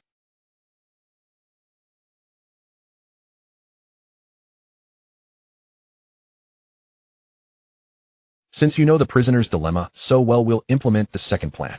Good, very good. Qin Ming beckoned to the two demon suppression guards in the distance. As the two walked over, they deliberately said, Sir Gui Zhonglao has already confessed. Captain Ming too ordered that Tandaran be sliced to death right now. But in reality, the two demon suppression guards waved their hands at Qin Ming, signaling that they had extracted nothing. Tandaran angrily cursed. Gui Zhonglao cannot confess, impossible. Qin Ming walked up to the two demon suppression guards and suddenly raised his palm. Bang, bang. Two sounds.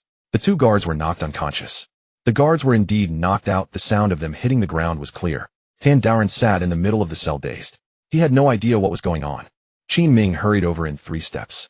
Listen, Tandaran, you're knowing the prisoner's dilemma means you're definitely from modern Blue Star, right? Why do you ask? You performed very well just now. Finally, I found a kindred spirit from the modern world. Tandaran's face was shocked. You? Who are you? I'm a programmer who was ground down by 996 and transmigrated to this place. Really? Tandaran was extremely astonished. Then tell me, who is Einstein? Einstein was a Jewish scientist. What about Zhao Gao? Who is Zhao Gao?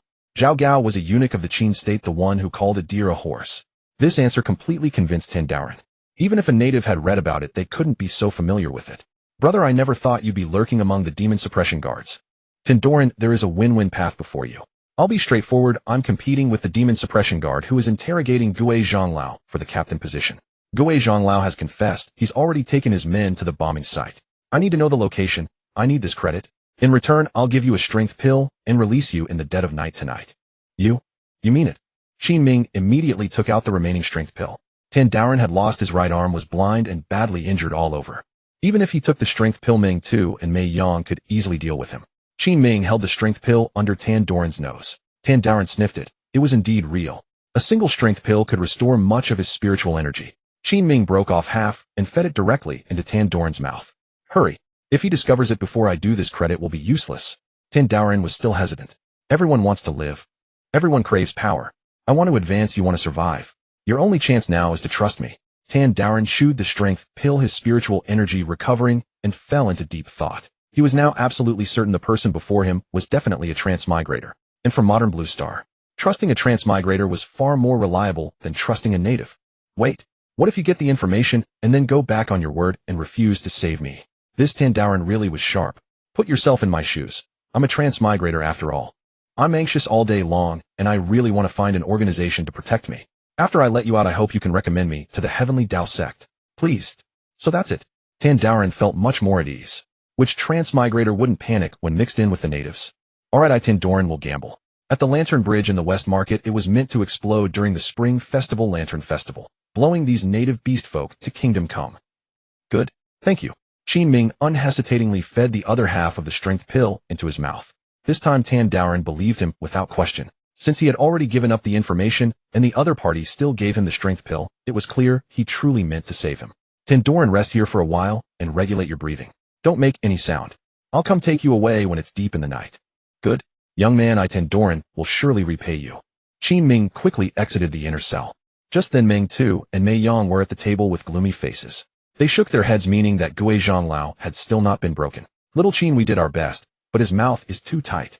Seeing that no one else was nearby, Qin Ming leaned closer to Mei Yang and Ming Tu and whispered, Sister Ming, to take people to search the Lantern Bridge in the West Market right now.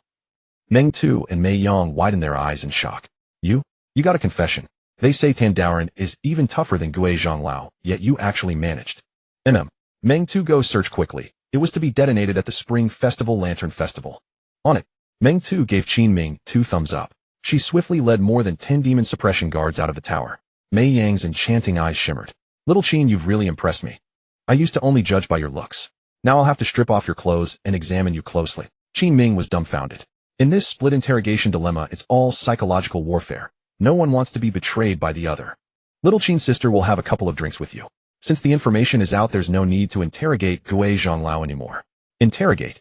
Of course we must interrogate. Qin Ming picked up the poison goo blade and said solemnly, interrogating Gui Zhonglao one more time will ensure the information is accurate. He walked into Gue Zhonglau's cell. Mei Yang followed behind. The stooped elder was bound to a chair, blood trickling from his mouth. Don't think you can get anything from me. Oh, is that so? Qin Ming smiled.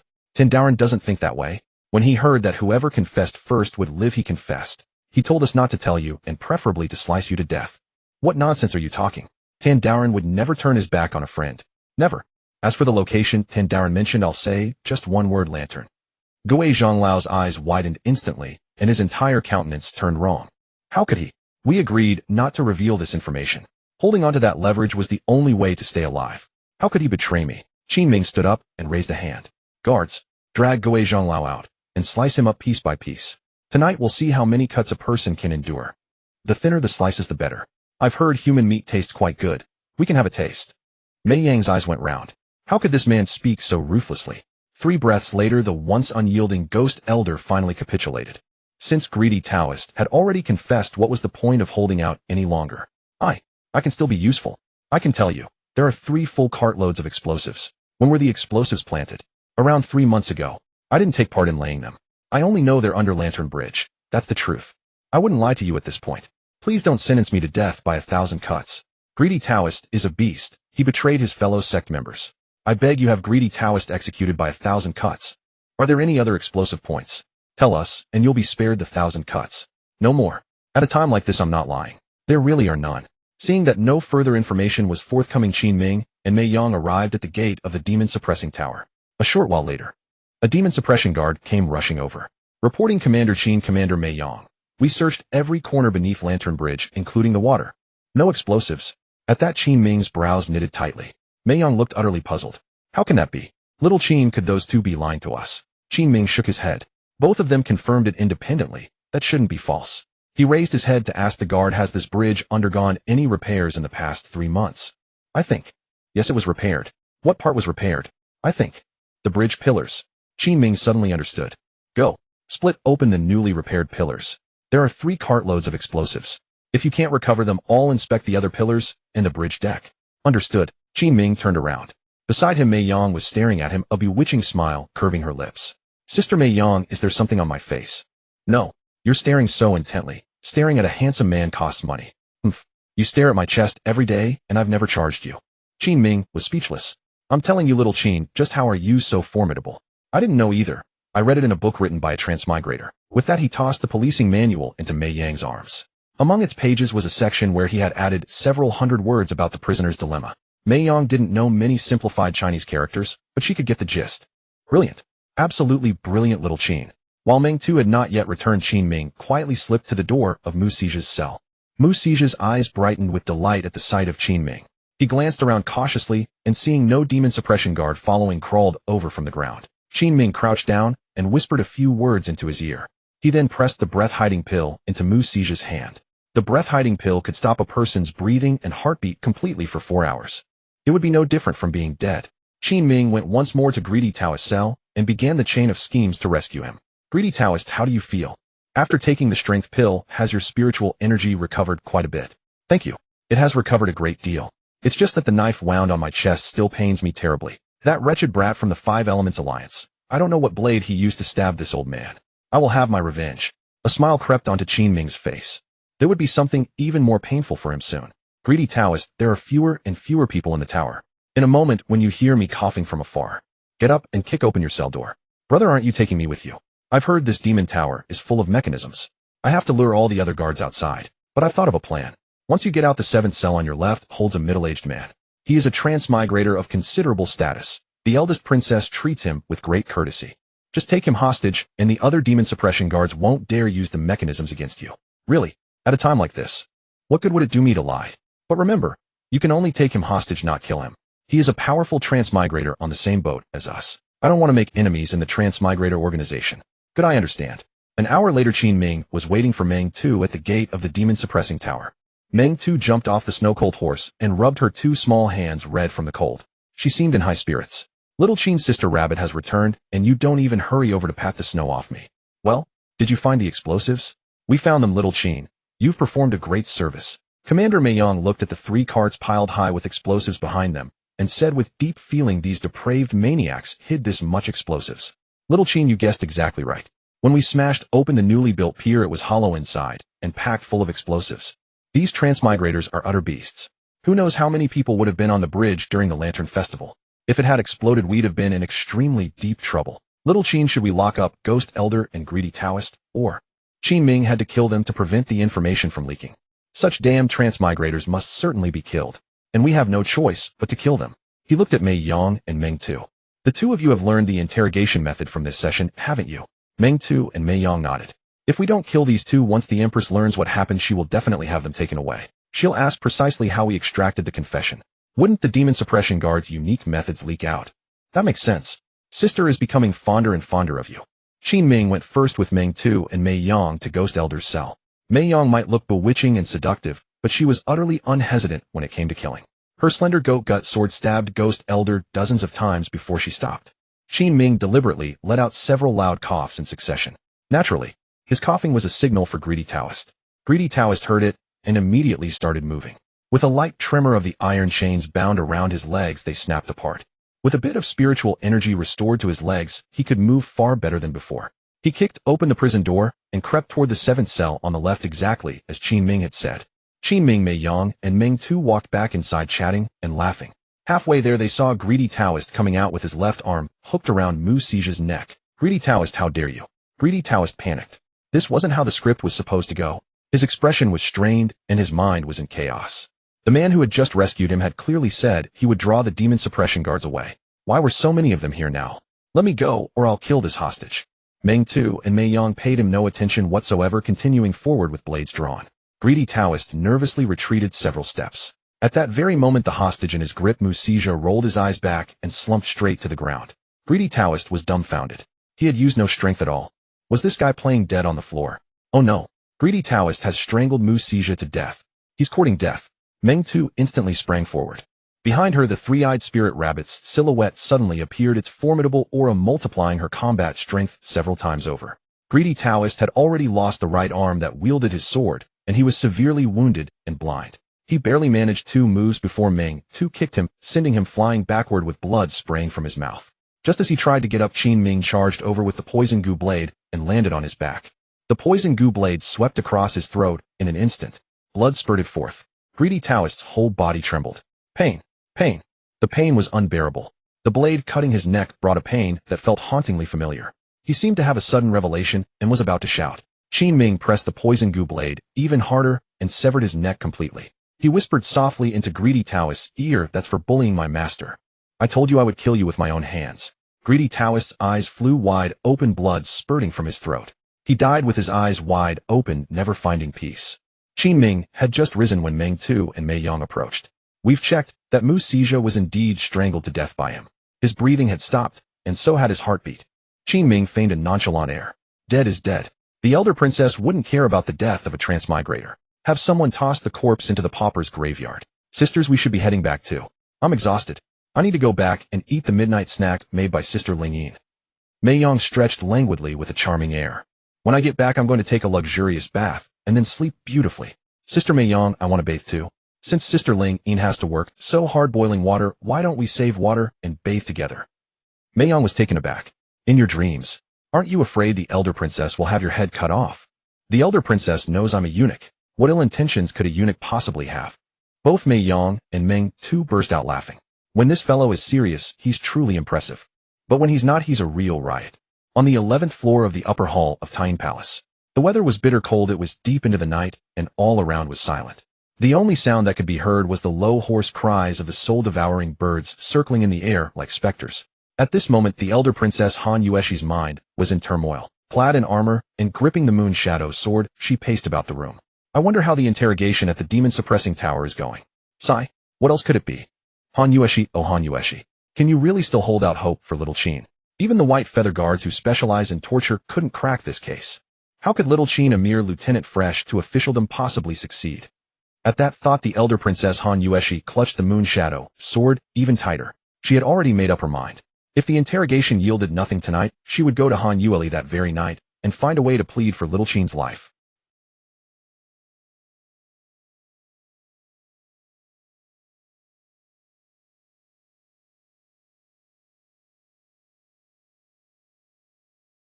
She had been hopping with excitement all day. But who could have imagined that when he returned in the afternoon he would be handed such an impossibly arduous mission? Moreover, according to the elder princess, if the interrogation failed to produce results, the empress would surely find a pretext to eliminate Qin Ming. What could be done? At that moment the sound of snow steeds' hooves came from outside the courtyard. Ling Yin hurriedly opened the door. The elder princess also immediately pushed open the boudoir window on the 11th floor of the upper hall. Lieutenant Red Snake came running in from outside. Seeing the elder princess, she immediately knelt. Reporting to the elder princess at the demon-suppressing tower. Lieutenant Red Snake was panting heavily from hurrying all the way here. What happened at the demon-suppressing tower? Speak quickly. The elder princess flew out the window on her moon shadow sword. Fearing that crazy elder sister might make a move against Qin Ming ahead of time, she prepared to go find her immediately. Lieutenant Red Snake patted her chest and said excitedly, "Elder princess, the interrogation. It's done. It's done." The elder princess had just flown halfway into the air when she heard this and froze. What? Elder princess, news has come from the demon-suppressing tower. Little Qin has extracted the location of the explosives, and he has already sent people to retrieve them. They were at Huadeng Bridge. The elder princess was instantly astounded and thrilled. How on earth did little Qin manage to extract that? He really is a talent. Ling Yin gathered her skirt and ran over. Red Snake, are you telling the truth? He really extracted it. Truly, truly. A total of 3 cartloads of explosives were retrieved from Huadeng Bridge. If this hadn't been extracted, the consequences during the Lantern Festival would have been unimaginable. The elder princess landed on the ground and swept her purple sleeve. Tell me at once, how did he manage to extract it? Elder princess, your question stumps this officer. As for exactly how little Qin was interrogating this officer is not certain. You had better return and ask him. But I did go to Huadeng Bridge. At first we searched the entire bridge top to bottom, even checking the water, but we couldn't find the explosives. Then little Qin suggested whether the bridge had been repaired. Sure enough, we found the explosives hidden inside the newly constructed bridge pillars. 3 whole cartloads of explosives. Those Transmigrators are absolutely insane. Excellent. The elder princess slapped the stone table. As long as it was extracted, that's good. This little Qin truly has made me view him with new respect. Ling Yin was overjoyed as well. Watching the elder princess's departing figure, she called out, "Elder princess, you haven't had dinner yet. Let Ling Yin warm up the dishes for you." Very well. The Dian Kingdom inner hall of the Zhonghua Hall. The Empress Han Yueli, clad in a red robe, reclined half lying on a jade throne. Beside her, her personal guard Shangguan Xing'er was holding a memorial and reading it softly. Your Majesty, this is the memorial from Hanya City's city Lord Lan Jianxin. Your Majesty, this officer reports in trepidation. Recently, 200,000 snow beasts launched a sudden assault on Hanya City. The 30,000 defenders fought desperately and suffered heavy casualties, all because of a shortage of weapons, equipment, and provisions. I beg Your Majesty to replenish them as soon as possible. Your Majesty, another memorial is from General Bai Qi of the White Feather Guard. Your Majesty, this officer reports that as the new year approaches, the common folk are shopping and strolling about more frequently, yet there is still no news of the explosives buried by the Transmigrators of the Tiandao sect. This officer fears that if an explosion occurs, the losses would be catastrophic. The female guard finished reading the memorials. The Empress did not speak. She raised her 2 jade-like hands and gently pressed her temples. After remaining silent for 10 breaths, she suddenly raised her head and asked, "Qin, do you think that little Qin chosen by my younger sister can extract the information?" Your Majesty, Qin thinks it impossible. The White Feather Guard has interrogated them continuously for so long without any results. That greedy Taoist and Ghost Elder are extremely stubborn. It seems my younger sister thinks highly of this little Qin. But if she can't extract the information, I will still have his head chopped off all the same. Just then, in the outer hall of Zhonghua Hall, the pale-faced eunuch Wang Jin ran in and knelt down. Your Majesty, news has come from outside the palace. That little Qin from Taiyin Palace has extracted the information and found the explosives. What did you say? The Empress shot up from her white jade throne. Your Majesty, little Qin has found the explosives, 3 full cartloads. The Empress's expression was one of great astonishment. Then how did he extract the confession? This subordinate does not know. I also heard that Xiao Qinzi even deduced that the explosives were concealed within the stone pillars of the Lantern Bridge. The female emperor pondered for a moment, then spoke in a deep voice. From the looks of it, he is a man of talent. How did someone like him end up serving my sister? He ought to be serving my dying kingdom. Issue the edict. Xiao Qinzi has rendered meritorious service in uncovering the explosives. Reward him with 500 taels of silver and 1 profound grade cultivation manual. Let him go to the Tianning Academy himself to select one. As you command. The mass burial ground was located in the eastern suburbs of the dying kingdom. Most of the corpses cast here were nameless refugees, or more often than not Transmigrators. The wails of lonely ghosts and wild spirits rose and fell without end. Practitioners among the Dian Kingdom's populace rarely ventured here, for the Yin energy was far too dense. But at this very moment, Yun Shuiyao, however, ascended the knoll with her two disciples Qing Xian and Ma Chong. Master, Ma Chong said softly, I made some inquiries earlier. It seems no corpses were brought over from the eastern city gate tonight. They haven't come yet, but that doesn't mean they won't. We'll wait here. Qing Xuan, clad in green robes, held an ebony metal blade in her hands. Her hair was tied high atop her head, and her expression remained calm and composed as streaks of pale spectral figures howled and shrieked around her. She remained utterly unshaken. Master, Qing Xian said, stepping close to Yun Shuiyao. It's not that I doubt Qin Ming, but rescuing Shirshu from that place is simply far too difficult. The Demon Suppression Tower is filled with demon suppression guards. Every one of the 12 Zodiac Guardians is highly cultivated, ruthless, and venomous. How could Qin Ming possibly? Ma Chong continued, Master, I find it impossible as well. After all, he's now a Demon Suppression Guard captain. Why would he risk his life to rescue our people? What nonsense are you talking? Yun Shuiyao suddenly grew angry. Her originally stunningly beautiful face tinged with faint fury. Ma Chong, if your junior sister Qing Xian is young and thoughtless, calling him Qin Ming left and right, then so be it. But you as the senior brother, how can you speak of your own junior brother that way? Not to mention that Qin Ming once saved you in the spirit realm, but just look at his conduct at the tavern today. Has he once forgotten his roots? Even if he is a Demon Suppression Guard captain, he is still my Yun Shuiyao's disciple. Once the apprenticeship rite is completed, holds for a lifetime. Master, I do not doubt junior brother Qin Ming's character. I know he is good. It's just that saving Shirshu is too difficult. How could anyone possibly rescue Shirshu from under the noses of the Demon Suppression Guards? Ma Chong's words struck deeply into Yun Shuiyao's heart. Her delicate brows knitted slightly. Indeed, what her disciple Ma Chong said was true. What kind of place was the Demon Suppression Tower? It was a fortress that the local overlord, the second boss, the eldest princess, had spent over a century forging, as impenetrable as an iron tower. Those Demon Suppression Guards, the moment they mentioned Transmigrators, behaved like cats spotting mice, itching to rush forward and grind them into mincemeat. How could they ever let junior brother Mu Xizhi return safely? Just as Yun Shuiyao was thinking this, suddenly, Qing Xian gently patted her shoulder. Master, some Demon Suppression Guards are coming over there. Sure enough, through the surrounding pristine white snow, they vaguely discerned several Demon Suppression Guards driving a corpse cart, ambling leisurely toward the mass burial ground. Perhaps the ghastly howls and wails around were too terrifying. The 4 Demon Suppression Guards did not venture deeper. They simply dragged the 3 corpses off the cart and hurled them onto the knoll. Then in haste they pulled the cart away and left. Yun Shuiyao did not immediately rise. They remained in place for roughly 30 more breaths. Only after ensuring that the Demon Suppression Guards were completely gone did Yun Shuiyao dart toward the 3 corpses. The first corpse was none other than the greedy Taoist. His body was covered in wounds, and his right arm had been severed. The fatal injury was the slash across his throat. Yun Shuiyao recognized it almost instantly. The serrated marks upon that wound were precisely those left by her disciple Qin Ming's poison goo blade. Qin Ming killed the greedy Taoist. This disciple she had taken and truly had skill. Master, Shirshu is over here. Yun Shuiyao rushed over and grabbed Mu Xizhi's wrist. There was no pulse. She felt his nose, no breath. His forehead was ice cold. Master, Shirshu is dead. Spiritual energy surged within Yun Shuiyao's right palm. She activated her innate sword heart. Her sword heart was not merely a combat skill. It could also probe into another's meridians to sense the sword chi within their body. With that single sensation, the heavy stone hanging over Yun Shuiyao's heart finally settled. If a person were truly dead, then not only would they have no breath and no heartbeat, the spiritual energy within their meridians would also cease circulating. But at this moment, within Mu Xizhi's meridians, there was still a stirring of energy that proved he was in a state of false death. She had to awaken him immediately. Otherwise, if his heartbeat and breathing ceased for too long, he might truly be lost forever. Ma Chong, Qing Xuan, hold your Shirshu steady. Yun Shuiyao's fair arms moved through the air as she gathered her energy, birthing streams of white sword chi within each of her palms. After 5 breaths, Yun Shuiyao suddenly struck. The surging spiritual energy within her body erupted from her palms. With 2 resounding slaps, Yun Shuiyao struck Mu Xizhi's back. Mu Xizhi's head tilted slightly as a gush of black blood sprayed from his mouth. He gasped heavily for air. Qing Xian and Ma Chong were utterly astounded.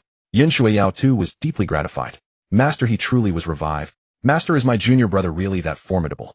He could even rescue someone from a place like the Demon Suppression Tower. Qing Xian also admired Qin Ming from the bottom of her heart. Yet her expression remained calm and restrained, neither joy nor anger showing on her face. Mu Xizhi opened his eyes overjoyed. Senior sister Qing Xuan, Ma Chong, finally I get to see you all again. Shirshu, how do you feel? I feel wonderful. Ever since Qin Ming came to the Demon Suppression Tower, he often came to visit me. He brought me food and drink, and even sent medicine. That's why my injuries healed so quickly. But what I never expected was that he actually managed to rescue me today. Mu Xizha looked at Yun Shueiyao with an expression of intense excitement. Seeing your sister taking him as your disciple was truly a demonstration of remarkable foresight. Yun Shueiyao felt great joy in her heart upon hearing Mu Xizha praise Qin Ming.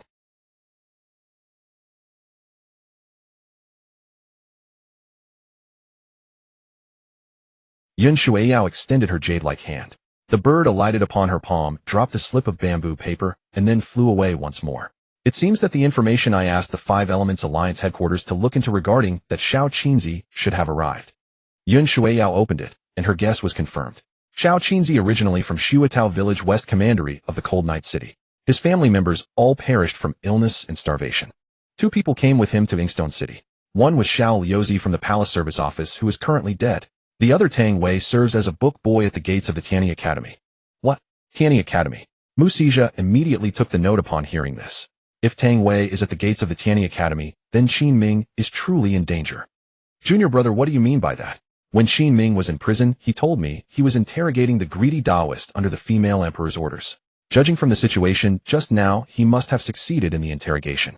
And the rewards given out by this female emperor of the Dian Kingdom mostly consist of cultivation manuals and martial techniques from the Tianyi Academy. These manuals and techniques require the recipient to go to the Tianyi Academy in person to claim them.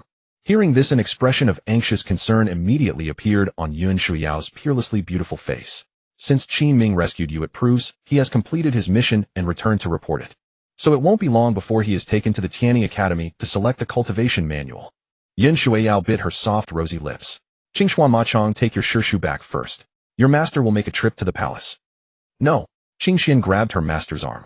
Master, you were already poisoned by the greedy Taoist 7 Viper toxin, and that day you were also injured by the eldest princess.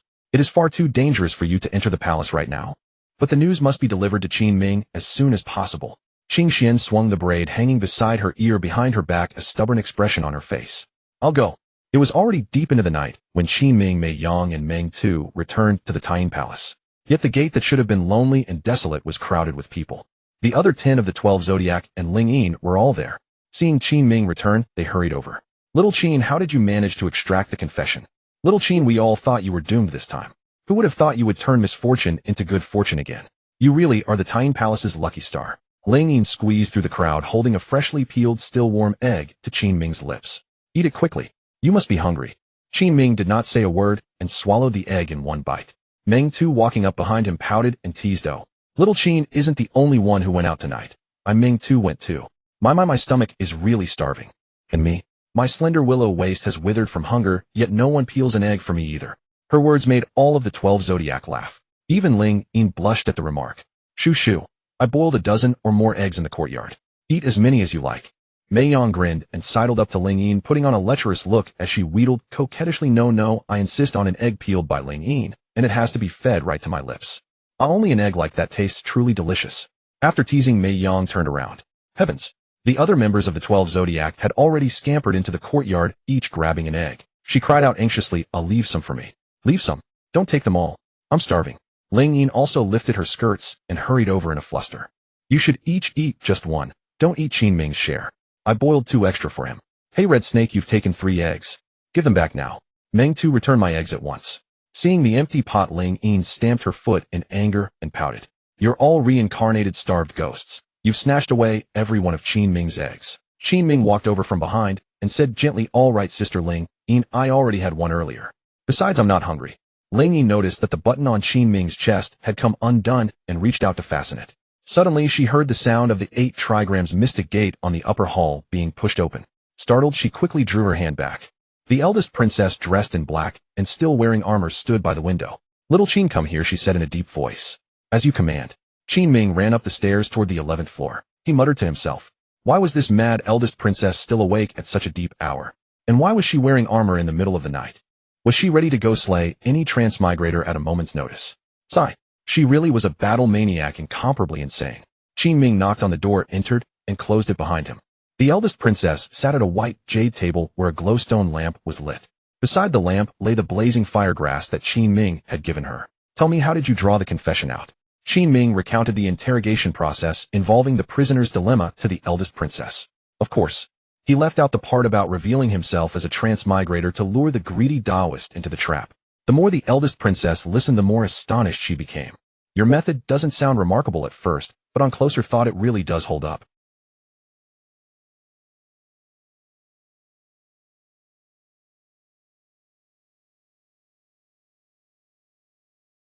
Yes, eldest princess. It exploits that kind of game-theoretic psychology to defeat them one by one. The eldest princess smiled, picked up the flagon of drunken immortal brew beside her, and was about to pour. The human heart is unfathomable. Even if they formed a pact in advance not to tell the truth, once they were interrogated separately, no one could be sure they wouldn't be betrayed by the others. It's late, and I do not drink at night. This was poured for you. Qin Ming, huh? The tigress was being this kind. The sun must have risen from the west. Thank you, eldest princess. Suddenly, the eldest princess's voice turned cold again. This interrogation method you mentioned is fine, but it seems the Dying Kingdom has never had anything like it. How exactly do you know it? Qin Ming had long known that the eldest princess was meticulous and suspicious, so he had been prepared. He drew from his sleeve the police practice records written in simplified Chinese characters.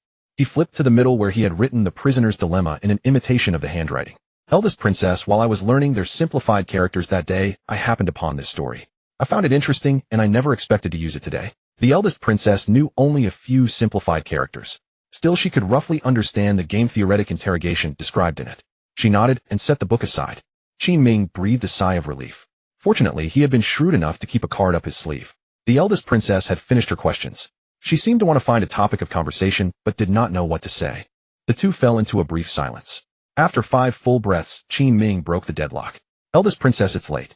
Please rest. The eldest princess lifted her left arm and pointed at the dishes on the dining table. Ling brought them over just now, and they are still warm. I don't feel like eating anything. Take them away. He hesitated for 3 breaths, and said softly, there is something I am not sure I should say. Then don't say it. Qin Ming. Why wasn't she playing by the rules at all? I have no appetite. The eldest princess's expression was melancholy and grave. Qin Ming remembered the sleep-talking he had heard from her that night. She had said that she and the third princess had helped the empress kill her elder brother. And afterward the empress had turned her back on them, even forcing the third princess to become a nun.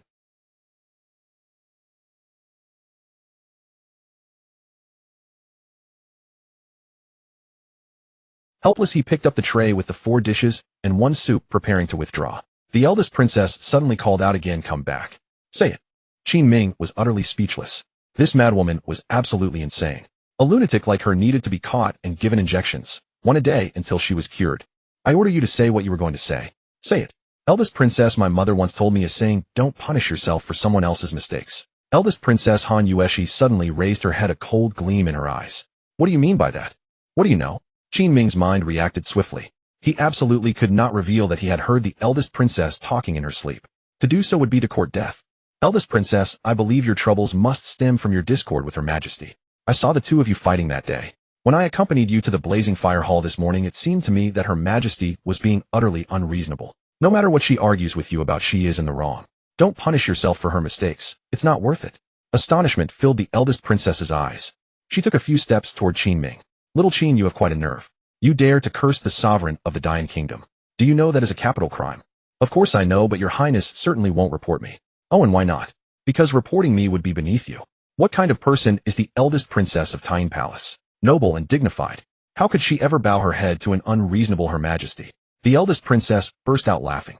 It was the first time she had heard anyone dare to scold her elder sister. Eldest princess, please rest early. I shall take my leave. Qin Ming's stomach was growling with hunger. The 4 dishes and a bowl of soup before him looked extremely tempting. He had to hurry back to his room and feast. Wait. The eldest princess suddenly perked up and beckoned. Bring the dishes over. I've suddenly developed an appetite. Qin Ming. No. Sister, you were the one who said you didn't want to eat. I had already prepared myself to feast. And now you suddenly want to eat. They say a woman's face is as changeable as the June sky. And sure enough, it was true. Qin Ming set the 4 dishes and soup back on the table and handed the chopsticks to the eldest princess. Eldest princess, please eat first. I will take my leave. Take your leave. Who said you could go? Sit down. Oh, I said sit down. Oh.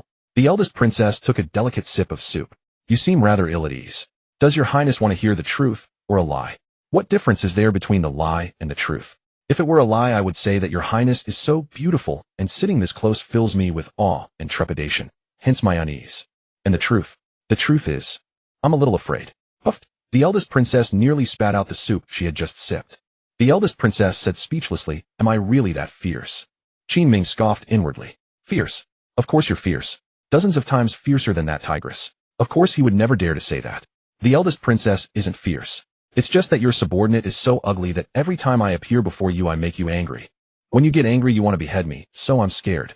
The eldest princess took a bite of a dish without looking at Qin Ming and said calmly, "You are not ugly." A faint joy stirred in Qin Ming's heart. He thought Qin Ming have always been handsome. Finally you've developed an eye for handsomeness.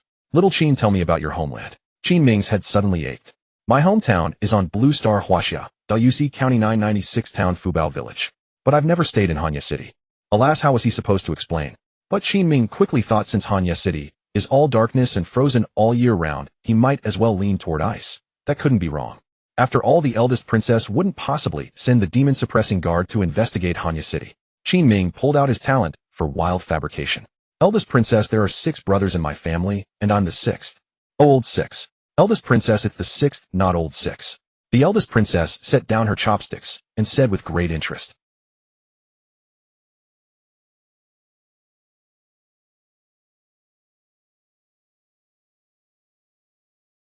"Why was this eldest princess so caustic? If you're going to listen to a story, just listen properly. Every sentence you rebut. How can the story go on?" Eldest princess, there's actually a reason for that. My father had a pretty good body, specifically his waist was good. Besides, where we live it's dark all year round, and in the dark there's nothing else to do, so my father often would go to bed early. Also it's cold there, so my parents usually slipped into the bed very early. The eldest princess burst out laughing. "You mean your father and mother like to?" The eldest princess stopped abruptly. She took out a handkerchief to wipe her rosy, slightly oily lips, covering her brief lapse of composure. "Go on." Qin Ming felt his head ache. "I say, eldest princess, it's the middle of the night. Can we just sleep? I've reached the point where I can't make up anymore. No, I need to find a proper excuse to bring this story to an abrupt halt, and at the same time have a reason that makes it impossible to continue." Qin Ming deliberately wore a sorrowful expression. But the good times didn't last. There was no food left in the house, the children were starving. My father went out to hunt, and was killed by a snow beast. My eldest brother, second brother, and third brother went out in a group to look for my father, but they also went missing. The eldest princess frowned. And then, then the family lost its labor force. Not long after, my mother fell ill and died. My fourth and fifth brothers went out to beg, and also disappeared without a trace. The eldest princess was astonished. She looked up at Qin Ming's sad expression. She never expected little Qin's life story to be so miserable.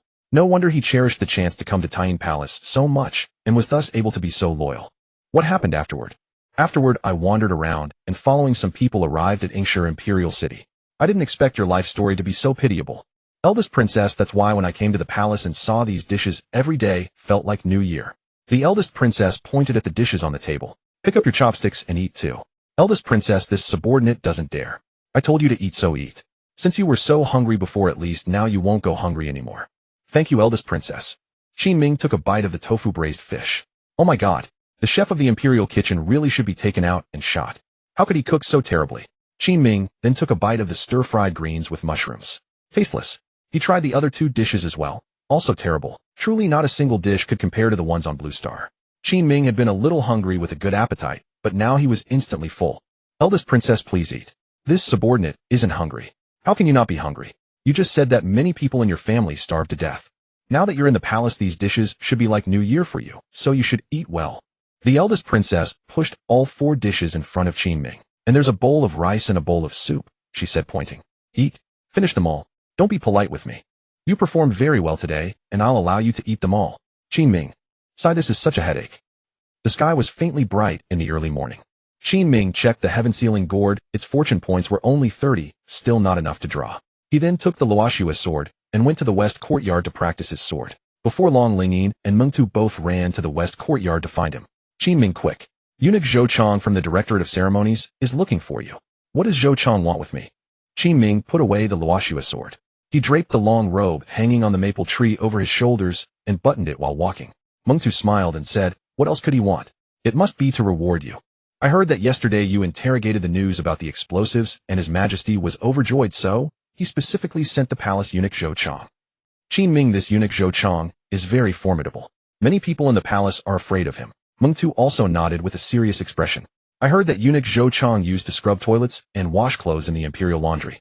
Later, by a stroke of fate, he had a sudden enlightenment, and his cultivation advanced at an astonishing pace. He has now reached the 9th level of body tempering and His Majesty has transferred him to the blazing fire hall. Qin Ming nodded. As soon as he came out of the west courtyard, he saw from afar the eunuch Zhou Chang standing under the red maple tree in the courtyard. This man was tall and big with graying temples. His body exuded the formidable aura of the 9th level of body tempering. Among eunuchs, he could be considered an expert. Good morning, Eunuch Zhou. Good morning, Captain Qin. Zhou Chang's face beamed with a smile. He took out an imperial edict from his sleeve and said in a loud voice, Captain Qin, I heard that you were attacked by a transmigrator a few days ago. His Majesty has specially allowed you to receive the edict without kneeling.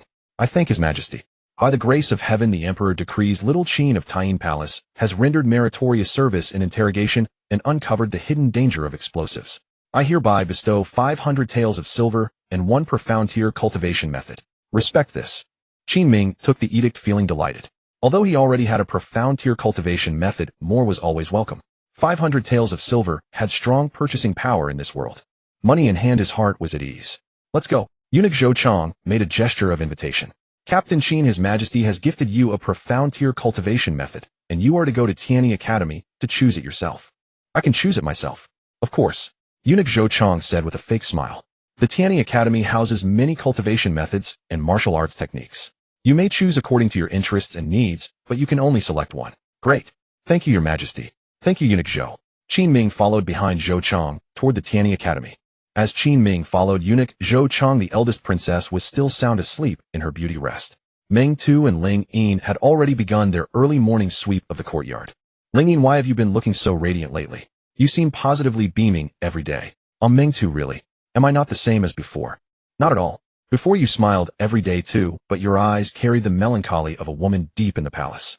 Lately though, that melancholy is gone, replaced by something like what? Like a maiden blossoming with first love. Ling Yin's pretty face flushed crimson. She clenched her little fist and tapped Meng Tu's shoulder. You're teasing me again. Watch out, or I'll tickle you. I'm not teasing you. I'm telling the truth.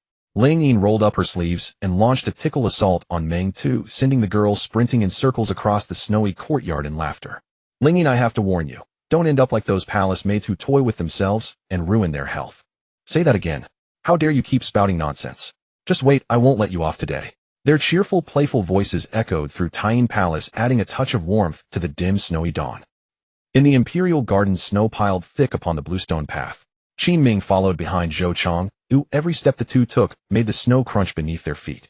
Commandant Qin, you've earned the eldest princess's favor at such a young age. And now His Majesty has rewarded you as well. Your future is truly boundless. Eunuch Zhou flatters me. We're all just trying to earn our keep in the palace. I'm not flattering you in the least. We eunuchs scramble for a living, and no matter how we scramble, we remain eunuchs. But Taiyin Palace is different. The eldest princess actually promoted you to commandant of the Demon Suppressing Guard. That's a meteoric rise. You should know the Demon Suppressing Guard has no generals. Even the 12 zodiacs are only commandants. Your standing now is equal to theirs. Qin Ming suddenly realized the truth of those words. He had assumed a commandant was a minor post. But within the Demon Suppressing Guard, it was genuinely a high rank. Where is Commandant Qin from? Cold Night City. I've never been to Cold Night City, but I hear it is very dark and very cold. Yes, it is like that all year round. Qin Ming quickly steered the conversation toward Zhou Chang, for if he talked too much about Cold Night City, he would run out of things to invent. And where is Eunuch Zhou from? Starlight City. Starlight City. I've heard it's a wonderful place, though I've never been. Eunuch Zhou Chang said with a gentle laugh and a soft voice. Starlight City is far more luminous than Firefly Stone City. You could almost say it has no night at all. All year round, the sky overhead is covered with a canopy of brilliant stars. They glitter beautifully. But the rainy season is long and floods are frequent, so in those days, everyone in my village lived in the treetops. That sounds rather nice. Qin Ming sank into thought. These 4 great cities of the Dayan Kingdom really were peculiar. How could they be so strange? Cold Night City was shrouded in utter darkness without a single ray of light. Further north, Firefly Stone City had a bit of illumination, yet it remained dim and hazy all day long. But Starlight City had no night at all. The heavens blazed with countless stars. And Aurora City was even brighter, an endless dazzling polar day, filled with light. This world was truly full of mysteries. The two crossed the Imperial Garden. Qin Ming spotted a simple stone stele inscribed with the words, "A winding path leads to seclusion." Standing beside the stele was a eunuch in blue robes. The man was short with his head lowered. Seeing Zhou Chang approaching, he hurried forward. "Eunuch Zhou, this one has something to report." Eunuch Zhou Chang glanced at Qin Ming and smiled. He pointed toward a row of buildings veiled in mist and clouds. "Commandant Qin, I won't escort you any further. Follow this road straight ahead, and you will reach Tianyi Academy. Someone there will receive you and let you claim your cultivation art. Very well. Then eunuch Zhou, tend to your affairs. I take my leave. Qin Ming strode forward. His tortoise breath spirit art enhanced his perception, allowing him to faintly hear voices from the imperial garden. Zhou Chang's tone seemed to have turned several degrees colder. What do you need me so early in the morning? Brother Zhou, it's a major matter. As you said, if any transmigrator appears in the palace, we must report it at once. What did you say? A transmigrator. Yes, a transmigrator. We can extract a spirit essence from her. Eunuch Zhou swept his gaze around and lowered his voice to a whisper. How could an ordinary transmigrator possess a spirit essence? Eunuch Zhou, you may not know this, but the Five Elements Alliance believes they have a hidden transmigrator network in the palace. Yet we've already detected it and have been monitoring it all along. This female transmigrator came through exactly that route. As long as we capture her, we can trade her to the Five Elements Alliance for a spirit essence and upgrade our talents. 100 meters away, Qin Ming had long since stopped. He hid behind a rockery, pushing his tortoise breath spirit art and concealment talent to their utmost limits. Every word of the conversation between Zhou Chang and the young eunuch fell into his ears. He could hardly believe it. This world was like a spy war, bloodshed lurking everywhere. So even the blazing fire hall of the female emperor had been infiltrated by transmigrators. But how had Zhou Chang managed to slip past the bloodline detection? Fortunately, Qin Ming had shown no trace of his own origins in front of him. Otherwise, he would have suffered another backstab, just like before. Hearing the footsteps of the two men moving forward, Qin Ming promptly advanced as well. Yet Qin Ming's aura was concealed, his footsteps hidden. Even Zhou Chang, who was at the 8th layer of body refining, could not detect him. Little Dengzi, where is that transmigrator you mentioned? Eunuch Zhou de Kuei and Lan Hua, and I have already cornered her in the Qingqi Cold Palace. She's hiding in there, probably waiting for nightfall. Well done. Which faction of the Five Elements Alliance does she belong to? We haven't determined that yet. She's wearing blue clothes and has a long braid. The moment he heard that, a figure instantly surfaced in Qin Ming's mind. Qin Xian, blue clothes, long braid. It must be her. But what was Qin Xian doing in the Imperial Palace? Could she be here looking for him? Zhou Chang led the young eunuch Dengzi away, turning right down the left greenstone path. After 10 breaths, Qin Ming emerged and quietly followed. He moved swiftly. At the same time, his aura and footsteps remained concealed. Zhou Chang kept leading Dengzi forward, turning through nearly a dozen twists and bends until they reached a desolate, long-abandoned cold palace. Qin Ming had never been to this place before. Around it were red maple trees in abundance, their snow-struck leaves scattered all over the ground. With no one clearing them for years, the fallen leaves had formed a thick layer. Zhou Chang regrouped with the Lan Hua and de Kuei he had mentioned. The four of them surrounded Qingqi Palace from the east, west, south, and north. With a wave of Zhou Chang's hand, all four attacked the interior of Qingqi Palace from their respective directions. Qin Ming instantly discerned their cultivation levels. Zhou Chang, at the 9th layer of body refining, was a formidable expert. Little Dengzi and de Kuei were both at the 7th layer. The palace-maid Lan Hua was no weakling either. She was at the 8th layer. They dashed into Qingqi Palace with agile movements. Qin Ming silently crouched on the eaves. Fortunately, he wore white robes today, blending perfectly with the snow on the rooftop, truly well concealed. Zhou Chang and his 3 companions advanced step by step toward the main hall of Qingqi Palace. The young eunuch Dengzi gripped a long sword and stepped forward. He had just pushed open the main hall's door. Suddenly, a frigid blade light came slashing straight at his face. Startled, eunuch Dengzi staggered backward, his feet carving an arc in the snow. With a roar, the great blade in the room swung through empty air. A figure in cyan burst out in an instant, her long braid dancing over her shoulder. Qin Ming recognized her immediately. It was indeed his junior sister Qin Xian. She appeared to have sustained some injuries, likely from an ambush after entering the palace. In the next moment, de Kuei's short and burly attacked from the left. His hands were empty, tightly clenched into fists. Upon seeing this, Qin Xian swung her black gold blade to the left. De Kuei clenched his fist, activating his innate ability, Iron Arm Sequence 135. Instantly, his right arm turned as hard as steel. With a thunderous crash, Qin Xian's black gold blade was forcefully parried. She immediately retreated, gasping for breath. To her surprise, the palace-maid Lan Hua launched another attack from the right. Raising her hands and gathering energy, the 10 orchid flowers growing in the courtyard all floated into the sky. Her innate skill, Flower Sword Sequence 201, suddenly activated. Using flowers as swords, over 40 orchid petals simultaneously struck toward Qin Xian. She curled her body and leaped into the air. Her black gold blade swept through the air with powerful slashes from in front of her body. Each strike carried the formidable aura of her spiritual connection at the 1st level. The blade's edge blocked all the hidden weapon petals. Qin Ming noticed Qin Xian's face had turned pale, indicating she was seriously injured. He surveyed their surroundings. He was searching for the best rescue and escape route. Qin Xian flew into the air again, hoping to catch her breath. But unexpectedly, Eunuch Zhou Chong, forming the flower-picking gesture, launched a sudden attack with exceptionally swift and bizarre movement. Qin Xian was already injured with her spiritual power, still recovering, so she quickly held her black gold blade in front of her to defend. The flower-picking finger pushed the black gold blade back repeatedly. Zhou Chang's innate ability, Inch Power Sequence 93, suddenly activated. His two fingers extended and struck the blade's surface with great force. The blade was suddenly driven backward forcefully, striking Qin Xian's abdomen. Qin Xian fell straight down from the air. Zhou Chang, De Kuei, Xiao Dongzi, and Lan Hua jumped down from all four sides. When the four of them stood together, this was exactly the opportunity Qin Ming had been waiting for. He covered his face with black cloth, grasped his blood-falling sword, and charged out. Deploying his concealment ability, his speed was eerie and swift. None of the four could sense anyone approaching. It wasn't until Qin Ming's sword was thrust before him that Zhou Chang was utterly astonished. "Who are you?" Zhou Chang quickly activated the flower-picking finger and Inch Power to block Qin Ming's blood-falling sword. At that exact moment, Qin Ming struck with his left hand, activating his fire ability. A torrent of red flames erupted. The three, De Kuei, Lan Hua, and Xiao Dongzi, were forced back 4 or 5 steps. Thick black smoke rose from the red flames, and they frantically waved away the smoke with their sleeves. As the thick smoke cleared, the four looked on in astonishment. Where was Qin Xian? She had vanished, completely taken away by Qin Ming. "Damn it! They escaped. They won't get away," Zhou Chang said. With a sweep of his sleeve, he instantly flew to the rooftop. Scanning the area, he pointed toward the depths of the cold palace. "They're deep in Qingqi Palace. After them." De Kuei, Lan Hua, Xiao Dongzi, and Zhou Chang all pursued into the cold palace. Qin Ming carried his junior sister Qin Xian and ran desperately inside. "Put me down. Who are you?" "Who else would it be?" Qin Ming, his face concealed, glared at her. "Who else would risk their life to save a foolish girl like you?" Upon hearing his voice, Qin Xian recognized him. "Qin Ming, how did you know I was here?" "Telepathy, naturally." "Don't flatter yourself. Put me down at once. Call me senior brother." "I won't. Put me down." Qin Ming sensed the four pursuers closing in behind them. He burst into a grand palace, kicking the door open as he carried Qin Xian inside. Setting her down, they sprinted down the left corridor toward the innermost reaches. "Qin Ming, where is this? I've never been here before." "This is the cold palace. It's abandoned most of the time." Qin Ming guided Qin Xian into another dark, secluded courtyard. Snow lay more than a meter deep here. Strange weeds sprouted from the snowdrifts, swaying in the wind. The trees in the courtyard had twisted shapes and no leaves. The blackened tree trunks resembled ghostly claws. It seemed the cold palace had gone long unvisited. However, as Qin Ming and Qin Xian stepped through a circular archway, they were both stunned. Red lanterns hung from the corridors surrounding the entire courtyard.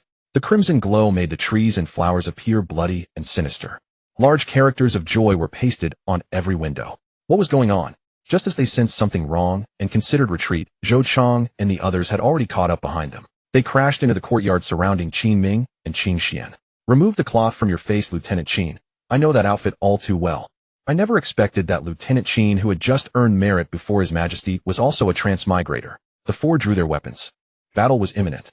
Just then, unexpectedly, a soft, giggling female voice emerged from the corner of the empty courtyard. It seemed as though over a dozen women were laughing merrily.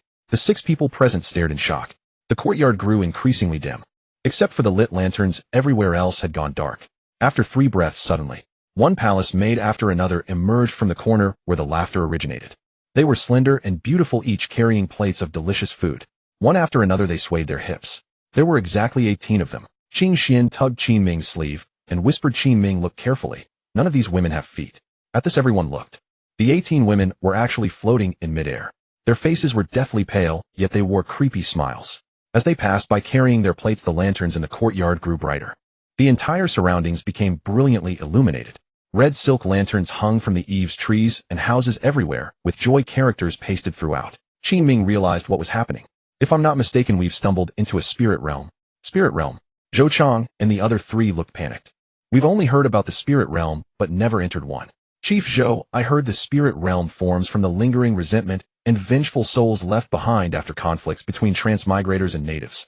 The spirit realm is extremely dangerous. One wrong move, and you'll die." De Kuei said resentfully, "At worst, we can ride our swords together and smash this damn place." Qin Xian shot him a speechless look. "So stupid. The most basic rule of the spirit realm is do not act recklessly. If you start smashing things around, you could easily get trapped inside forever." Suddenly, Eunuch Xiao Dongzi cried out, pointing at the corner of the wall. "Over there. Someone's there." Everyone followed his gaze. A woman in red clothing stood at the corner of the right wall. She wore red embroidered shoes, a red veil covered her head, and her pale white hands were clasped together at her abdomen, her nails blood red. She stood motionless, her figure ethereal and flickering in and out of sight. Danger level during this period increases 100-fold, and luck point accumulation rate also increases 100-fold. Everyone was taken aback. Even though they were all cultivators, they still shuddered at what they faced.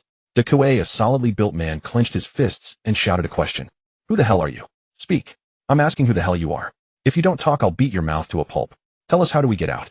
Zhou Chang, the leader of the four, immediately reached out to stop De Kuei. He said calmly, you can't hurt her. I tried just now. I threw 3 whirling needles, and every one passed straight through her body, but it was completely useless. Qin Ming was secretly astonished, thinking that Zhou Chang's cultivation was indeed formidable. He hadn't even noticed when the needles had been thrown. Qing Xuan, standing on Qin Ming's left, casually took half a step forward. It looked unintentional, but Qin Ming knew that Qing Xuan, having sensed how deadly Zhou Chang's hidden weapons were, was shielding the greater part of his body with her own. My little junior sister is truly wonderful. She's gone. Xiao Dengzi cried out again, pointing at the corner. How could she suddenly vanish? Even the most powerful cultivator couldn't do that. Qin Ming also realized how treacherous this spirit realm was. If he had to face a backstab from Zhou Chang's group of 4 as well, things would become even harder. With this thought, he fixed his eyes on the 4 before him and said coldly, you all saw it. That person just now wasn't human. She was a ghost formed from remnant souls and resentment. No matter how powerful your hidden weapons or fists are, they are utterly useless against her. Qin Ming raised his hand. With a whoosh, a ball of crimson flame abruptly burst into existence. But this flame is absolutely useful against ghosts and monsters. I'm warning the 4 of you. Don't pull any tricks inside the spirit realm. If my junior sister and I are sneak attacked by any of you for no reason, we're all finished here. Eunuch Zhou Chang immediately put on a smile. Captain Qin, you're overstating it. What matters most is that we all make it out together. Personal grievances are unimportant. Not important. Qin Ming waved his hand and led Qin Xian deeper inside. As soon as he stepped onto the stairs, he felt an intensely cold aura emanating from the right side, where the ghostly woman had just stood. Qin Ming hesitated briefly, then headed to the right. Xiao Dengzi exclaimed in surprise, boss, show that guy really has guts. He actually dares to go where the ghost stood. What do you know? That guy's talent is fire, and his yang energy is at its strongest. Of course he's not afraid. In reality, Qin Ming was scared out of his mind. He had already weighed the situation. Given the ghost bride's level, even unleashing his flames would probably prove useless. Previously at the Ingshire Academy, fire had indeed been of little use against that scholar. Qin Ming approached the spot where the ghost bride had stood. So cold. Compared with the chill on the eldest princess, this was an even deeper kind of een, as if the nether chi of hell itself were piercing one's soul with pain. Qin Ming waved his hand gently, and a soft ball of flame illuminated the place. There on the pillar where the ghost bride had stood, a line of words was carved. Explosives blasted out a grave. Perfume turned into poison. My eyes that read books, my mouth that ate meals. Heartless man I only wanted to marry. Everyone stood rooted to the spot, turning those words over in their minds. They were all transmigrators, so perfume and explosives were hardly unfamiliar. It seems that Ghost Bride harbored deep resentment toward perfume and explosives. Could it be that a transmigrated did her in? Definitely. A transmigrator bullied a native, and the resentful remnant soul formed a spirit realm. While everyone was lost in thought, 6 red cards suddenly floated out of the darkness from the doorway ahead. The 6 each picked one up. Gleaming large characters read wedding invitation. Qin Ming opened it, and a line read Ghost Bride's netherworld marriage. Please have the groom register his information.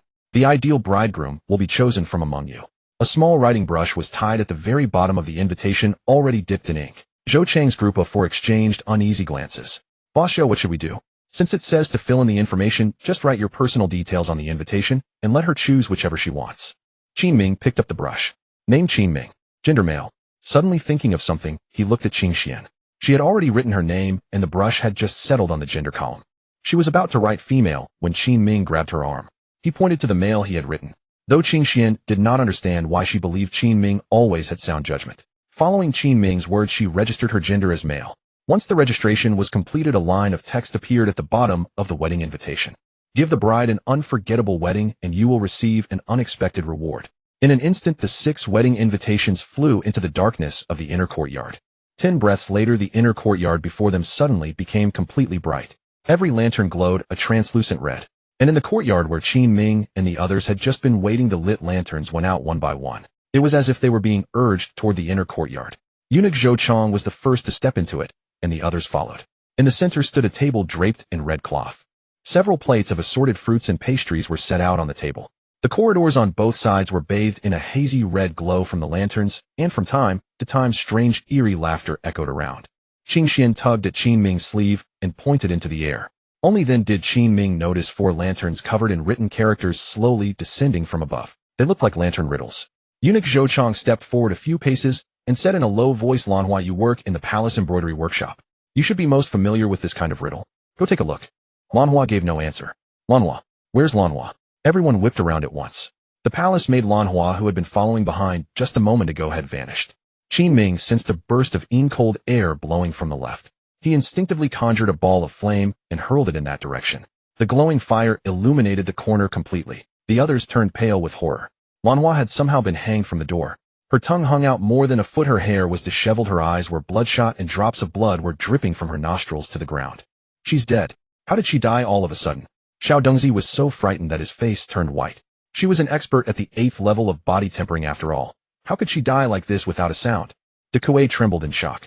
"I've heard that the remnant souls and wronged spirits in spirit realms are extremely powerful, let alone those at the body tempering realm. Even those at the spirit connection realm will die if death comes for them. Forget that for now. Let's keep going, one step at a time."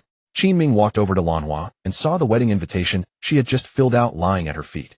Qin Ming picked it up and examined it. Lanhua had filled in female in the gender column. Qing Xian had filled in male. She was alive. Lanhua had filled in female. She was dead.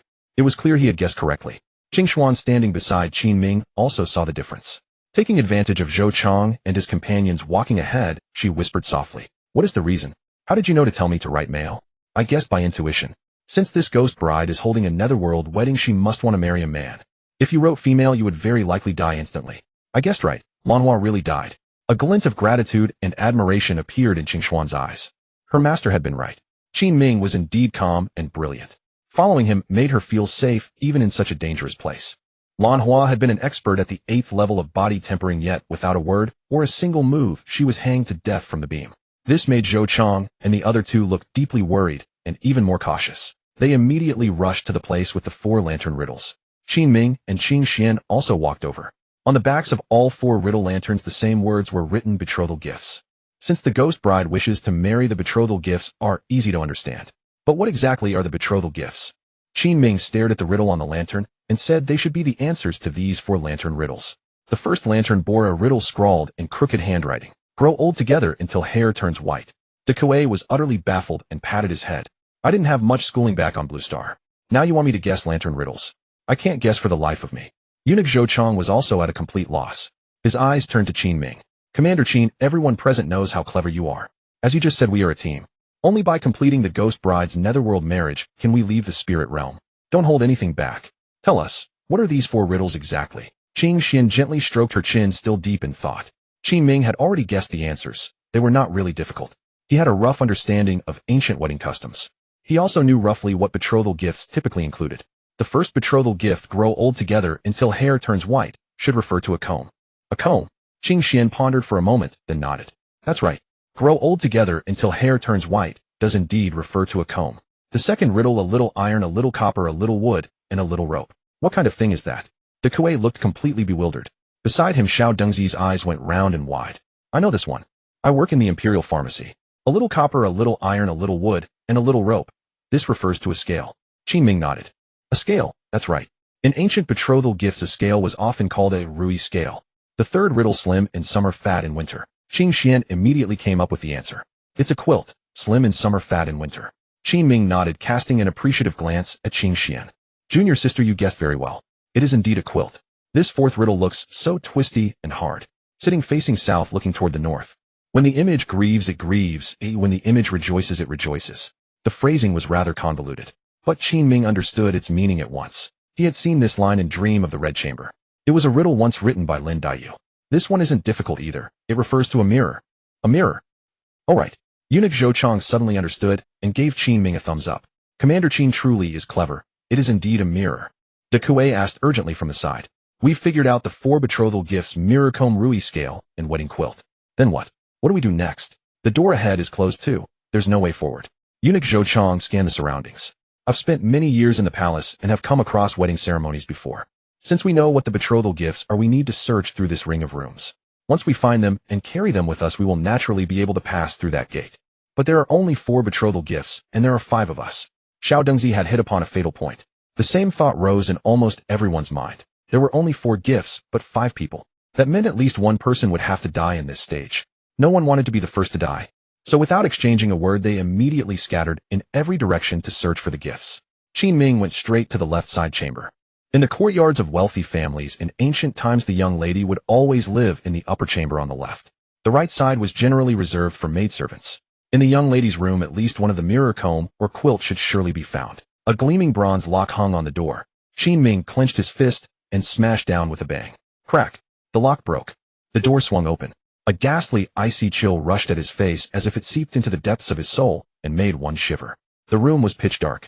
Qin Ming raised his right hand and released his innate flame. Whoosh! A ball of red fire rose from his right hand, illuminating the room. Qin Ming had not guessed wrong. This was indeed the young lady's chamber. In the middle stood a folding screen with mandarin ducks playing in water. Blue and white porcelain vases were placed on the table and shelves. The patterns on them were almost all in pairs, magpies or mandarin ducks. Qin Ming stepped forward and flicked the middle finger of his right hand. A tongue of flame shot out and lit the candlestick on the table with a whoosh. The candle stood about 2 feet tall, and drops of red molten wax slid down one by one like blood. Qin Ming dared not waste time. He swept his gaze around and saw neither mirror nor comb. He then looked toward the bed deeper inside. There was a quilt on the bed, but it was green. Since the ghost bride was so eager to marry using a green quilt, as the wedding quilt was clearly inauspicious, Qin Ming turned and walked out again. His gaze fell on the drawer beneath the table. He pulled it open with force. Right in the center of the drawer lay a red mirror. It was lying face down. Qin Ming quickly took it out and turned it over. Although it was a bronze mirror, it was extraordinarily bright. Warning: danger level increased 100-fold. During the danger period, the luck point growth rate increased 100-fold. Swish! In the mirror, he could see a figure flash past behind him. What was that? Qin Ming immediately turned around. Behind him was empty. He looked back into the mirror for another glance. This time the ghost bride, who had been wearing the red veil, was actually standing just 1 meter behind him. A boundless, icy chill surged toward him. Qin Ming felt a chill run down his spine. Every hair on his body stood on end. Flame burst into his hand as he whirled around. But there was still nothing behind him. Yet when he glanced sideways at the mirror, he could clearly see the ghost bride standing right behind him. And she was slowly lifting off her red veil.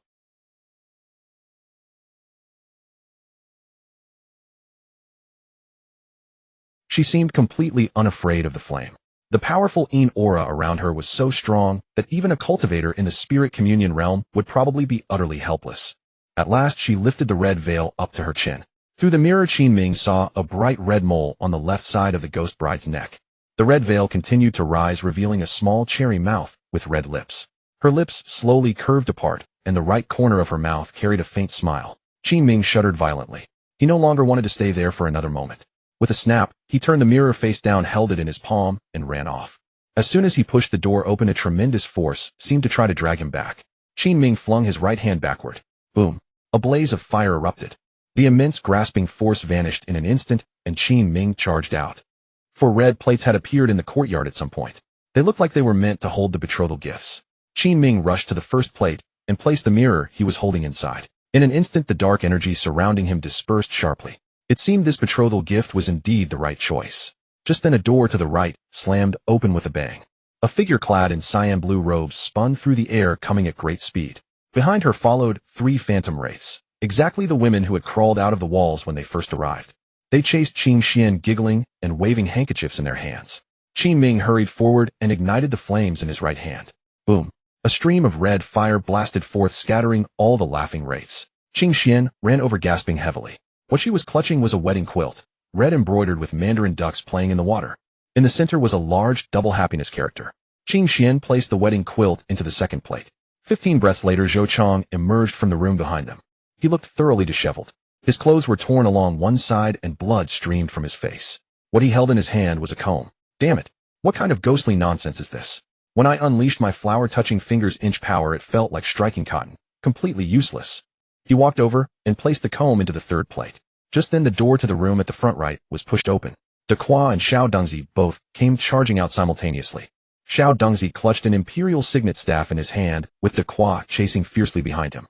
That staff is mine. I found it first. Xiao Dengzi roared loudly. Whoever grabs it first owns it. De Qua appeared utterly enraged.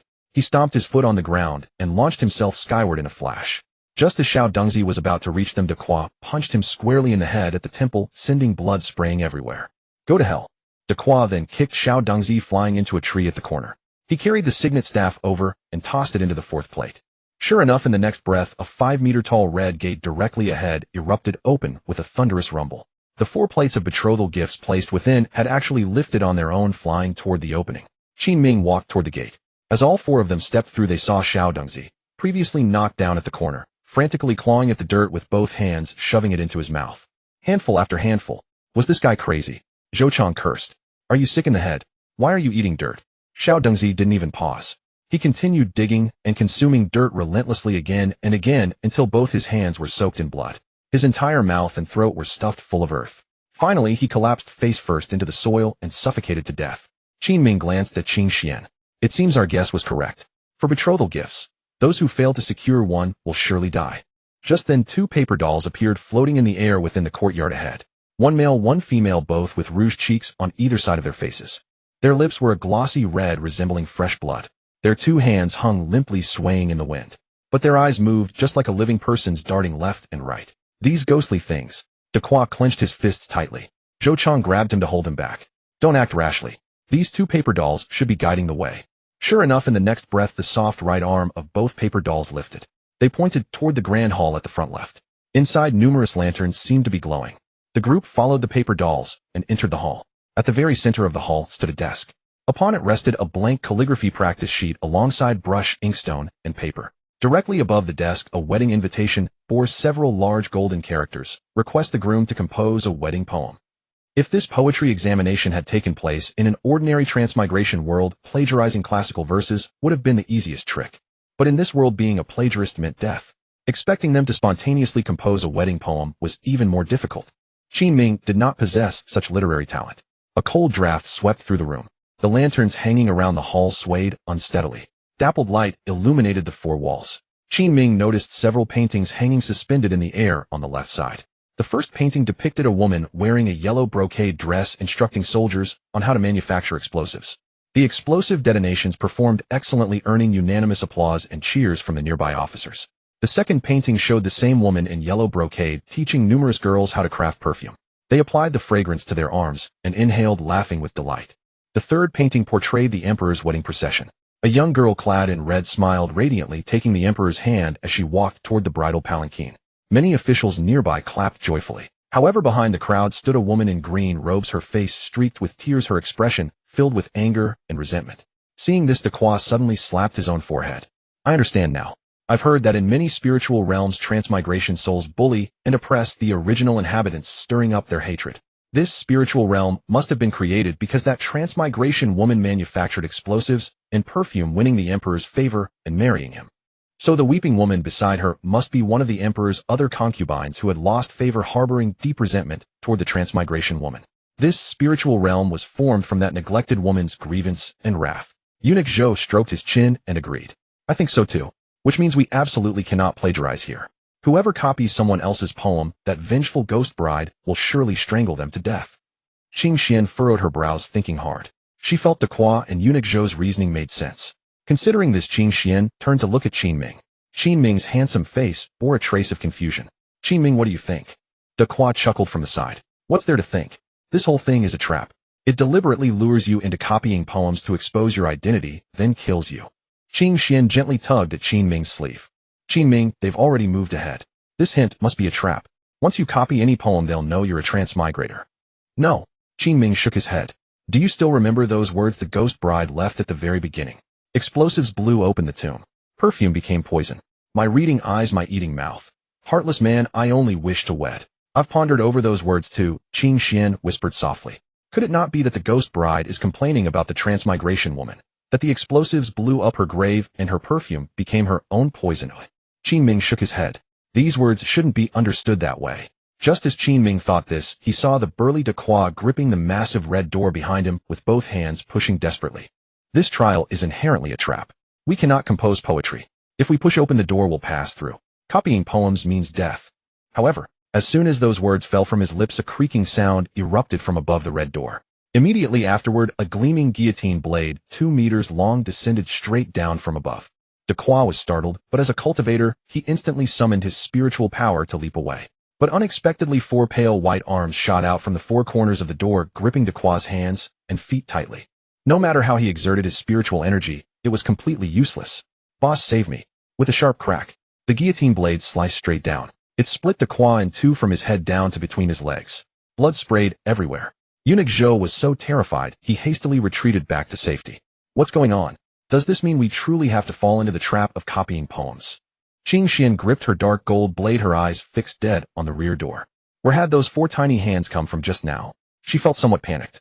If this was the case, how could they possibly pass this trial? She anxiously turned to look at Qin Ming. To her surprise, Qin Ming showed not a single trace of panic. He remained perfectly calm, still carefully observing the three paintings. Qin Xian couldn't help but feel admiration. Qin Ming was truly formidable, remaining so composed even at a moment like this. Qin Ming once again fixed his gaze upon the first painting. The transmigration woman in yellow robes faced forward as though smiling at him. Qin Ming observed closely, and suddenly, he actually spotted what appeared to be a red mole on the yellow-robed woman's neck. Qin Ming then shifted his eyes to the second painting.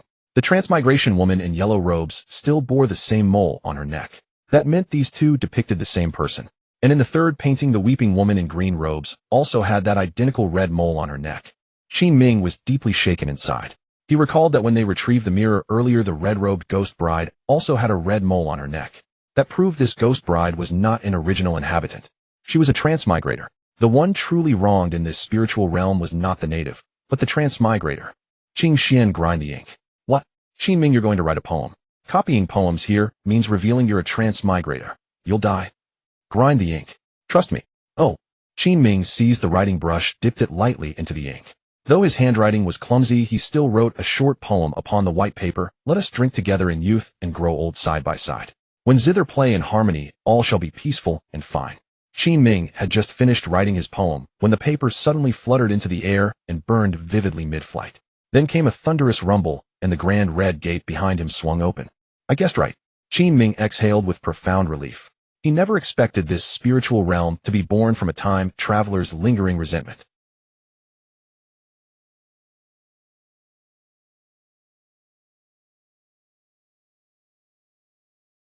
Unexpectedly sharp-witted indeed. Qin Ming led Qin Xian out through the Crimson Gate, first with Zhou Chang trailing behind them. Before them stood three identical houses. Every window and door was adorned with auspicious characters, and bold red Chinese characters reading "Bridal Chamber" graced the center of each beam. All three drew deep breaths. This appeared to be the final trial of the Ghost Bride's spiritual realm, a bridal chamber challenge. They quickly understood 3 rooms meant one for each of them, forming the last gauntlet. Qin Xian nodded to Qin Ming and made for the middle house first. The eunuch Zhou Chang, teeth clenched, headed toward the leftmost room. Qin Ming then pushed open the door to the remaining third room. The chamber was decorated in classical elegance with screens embroidered with mandarin ducks playing in water. Red candlesticks stood alongside an assortment of fruits and nuts. When he pushed further inside, a rosewood bridal bed came into view, adorned with exquisite auspicious quilts, red pillows, and red curtains. Qin Ming sat on the edge of the bed. Suddenly, a terrible scream erupted. It was eunuch Zhou Chang. What was happening? Had he perished before the bridal chamber trial could even begin? Qin Ming suddenly remembered that eunuch Zhou Chang was a eunuch. Entering a bridal chamber as a eunuch was no different from the fate that awaited those whose gender did not match the invitation. In that instant, Qin Ming realized Qin Xian was in mortal danger. He had to find his junior sister Qin Xian. If she remained alone in that room, she was a woman, and within a bridal chamber death was certain. She had come to the palace risking her life to deliver news for his sake. She could not die so inexplicably and senselessly. How could he face their master afterward? Just as Qin Ming reached Qin Xian's bridal chamber door, he felt a chilling shadow approaching from behind. Warning: danger level increased by 200 times. During this peril, luck points accumulate at 200 times the normal rate. He turned sharply to see the ghost bride standing at the entrance of the first room. She wore a crimson wedding gown and a red veil, standing perfectly still. Her hands rested upon her abdomen, covered in fresh blood that dripped steadily to the floor, a truly eerie sight. The ghost bride began to drift toward the second bridal chamber. Specifically, she floated. Her legs did not move at all. Qin Ming scrambled over the threshold and ran into the room. At that very moment, Qin Xian inside the second bridal chamber had reached the same dreadful conclusion. When eunuch Zhou Chang died, she knew her own death was sealed. This ghost bride's spiritual realm appeared to be an inescapable death trap for any woman who entered. What haunted her most was not the fact that she was about to die, but that she had not yet delivered the crucial information to Qin Ming. What could she do? Master Qin Xian has failed your expectations. Footsteps echoed urgently outside the door. Qin Xian's hand rested lightly on her grip of the Wujin blade. No matter what, even if this vengeful spirit proved unconquerable, she would fight to the death. With a swift whoosh, a figure darted forward. just as Qin Xian drew her blade to strike. Qin Ming, moving with extraordinary speed, grabbed her blade handle. Qin Ming, what are you? Why are you here? Qin Ming said nothing. He shoved Qin Xian toward the inner part of the bed, leaped up himself, and positioned himself outside, shielding her behind him. Qin Ming. Shoo, don't speak. She's coming. Qin Xian was overcome with profound emotion. The room grew increasingly cold. The red candle flames on the table flickered tremblingly. Finally, out of the corner of his eye, Qin Ming saw a pair of red embroidered shoes cross the threshold. The ghost bride in crimson robes drifted slowly toward the window. She still wore her red veil. Her hands somehow had been washed pristine clean, yet her fingernails were stained a blood-curdling red. Warning: danger level increased by 300 times. During this peril, luck points accumulate at 300 times the normal rate. Qin Xian, seated behind Qin Ming, felt her heart hammering wildly against her ribs. Fear gripped her soul, and she clutched her Wujin blade with white-knuckled intensity. Suddenly, the ghost bride raised her right hand and pointed to the red veil upon her head. Qin Ming's heart nearly burst from his chest. He understood. The ghost bride wanted him to lift her veil. Qin Ming picked up the Rui scepter placed beside the bed and slowly extended it forward, gradually unveiling the red veil layer by layer. Qin Xian, hidden behind him, stared with wide eyes and curled tightly beneath the covers. Slowly, the ghost bride's pale neck emerged into view. There was that familiar crimson mole once again. But when Qin Ming fully lifted the veil, he was so terrified his soul nearly abandoned his body. The ghost bride had no head. Absolutely no head. Just then, suddenly, the scene transformed before their eyes. Many images from those years appeared before Qin Ming and Qin Xian. In the vision, a youthfully beautiful girl dressed in yellow robes. Her smile was radiant, and a crimson mole adorned her neck. She was a time traveler. Upon arriving in this world, she used her abilities and knowledge to benefit the common people. She had invented soap. She opened the capital's first bookstore. Her extraordinary talent caught the attention of the fourth prince, who was dashing and charming, and he promised to marry her and make her his future empress. To help the fourth prince seize the throne, she manufactured gunpowder and served as his strategist. She assisted him in selling perfume and books, establishing trading companies to raise funds. For a full 8 years, she served as his military advisor. But on the day the fourth prince ascended the throne, the empress was not her at all. In truth, both the empress dowager and the fourth prince had been using her all along. They always viewed a woman who could invent things and think rebelliously as some kind of demonic sorceress. Such a demoness could never become empress. That day, heavy snow fell across the land. The emperor married another woman while she was executed by the empress dowager as a demonic curse. The emperor deemed her behavior strange and her thoughts peculiar, like some demon from beyond the borders. To utterly destroy her, they had to sever her head, ensuring she could never reincarnate. The vision abruptly ceased.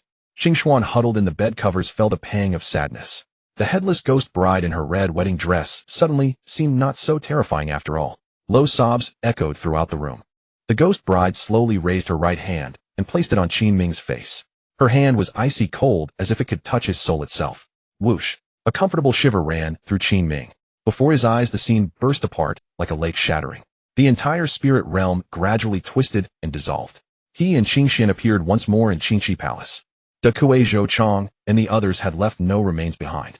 At just that moment, 3 glittering spirit essences appeared in Qin Ming's hand and 2 appeared in Xingshuan's hand. Qin Ming tucked the spirit essences into his sleeve. To his surprise, there was also a red ring in his sleeve.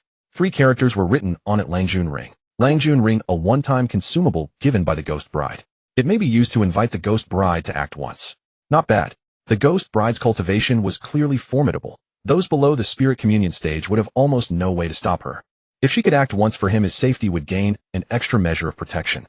Qin Xian was still gasping for breath, her heart pounding with lingering fear. Qin Ming, is it over? It's over. That spirit realm was terrifying. Tell me, what exactly did you do with her in the end? What do you mean, what did I do? The final stage was clearly the bridal chamber. Did you and that headless ghost bride? Weren't you standing right there watching? What could I possibly do? But Zhou Chong was a eunuch.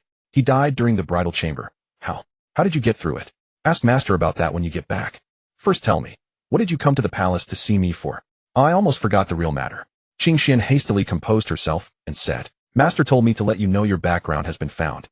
Your family from Shuatao village in Hanya City are all dead. There were 2 people who came with you to Ingshir City. One, Xiao Liuzi, is dead. The other, Tang Wei, now serves as a page boy at the gate of Tianyi Academy. Qin Ming felt immensely fortunate. Junior sister, you came at exactly the right time. I was heading to Tianyi Academy anyway. If you hadn't told me, I would have gone in through the front gate and walked right into him. Seeing that time was running short, Qin Xian said, I've delivered the message. I'll be going now. Qin Ming grabbed her sleeve and took out one of his spirit essences. Take this. What for? Last time Master took one of your spirit essences and gave it to me. This time I'm returning it. I won't take it. What do you take me for, Qingxian?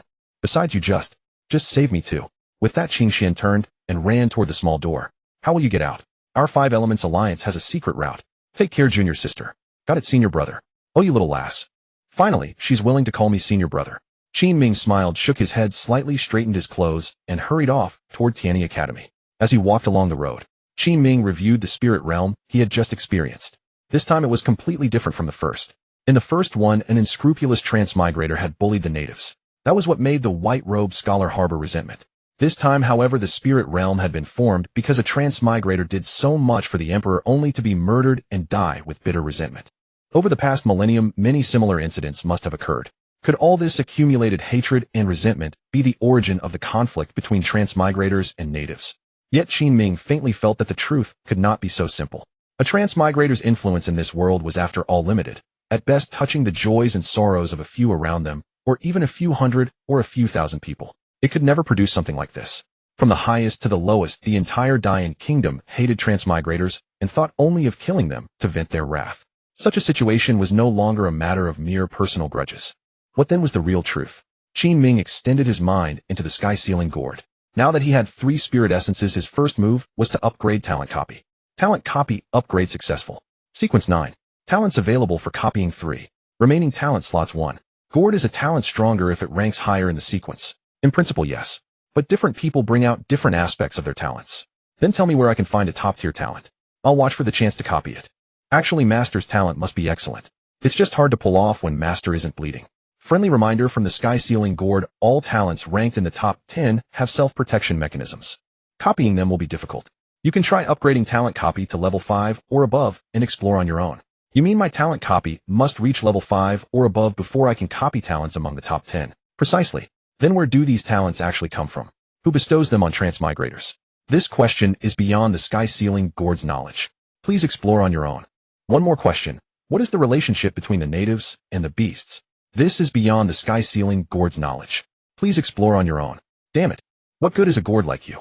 Still thinking, Qin Ming reached the side gate of Tianyi Academy. He deliberately searched around quietly. Sure enough, a page boy stood at the main gate of Tianyi Academy. His features were clear-cut and seemed vaguely familiar. On the night they gathered for the transmigration, Qin Ming must have seen that face by accident.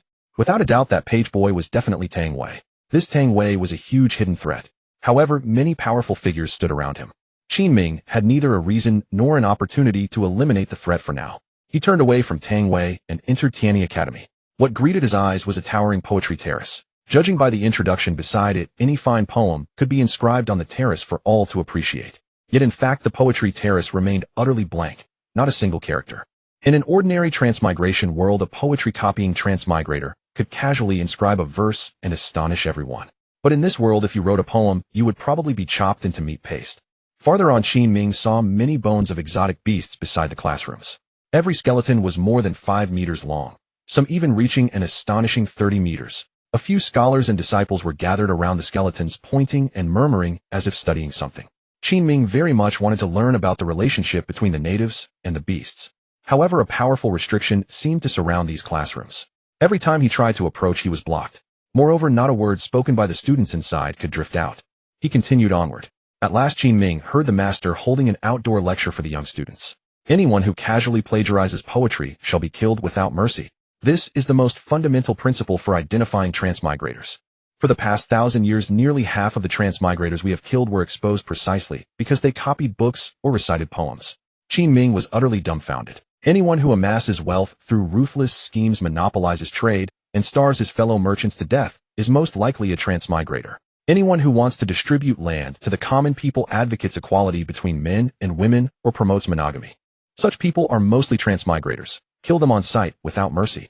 As for women who defy feminine virtue, extort betrothal gifts, flaunt themselves seductively, or call themselves little fairies, chop them into mincemeat. That can never be wrong. Qin Ming was rendered speechless. With such terrifying killing principles, most transmigrators would be doomed within the first month after their arrival. Qin Ming soon found the book pavilion of Tianyi Academy. It was the central repository of books in the Dayan Kingdom, with 6 floors in all. However, he could only browse the first and second floors. After searching through the shelves, he found a mid-grade mystic rank manual called the Sinew Drawing Bone-Crushing Hand. This cultivation art recorded in meticulous detail the essential techniques for crushing each of the 108 bones of the human body. With the speed granted by his concealment talent, he was sure to become faster in the future. Paired with the sinew-drawing bone-crushing hand, it would definitely yield twice the result with half the effort. Just then a voice suddenly sounded from behind him. Commander Qin, what a coincidence. Turning around, Qin Ming saw eunuch Wang Jin slightly hunched holding a horsetail whisk. He now served as a messenger eunuch in the Directorate of Ceremonial. He was also the one who had addressed them when Qin Ming first arrived. Eunuch Wang, I came by order of His Majesty to select the cultivation art. I know. Congratulations, Commander Qin. You have indeed turned out the best among the batch I castrated. Qin Ming hurriedly changed the subject. What brings Eunuch Wang here? I am here to find a book for His Majesty. Eunuch Wang is truly impressive. This Tianyi book pavilion has 6 floors in total. I can only browse the first and second, yet you can go all the way up. Going up is nothing remarkable. Once you have climbed a little higher, you will be able to visit the 3rd, 4th, and 5th floors too. But the 6th floor of Tianyi Academy is absolutely forbidden. Qin Ming looked puzzled, feigning simplicity and ignorance. After all, I have only recently arrived in the capital. No one has ever told me such things. I truly do not understand. Eunuch Wang tugged Qin Ming's sleeve and led him away from Tianyi Academy. Along the way, he warned him in a friendly tone. Commander Qin, I was the one who made you a eunuch, so fate has bound us together. Now I serve in the Directorate of Ceremonial, and you are in the Demon Suppression Guard. From now on, we ought to support one another. Naturally, Eunuch Wang. Since you are a clever and sensible lad, let me offer you one warning. In the imperial city of our dying kingdom, there are 3 places you absolutely must never go. The first you may have seen already, the Longyuan Ancestral Shrine. Qin Ming seemed lost in thought. The second is the 15th through 18th floors of the Demon Suppression Tower. Qin Ming's mind kept churning. He had already toured the 1st and 2nd floors of the Demon Suppression Tower, but he had no key to the 3rd floor and above. And the 3rd is the 6th floor of Tianyi Academy. Qin Ming nodded. I have remembered it now. Thank you, Eunuch Wang. He dared not ask too many questions. Many matters once probed to the bottom would arouse suspicion. He could only take things one step at a time. What could possibly lie within those 3 forbidden places? Returning to Taiyin Palace, Qin Ming immediately began cultivating. He felt that he was on the verge of breaking through to the 5th level of body tempering. He needed to push harder. He went to the western hall of Taiyin Palace, where there was a large open area. The snow lay 3 feet deep. Qin Ming first practiced the Ice Soul Fist for a while, but once his body grew scorching hot, he took out the manual for the sinew-drawing bone-crushing hand. He trained with extraordinary focus. In the span of 4 hours, he completely mastered all 108 moves. Qin Ming also deliberately selected over a dozen manuals on footwork, fist techniques, swordsmanship, and the like from the Taiyin Palace Book Pavilion. These cultivation arts were rather low in rank. Qin Ming kept them there purely as a cover, so that no one would grow suspicious when he practiced the heaven-slashing art, the Gale Sword art, and the Turtle Breath Spirit art. Qin Ming cultivated all the way until dusk. His meridians were incomparably smooth, and his entire body burned with heat. Finally, he broke through to the 5th level of body tempering. The aura radiating from his whole body had changed. Previously, fighting an enemy for at most a quarter of an hour would leave him exhausted. Now he could fight continuously for 2 full hours without any trouble.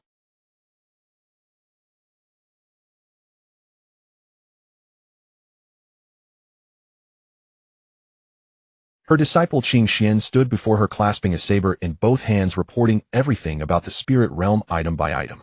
Qing Xian did not embellish. She simply spoke out everything she had seen and thought. Yun Shuiyao listened and remained silent for 10 breaths. I, your master, have visited 3 spirit realms in all, but none of them was nearly as dangerous as the one you entered. If Qin Ming had not been so calm and quick-witted from beginning to end, you would hardly have made it out alive. Qing Xian nodded in agreement. Master, senior brother saved me at least twice inside, and both times I would certainly have died without him. The first time was at the very start, when I was about to fill in my gender as female on the wedding invitation. If I had written female, I would have been killed instantly in the ghost bride spirit realm. The other time was the bridal chamber. As a woman, how could I consummate the marriage with the ghost bride? Then senior brother came over to me from the side. Was he not afraid of breaking the rules and being killed? Yun Shuiyao took a sip of tea and smiled. Why are you suddenly calling him senior brother? Oh, master, I am telling you something important. Why are you focusing on that? Yun Shuiyao smiled. This is exactly why your master and your martial uncle think so highly of Qin Ming. He is not only intelligent, but also has a kind heart that values loyalty and affection. He knew that if he did not come to your bridal chamber, you would certainly die. He also knew that if he violated the rules and left his room, his chances of dying were extremely high. Yet he still went to you. Qing Xian's expression froze for a moment, then she nodded. Master, there is another question. That Zhou Chang was a eunuch and he died in the bridal chamber. My senior brother is also a eunuch, but he did not die. I even saw him shiver. Yun Shuiyao was taken aback. A shiver? Yes. Why? Yun Shuiyao suddenly recalled the matter of the disciple shivering with the ghost bride and felt a little awkward. Let us discuss this later. And afterward, After the spirit realm ended, he tried to return the soul essence to me, but I did not take it. Good. He is exactly the one who needs soul essence most right now. Master, the message sent in this time could not have been more timely. When I met him, he happened to be heading straight for Tianyi Academy. If I had not warned him, he would certainly have been exposed. Master, can we have the 5 Elements Alliance eliminate that Tang Wei? That will not work. Yun Shueiyao waved her sleeve. I have long since thought of that. There are extremely powerful restrictions around Tianyi Academy. Killing someone there is very difficult. Just then Ma Chong walked in from the doorway. Master Martial Uncle said a message has arrived from the 5 Elements Alliance headquarters requesting you to go to Starlight City for a meeting. Qin Ming cultivated until deep into the night, his body unbearably hot. He simply broke open the icy river beside him and plunged in. The freezing water seeped into his pores and clashed against the scorching heat inside his body. The sensation was absolutely exhilarating.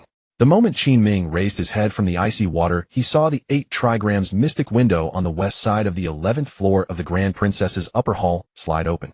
The Grand Princess Han Yueshi was half reclining against the window, holding a jar of drunken immortal brew in her left hand, her eyes fixed directly on him. If you are going to cultivate properly. Why jump into icy water? Your Highness, this humble officer's body is burning hot. Only the icy water brings comfort. A rootless man like you. Why would your body burn with heat? What cultivation art did you obtain from Tianyi Academy today? Your Highness, I obtained the sinew-drawing bone-crushing hand. Perform it once for me. Qin Ming shot out of the icy water at once. He executed all 108 moves of the sinew-drawing bone-crushing hand from beginning to end, his momentum fierce and his execution flawless. Using his concealment talent, Qin Ming kept his cultivation at the 3rd level of body tempering. This fist art looks rather good. Come here. Your Highness, your subordinate's clothes are soaked. Let me go change and then return. Unexpectedly, the Grand Princess suddenly raised her right hand and clenched it gently. In an instant, every trace of water in Qin Ming's clothes was drawn out, condensing into snowflakes that drifted softly down through the air. Qin Ming could not help marveling. That madwoman's cultivation is truly formidable. Your clothes are dry now. Come over. Qin Ming walked to the Grand Princess's chamber and pushed the door open. A shadowstone lamp hung in the room. In the western corner, flames blazed gently in the fireplace. At that moment, the Grand Princess was lying prone on the jade bed spread with a velvet blanket, the black robe wrapped around her, accentuating her perfect, alluring curves. Little Qin, the sinew-drawing, bone-crushing hand you practiced just now is quite good. Come over and put it to use giving me a massage. Qin Ming was dumbstruck, exasperated, and utterly speechless. This sinew-drawing, bone-crushing hand is a killing art I cultivate, and she wants me to massage her with it. Where am I supposed to squeeze? Is she not afraid I will crush her to pieces? The eldest princess beckoned. Xiao Qinzi, what are you standing there gaping for? Qin Ming hurried over. A faint, alluring fragrance drifted into his nostrils. It did not seem to be any kind of flower or herb. It must have been innate to the eldest princess. Qin Ming gently began to massage her shoulders. He had not expected that the eldest princess, so fierce in battle, could have skin so smooth and soft. Xiao Qinzi, use your tendon-extracting, bone-shattering hand. Qin Ming channeled his spiritual energy into his palms and gradually performed the technique. He gently squeezed the bones of the eldest princess's shoulder. He had thought the squeeze would hurt her. Instead, the eldest princess let out a comfortable moan. You have learned this technique quite well today. Continue. Qin Ming finished her shoulders and moved to her back. He could already tell that this woman's seemingly soft body had exceptionally tough sinews and bones. He could not help thinking again of the connection between the original inhabitants and the beasts. Xiao Qinzi, pound my legs too. As you command. Qin Ming turned to look at those slender white jade-like legs. Under the lamplight, they gleamed snow-white. Qin Ming used the tendon-extracting, bone-shattering hand to knead and pound her 2 jade-like legs. He even worked up to the tops of her thighs. His heartbeat quickened several times over. The eldest princess leaned against the edge of the bed, resting with her eyes closed, and spoke softly. Xiao Qinzi, you are a eunuch. Do you still like women's legs this much? Qin Ming, when you were massaging my back, just now your heartbeat was still normal. The moment you touched my legs, it went thump-thump without stopping. Qin Ming's heart suddenly tightened. He adjusted the position of his legs, afraid of being exposed. The eldest princess opened her eyes and a trace of allure appeared at the corners of her lips. The Tianyi Academy once quoted a saying from the Transmigrators: men are lecherous their entire lives, unless one day they are hanging on a wall. I did not believe it before, but now I do.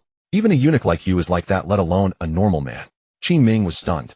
Isn't that so, Xiao Qinzi? I wouldn't dare. It's lucky you are a eunuch, only then can I keep you by my side. Otherwise the ancestors of the Longyuan Ancestral Hall would have long ago jumped out and torn me Han Yueshi to shreds. Does your highness mean that the ancestors in the imperial city do not allow you to marry? Ever since the elder brother incident, my crazy elder sister has not allowed me or my third sister to have contact with men again. Qin Ming wondered to himself, could the elder brother incident be exactly the matter in which the eldest princess and her third sister killed their elder brother? His gaze involuntarily landed on the painting at the head of the bed. At the mention of her elder brother, the eldest princess Han Yueshi suddenly turned sorrowful and depressed. Her eyes also fell on the painting. That handsome young man sitting beside Mother Empress is my imperial elder brother. Well, isn't he handsome? Qin Ming nodded. Yes, but my third sister and I killed him. The eldest princess suddenly spoke in a low, self-mocking voice. I still remember the moment my moon shadow sword pierced his heart. Those resentful eyes of his. I cannot forget it. Even now I cannot forget it. He torments me endlessly. The eldest princess saw that Qin Ming was not speaking, so she turned to look at him. I told you that I killed my elder brother. How can you have no reaction at all? Do you think I am heartless? Qin Ming shook his head. He placed the eldest princess's legs across his knees and gently massaged her feet. Your Highness, for this question, I can still tell you either the truth or a lie. Which would you like to hear? The truth. If you want the truth, you must not scold me. Speak. Actually, that night, when you fainted, you talked in your sleep. The reason I am not surprised is that I heard it. The eldest princess looked slightly surprised. Then with some pain, she pressed her temples. I had not wanted to kill him. I truly did not. The eldest princess suddenly withdrew her legs. Her expression turned cold again, and her eyes were filled with sharpness. I killed him not only because of my elder sister Han Yueli's order, but also because he had to die. The eldest princess suddenly turned to stare at Qin Ming. My imperial brother Han Yulong was talented, bold, and capable. If he had become emperor, he would have done wonderfully. But he had to fall in love with a transmigrator. Qin Ming's mind buzzed. He stared at the eldest princess in shock. He fell in love with a transmigrator, wanted to marry her, and wanted her to become empress. How could that be allowed? The ancestors of the Dying Kingdom would never forgive him. Mother Empress would never forgive him either, so my third sister and I killed him. How could we allow a transmigrator to become empress? The eldest princess's expression suddenly became deeply sorrowful. She turned her head slightly toward the window, as if recalling old times. Do you know, Xiao Qinzi, that day when you were wounded and brought back red bean glutinous rice balls, and then had me stab your heart with my sword? I thought of my elder brother. At that time when my third sister and I went to kill him, he saw us holding swords and immediately stopped resisting. He just let our swords pierce through his heart. I truly cannot understand it. He was a perfectly good heir to the throne. Why would he fall in love with a transmigrator woman? Why on earth was this? Why? The eldest princess's expression turned icy again. Seeing that something was wrong, Qin Ming rose and retreated a few steps. After 10 breaths, the eldest princess raised her hand and gently flicked her sleeve. You may withdraw. I want to be alone for a while. As you command. Qin Ming desperately wished to leave at once. Sure enough, she was a psycho woman. 1 second she was speaking tenderly, smiling, and alluring. The next she suddenly went crazy and wanted to kill someone. He had to get far away as fast as possible. Qin Ming exited the main hall. It was already deep in the night. The rooms of the 12 zodiac around him had long since gone dark. Only the lamp in Ling Yin's room on the west side was still burning. When Qin Ming went down the steps of the main hall, the lamp in Ling Yin's room suddenly went out. Qin Ming walked along the bluestone path toward his own room. Passing Ling Yin's window, he heard 2 soft taps on the window from inside. Qin Ming went around to the back window of Ling Yin's room and tapped gently. Sister Ling Yin. Ling Yin hurriedly climbed out of bed and opened the back window. Seeing no one around, Qin Ming quietly slipped in. Sister Ling Yin, why haven't you rested yet? It's already so late. I have insomnia. Were you watching the eldest princess's room the whole time, worried that something might happen to me? Ling Yin lowered her head slightly, but Qin Ming could sense that her face had reddened. Perhaps he had guessed exactly what was on her mind. She was wearing thin clothes, only a green belly band and white underdrawers. Get under the quilt quickly, or you'll catch cold. Qin Ming pulled open the blanket and lay down beside Ling Yin. After a brief hesitation, Ling Yin turned over, curled up, and burrowed into Qin Ming's arms. Qin Ming, don't let your hands wander. I want to talk to you. All right. In the palace, the Longyuan Ancestral Hall. You must never go there, never go near it. Sister Ling Yin, what exactly is in there? Eunuch Wang Jin told me today that it is forbidden ground, so naturally I won't go. I don't know what's in there either. Anyway, it's extremely frightening, and no one in the palace dares to go near it. Just then Ling Yin suddenly felt a scorching heat in her palm. She knew that eerie beam of light was about to shine out again. She quickly clenched her small fist. This was not the time at all. Qin Ming was in the room. What if he discovered it? She couldn't explain it even if she tried. She didn't even know what the beam of light really was. Sister Ling Yin, what's wrong? I'm fine. Qin Ming, don't move. Home. All right. Qin Ming nodded. Ling Yin seized the opportunity, clenched her fist, and slid down under the covers. By dawn, Qin Ming returned to his room.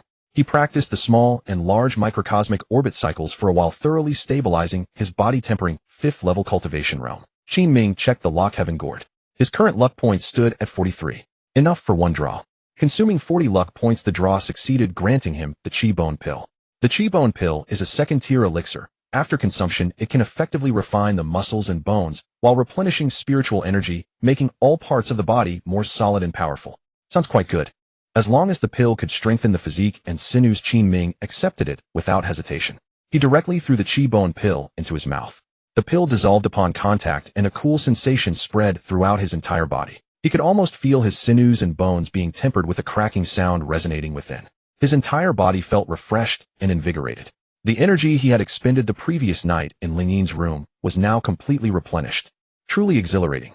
Just then sudden footsteps of armored soldiers echoed outside the Taiyin palace of the eldest princess. Qin Ming had just jumped off his bed. Ling Yin hurried over in a fluster. Qin Ming, eunuch Wang Jin from the Zhanghua Hall has arrived, saying your majesty summons you to the Zhanghua Hall. Qin Ming dressed neatly and stepped out of his room. In the courtyard, the slightly hunched eunuch Wang Jin had a smile plastered across his face. Captain Qin, we meet again. Good morning, eunuch Wang. Your majesty has commanded that Captain Qin be summoned to the Zhanghua Hall. Eunuch Wang, isn't today a day off? Why has your majesty summoned me? This old servant knows not. Once Captain Qin arrives, your majesty will explain. Qin Ming had no choice but to comply with this paramount figure in the Dying Kingdom. He had to go. Qin Ming looked up at the upper hall residence of the eldest princess, the doors and windows remaining shut. The eldest princess must have retired late the night before and was still asleep. Qin Ming clasped his fists in salute. Then I trouble you, eunuch Wang, to lead the way. As Qin Ming neared the entrance of the Zhanghua Hall, eunuch Wang Jin suddenly spoke in a low voice.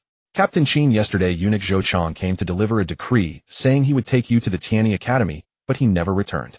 Qin Ming's heart suddenly quivered. Could the eccentric empress be seeking him out because of this matter? How should he explain it? Eunuch Wang, I fail to understand your meaning. Yesterday eunuch Zhou Chang took me halfway there, pointed the direction, and then left on his own. Wang Jin smiled and gestured toward the interior of the Zhanghua Hall with his whisk. I merely offer a word of caution, Captain Qin. Do not take it to heart. Your majesty is within the Zhanghua Hall. Please enter. Qin Ming's heart began to tremble with unease. After all, he knew clearly how Zhou Chang had died. He could easily conceal the truth from Wang Jin. But what kind of person was the empress? Her perverse, vicious gaze and oppressive aura made ordinary people dare not lie before her. Qin Ming adjusted his composure as he walked inside. Stay calm, stay calm. Must remain composed. The more panicked one is, the quicker death comes. Qin Ming immediately thought of 2 points. First, that eunuch Zhou Chang was at the body tempering 9th level, while he himself had concealed his cultivation at the body tempering 3rd level. Even if the empress could discover his true body tempering 5th level, he still could not possibly kill someone at the 9th level. Second, Qin Ming possessed the talent of bloodline concealment, so he had no fear. With these thoughts in mind, Qin Ming raised his head and strode decisively toward the inner hall. After Qin Ming was taken away by Wang Jin, Ling Yin paced restlessly about the courtyard. She swept away some of the snow and felt something was amiss. It was a day off, so why had the emperor summoned Qin Ming? After all, there was enmity between the empress and the eldest princess. Everyone in the palace knew this. For Qin Ming's safety, Ling Yin steeled herself. She threw the broom to the ground and, clutching her skirt, ran toward the eldest princess's 11th floor. Bang, bang, bang. No response came from the room. Bang, bang, bang. The eldest princess responded coldly with clear impatience. What is it? Eldest princess Ling Yin has something to report. Speak. Just now eunuch Wang Jin from the Zhanghua Hall came and took Qin Ming away. What? In less than a breath, the door to the room snapped open by the eldest princess's hand. The speed was so fast that Ling Yin was startled. The eldest princess was wrapped only in a thin purple gauze dress, revealing her graceful figure and snow-white bosom. What did you say? Han Yueli has taken little Qin Zi away. Yes. Ling Yin also cannot fathom what will be done, so I specially came to report. The eldest princess's gaze turned cold. She extended her hand. With a whoosh, the purple-black robe lying on the bed was instantly donned. She grabbed the moon shadow sword and soared into the sky. Ling Yin finally felt somewhat relieved. As long as the eldest princess went, Qin Ming should be safe. Inside the Zhanghua Hall's inner chamber, the empress wore a crimson robe that clung to her graceful figure. Her smooth, jade-like feet were encased in long black boots. Her personal female guard, Shangwan Qing'er, stood beside her. Qing'er, what is your view on Zhou Chang's inexplicable disappearance? Is your majesty suspecting that little Qin Zi? Zhou Chang was the one who took him to the Tianyi Academy. He should be among the last ones to see him. Of course I suspect him. But your majesty, that little Qin Zi's cultivation is only at the body tempering 3rd level. He should not be able to handle Zhou Chang. I merely suspect. I am not saying little Qin Zi is guilty. However, he was able to interrogate out the greedy Taoist, which shows some capability. How can someone with such ability remain by my sister's side? Does your majesty intend to have him killed? Cannot kill him. Look at Han Yueshi's demeanor. If I have this little Qin Zi killed, she would never let me live. However, I have thought of a way to make him leap into the trap, where he will face 9 deaths. and only one life. And my sister will have no complaints. Just then a palace maid knelt down at the door of the inner hall. Your Majesty, Captain Qin has arrived. Let him in. Yes. This was Qin Ming's first time entering the inner hall of the Empress's Zhonghua Hall. The moment he stepped inside, his entire body felt feverish and sweat seeped from his forehead. The entire room was blazing with heat. Many firefly stones were placed around the perimeter to fuel the fire energy. The Empress Han Yueli sat on the dragon-shaped throne at the very top, her face extraordinarily beautiful, with faint blue flames emanating from her body. Several golden phoenixes danced around her. Qin Ming stepped forward and saluted. I pay my respects to your Majesty. Warning: danger level has increased 100 times. During the dangerous period, luck point growth rate has increased 100 times. Qin Ming was at a loss for words. The Empress had already generated killing intent the moment he entered. Was she ill? Little Qin Z, did you kill eunuch Zhou Chong? Qin Ming's heart nearly leaped out of his chest. He deliberately feigned a look of bewilderment. Your Majesty, where does this come from? Yesterday Zhou Chong escorted you to the Tianyi Academy, but never returned. We have searched the entire palace, but found no trace of him. Your Majesty, yesterday eunuch Zhou took me to the Tsujing Tanyu garden, and we parted ways. He pointed out the direction for me, then said he had matters to attend to. This humble general truly knows not. Whoosh. A powerful pressure rose throughout the room, making it nearly impossible for Qin Ming to breathe. Warning: danger level has increased 150 times. During the dangerous period, luck point growth rate has increased 150 times. The Empress's expression turned cold and domineering. Little Qin Z, tell the truth. Your Majesty, this humble general speaks the truth. Besides, this humble general possesses only meager cultivation, while eunuch Zhou has already reached the body tempering 9th level. I do not know who is spreading rumors and speaking nonsense before your Majesty. This humble general is wronged.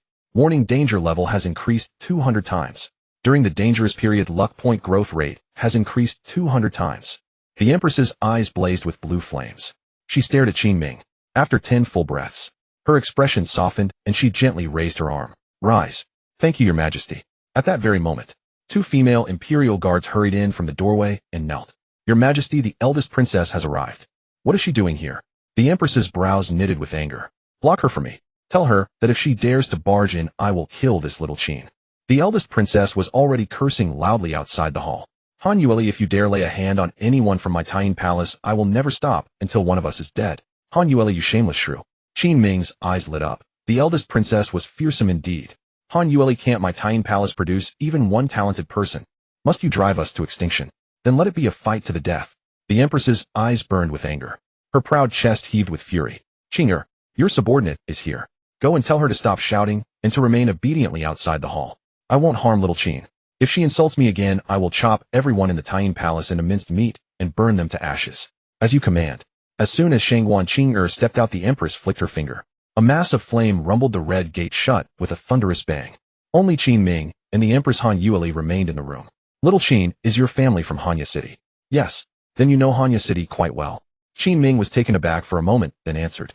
Your humble servant's home is in the western prefecture of Hanya City. I am fairly familiar with that area, but not with the rest of the city. I mean the dark, frozen environment of Hanya City. You should be very familiar with that, right?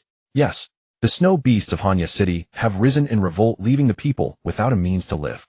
Recently, a large number of Transmigrators from the Azure Dragon Guild, the Heavenly Tao Sect, and the Five Elements Alliance have gone to Hanya City. I don't know why, but it has put the city lord Lan Jinshin under considerable pressure. Qin Ming lowered his head slightly and wondered inwardly. Why was the Empress telling him this? I have been thinking. Since you are a commandant of the Demon Suppressing Guard, you can deliver a shipment of supplies and firefly stones to Hanya City for the court. What do you think? Qin Ming's mind was already racing. Why was the Empress having him escort supplies? There were so many people in the White Feather Guard. There could only be 2 possibilities. First, since Qin Ming was now following the eldest princess, the Empress was using this matter to weaken the eldest princess and have him killed. The Empress couldn't kill him openly, so she was sending him to Hanya City. The journey would be full of hardship and danger, and he might well lose his life on the way. Second, there were few officers in the White Feather Guard who were familiar with Hanya City. Even knowing it was a trap, could he Qin Ming refuse? Of course not. Before an emperor, especially such a twisted emperor, you didn't dare say no. Let alone keep your position, your life would be over. Besides, Qin Ming had learned that the Five Elements Alliance and other Transmigrators had all gone to Hanya City. Perhaps there was some extraordinary treasure there. And right now the Imperial Palace was far too dangerous. Going outside would, relatively speaking, be a bit freer. Your subordinate is a commandant of the Dian Kingdom, so I will naturally act according to your Majesty's orders. Good. Young and promising. I am most pleased. The Empress rose from her golden dragon throne. Several golden phoenixes beside her flapped their wings and took flight. The Dayan Kingdom faces internal turmoil and external threats. Snow beasts and demons are wreaking havoc beyond our borders. Within those accursed transmigrators are running wild everywhere, and the people have no means of survival. My heart is deeply troubled. If you can complete this task and deliver the supplies safely to Lan Jinshin, I will surely reward you handsomely.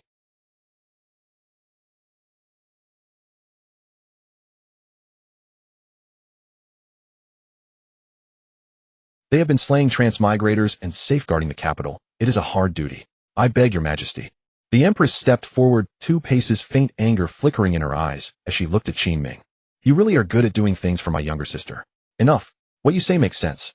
Catching transmigrators and guarding the capital is indeed difficult. I will send the military pay, but not until the moment you depart. Your subordinate thanks your majesty. There are 2,000 taels of silver notes on the table. Take them as payment for this mission. As you command.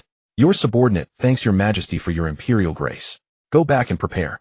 You set out in 2 days. Qin Ming took a deep breath and nodded. As you command.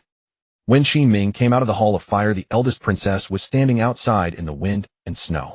Her long black coat swayed in the wind. Her pitch-black hair was covered with ice and snow. As soon as she saw Qin Ming emerge, the eldest princess turned away, placed one hand behind her back, and walked off into the distance. Qin Ming hurriedly followed behind her. When they stepped onto a bluestone path covered in snow, the eldest princess suddenly stopped, turned her head, and spoke coldly. What did she say? Eldest princess, her majesty ordered me to escort a shipment of supplies to Hanya City. What did you say? The eldest princess's expression suddenly turned furious. Her majesty ordered your subordinate to escort a shipment of supplies to Hanya City. You refused. I agreed. In a flash of fury, the eldest princess stepped forward 2 paces. Are you stupid? Who told you to go? Eldest princess, in that situation I had no choice but to agree. Han Yueshi stamped her foot on the ground in anger. A sharp crack rang out. The snow on the path was sent flying by her stomp. That Han Yueli has gone too far. I'm going to find her and settle the score. Just as she took a step forward, Qin Ming immediately spread his arms wide to block her path. Don't go, eldest princess. The Empress's cultivation is too high. What do you mean? Do you think I can't beat her? That is not what I meant. It's just that you still carry injuries, eldest princess, so it would be better not to fight her. Get out of my way. I won't. Move aside. The eldest princess shoved Qin Ming aside and marched furiously toward the Hall of Fire. For a moment, Qin Ming could not think of any way to stop her. He saw the ground covered in pristine white snow. Suddenly, a bright idea struck Qin Ming. He grabbed a handful of snow and shaped it into a small snowball. The eldest princess was striding furiously ahead. Suddenly, a snowball flew at her from behind. Thud! It hit her on the head. The snowball burst apart, white flakes scattering across her jade-like face. The eldest princess was stunned. She stared straight at Qin Ming. You dare throw a snowball at me? Try it again if you dare. Qin Ming packed another clump of snow and threw it over. The eldest princess did not dodge. She let the snowflakes fall onto her hair once more. At this, the eldest princess was enraged. She raised her hand. A large swath of snow flew together and gathered in her hand. Little Qin, I'm going to beat you to death. Boom. A huge mass of snow rushed toward Qin Ming, and he hurriedly ran forward. Smack. The snowball hit Qin Ming's back, and the snowflakes slipped into his clothes, icy cold. He instantly scooped up more snow, shaped it into a snowball, and flung it at the eldest princess once more. Smack. This time it actually hit the eldest princess in the chest. Qin Ming watched helplessly as the snowflakes slid into her bodice. Oh no. It's over. Run. The eldest princess, frantic with fury, packed 2 snowballs and chased after him. Stop right there. Little Qin, stop right there. Qin Ming did not dare use his stealth talent. He simply ran swiftly across the snow. After a short while, behind him, there was no more sound. Qin Ming turned his head in confusion and saw the eldest princess standing right in front of him. In each hand, she held a giant snowball 1 meter in diameter, and in one motion, she hurled them at his face. Bang! The huge mass of snow knocked Qin Ming to the ground. Even his head was covered. The eldest princess stood in the snow with her hands on her hips, giggling merrily. Qin Ming secretly packed a handful of snow from the ground. While the eldest princess was laughing, he threw it at her. The snowball hit her right on the mouth. The eldest princess froze again. Little Qin, I'll beat you to death. Qin Ming sprang to his feet in one fluid motion and sprinted frantically forward. The eldest princess raised 2 snowballs and chased him fiercely from behind. Stop right there. Stop. Snow swirled wildly. Red maple leaves on both sides drifted down one by one. On this quiet and tranquil snow-white path, 2 crooked trails of footprints stretched far into the distance. That night the sky was pitch black. Qin Ming sat quietly on his bed, circulating his qi in cultivation. Suddenly there came urgent knocking from outside the room. Qin Ming assumed that it was either Ling Yin or Mei Yang. He joked, come in, sister. But when the door was pushed open, the eldest princess stood at the threshold dressed in a dark purple-black robe. An intimidating icy aura emanated from her, making the temperature in the room seem to drop by at least 5 degrees. Qin Ming shuddered and hurriedly jumped down from the bed. "Your Highness." The eldest princess shot him a glare and said coldly, "Who were you calling sister?" "Your Highness," this humble officer spoke wrongly. Standing behind the eldest princess, Meiyong and Mengtu stifled their laughter with their sleeves. The eldest princess beckoned to Qin Ming. "Xiao Qinzi, I will take you to the demon-suppressing tower to pick a weapon." "As you command." "Thank you, Your Highness." Qin Ming put on his robe and leapt out of the room. The eldest princess walked ahead with one hand behind her back. Qin Ming followed behind her. What puzzled him was that neither Meiyong nor Mengtu had come along. Lingyi, Hongsha, and the others stood on the snow-covered ground in the courtyard whispering to one another. "I heard that Xiao Qinzi accepted a mission from His Majesty to deliver supplies to Hanya City. No wonder the eldest princess is taking him to pick a weapon. Our mistress truly treats Xiao Qinzi well." Lingyi had been on duty in the imperial kitchen and had only just returned to Tian Palace. Hearing that Qin Ming was going to deliver supplies to Hanya City, she immediately became full of worry. She knew better than anyone what Hanya City was like. "Mengtu, Meiyong, is what you said true? Is Qin Ming really going to Hanya City?" "Of course it is true. It was His Majesty's order, and Qin Ming has accepted the imperial edict." Lingyi's heart filled with dread.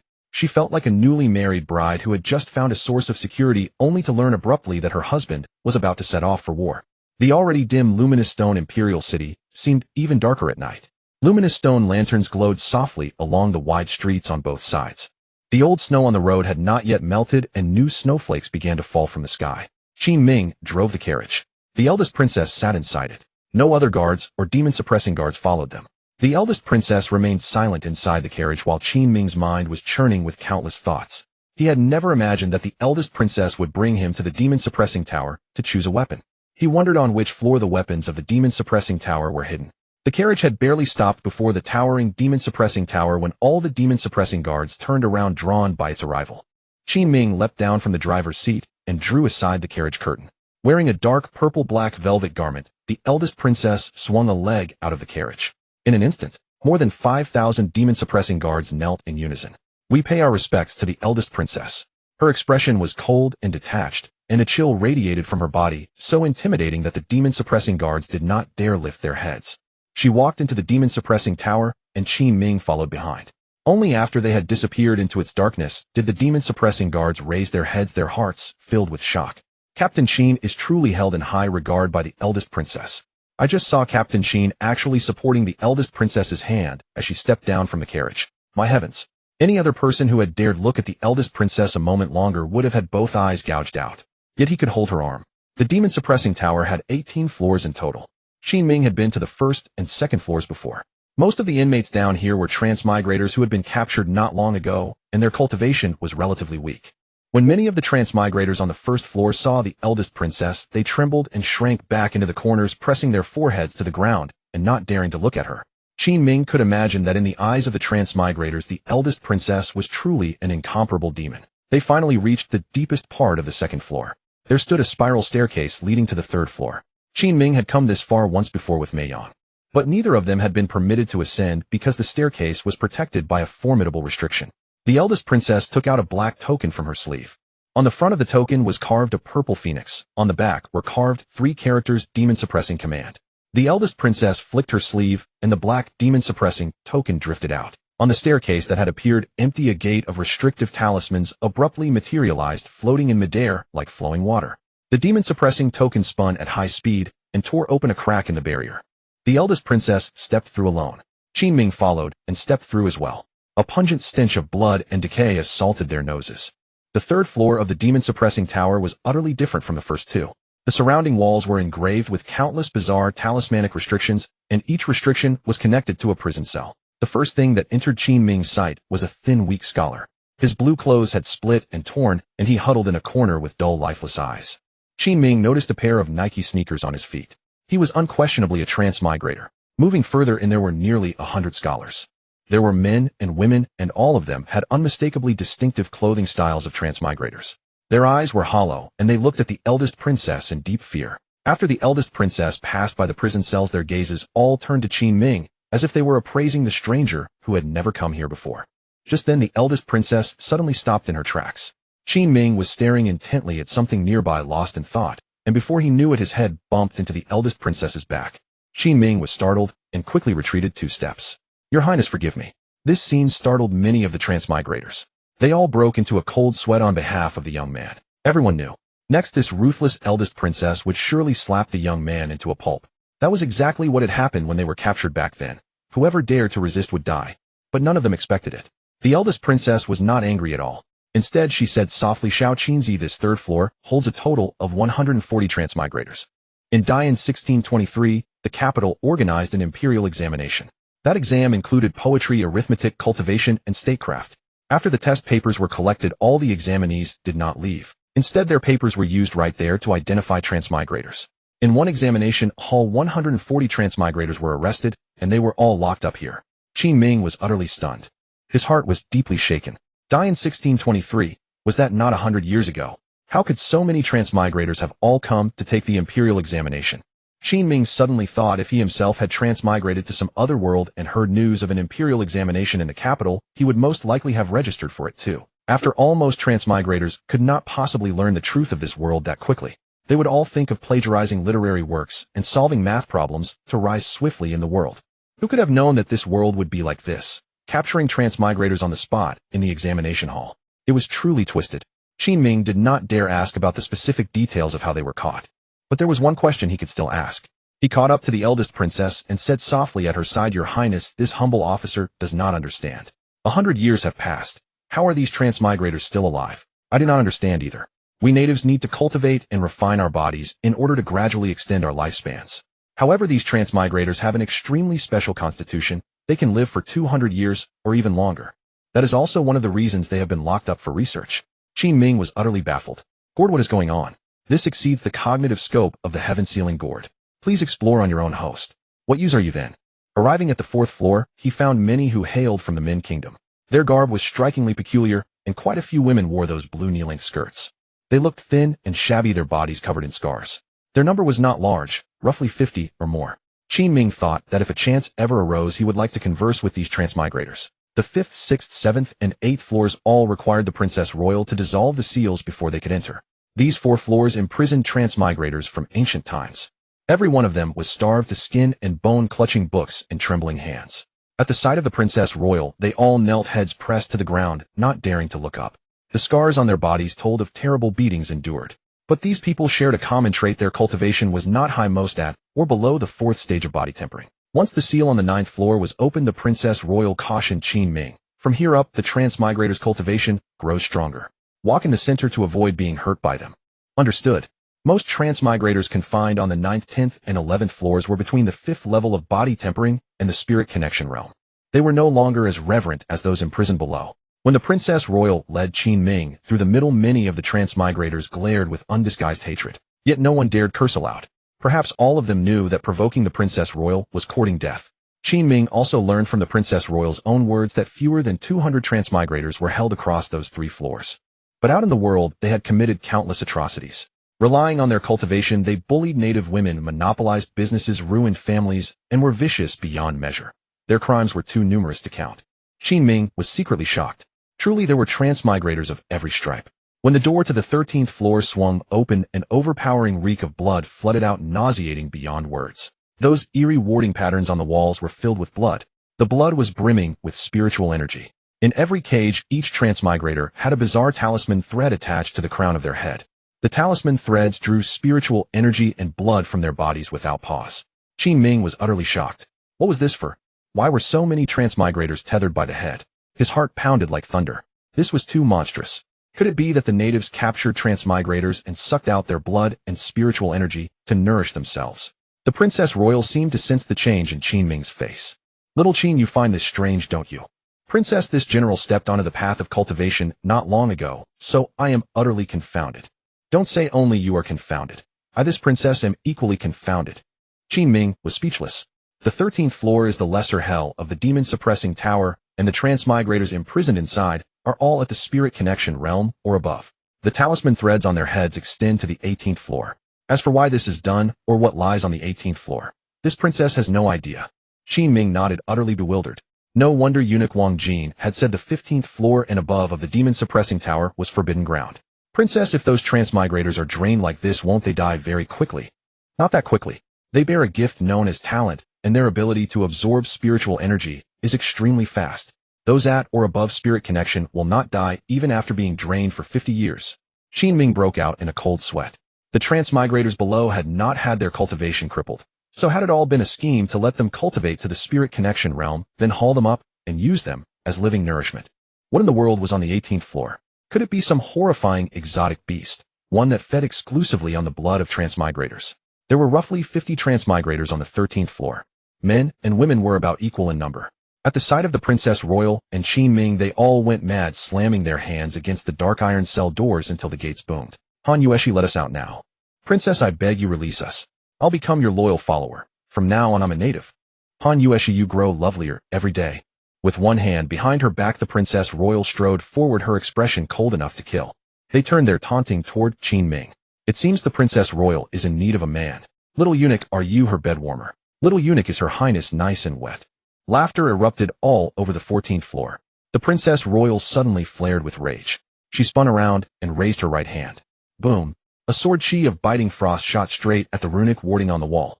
In that instant, the eerie runes blazed into a bloodlight formation, and the cold seeped through the restrictions into every transmigrator's head. Crack, crack, crack, 50 sounds in a row. Every transmigrator was struck until their head froze over, blood leaked from their 7 orifices, and they screamed in soul-wrenching agony. You are simply seeking death, the Princess Royal snapped. Dare to speak insolently again, and I will crush your skulls. Qin Ming suddenly sensed that the Princess Royal was far stronger inside the demon-suppressing tower than she ordinarily was. These talisman restrictions seemed entirely under her control. When Qin Ming's gaze turned toward a female transmigrator at his side, she abruptly stripped off her upper garment, revealing a proud expanse of snow-white flesh. In the instant Qin Ming was shocked, bizarre images surfaced in his mind. He seemed to see his parents on Blue Star. He seemed to see himself struggling beneath the 996-work schedule, that so-called blessing. He also seemed to see the 108 lovely ladies stored on his hard drive. Something was wrong. Something was wrong. Qin Ming snapped back to his senses and immediately sent his spiritual sense into the heaven-sealing gourd. The chaotic illusionary scenes vanished completely. He gasped for air, cold sweat beading over his forehead. He fixed his eyes on the female transmigrator again, only then realizing that her clothing had never changed at all. The female transmigrator was reaching out to seize Qin Ming. Whooshed! A streak of frosty sword chi struck without warning. The woman's palm was severed clean off, blood spraying. She rolled on the ground of her cell, howling in agonizing torment. A drop of blood flew onto Qin Ming's arm. Discovered Transmigrator Talent Chaos Sequence 69. It can plunge the opponent's thoughts into temporary confusion lasting from half a breath to 10 breaths, depending on their cultivation. Do you wish to copy it? Current remaining copyable talent count 1. This talent was splendid. Copy. Talent copy successful. Current remaining copyable talent count 0. Current talent levels: copy talent level 3, a concealment level 2, fire level 1, chaos level 1. Little Qin, come over here. Qin Ming immediately snapped out of it. The Princess Royal glared at the female transmigrator, leaving her to writhe in pain in the corner. That bitch can scramble people's minds. If you ever walk here again, be careful. Understood. Qin Ming was greatly pleased inside. He had never imagined he would pick up an unexpected talent. The Princess Royal opened the 14th floor of the demon-suppressing tower. What greeted his eyes were countless magical treasures and weapons, mostly of yellow grade. The Princess Royal did not stop, but led Qin Ming to the 15th floor. The grade of the treasures and weapons on this floor was visibly higher. Almost all were above mysterious grade. Little Qin, there are many weapons here. Choose one you like. For this trip to Hanya City, that bloodfall sword is no longer suitable. Qin Ming nodded happily. I thank your highness. He then made a round of the floor. There were mostly mysterious grade sabers, spears, forked pikes, and arrows. At that moment, a long sword radiating black light in the far right corner caught his eye. This sword was extremely unusual. It looked like a single blade, but if observed closely, one could see a short sword inlaid at the center of the long sword. During battle, if the two swords suddenly separated, they would create an assassination effect beyond anyone's expectations. Qin Ming reached out and had just gripped the sword. In his mind, the heaven-sealing gourd immediately displayed a few lines of script. Twin blades, earth rank mid-grade. 1,000 years ago, they were left on the battlefield of the Great War between natives and transmigrators, later acquired by a transmigrator, and after 1,000 years bathed in blood, their baleful aura is extremely heavy. The Princess Royal had been watching Qin Ming from afar the whole time. When she saw Qin Ming holding the twin blade, surprise flickered in her eyes. Little Qin, you like this sword? Princess, what kind of sword is this? I can't see its rank, but it feels very comfortable to hold. You can't even see its rank, yet you can hold it in your hand. It seems you are truly destined for it. This sword is excellent. It was left behind by a Grandmaster Realm Transmigrator whom this princess killed back then. Qin Ming was speechless. Good heavens. Wasn't the eldest princess's cultivation at the first level of the Grandmaster Realm? A Grandmaster Realm Transmigrator actually couldn't defeat her. The Transmigrator I killed was a first-level Grandmaster. It should have been easy to cut him down, but because he carried these twin blades it cost me 20 extra moves. In my opinion, that Transmigrator didn't even unleash 10% of this blade's power. If you truly choose the twin blades, study it well.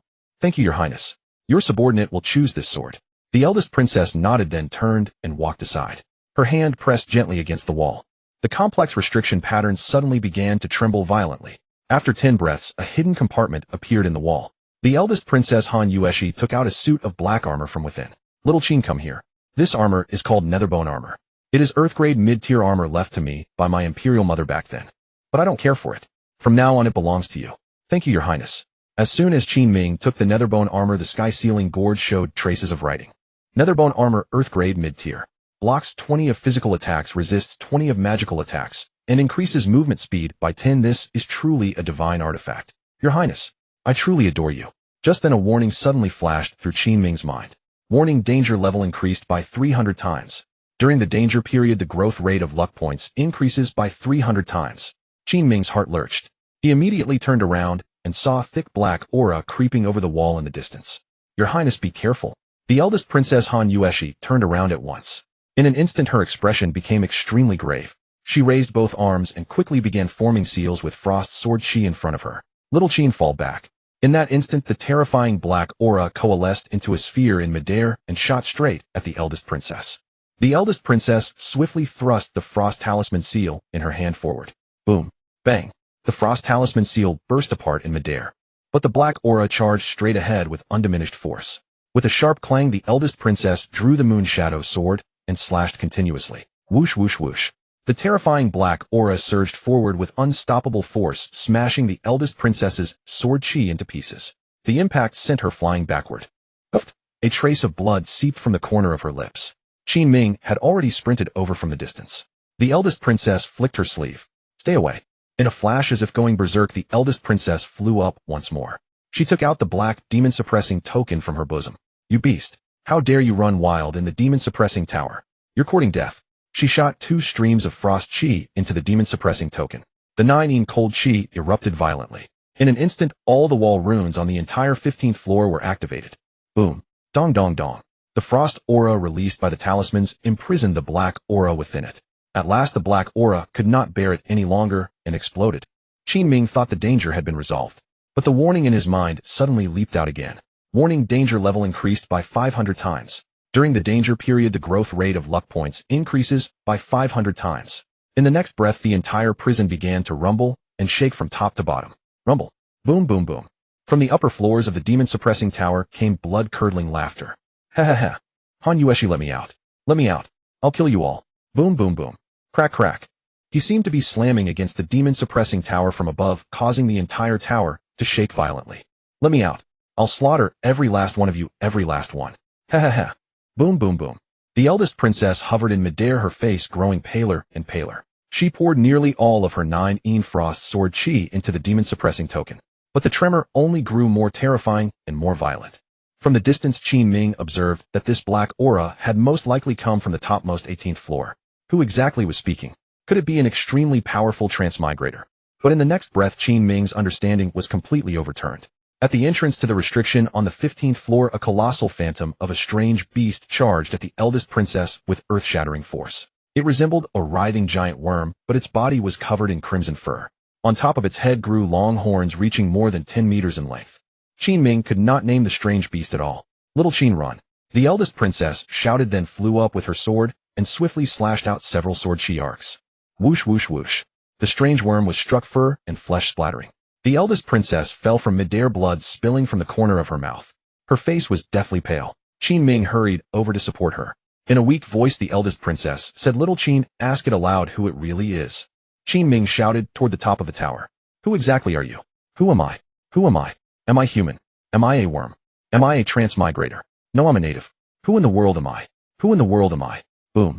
The tower began to tremble violently once again. An even more terrifying wave of black aura than before came surging over. The eldest princess flicked her sleeve, sending Qin Ming behind her. Gripping the moon shadow sword, she soared into the air once more. The eldest princess waved her arms, rapidly forming seals. The moon shadow sword spun at high speed, its hums swelling loudly. The entire 15th floor turned bitterly cold. However, that eerie black aura was truly dreadful. It kept condensing into a sphere of dark mist. No matter how many frost sword chi the eldest princess unleashed, it devoured them all. The eldest princess Han Yueshi grew more and more exhausted, sweat beading on her forehead. Suddenly the moon shadow sword was shaken out of her hand. As she reached out to grab it, the black aura struck her abdomen and sent her flying backward. As she fell from midair, she saw from the corner of her eye that the sword formed from that sinister black aura was stabbing straight toward her heart. The eldest princess knew she could never block it this time. In that instant, countless thoughts flashed through her mind. She remembered her childhood when her siblings gathered joyfully together. She remembered killing her imperial elder brother together with her third sister. She remembered how kind little Qin had been to her, and that she had not yet repaid him. The black sword drew closer and closer. The eldest princess knew that this time there was no escape. Just then she suddenly saw Qin Ming running madly toward her. The eldest princess wanted to shout at him to tell him to get away at once. But her throat was completely clogged with blood, and she could not make a sound. At that critical moment, Qin Ming actually threw himself in front of the eldest princess. Whoosh! The terrifying black longsword pierced straight through Qin Ming's abdomen. The eldest princess nearly stopped breathing at the sight. Rumble! The violent tremor shook the 15th floor so hard that weapons clattered down one after another. In the midst of that tremendous tremor, chi and blood rushed to the eldest princess's heart, and she fainted. The black sword had run straight through Qin Ming's abdomen, as if tearing apart all the flesh and blood in his body. The laughter from the top of the tower grew even more crazed and sinister. Just then the sky-ceiling gourd in Qin Ming's mind stirred, then began to spin violently. The sky-ceiling gourd turned completely blood-red. The countless eerie black auras that had invaded Qin Ming's body all converged toward the sky-ceiling gourd. It devoured them endlessly. As it touched the eerie black aura, it seemed especially excited. Its shape even grew to more than twice its original size. In just 3 breaths, the black sword that had just pierced Qin Ming vanished completely. The wound in his abdomen did not hurt at all, and the bleeding had stopped. Qin Ming gasped for air, his forehead covered in sweat. The mysterious figure at the top of the tower seemed utterly shocked. "Young man, who are you? Who exactly are you? And who are you? Are you a transmigrator?" "Transmigrator? What is a transmigrator? Who in the world am I? Who am I after all?" "Oh." After a burst of frantic trembling, the deranged voice ceased abruptly. The 15th floor returned to complete silence. Qin Ming did not have time to think, and hurried to the eldest princess. The eldest princess Han Yueshi was pressed tightly against the corner of the wall, pale-faced, her lips stained with blood. Even her purple-black robe had been torn in many places by the attack just now. Qin Ming held her in his arms, and wiped the blood from the corner of her mouth. Fearing that the mysterious figure might strike again, Qin Ming took off his outer robe and wrapped it around the eldest princess. Then he carried her on his back. The eldest princess's legs were covered in wounds, so Qin Ming could only support her by the softness of her hip. "Your Highness, let's go." Qin Ming was truly stunned today, his mind in chaos. Who exactly was behind those 18 layers? Could it be some massive, terrifying insect? Its strength was terrifying. What was even more bizarre was why the gourd was absorbing black energy. "Gourd, how can you absorb black energy?" Hosts, do not be surprised. It is normal for the heaven-locking gourd to absorb the miraculous power of heaven and earth. What was that thing on the 18th floor? It exceeds the cognitive permission of the heaven-locking gourd. Please explore on your own. Qin Ming was utterly speechless. Qin Ming carried the long princess to the 13th floor. It had been noisy and chaotic inside, but suddenly fell completely silent. The time travelers were so shocked their eyes seemed about to pop out. What? That man is actually carrying the long princess. Looks like that weird creature injured the long princess. Good. I really envy this man. He can touch such a beautiful woman as the long princess, and his hand is on her buttocks. TSK, TSK. Strange. The terror from the 18th floor was felt even here on the 13th. How could this young man with only tempering body third realm cultivation be completely unharmed? Qin Ming didn't say a word and quickly walked out along the stairs. Nearly all the time travelers on the lower floors were utterly shocked.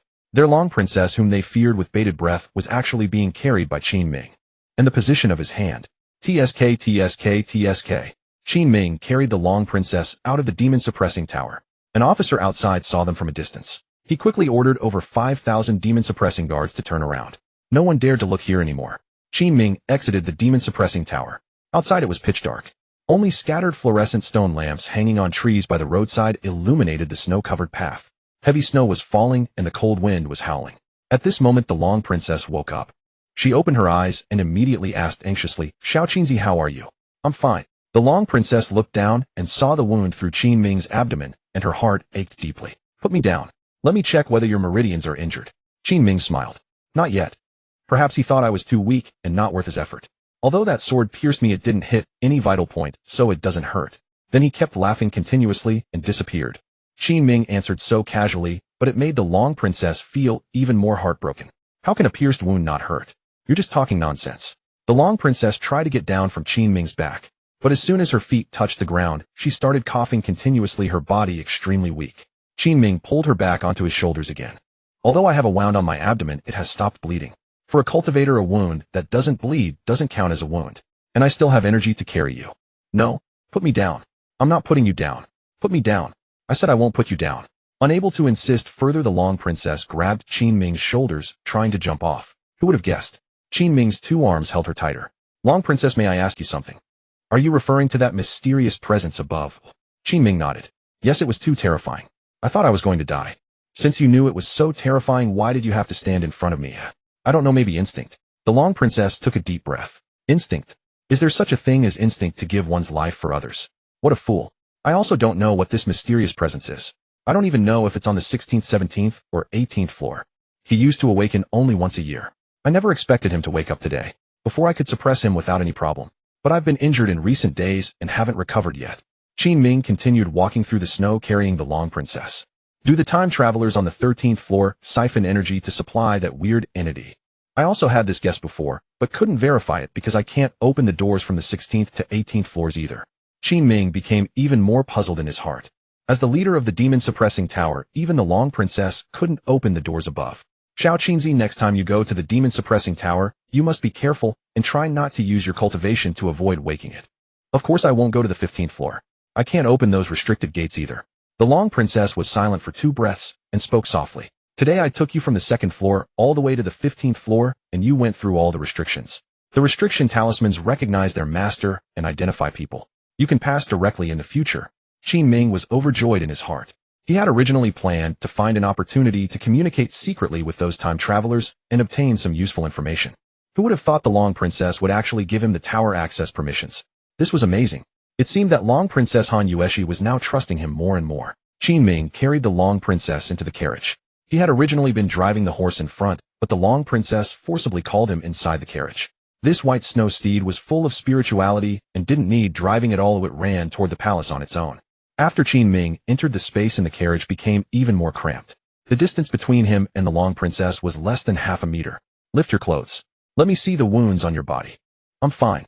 I've already used spiritual energy to stop the bleeding. Let me see. Long Princess, this. Take it off. The Long Princess suddenly glared. Okay. Take it off then. Like someone wouldn't dare take off their clothes in front of a beautiful woman. Qin Ming unbuttoned his clothes. Although the wound looked bloody on the outside. But in reality, when the black energy was absorbed by the heaven-locking gourd, the internal injuries in his body seemed to have all recovered. He didn't even feel any pain. The Long Princess took out a roll of white cloth from the corner of the carriage. Come, let me bandage your abdomen. I'll do it myself, Long Princess. Are you that afraid of me? It's not that I'm afraid. I just don't want to trouble you. What trouble? Your injury also arose because of me. If you hadn't blocked that sword for me, I might have died already. Qin Ming let the Long Princess take that white gauze and wrap it around his abdomen, twice bandaging the wound tightly. Done. Thank you, Long Princess. Now that it's wrapped so tightly, even if I drink it won't leak out. This remark made the Long Princess burst into laughter. Talking nonsense again. If drinking could leak out, what would happen? Speaking of drinking, the Long Princess suddenly got an idea. Looking out of the carriage at the heavy snowfall, she pointed to the drunken immortal tower in the distance, where fluorescent stone lamps were lit up in the darkness. Let's go drink drunken immortal brew. Long Princess, should we go at this time? Why not? Drinking drunken immortal brew in such heavy snow is very atmospheric. Then wait for me at the entrance. I'll go in and buy it for you. No, we're going to drink at the shop. Qin Ming. Oh no. Taking the Long Princess into my master's territory and everything will be exposed. When my master and the others see that the original residence number 2 boss is injured, they'll probably draw their swords and start killing immediately. If the Long Princess knows my master is a time traveler, she'll definitely draw her sword and strike me again. This is simply a double-edged sword. Xiao Qinzi, I order you to go to the drunken immortal tower immediately. Yes, but Long Princess, how about I disguise you? Why do I need to disguise? Long Princess, what if we encounter time travelers? If we encounter time travelers, I'll kill them with one sword strike each. They're not that terrifying existence from the 18th floor. What do I have to fear? Long Princess, what I mean is if that happens, it would ruin the elegance of drinking wine. Besides, if it gets out that the Long Princess goes to a tavern to drink wine with a man in the middle of the night. The Long Princess Han Yueshi thought about it. Fine. Then I'll comply with you and disguise myself. Qin Ming put a black robe on the Long Princess and covered her face with a hood. Qin Ming himself also wore a black face mask. What if he was recognized by the Five Elements Alliance when carrying the Long Princess into the drunken immortal tower and they shouted out? Then Qin Ming's identity would be completely exposed. He wouldn't even know how he died. Although the night was already deep, the drunken immortal tavern was doing brisk business. Merchants and itinerant heroes came and went, crowding every seat upstairs and downstairs. Clad in white robes, breathtakingly beautiful as an immortal, Yuan Shuiyao sat by the counter clicking an abacus. Qing Xian stood behind her master with her arms folded over her chest. Her eyes occasionally swept across the tavern, checking for any hidden danger. Master, why have you been looking so worried all night? Yuan Shuiyao heaved a sigh. Today I received an urgent report from the Five Elements Alliance outside the city. 3 more Transmigrators have been seized by the Demon Suppression Guard. That eldest princess of the Demon Suppression Guard is truly a demon bereft of all sense. By now she has captured countless of our people, and many have been beheaded by her. Qing Xian cursed indignantly. Master, let's just take our people and fight the eldest princess to the death. What nonsense are you spouting? You can't get anywhere near the eldest princess in the Tine Palace. Besides, that woman is a demon. Even if you stood right before her, you couldn't cut her. Just then, Qin Ming entered through the doorway with the eldest princess on his back.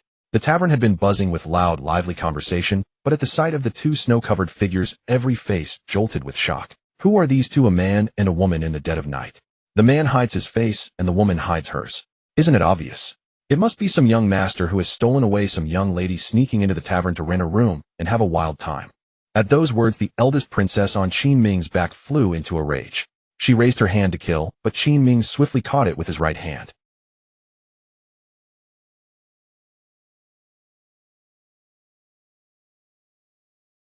His heart was thumping so wildly it nearly jumped out of his chest. He quickly carried the eldest princess toward the stairs. On the 2nd and 3rd floors, many guests remained drinking and laughing loudly.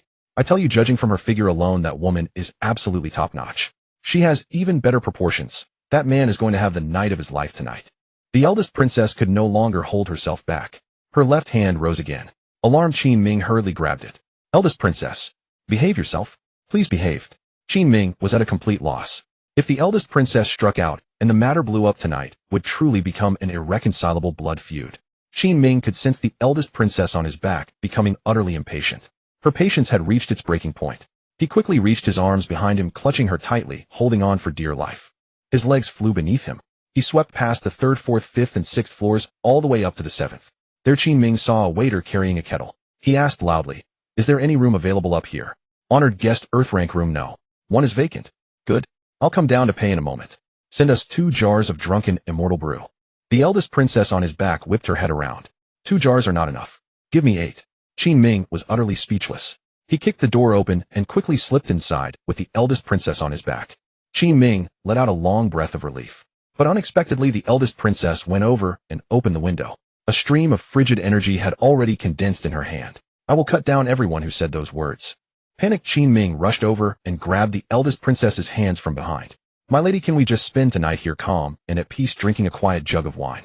Can we not stir up trouble?" The eldest princess suddenly turned her head. "Do you think I'm afraid of trouble? That's not what this subordinate means."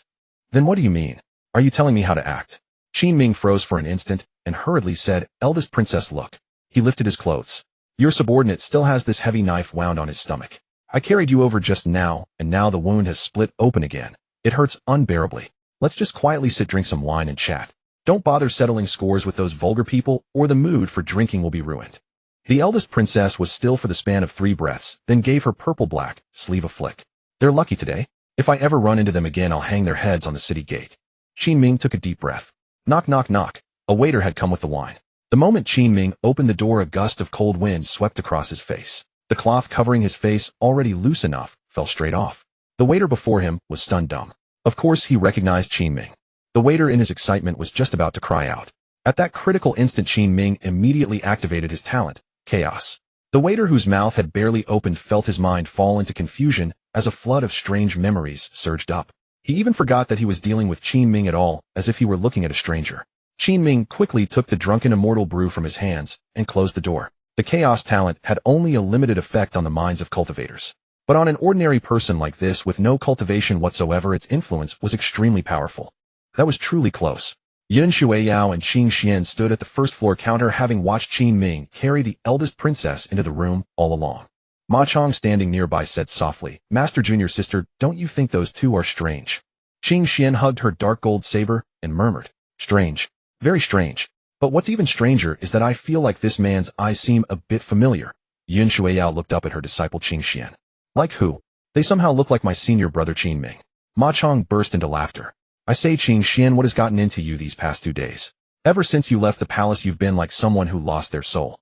Every day, it's your senior brother Qin Ming. Just show you any random person, and you'll claim to recognize them by their eyes. Besides, if it were Qin Ming, wouldn't he have greeted us?" "Of course he couldn't greet us," Qing Xian retorted. "Didn't you see the great beauty he was carrying on his back, with a shapely rear and long legs? The guests were just saying that he will be doing something wicked tonight." Yun Shuiyao was speechless. Ma Chong was speechless. At that moment, the waiter who had delivered wine to Qin Ming came back downstairs. Qing Xian hastily beckoned him over. "Let me ask you, did you see that man's face just now?" The waiter raised his head, his eyes dull and vacant, and spoke softly. "My mother died a terrible death." Qing Xian was speechless. "Answer my question. What does your mother's terrible death have to do with anything? Did you see that man?" "My father died a terrible death too." Qing Xian was utterly confused. "What's wrong with this waiter? I'm asking you whether you saw that man or not." "My little sister died a terrible death as well." Qing Xian was at a loss for words. "Go on, get going. You're deranged." "Fine, I'll have to go see for myself." Ma Chong teased. "If it really is junior brother Qin Ming, then why must you insist on disturbing him?" "What do you mean disturbing him?" Qing Xian planted her hands on her hips. "He brings a woman to our tavern in the dead of night and rents a room to do something wicked." Ma Chong nodded. "And then, what does that have to do with you?" "With me? It naturally has nothing to do with me. But isn't it polluting the environment of our tavern?" Ma Chong shook his head slightly. "Polluting the environment, you say? The tavern has more than 100 rooms in total. Every night, there are over 90 rooms where men and women stay together with all sorts of cries and noises coming from them, and I've never heard you complain about the environment being polluted." You. Qing Xian pouted in anger. "I'm not talking to you anymore, senior brother. Talking to you is just boring." She took 2 side dishes from the waiter's hands. Then she made a beeline for the 7th floor. The eldest princess drank swiftly. Lifting the jar to her rosy lips, she gulped it down in torrents while the clear liquor trailed down her fair neck. "Drink slower, no one's fighting you for it." The eldest princess set down the wine jar, bit her rosy lips, and stared at Qin Ming. "How dare you? And now you dare to lecture me? Who gave you the audacity?" Qin Ming made no reply. He pushed all 6 unopened jars of wine in front of the eldest princess. "Drink. Drink as much as you like." With that, he took his own jar and walked over to the window. The eldest princess realized she had spoken too harshly. She looked at Qin Ming and said softly, "Little Qin." Qin Ming remained silent. "Little Qin, you've given me so much. Aren't you going to drink any yourself?" "No more. My belly's been pierced through. If I drink, it'd leak right out." The eldest princess suddenly recalled how Qin Ming had risked his life to save her moments ago. She thought of the sword that had impaled his body. Though cultivators could heal internal wounds, the pain was unavoidable. Carrying the wine jar, she walked over to Qin Ming. "All right, I'm just used to speaking that way. It wasn't aimed at you. Your Highness, you are the exalted eldest princess. You need not speak to me in such a tone. I am merely a lowly eunuch of the Tang Palace." "What are you talking about?" The eldest princess grabbed Qin Ming's shoulders and turned him around, glaring at him. "How could a petty eunuch become the commandant of my demon-suppressing guard? How could I have brought a small eunuch to the 15th floor of the demon-suppressing tower? You must know that even the 12 zodiacs have only followed me to the 8th floor. They've never seen the floors above." Qin Ming had just poured a large mouthful of wine down his throat when abruptly he spotted a shadow approaching beyond the window by the door, the vague silhouette of a beautiful woman, a high braided ponytail swaying. Qin Ming recognized it almost instantly. It was his junior sister Qing Xian. "Damn it! Qing Xuan, what are you doing here at this hour?" Qin Ming immediately pulled the eldest princess to the window to look at the distant snowy view. "I'm not upset. I'm just captivated by the scenery over there. Look how beautiful the glowstone lanterns are near the imperial city." The eldest princess followed Qin Ming's gesture and gazed into the distance. Beneath the vast night, the imperial city lay swathed in white snow, truly magnificent and lovely. Meanwhile, Qin Ming swiftly darted toward the door. Bang, bang, bang. Qing Xian knocked. With a creak, she pushed the door open. At a glance, she saw her senior brother Qin Ming walking toward her. She also saw a woman standing by the window behind Qin Ming. Though it was only a back view, that graceful figure could outshine thousands of women. "Qin Ming, you're something else. carrying on an affair right under the noses of your master and junior sister. She was about to speak when Qin Ming instantly raised his hand pointed at Qing Xuan and snapped angrily. I asked you to bring 2 dishes. Why have you only come now? Offending me, you'll pay for it. Qing Xian was utterly stunned. Qin Ming snatched the tray from her. I what? You brought the dishes late. And today's wine is plain and tasteless. You have the nerve to argue. Get the hell out. Qin Ming made a sharp slap. He closed the door. Qing Xian stood outside, dumbfounded, fuming inside. Qin Ming, you're really something. Bringing a woman to a secret rendezvous right under mine and master's noses. And he even scolded his junior sister with such bold-faced audacity. I'm going to tell master. Qin Ming turned around with the dish. At the window, the eldest princess was looking at him with clear eyes, a trace of puzzlement on her face. Thinking the eldest princess had noticed something wrong, Qin Ming guiltily carried the dish over and set it on the table. Have some food while it's hot. Little Qin, why are you so furious? Qin Ming didn't know how to respond. I've never seen you be so fierce to anyone, especially to a young girl. Haven't you always been fond of women? Qin Ming was at a loss for words. Your Highness, those words. I see how well you get along with Lingyin and the 12 zodiacs in our Time Palace. I never expected you to be so harsh with that little wine delivery girl. Qin Ming immediately took advantage of her words. He sat down at the table and took a large gulp of wine. Liking someone is one thing, but liking has principles. A tavern girl like that who delivers dishes slowly and has no depth or elegance. Who would like her? Hearing his words, the eldest princess felt her heart suddenly skip a beat. She could perceive it with subtle sensitivity, from the moment Qin Ming entered the Time Palace until now. His eyes had always been full of admiration for her. Whether in action or speech, he was always the first to charge ahead, risking everything without regard for himself. Could it be that in his heart? At this thought, the eldest princess suddenly felt flustered. But in the very next breath, she jolted back to reality. Han Yueshi, you must calm down at once. You are the eldest princess of the Dian Kingdom. You and your elder sister and third sister have sworn never to touch a man in this life. Your sole aim is to slay Transmigrators and secure the imperial dynasty. The eldest princess took a deep breath and returned to sit at the table. Qin Ming raised the wine jar. Your Highness, your humble subordinate toasts you. He took a large gulp and had just set the jar down.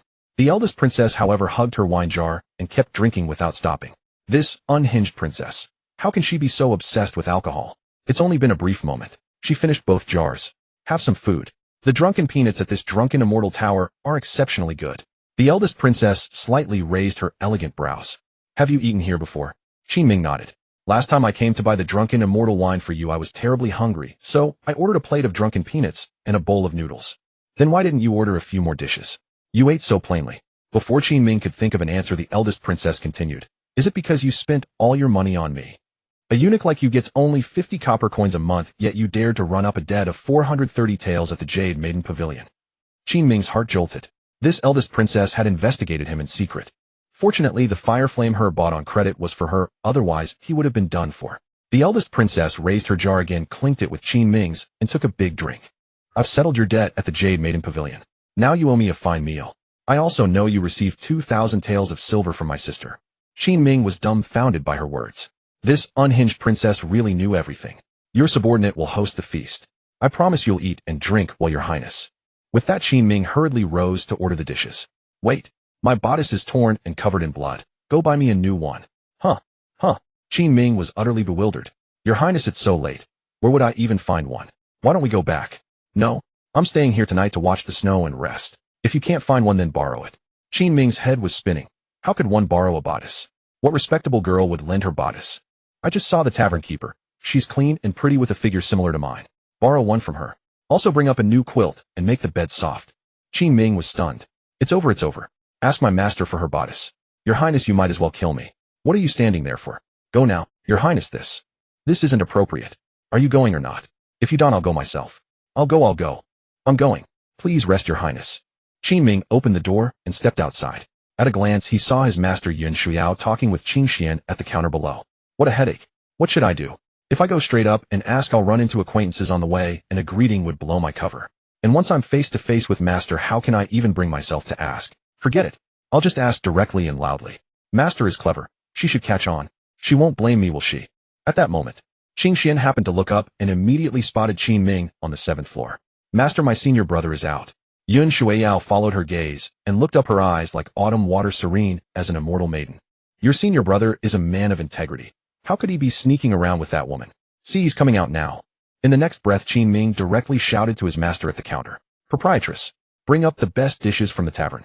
And a new quilt. Also bring a set of your bodices, quick. Qing Xian was astonished. Yun Shuiyao was utterly baffled. Yun Shuiyao's gentle countenance abruptly turned icy. Qin Ming cried out inwardly, it's over. I'm dead. Dead tragically. With that said, Qin Ming hurried back into the room. Good heavens, I pray my master will understand me. I truly had no intention of borrowing her undergarment. At this very moment Yun Shuiyao and Qing Xian below the inn were both stunned. The entire establishment erupted into chaos and bewilderment. Qing Xian pouted and stamped her foot. Master, senior brother has gone mad. Let me go chop him down for you. Master, I'll chop him too. That filthy lad. Hold it. Yun Shuiyao's cheeks flushed slightly. Ma Chong posed someone to guard the stairway on the 5th floor. Do not let anyone disturb them. Yes. Master. Qing Xian, come with me. Yun Shuiyao turned and entered the room. Her face was rosy, her delicate brows slightly furrowed. She found what had just happened utterly absurd. Qin Ming would not be a person acting out of madness. The only explanation was that he could not reveal the truth and was left with no choice. Master, my senior brother asked you for your undergarment. How outrageous. Yun Shuiyao immediately fetched a white undergarment from her cabinet. Qing Xian, take this. And bring a fresh quilt as well. Qing Xian. Also, as Qin Ming requested, send the dishes promptly. Remember, pretend you do not know him. The woman with him is surely a demon-suppressing guard. Do not expose his identity. Yes, master. Qing Xian immediately understood. Senior brother Qin Ming may have had his reasons, but recalling those men's jeers earlier, commenting on the woman's figure saying she was being intimate with him. She was not sure why, but it made her genuinely angry. A short while later, a table full of dishes was brought into the room along with a large bowl of protonic soup. Qing Xian tossed the undergarment into his arms. The innkeeper says it's clean, but don't ever borrow one in public again. She's lost all her face. Qing Xian did it deliberately. If someone borrowed an undergarment and remained calm, that would be the real anomaly. Today was truly forced upon me. I'll make it up to the innkeeper another day. Qin Ming closed the door and let out a long breath. What a harrowing day it had been. Watching his flustered state, the crown princess's lips curled slightly. Little Qin, does borrowing an undergarment make you this nervous? Qin Ming quickly replied, I've never seen a woman's garment in my entire life. How could I possibly ask for one in public? The crown princess burst into laughter. Qin Ming approached and handed her the undergarment. This princess no longer wishes to wear it. Keep it. Qin Ming, your highness, this. The crown princess hugged the wine jar, laughing heartily. If I don't wear it, should I go borrow one myself? How humiliating. She pretended to be coy, whispering in complaint. It nearly landed on your face. How can I possibly wear it now? Complain again, and I'll send you to borrow another one. Good heavens, this was outright madness. Please, your highness, if this happens again, I'll never dare set foot in drunken immortal tower. Women will clutch their chests and run when they see me. Puffed. The crown princess took a sip of wine and chuckled. Your highness, eat, eat. Outside, the snow fell even heavier. The crown princess and Qin Ming sat at the table drinking, eating, and laughing. Qin Ming had a way of turning the smallest matters into delightful stories, and the crown princess listened with great relish. She had never laughed so happily on any night before. Your highness, you scatter grain beneath the winnowing basket, prop it up with a stick, and when the birds approach, pull the stick away with a rope. You can catch several at once. Do you keep the birds in cages? Of course not. Food was scarce where we come from. We ate every bird we caught. Qin Ming went on to describe the method of making beggar's chicken from his hometown. We clean the bird thoroughly, stuff it with herbs, sprinkle salt inside, wrap the entire bird in mud, and bury it in the earth to roast over fire. Once roasted to perfection, you crack open the hardened mud, and all the feathers come off cleanly. The taste is simply divine. The crown princess propped her chin on her hands like an admiring fan, gazing at Qin Ming with eyes as clear as autumn water. She listened intently, thoroughly captivated. You have so many brothers. Cooking bird meat together must have been wonderful. I imagine nothing would be left, not even scraps. Absolutely. Even my second brother would eat the bird's rear end. The crown princess burst into laughter, her beauty radiant. Then next time I shall visit Cold Night City, you catch the birds and roast them for this princess. Qin Ming. That boast was a bit overblown. Who knew if Cold Night City even had birds? Listening to his tales, the crown princess again recalled the days when she and her 3 sisters played joyfully with their elder brother. A wave of gloom washed over her heart. She lifted the wine jar and drank mouthful after mouthful. After finishing 5 jars, she collapsed drunkenly onto the table. Qin Ming carried the crown princess to the bed and tucked her in carefully. Still tipsy, sorrow lingered between her brows. She murmured something in her sleep so softly that only Qin Ming could hear clearly. Han Yueli, where did you throw His Majesty's child? Qin Ming. Han Yueli, your 3rd sister, and I have already killed His Majesty. You promised not to kill the child. She was still so small. Did you kill her too? Qin Ming sat by the crown princess's bedside for a while. From her drunken mutterings, he gathered crucial information. The crown princess's elder brother Han Yulong had married a transmigrator, and they had a child together. but the child's whereabouts were unknown. However, Qin Ming reasoned that given the Empress's ruthless nature, the child was most likely already dead. She would not tolerate the existence of a transmigrator. How could she possibly allow a child born of a transmigrator and her elder brother to live? Qin Ming wiped the wine from the crown princess's lips with his sleeve and drew the bed curtain closed. He quickly slipped out of the room. Once on the outer corridor, Qin Ming did not leave immediately. He stood quietly in the distance watching for about 15 minutes. Satisfied that the crown princess was truly asleep, Qin Ming leaped swiftly to the 6th floor to the emperor's suite No. 1. That was Master Yin Shuiyao's room. At this moment, Yin Shuiyao sat in a rosewood armchair, teacup in hand, her expression grave. Beside her sat Mu Sijia, recovering from severe injuries. In front of them stood 2 core disciples, Ma Chong and Qing Xian. Qing Xian stared at the ceiling. Master, why is there no sound? What sound do you expect? Master, they say the bedboard would creak.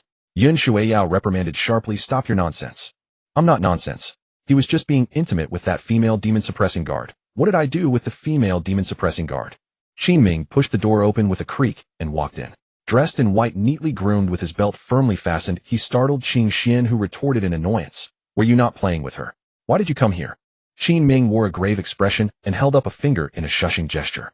Keep your voice down. The one above is a demon-suppressing guard. I brought her here to drink, to draw out information. We must not alarm them.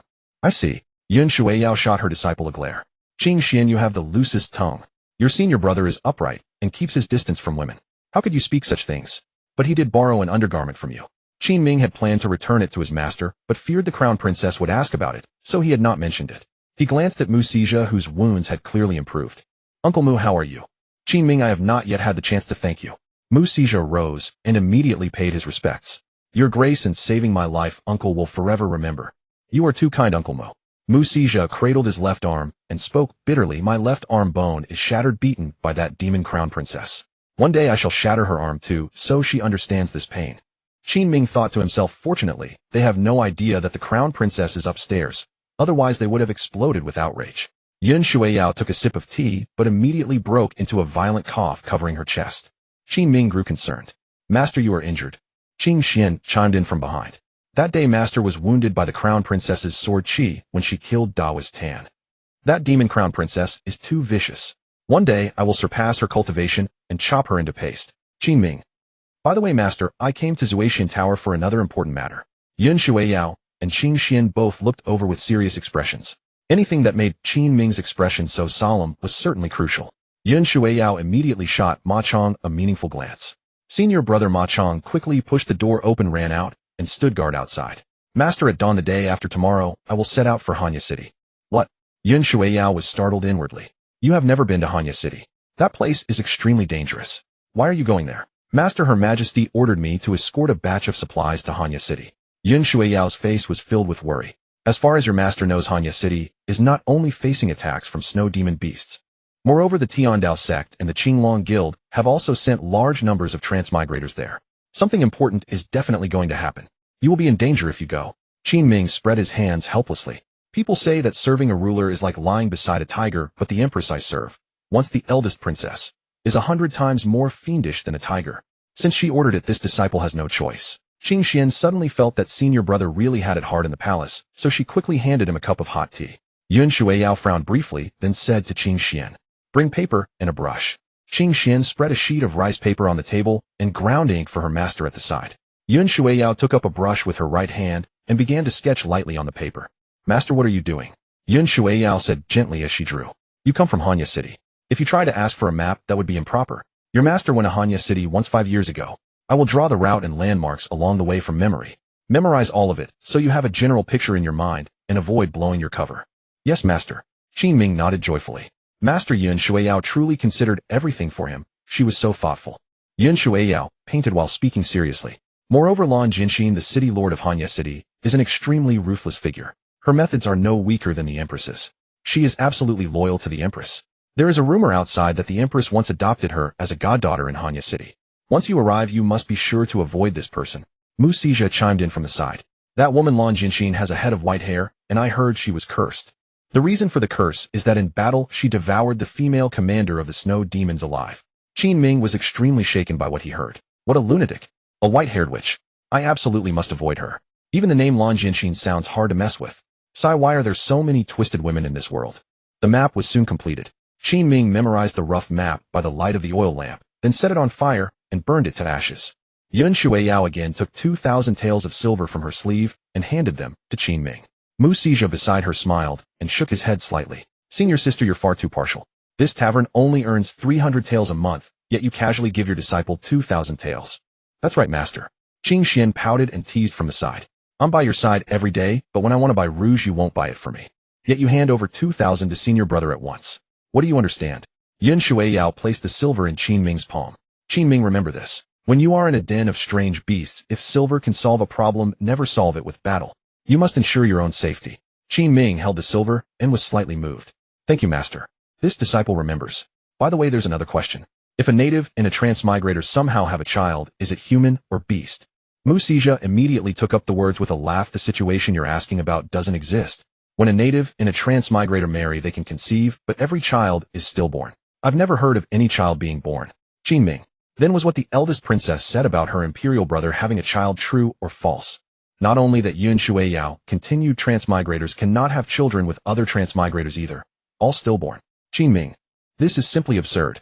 This was too shocking. Why on earth? The common saying among transmigrators is that in this world the natives hold the heavenly Tao, and we transmigrators are cursed in childbirth.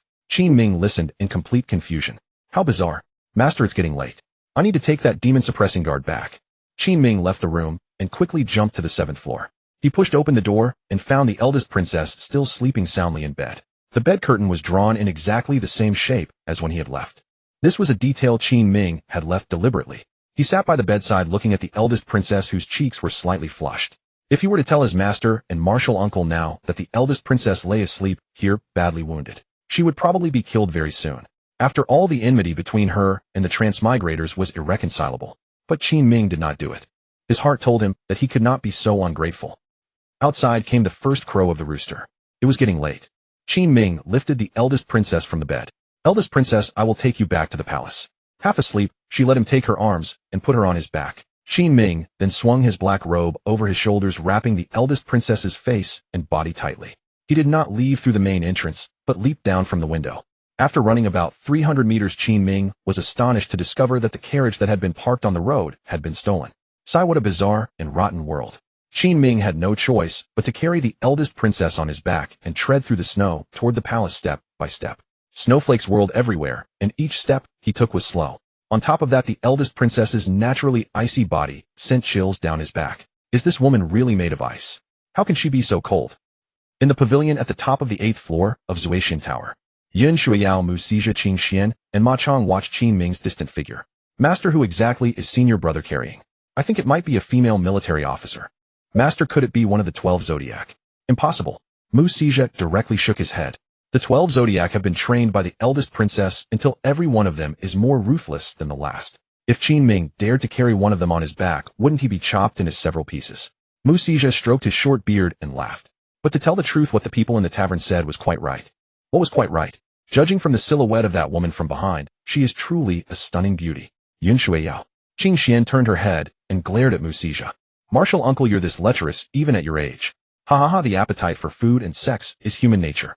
Mu Sija looked at Ma Chong. Right, Ma Chong? Ma Chong nodded dully. But when Qin Xian glared at him, he quickly shook his head again. Martial uncle, don't ask me. I don't know anything. That made Mu Sija burst into hearty laughter again. After 3 breaths, Yun Shuiyao suddenly turned around, as if she had made up her mind. Junior brother, attend the Hall Masters meeting organized by Xinguang City on my behalf. Huh. Senior sister, then what about you? Yun Shuiyao bit her rosy thin lower lip. I have decided to go to Hanya City. I don't feel easy about Qin Ming, so I need to follow behind him. Senior sister, this is too dangerous. Why not let me arrange for some Wuxing Alliance members to accompany you? No. My injuries have almost fully healed, and I am faintly about to break through to the 7th level of spirit connection. Among the disciples in Ingshire Imperial City, no one can keep up with my speed. They would only be burdens. Master, but going to Hanya City is dangerous for you. If it's dangerous for me, then it's even more dangerous for Qin Ming. I said before, Qin Ming is very likely the one who will break the deadlock between natives and transmigrators. The Tiandao sect and the Qinglong Guild have both gone to Hanya City. Something major is definitely happening there, so I cannot help but follow. Master, stop discussing this. My mind is made up. Yun Shuiyao flicked her sleeve and went downstairs. Dian Kingdom, Zhonghua Hall. The Empress used azure Xianming fire to infuse the surrounding firefly stones with fire energy. Her personal guard Shang Wanqing ran in from outside and whispered a few words in her ear. The Empress suddenly flew into a violent rage. Is this news true? It is true. It came from one of our people who infiltrated the demon suppressing guard. How audacious. With a crack, the Empress slapped the blackwood table beside her and smashed it to pieces. The Empress was furious. Han Yueshi, are you insane? Mother Empress once said that outsiders are forbidden to enter above the 3rd floor of the demon suppression tower. Previously you took the 12 zodiac signs into the 8th floor, and I turned a blind eye to it. This time you actually dared to bring that little Qin into the 15th floor, and even caused a tremor inside. Your Majesty, it is said that the demon suppression tower shook violently yesterday, and many demon suppression guards outside suffered damage to their heart meridians. Even I would not dare to lightly provoke that existence at the top. How audacious. The Empress Han Yueli paced back and forth in the Zhanghua Hall with her hands clasped behind her back. She was fierce, and menacing blue flames blazing fiercely around her body, as if her fury had reached the absolute peak. Mother Empress once forbade any outsider from going above the 3rd floor, let alone the 15th. Moreover, the one who went in with her was a man with no blood relation to the royal family. To break the royal rules means to shake the very foundation of the Dian Kingdom. The Empress spun around abruptly, her eyes fixed on Shang Guanqing. I ordered you to investigate Qin Ming. What have you found?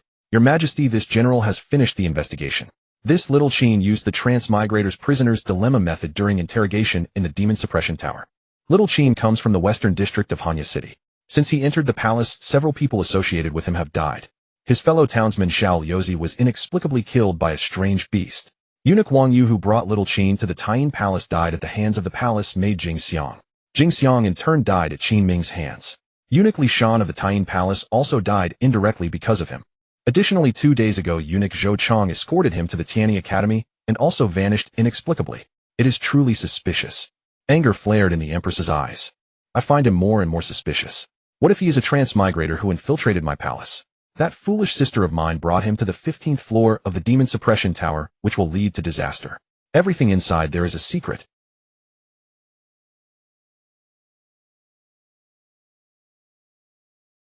Your Majesty, there is one more named Tang Wei who serves as a page boy at the Tianyi Academy. Go, bring him back to me. I want him to personally identify him. But Your Majesty, the eldest princess tested the bloodline of that little Qin, and he is indeed a native. The Empress waved her wide golden sleeve. What we native experts call a blood test is simply drawing the other person's blood to see if it aligns with the cultivation arts practiced by the natives. This is accurate in most cases. However, I have long heard that transmigrators have developed rare elixirs and techniques to cope with bloodline tests. What if this little Qin possesses some special secret art that can conceal his bloodline? Then both my sister and I would have been deceived by him. At this moment, the Empress was furious beyond measure. The more she thought, the more suspicious she grew. If he were merely an ordinary palace eunuch, there would be no need to be so meticulous. A simple bloodline test would suffice. But he actually followed Han Yueshi to the 15th floor of the demon suppression tower. This is a royal forbidden ground. I must investigate him thoroughly. Send someone to bring Tang Wei here. If his identification raises no doubts, I will also take Little Qin to the Longyuan Ancestral Hall. Upon hearing Longyuan Ancestral Hall, Shang Guanqing was startled. Your Majesty, are we going to test his bloodline at the Longyuan Ancestral Hall? Naturally. The Longyuan Ancestral Hall houses the totemic ancestor of our Dian Kingdom. No matter what secret arts a transmigrator employs, no matter what elixirs he consumes, he cannot escape the detection of the Longyuan Ancestral Hall. If he is a transmigrator, I will immediately chop him into minced meat and fling his brains onto the face of my foolish sister. Taiyin Palace. Ling Yi noticed that the eldest princess had taken Qin Ming to the demon suppression tower and had not returned for a long time. She thought that since the weather was so bitterly cold, she should prepare some hot soup for them when they returned. Ling Yi braved the heavy snow and arrived at the imperial kitchen. It was cold and deserted, no eunuchs or maids had woken up yet.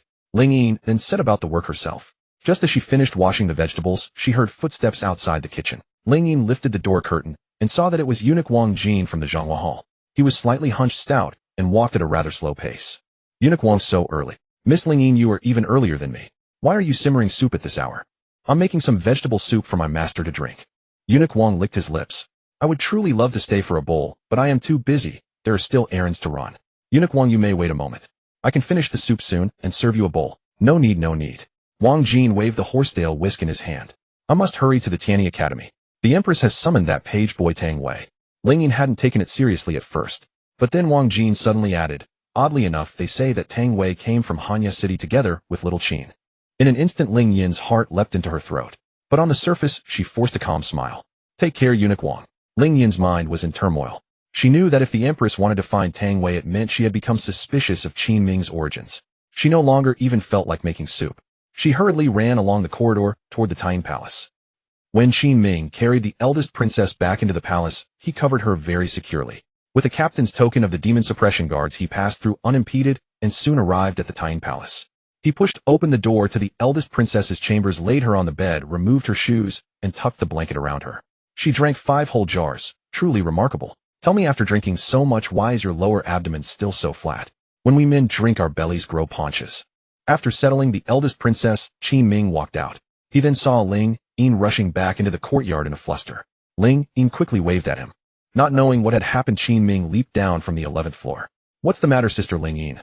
Ling Yin replaced her anxious expression with a faint smile. Nothing serious. I just have some good news to share with you. What good news? Ling Yin smiled and said, I just ran into eunuch Wang Jin. He said he was going to the Tianyi Academy to find that page boy Tang Wei, saying he is your fellow townsman and the Empress wanted to summon him. Qin Ming was instantly shaken. His heart pounded violently. It's over, it's over. Is this Empress out of her mind? Why is she looking for Tang Wei? Could she be suspicious of my identity? No. I must not let Tang Wei meet the Empress. Qin Ming. Qin Ming. Ling Yin patted his shoulder. Oh, sister Ling Yin, I was just happy for a moment. Yes, I'm happy for you too. You can find some time to go and have fun with your fellow townsmen. After all, there aren't many of us from Hanya City. All right. Qin Ming's heart was in turmoil as he walked toward his room. He saw Ling Yin return to her own room, and the door closed behind her.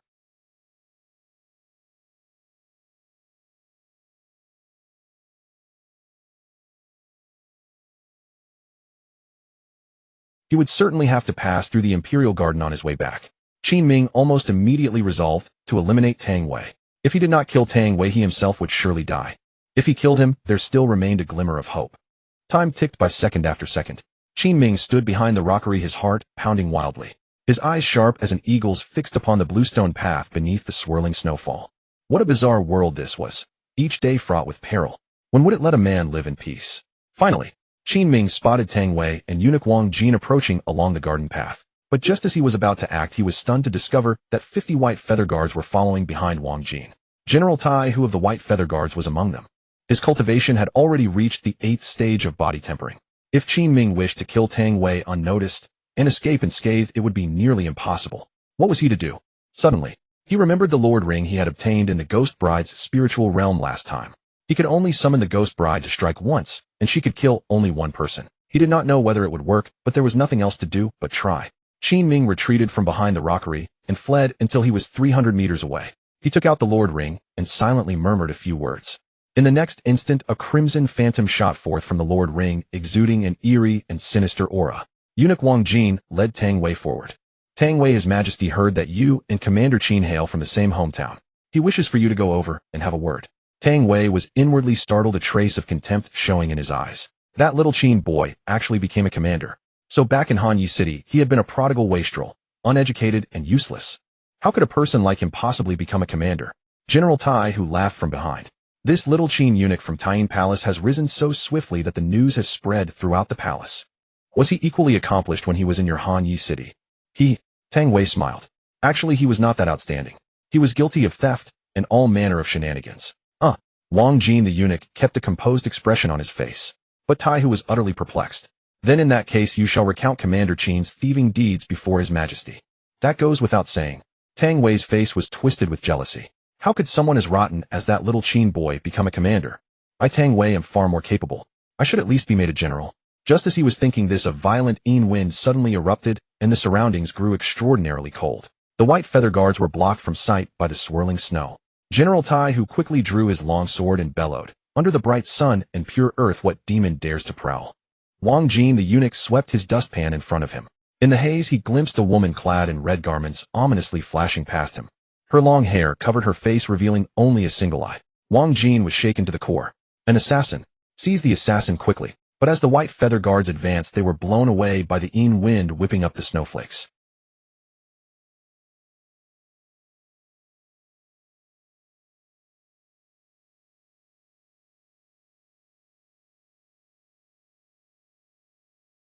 His death was horrific. 7 orifices bleeding, his eyeballs gouged out. Tang Wei is dead. How did he die? What are we to do? How shall we answer His Majesty? Who killed him? Who killed him? General Tai, who searched the surroundings immediately. This humble servant shall return at once to report to His Majesty. While the white feather guards were in disarray within the imperial garden, Qin Ming had already returned to his quarters. The lord ring in his hand had shattered into dust and dispersed with the wind. Tang Wei was dead, and the empress would surely suspect him. After all, both of his hometown fellows, Xiao Luzi and Tang Wei, had perished. But Qin Ming possessed the innate talent of bloodline concealment, so he was not afraid. At worst, the empress would conduct another bloodline test. What did you say? The empress slammed her palm down, shattering a red maple tree beside her into fragments. Her eyes locked fiercely onto Wang Jin. You useless fool. How exactly did Tang Wei die? This servant reports to your majesty. At that time, General Tai, who and 50 white feather guards were escorting Tang Wei together. Halfway along the route, a ferocious wind erupted, and a crimson phantom struck down Tang Wei. A crimson phantom. Blue flames flickered in the empress's eyes, nearly murderous. Can spectral entities still wreak havoc within the imperial palace of the Dayan Kingdom? The empress raised her arm. Boom. She backhanded Wang Jin the eunuch, sending him tumbling more than 10 meters across the snowfield as blood spurts from his mouth. Spare my life, your majesty. The empress clasped her hands behind her back and stared toward the direction of Dayan Palace. Tang Wei chose this moment to die, precisely when I wish to question you regarding Xiao Qinzi's origins. Now does this not further prove that Xiao Qinzi is suspicious? The empress turned and pointed severely at Wang Jin. Go, bring Xiao Qinzi before me at once. Your majesty, shall we conduct the bloodline test at the Palm Fire Hall? Hen Yuexi has already undergone the Palm Fire Hall bloodline test. It proved useless. I shall take him to the Longyuan Ancestral Shrine. This matter is of grave importance. Let our Dayan Kingdom's ancestors subject him to a true test. No matter what cultivation technique or secret art or elixir he employs, all shall be rendered ineffective before the Longyuan Ancestral Shrine. If the test reveals he is a transmigrator, I shall flay him alive. Yes. Ling Yin was sweeping snow outside Dayan Palace. Her small hands were chilled red. She stamped her feet and then brought them to her mouth to warm them with her breath. Before long, she overheard the palace white feather guard spreading news that Tang Wei had died. Ling Yin felt as though a great burden had been lifted from her shoulders. Just then she saw Wang Jin approaching once more from the distance. And in the direction of the Longyuan Ancestral Shrine, a wisp of dark light seemed to be rising. Ling Yin had served in the palace long enough to know what that meant. The empress was heading to the Longyuan Ancestral Shrine. Miss Ling Yin is still sweeping the snow. Eunuch Wang, you are so busy this morning. What brings you to my Dayan Palace again? His Majesty has commanded me to escort Commander Qin to the Longyuan Ancestral Shrine. Off. Ling Yin was greatly shocked. To the Longyuan Ancestral Shrine. Isn't that place off limits to outsiders? This humble servant is also unaware. But His Majesty insisted upon taking him there, and specifically ordered that the Long Princess must not be disturbed. Ling Yin bit her lip, just as she happened to see Qin Ming emerging from the room. Wang Jin stepped forward and explained the situation. A myriad of questions flooded Qin Ming's mind. He had a vague feeling that undergoing bloodline testing at the Longyuan Ancestral Shrine might expose him. His current bloodline concealment talent might not be effective enough. What should he do? What should he do? Should he flee immediately? Yet outside Dayan Palace, nearly 500 white feather guards stood in dense formation. The path of escape was completely blocked. Should he seek help from the Long Princess? Qin Ming cast a glance back at the 11-story pavilion. Wang Jin the eunuch reminded him softly from the side. Commander Qin, His Majesty has specially decreed that the Long Princess must not be disturbed. I beg you to comply with the order. Qin Ming took a deep breath. Today was truly inescapable. Just then Ling Yin beside him closed the door of Dayan Palace and spoke softly and gently. Eunuch Wang, no matter what you are going to do, Qin Ming went on night duty last evening and did not even have a meal. Let him drink a bowl of hot soup before you depart. Eunuch Wang may have a bowl as well. Wang Jin was hesitating. Ling Yin continued. Eunuch Wang, none of us who serve in this palace have it easy. If you let him go to the Longyuan Ancestral Shrine on an empty stomach and he is crushed by the ancestral aura, he could lose his life. Very well, Miss Ling Yin. Let him drink a bowl of soup, and then we shall depart. Qin Ming's mind was in a turmoil. He was still pondering how to respond. Ling Yin quickly entered the room. She ladled out 2 bowls of soup. Then she picked up the small scissors nearby and gently pricked her middle finger. It hurt. Ling Yin bit her lip in pain. 3 drops of bright red blood fell into the left bowl. Ling Yin used the vegetable leaves in the soup to cover the traces of blood. She carried the 2 bowls over. She handed the right bowl to Eunuch Wang. She handed the left bowl with the drops of blood to Qin Ming. Qin Ming, drink some hot soup before you go. No matter what His Majesty asks you, don't be nervous. We are not bad people, and His Majesty does not bully the good. Qin Ming nodded, raised the bowl, and drank it all in one go. Eunuch Wang Jin also smiled and drank a bowl. Ling Yin, this soup is truly well made. We'll be going now. Remember not to disturb the eldest princess. This is His Majesty's explicit order. Qin Ming followed Wang Jin and the 500 white feather guards toward the Long Yuan Ancestral Hall. From a distance, he saw the gigantic black dragon soaring into the sky above the Long Yuan Ancestral Hall. Its crimson eyes seemed to be shifting ever so slightly. It seemed to be exhaling breath from its maw, looking utterly terrifying. Such a colossal creature involuntarily made one feel small. The closer Qin Ming got, the stronger the dragon's might pressed down, causing his bones to creak loudly. Even the spiritual energy in his body nearly ceased flowing. Gourd. Warning: danger level increased 500 times. During the danger, lucky point growth rate increased 500 times. Damn it. There had never been such a high danger factor before. What the hell should he do? Qin Ming continued forward, and the dragon's might grew stronger. Warning: danger level increased 800 times. During the danger, lucky point growth rate increased 800 times. It's over. This was completely over now. Qin Ming already sensed that the Sotian gourd, which had been slowly rotating in his mind, had come to a halt. It was as if it was terrified, not daring to move at all. What the hell is this? Foster father, aren't you a system? Aren't systems supposed to be invincible in their own domain? How can you be too scared to move right now? Is this some kind of joke? Gourd. The Suatian gourd has detected a lethal threat and is about to shut down. Damn it. Are you crazy? Can the concealment talent still be used? All talents can be used normally. Gourd, you were able to absorb the black chi in the demon suppressing tower. You can do the same here. Don't shut down. The mysterious entity imprisoned in the demon suppressing tower is fundamentally different in nature from the Long Yuan Ancestral Hall. The Suatian gourd senses a lethal threat and is about to shut down. Qin Ming. Absolutely outrageous. So you're saying that even if a transmigrator in this world carries a system, they can still be killed? Correct answer. But I've never heard of that. That's because you haven't encountered it before. The Suatian gourd is shutting down. In his mind, the red Suatian gourd was indeed completely still. This is total bullshit. The terrifying existence sealed in the demon tower should be at the same level as the Long Yuan Ancestral Hall, right? Then how is it that the Suatian gourd can absorb black chi there, but not here? And you even said there's a risk of being erased. Damn it. What the hell is going on? It's over. It seems today truly holds more misfortune than good fortune. Empress Han Yueli stood in front of the Long Yuan Ancestral Hall. Her yellow robe fluttered in the wind. On her crown, pale blue flames burned fiercely, giving her a formidable presence. Her eyes seemed to want to kill. Qin Ming knew this was absolutely not an ordinary bloodline test. If it were ordinary, the Empress could have done it anywhere, like in the Flame Control Hall. The reason she brought Qin Ming to the Long Yuan Ancestral Hall was definitely to use a stricter and more terrifying testing method. Qin Ming arrived before the Empress. There were only 50 meters remaining to the Long Yuan Ancestral Hall. Your subordinate pays respects to your majesty. The 12 Zodiacs, including Meng Tu and Mei Nyang, had been out on missions over the past 2 days. They had swept up nearly 13 Transmigrators on the outskirts of the fluoride imperial city. Those with corrupt morals were executed on the spot. All Transmigrators who had done no wrong were imprisoned in the demon-suppressing tower. Meng Tu and Mei Nyang dismounted outside the Tyne Palace. Little Qin, your big sisters are back, and you haven't come out to greet us. You've got some nerve. Meng Tu, Hong Shi, and the others followed behind. Mei Nyang, you should say big sisters. There are clearly 12 of us. Why do you always say just yourself?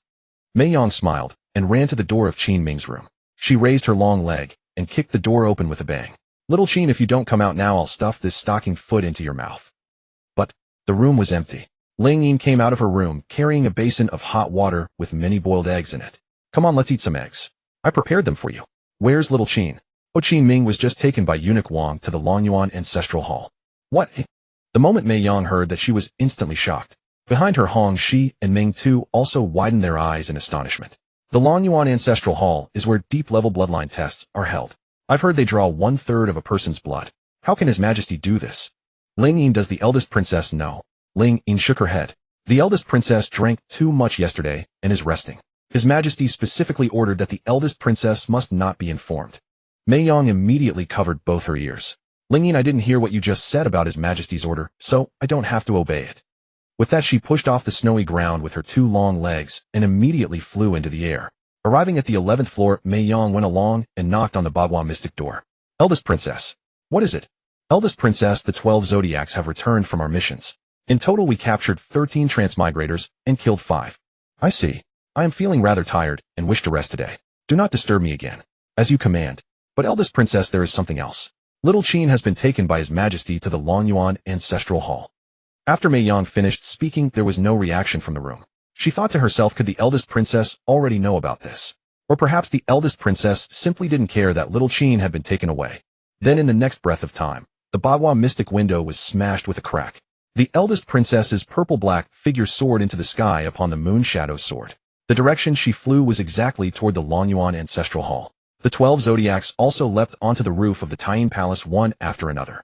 The eldest princess has gone. The eldest princess has gone to find little Qin. In front of the Longyuan ancestral hall, snow had originally covered the ground. But due to the empress's arrival, all the snow on the plaza had melted.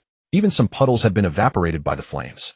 Shangguan Qing'er, General Jin, Hu and others led the white feather guards in securing the perimeter, allowing no one to approach.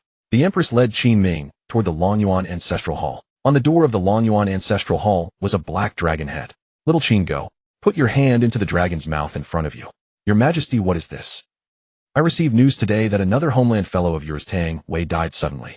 This forces me to be on guard. Don't blame me. My mad sister took you to the 15th floor of the demon-suppressing tower. That place is the forbidden secret of the Dying Kingdom. Since you went there, you must undergo a more rigorous bloodline test than others. Accept the bloodline trial of the ancestors of my Dying Kingdom. Go. Put your hand into the dragon's mouth.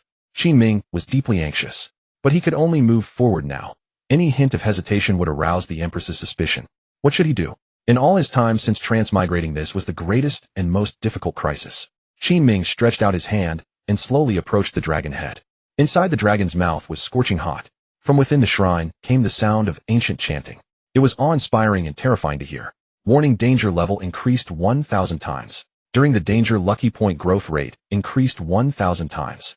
Oh my god, this time I'm truly done for. Qin Ming's hand had just touched the dragon's mouth. Suddenly an explosive roar split the sky. Han Yuele, you have gone too far. The dark cloud shrouding the sky was split apart by the eldest princess's single sword strike. Boom. In an instant, a 10-meter-long icy sword energy hurtled toward the empress. Clad in purple-black battle armor and wielding the moon shadow sword, she stood in midair, her black hair cascading like a waterfall, as majestic as a deity. The empress had just caught that icy sword energy. The eldest princess suddenly raised her right hand. The moon shadow sword blazed with intense light, sweeping all the wind and snow around it into a vortex. With a hum, the sword thrust toward the empress. The empress stood in the plaza with one hand behind her back, her gaze terribly cold. Han Yueshi, you truly are seeking death. How dare you attack me within the Longyuan ancestral hall? With a wave of her right hand, a dragon's roar echoed through the air.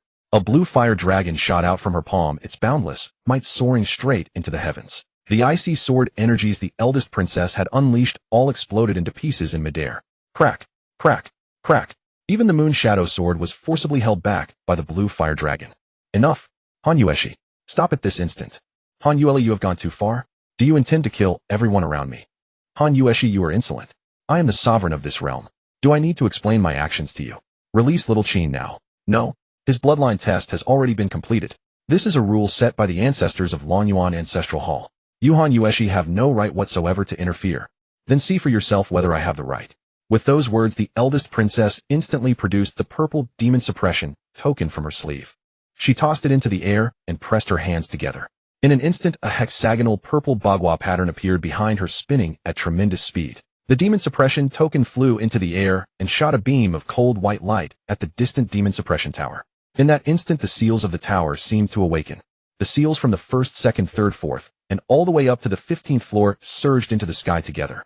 Converging in midair, they formed a horrifying bagua talisman that bore down on the empress. Rumble. The bagua talisman advanced unstoppably, blotting out the sky. The empress, burning with rage, her eyes nearly spitting fire, spread her arms and soared into the air. Han Yueshi, you actually dared to mobilize the demon suppression tower seals against me. Have you lost your mind? I have long been fed up with you. Han Yuele, you beast. Before our imperial brother died, we promised to spare his daughter's life. Yet you actually killed her. You animal. Rumble. The enormous rotating talisman seal hurtled toward the empress. She immediately raised both hands, and behind her blazed towering blue shimming fire. Roar, roar. 3 blue fire dragons instantly charged toward the distant bagua seal. Crack, rumble. The seal and the fire dragons exploded in the sky. The entire sky seemed to be illuminated. The Yingshi imperial city had never shone so brightly. Even Yun Shuiyao Qingshuan and the others eating their meals were deeply shocked.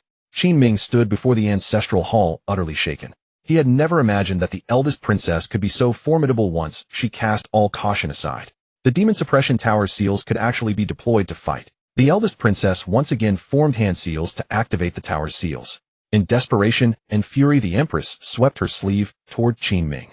A surge of terrifying blue flame forcefully pushed his hand into the dragon's head. Warning, danger level increased 1200-fold. During danger, luck points growth rate increased 1200-fold. Qin Ming instinctively tried to pull his hand back out, but instead an overwhelming force had him firmly in its grip. He could not move in the slightest. He could feel his blood being frantically drained away. He clenched his right fist until his bones nearly shattered. The eldest princess, who had been forming seals, rushed down to the ground and ran toward him. Little Qin. Little Qin. From the mouth of the enormous black dragon hovering above the Lonyuan ancestral hall, wisps of red aura leaked out. Its two pairs of blood-red eyes, enough to chill anyone's heart, seemed to move. Everyone standing below was filled with dread. The Empress took the opportunity to clasp her hands and salute and kneel before the Lonyuan ancestral hall. Han Yueshi, the imperial ancestors have shown their presence. How dare you remain standing? The eldest princess was startled for a moment, then helplessly knelt down behind her. She had already tried to use her icy aura to draw Qin Ming out, but it was completely useless. She could sense that Qin Ming was losing blood without end. Han Yueli, I have already conducted a bloodline test on him. Why do you still have to do this? You have the nerve to ask. Who told you to bring him to the upper floors of the Demon Suppression Tower? Anything above the 15th floor must be verified by the Lonyuan Ancestral Hall. What? Are you Han Yueshi feeling guilty? What do I have to be guilty about? Then let me remind you once more, if he is a transmigrator, he needn't think he can muddle through with any pills or talent. The Lonyuan Ancestral Hall will blast him into ashes. Hearing this, Qin Ming had already prepared himself to die. In the face of overwhelming absolute power, he was utterly helpless. Farewell, master. Farewell, junior sister Qingxian. Farewell, sister Lingyin. Farewell, Hunyo, the eldest princess. Qin Ming closed his eyes. At that very moment, however, the enormous black dragon with blood-red eyes suddenly stopped trembling. He could also feel the suction inside the dragon's head gradually weakening, until it vanished completely. What was going on? Had he passed the bloodline verification? But his concealment talent had clearly been completely useless just now. Why? Qin Ming withdrew his hand from the dragon's mouth. He collapsed weakly to the ground, gasping for breath. The Empress, standing in the distance, was shocked and bewildered. Was my suspicion wrong? The eyes of Shangwan Qinger and eunuch Wang Jin went wide, their faces filled with disbelief. The eldest princess Han Yueshi rushed over at once. She supported Qin Ming's arm. Are you all right, little Qin? Qin Ming nodded weakly. I'm fine. The eldest princess glared viciously at her sister, the Empress. Now do you see, you madwoman?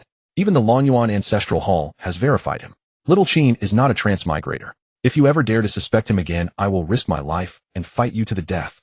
The Empress turned her gaze toward Qin Ming. The fierce wrath that had filled her before had dissipated. She admitted she had indeed suspected Qin Ming. But the Lonyuan Shrine had already verified everything. That proves there is no issue at all. Little Qinzi, do not blame me. I too must abide by the ancestral laws. From this day forth you are a genuine native, and I will no longer harbor any suspicions about you.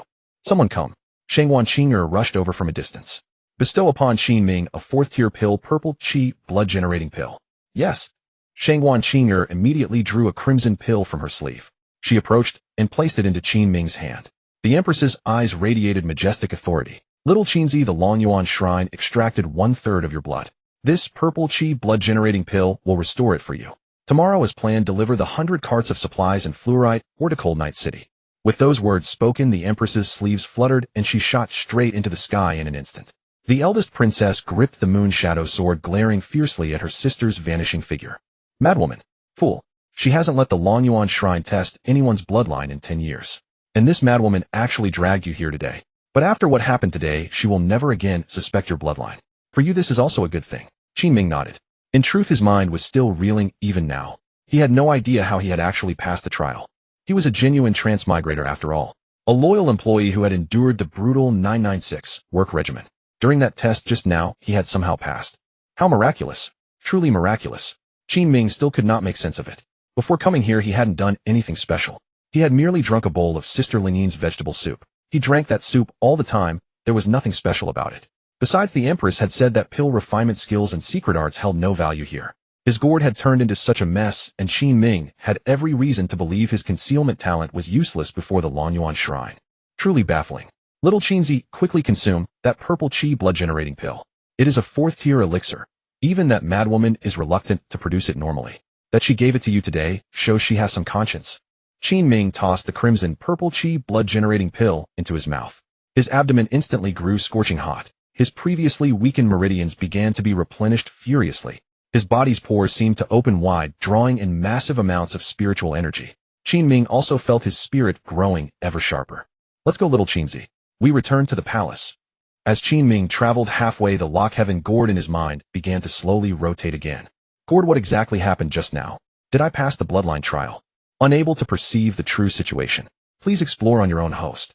Qin Ming shook his head. He really wanted to drag this gourd out and beat it senseless. The eldest princess supported Qin Ming by the right arm as they walked down a snow-white path. Occasionally eunuchs and palace maids passed by, all frightened into darting away. How shocking. The eldest princess is actually supporting a eunuch. Good heavens.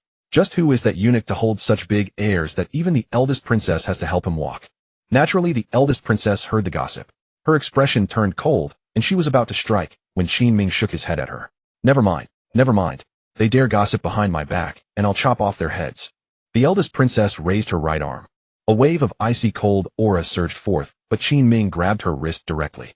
You exerted so much force fighting that empress just now. Now your inner body must be in chaos with cold energy. If you force the ice ability again, you'll only make the pain worse. None of your business. The eldest princess lifted her gaze and glared at Qin Ming. This princess is only helping you because you are injured and you dare push your luck. If you speak to me so disrespectfully again. Qin Ming immediately pretended his stomach hurt and crouched slightly, clutching his belly. What's wrong? The eldest princess asked anxiously. Little Qinzi, what's wrong with your stomach? Is it the injury from yesterday? No. The injuries from yesterday are almost healed. Then is it because you lost blood just now? No, the blood I lost earlier has been nearly replenished. Then what is the cause? I seem to have been angered by someone, and suddenly it started hurting. The eldest princess's eyes widened instantly. You little rascal. You dare play tricks on this princess. Let me. Just as she spoke, Qin Ming grabbed a handful of snow and threw it straight at her, covering the eldest princess's face with snow. Furious, she chased after him wildly. The icy aura in her hands was already gathering. A snowball 3 feet in diameter rapidly formed. Upon seeing it, Qin Ming cried out loudly. Oh my, such a huge snowball. He quickly turned a corner and leaped into Tine Palace. The eldest princess hurled the snowball forward with all her might. The round snowball spun rapidly and shot through the gates of Tine Palace. As soon as Qin Ming entered, he immediately turned and pressed himself against the nearby wall. Result. The oncoming Mei Yang was struck square in the face by the snowball. Her entire clothes and collar filled with snow. Who dares to throw snow at their beloved sister? Mei Yang glared fiercely at Qin Ming. Qin Ming spread his hands and said helplessly, as you can see, I had nothing in my hands when I came in. Then who was it? Whoever hit my dear sister, Mei Yang, reveal yourself. No sooner had she finished speaking than the eldest princess walked in from outside the doorway, one hand clasped behind her back. Her expression was cold and completely unlike how she had appeared during the snowball fight with Qin Ming moments before. Mei Yang hastily bowed to the eldest princess. Your Highness, a snowball struck my face at the entrance just now. Oh, the eldest princess said, as if it were nothing. This princess does not know. You may go search outside. Mei Yang ran out into the grounds of Tine Palace, but it was empty, not a single person in sight. Who hit me? Who hit me? Daring to do it, but refusing to admit it. Why attack your sister? No sooner had she finished speaking, when the eldest princess, already ascending the stairs, suddenly raised her sleeve. A burst of icy cold air struck like a whip, sending Mei Yang tumbling 3 times across the snow, her mouth stuffed full of it. This made all the other 12 Zodiac guards burst into laughter. Qin Ming leaned against the wall, sneaking peals of laughter. Mei Yang glanced back at the eldest princess on the stairs, then at the crowd. She suddenly understood. Could it have been the eldest princess who hit me just now? Ling Yin covered her mouth with her sleeve, giggling. Only now did you figure it out. We all saw it. The eldest princess still has a small snowball in her hand. Heavens above. Has the sun risen in the sky? Have stars and the moon appeared? This is terrifying. The eldest princess actually threw snowballs. Mei Yang shook her head in shock. Already having climbed to the 11th floor, the eldest princess suddenly leaned against the railing and addressed the crowd below. Mei Yang Ming to attend. This subordinate awaits orders. Tomorrow, little Qinzi will escort 100 carts of fluorite or supplies to Cold Night City. You two will take 500 demon-suppressing guards and accompany him. This subordinate obeys.